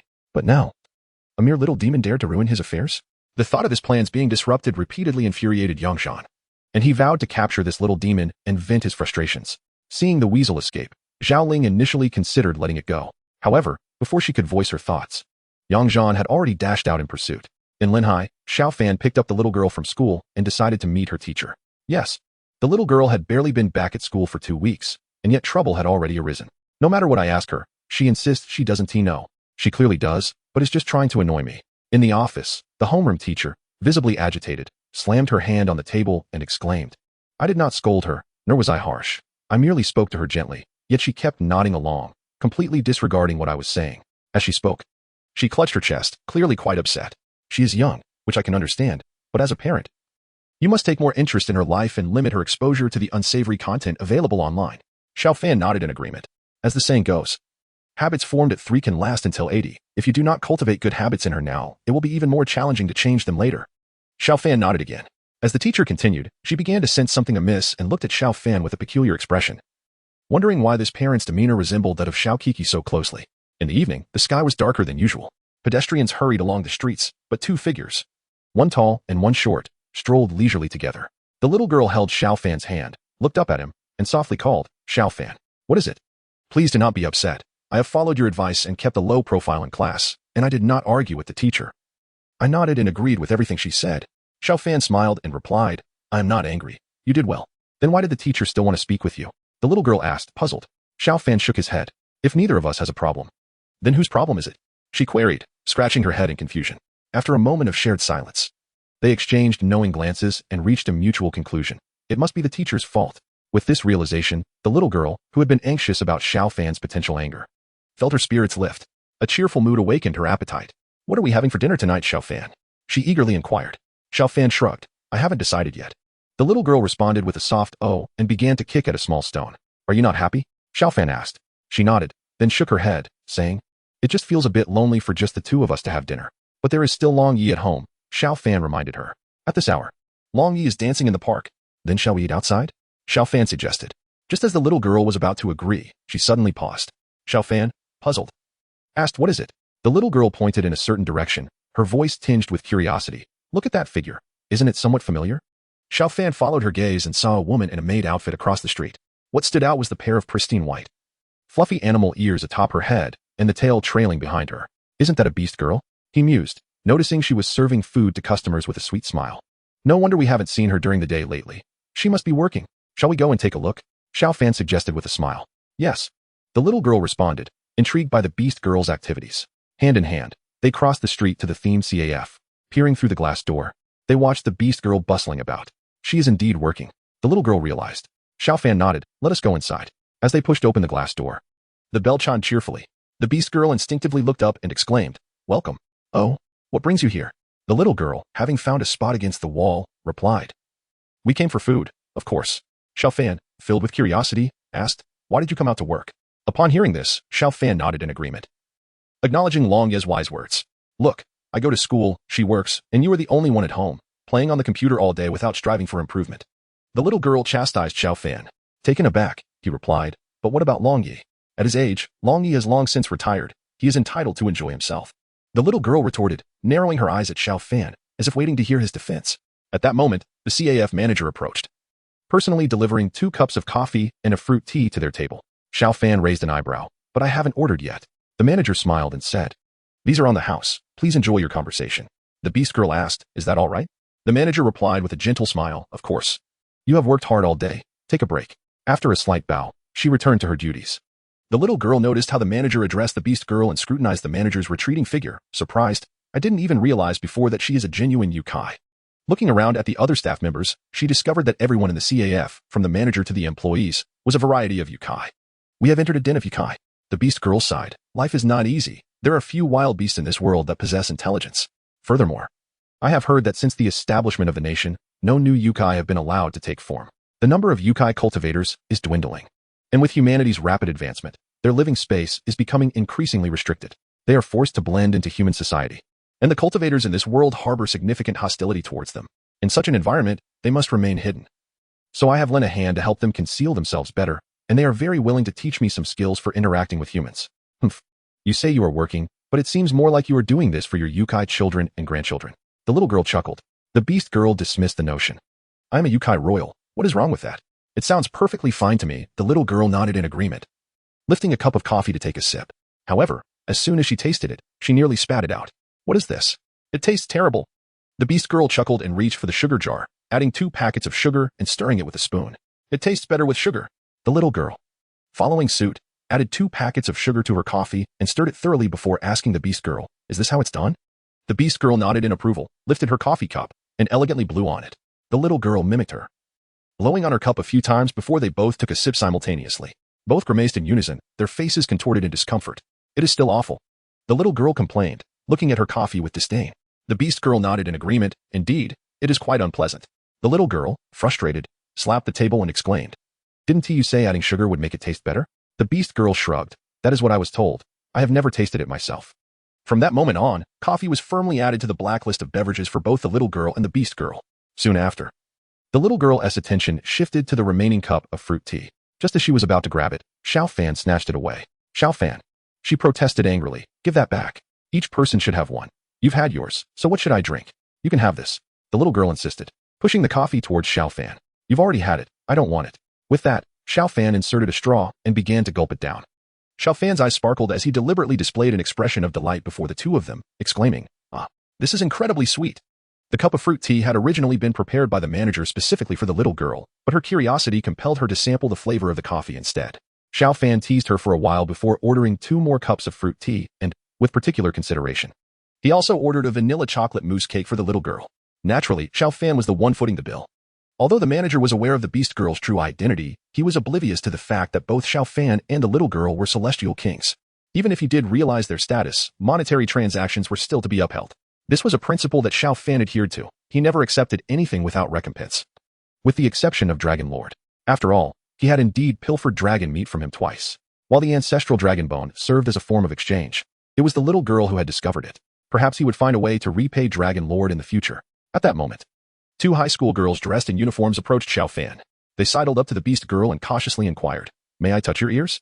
In truth, they had been observing from a distance for quite some time, particularly fascinated by the pair of beast ears on the beast girl's head that occasionally twitched, which they found to be quite enchanting, and they were curious about how those ears moved. Coincidentally, a male server sporting a pair of rabbit ears overheard their conversation. The manager had informed him that this new arrival was a powerful creature from the demon realm here to experience life. Thus, upon hearing the two humans express a desire to touch the ears of the great demon, the rabbit demon was taken aback, fearing that the creature might take offense. He quickly stepped forward and politely reminded the two high school girls, "We have a policy here that prohibits touching the decorative items on our staff's heads, as it pertains to our business secrets. Moreover, it takes considerable time to tidy up if they are disturbed. I hope you can understand." Upon hearing this, the two high school girls displayed expressions of disappointment. However, they understood the situation and apologized. "We're sorry for being so forward." The beast girl winked at them, indicating it was all right. Yet the rabbit demon was intent on stopping them. After all, those ears were an integral part of their true form. If touched, it would be easily discernible that they were not mere decorations, but genuine beast ears. If a demon's identity were to be uncovered, they would have to assume a new identity and relocate once more. "It's all right, let them touch." The beast girl smiled at the rabbit demon. The two girls immediately brightened at her words, with one of them eagerly expressing, "Thank you so much. I promise to be gentle."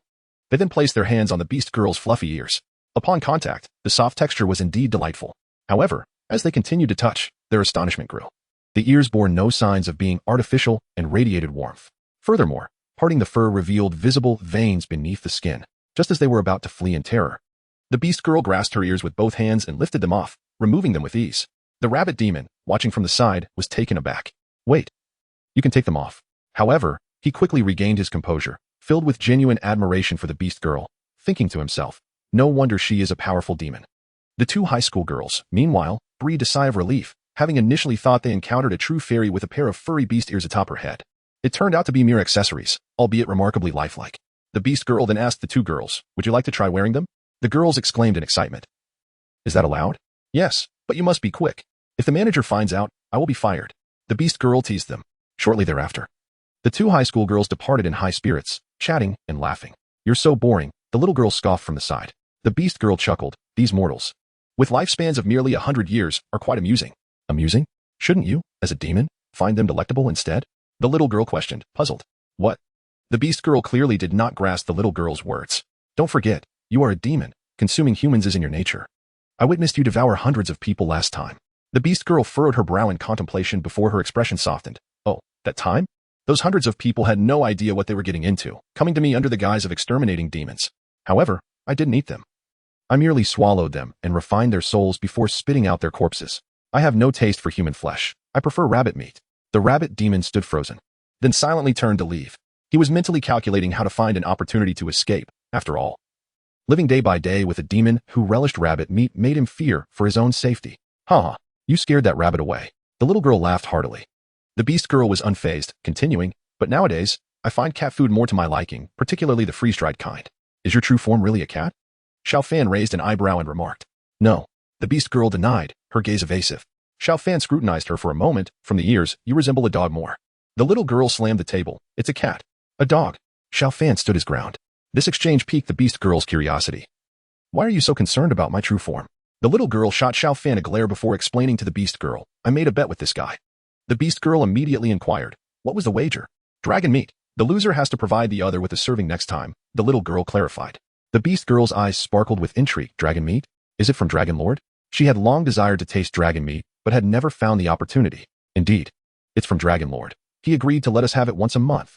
The little girl elaborated. It dawned on her that the beast girl had yet to taste Dragon Lord's dragon meat since her descent to the mortal realm. The beast girl was utterly astonished. "Once a month? He actually agreed?" "Of course. I traded an ancestral dragon skull for it." The little girl beamed with pride, believing that everyone should be grateful to her for the privilege of enjoying dragon meat. "Oh right, we haven't had dragon meat this month," Xiao Fan suddenly remarked. Then, The three celestial kings exchanged glances. Xiao Fan asked the beast girl, "When do you finish work?" He then turned to the little girl. "Is there a lot of homework today?" In unison, the three declared, "Let's go." Meanwhile, Dragon Lord felt a shiver run down his spine. Scanning his surroundings, but finding nothing amiss, Yang Zhan immediately became alert, as the voice emanated from all directions, making it impossible to pinpoint its exact source. "Who are you? Show yourself," he shouted, stomping his foot onto the ground. The earth trembled violently, cracking and collapsing rapidly. "I do not belong to your era. Even if you destroy this world, you will never find me." The voice echoed once more. Then, a bare-chested man emerged from the void, appearing before Yang Zhan.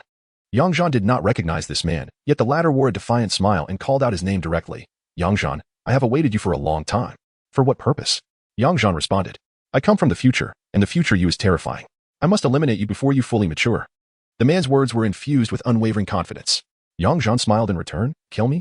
At that moment, a blood-red cloud formed above his head, swirling like coagulated blood, accompanied by flashes of lightning.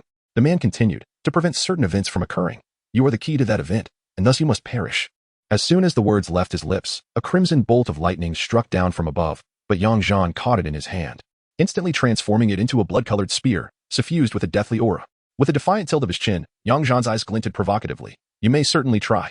The man's gaze deepened as he waved his hand, conjuring a similar blood-colored spear. The weapons of both were identical. However, upon closer inspection, it was evident that they were one and the same weapon. One belonged to the present Yang Zhan, while the other was wielded by this man from the future.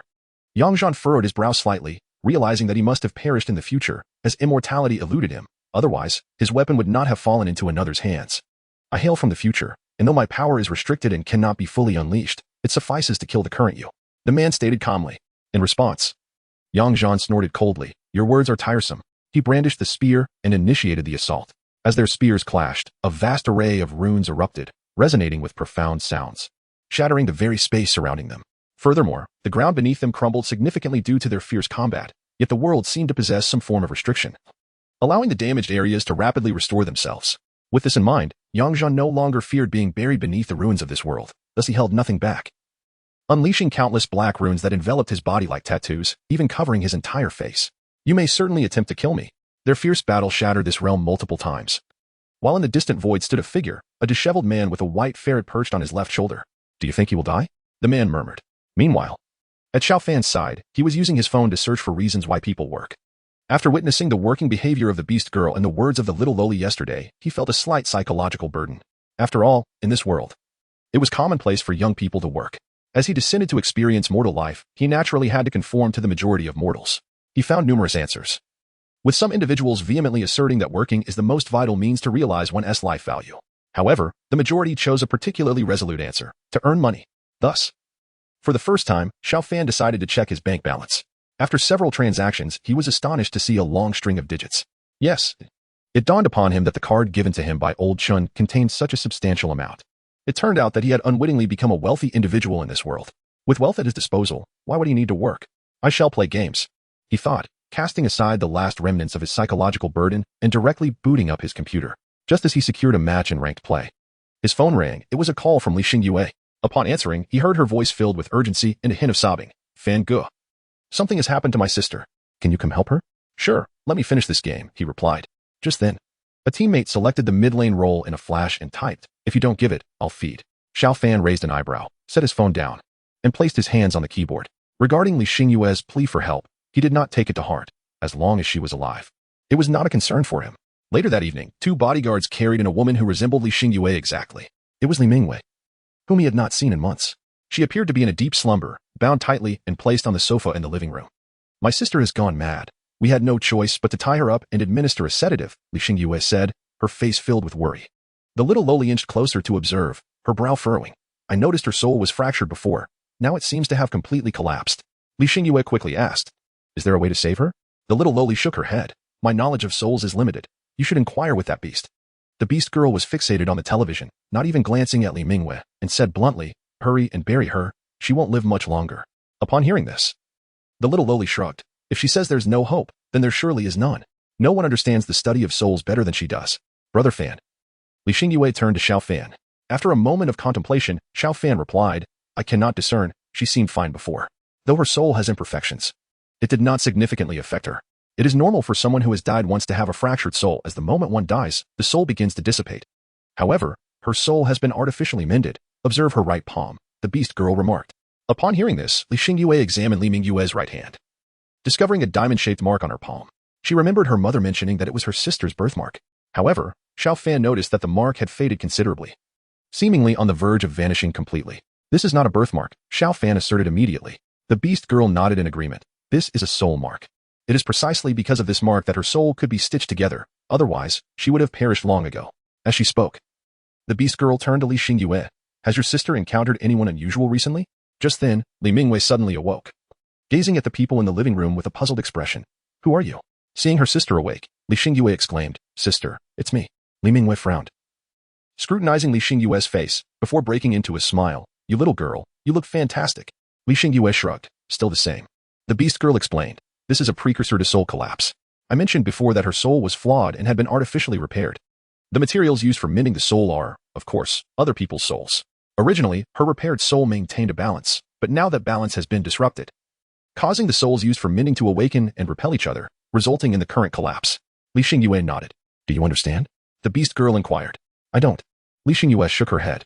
The beast girl was left with no choice but to pause the television, stroking her chin as she pondered for a moment before speaking. To put it differently, there are currently more than 10 distinct souls within her, all vying for control of her body. However, this struggle is futile and will only hasten the depletion of her primary soul. Ultimately, regardless of which soul prevails, none will survive for long. Upon hearing this, Li Xingyue suddenly realized. At that moment, Li Mingwei transformed again. Oh dear, why is it so lively here? The little loli casually picked up an object and forcefully stuffed it into her mouth. Is there really no hope? Li Xingyue asked the beast girl. The beast girl frowned slightly. I never said it was hopeless, it's just a bit complicated. Upon hearing this, Li Xingyue immediately approached, pleading, Your Majesty, I beg you to save my sister. My mother cannot bear to lose her again. The beast girl turned to Xiao Fan. Shall we save her? The beast girl nodded and then looked at Li Mingwei, her eyes shimmering with a purple light. Li Mingwei froze, fear evident in her expression. However, she soon fell back into a deep slumber. Not yet, but she won't quickly realize who she is, for all these souls carry their own memories, requiring some time for her to discern. Just then, Li Mingwei opened her eyes once more. She scanned the room and then looked at herself, saying, Why am I tied up?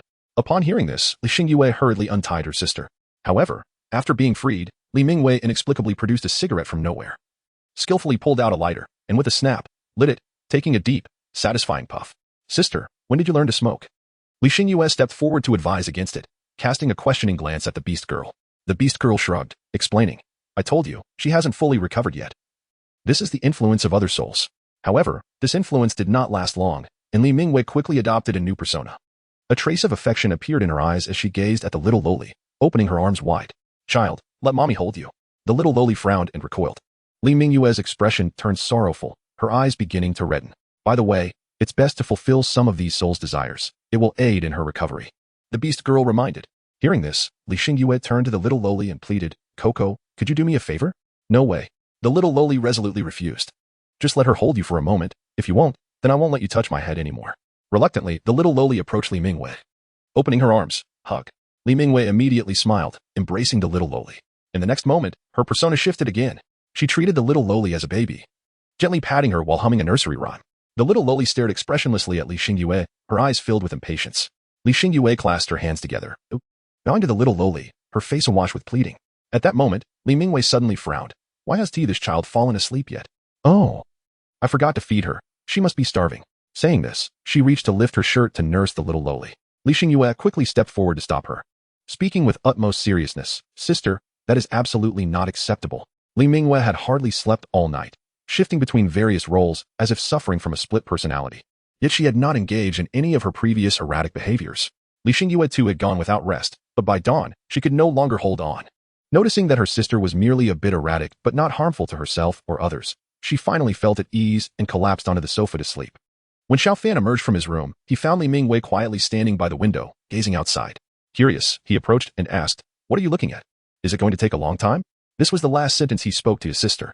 He still remembered how, after leaving with his master, his sister had chased after him. 100 years felt brief, but for Xiao Fan, it was merely a fleeting moment. However, for his sister, it encompassed her entire life.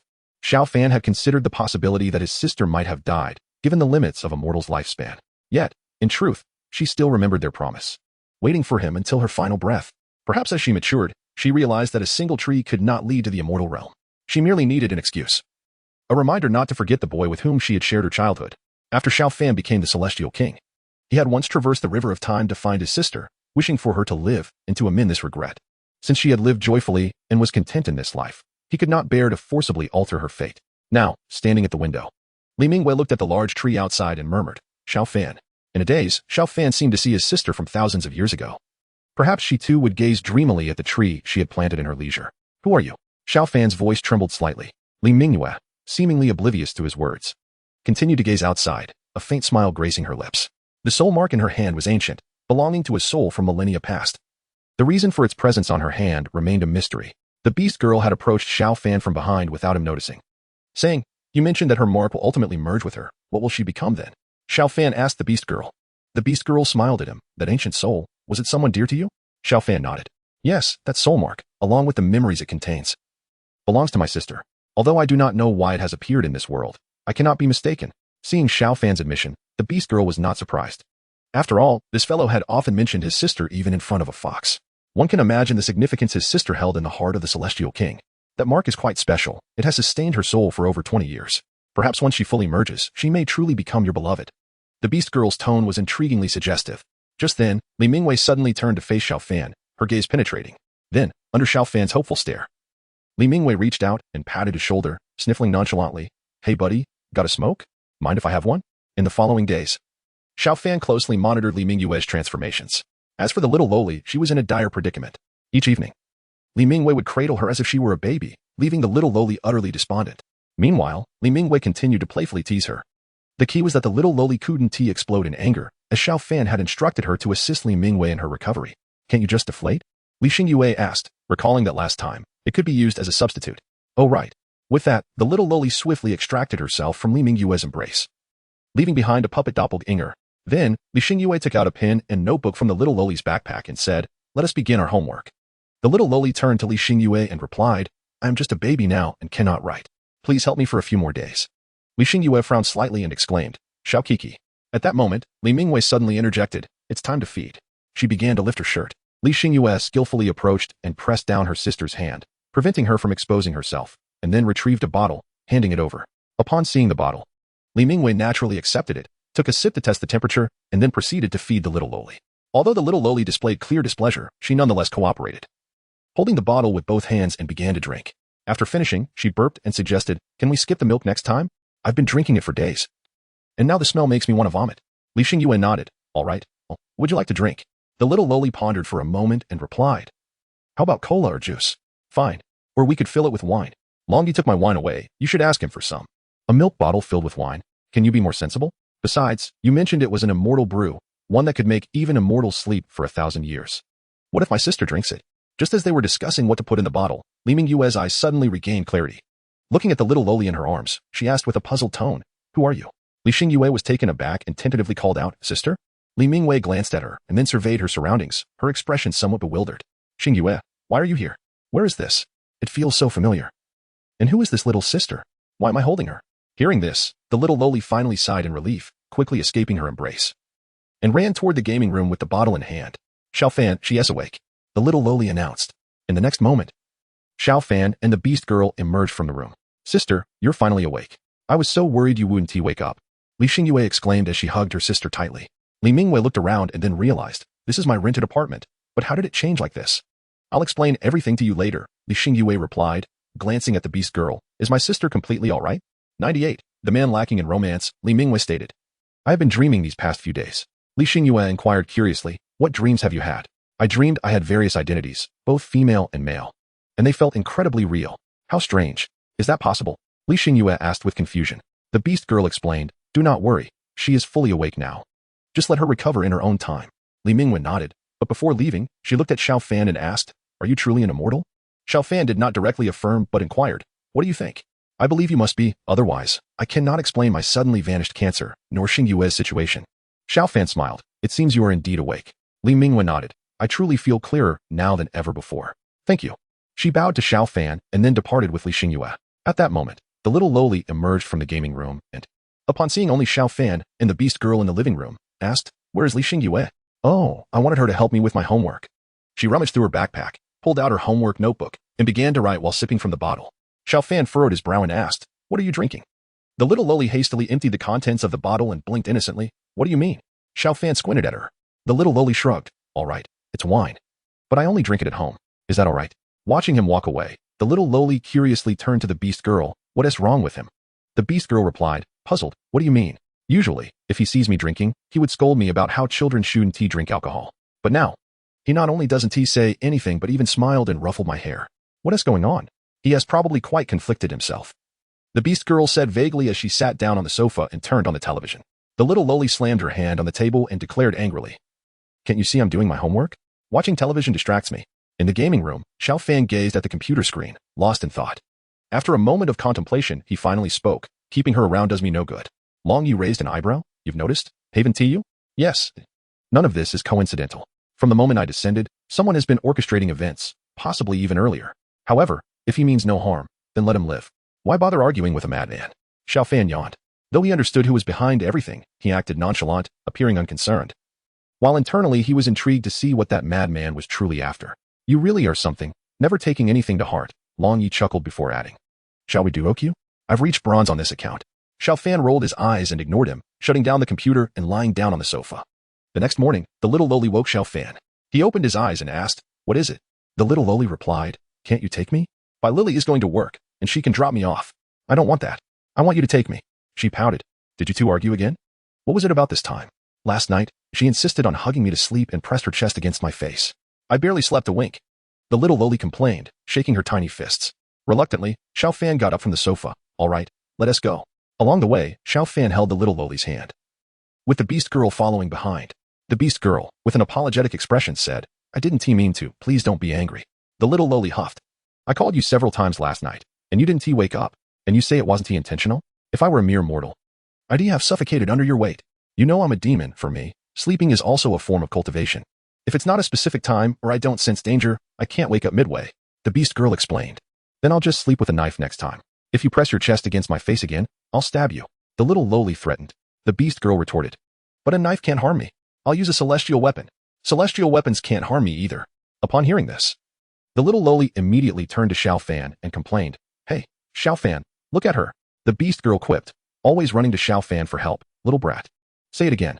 Thus, amidst their banter, Xiao Fan finally delivered the little loli to school. Watching her enter the school gate, the beast girl suddenly suggested, how about we sit at the CAF? Xiao Fan nodded, thinking he had nothing else to do, and followed her to the CAF. Upon entering, Xiao Fan was taken aback. In just a few days, the CAF had transformed completely. It was now filled with cats. As soon as they saw visitors, they meowed incessantly, even coming to rub against Xiao Fan's legs. What is going on here? Xiao Fan bent down and picked up a ragdoll cat, asking, this is a themed CAF. Last week was maid themed, and this week it's cat themed, the beast girl explained. In the early morning, the CAF was devoid of patrons, allowing Xiao Fan to casually find a seat while cradling a feline companion. The beast girl promptly settled beside him, inquiring with a smile, aren't small animals delightful? Indeed. Xiao Fan nodded, stroking the plush cat, which felt remarkably pleasant to the touch. The beast girl, elated, scooted closer, exclaiming, I feel even better to the touch. Would you care to try? With a playful raise of her eyebrows, she added, you can touch anywhere. Xiao Fan lifted his gaze, his expression impassive as he regarded the beast girl. Under her eager anticipation, he coolly remarked, what's wrong? Feeling frisky again? If so, go seek Han Ling Wang. Offended, the beast girl muttered, what an unromantic man.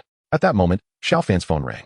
After a brief call, he stood up and informed the beast girl, I have some matters to attend to. I must take my leave. Just as the cat girl was about to remind him, Xiao Fan vanished before her eyes.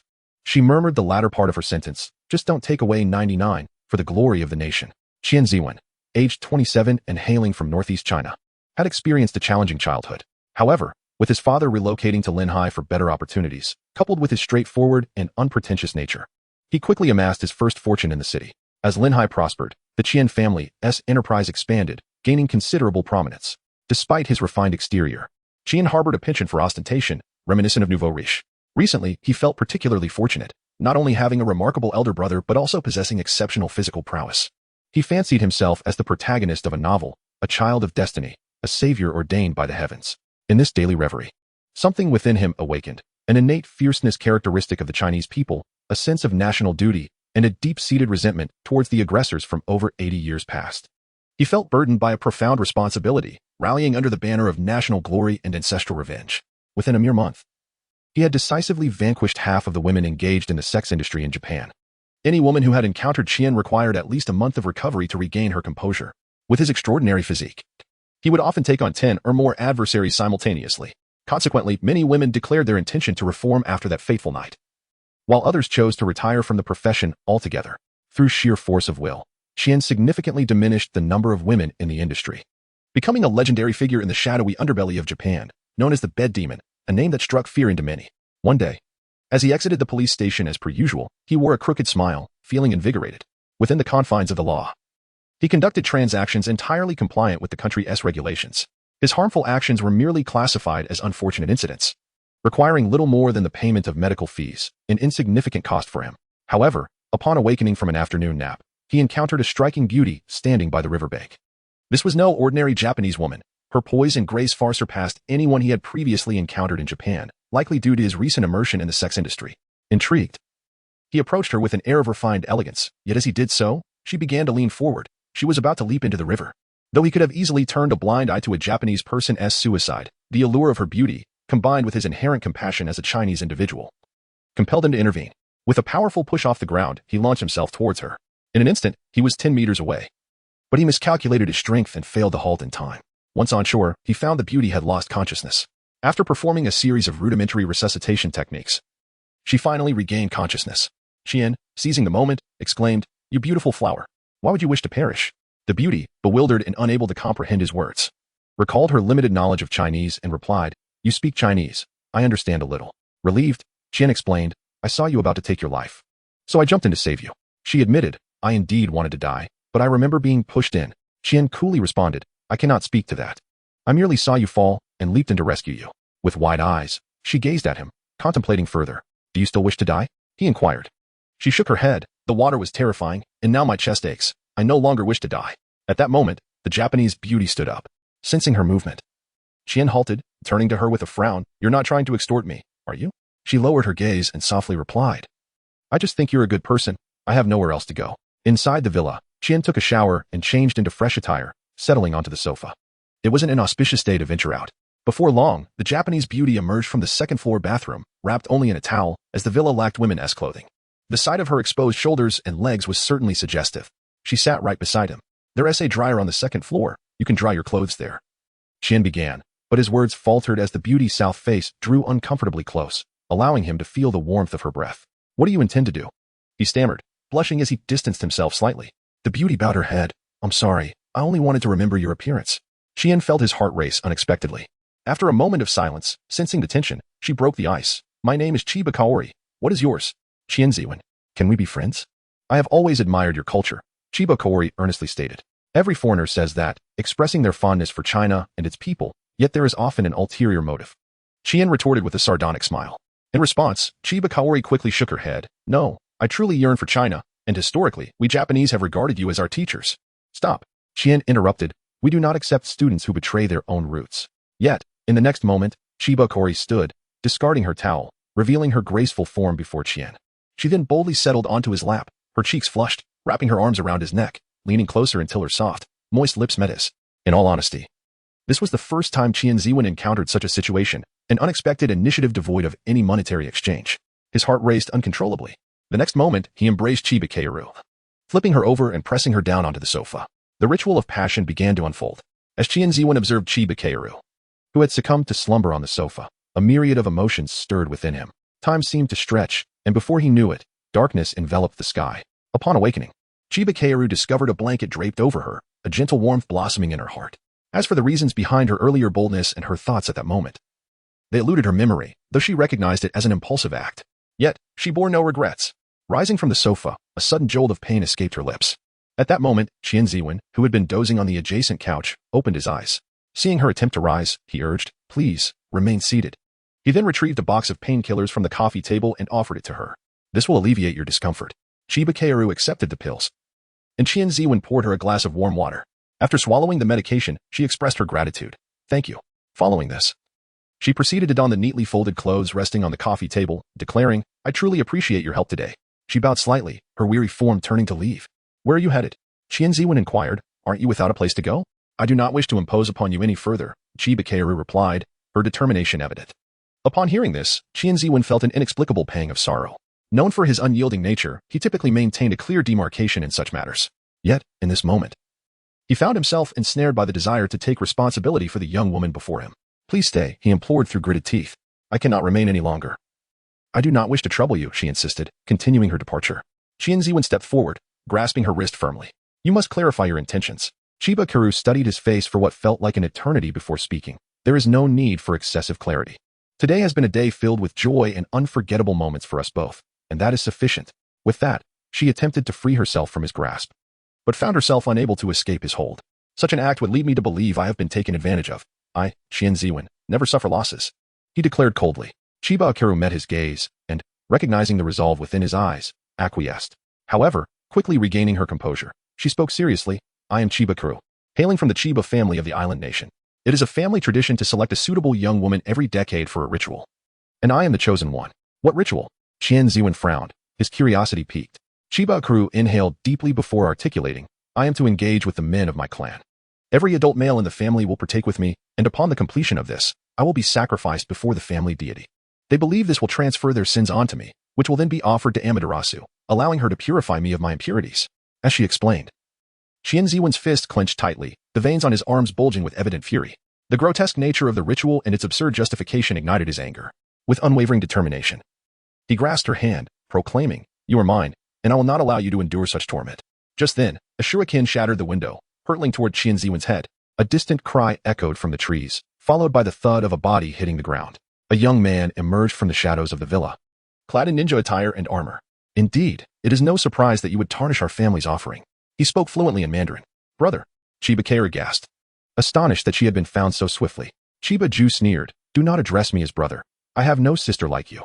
Brother, it was my initiative. It has nothing to do with him. Fool, do you even comprehend your own identity? Do you understand the weight of the responsibilities you bear? Qian Ziwen furrowed his brow, feeling a peculiar sensation. Why were they speaking in Mandarin, fearing he might not understand? They seemed rather adept in their language. Drawing his katana, he prepared himself for confrontation. While he may have feared combat in the past, he was confident now in his ability to handle an adversary from the island nation. However, in the next instant, shadows emerged from every corner of the villa, revealing a dozen ninjas.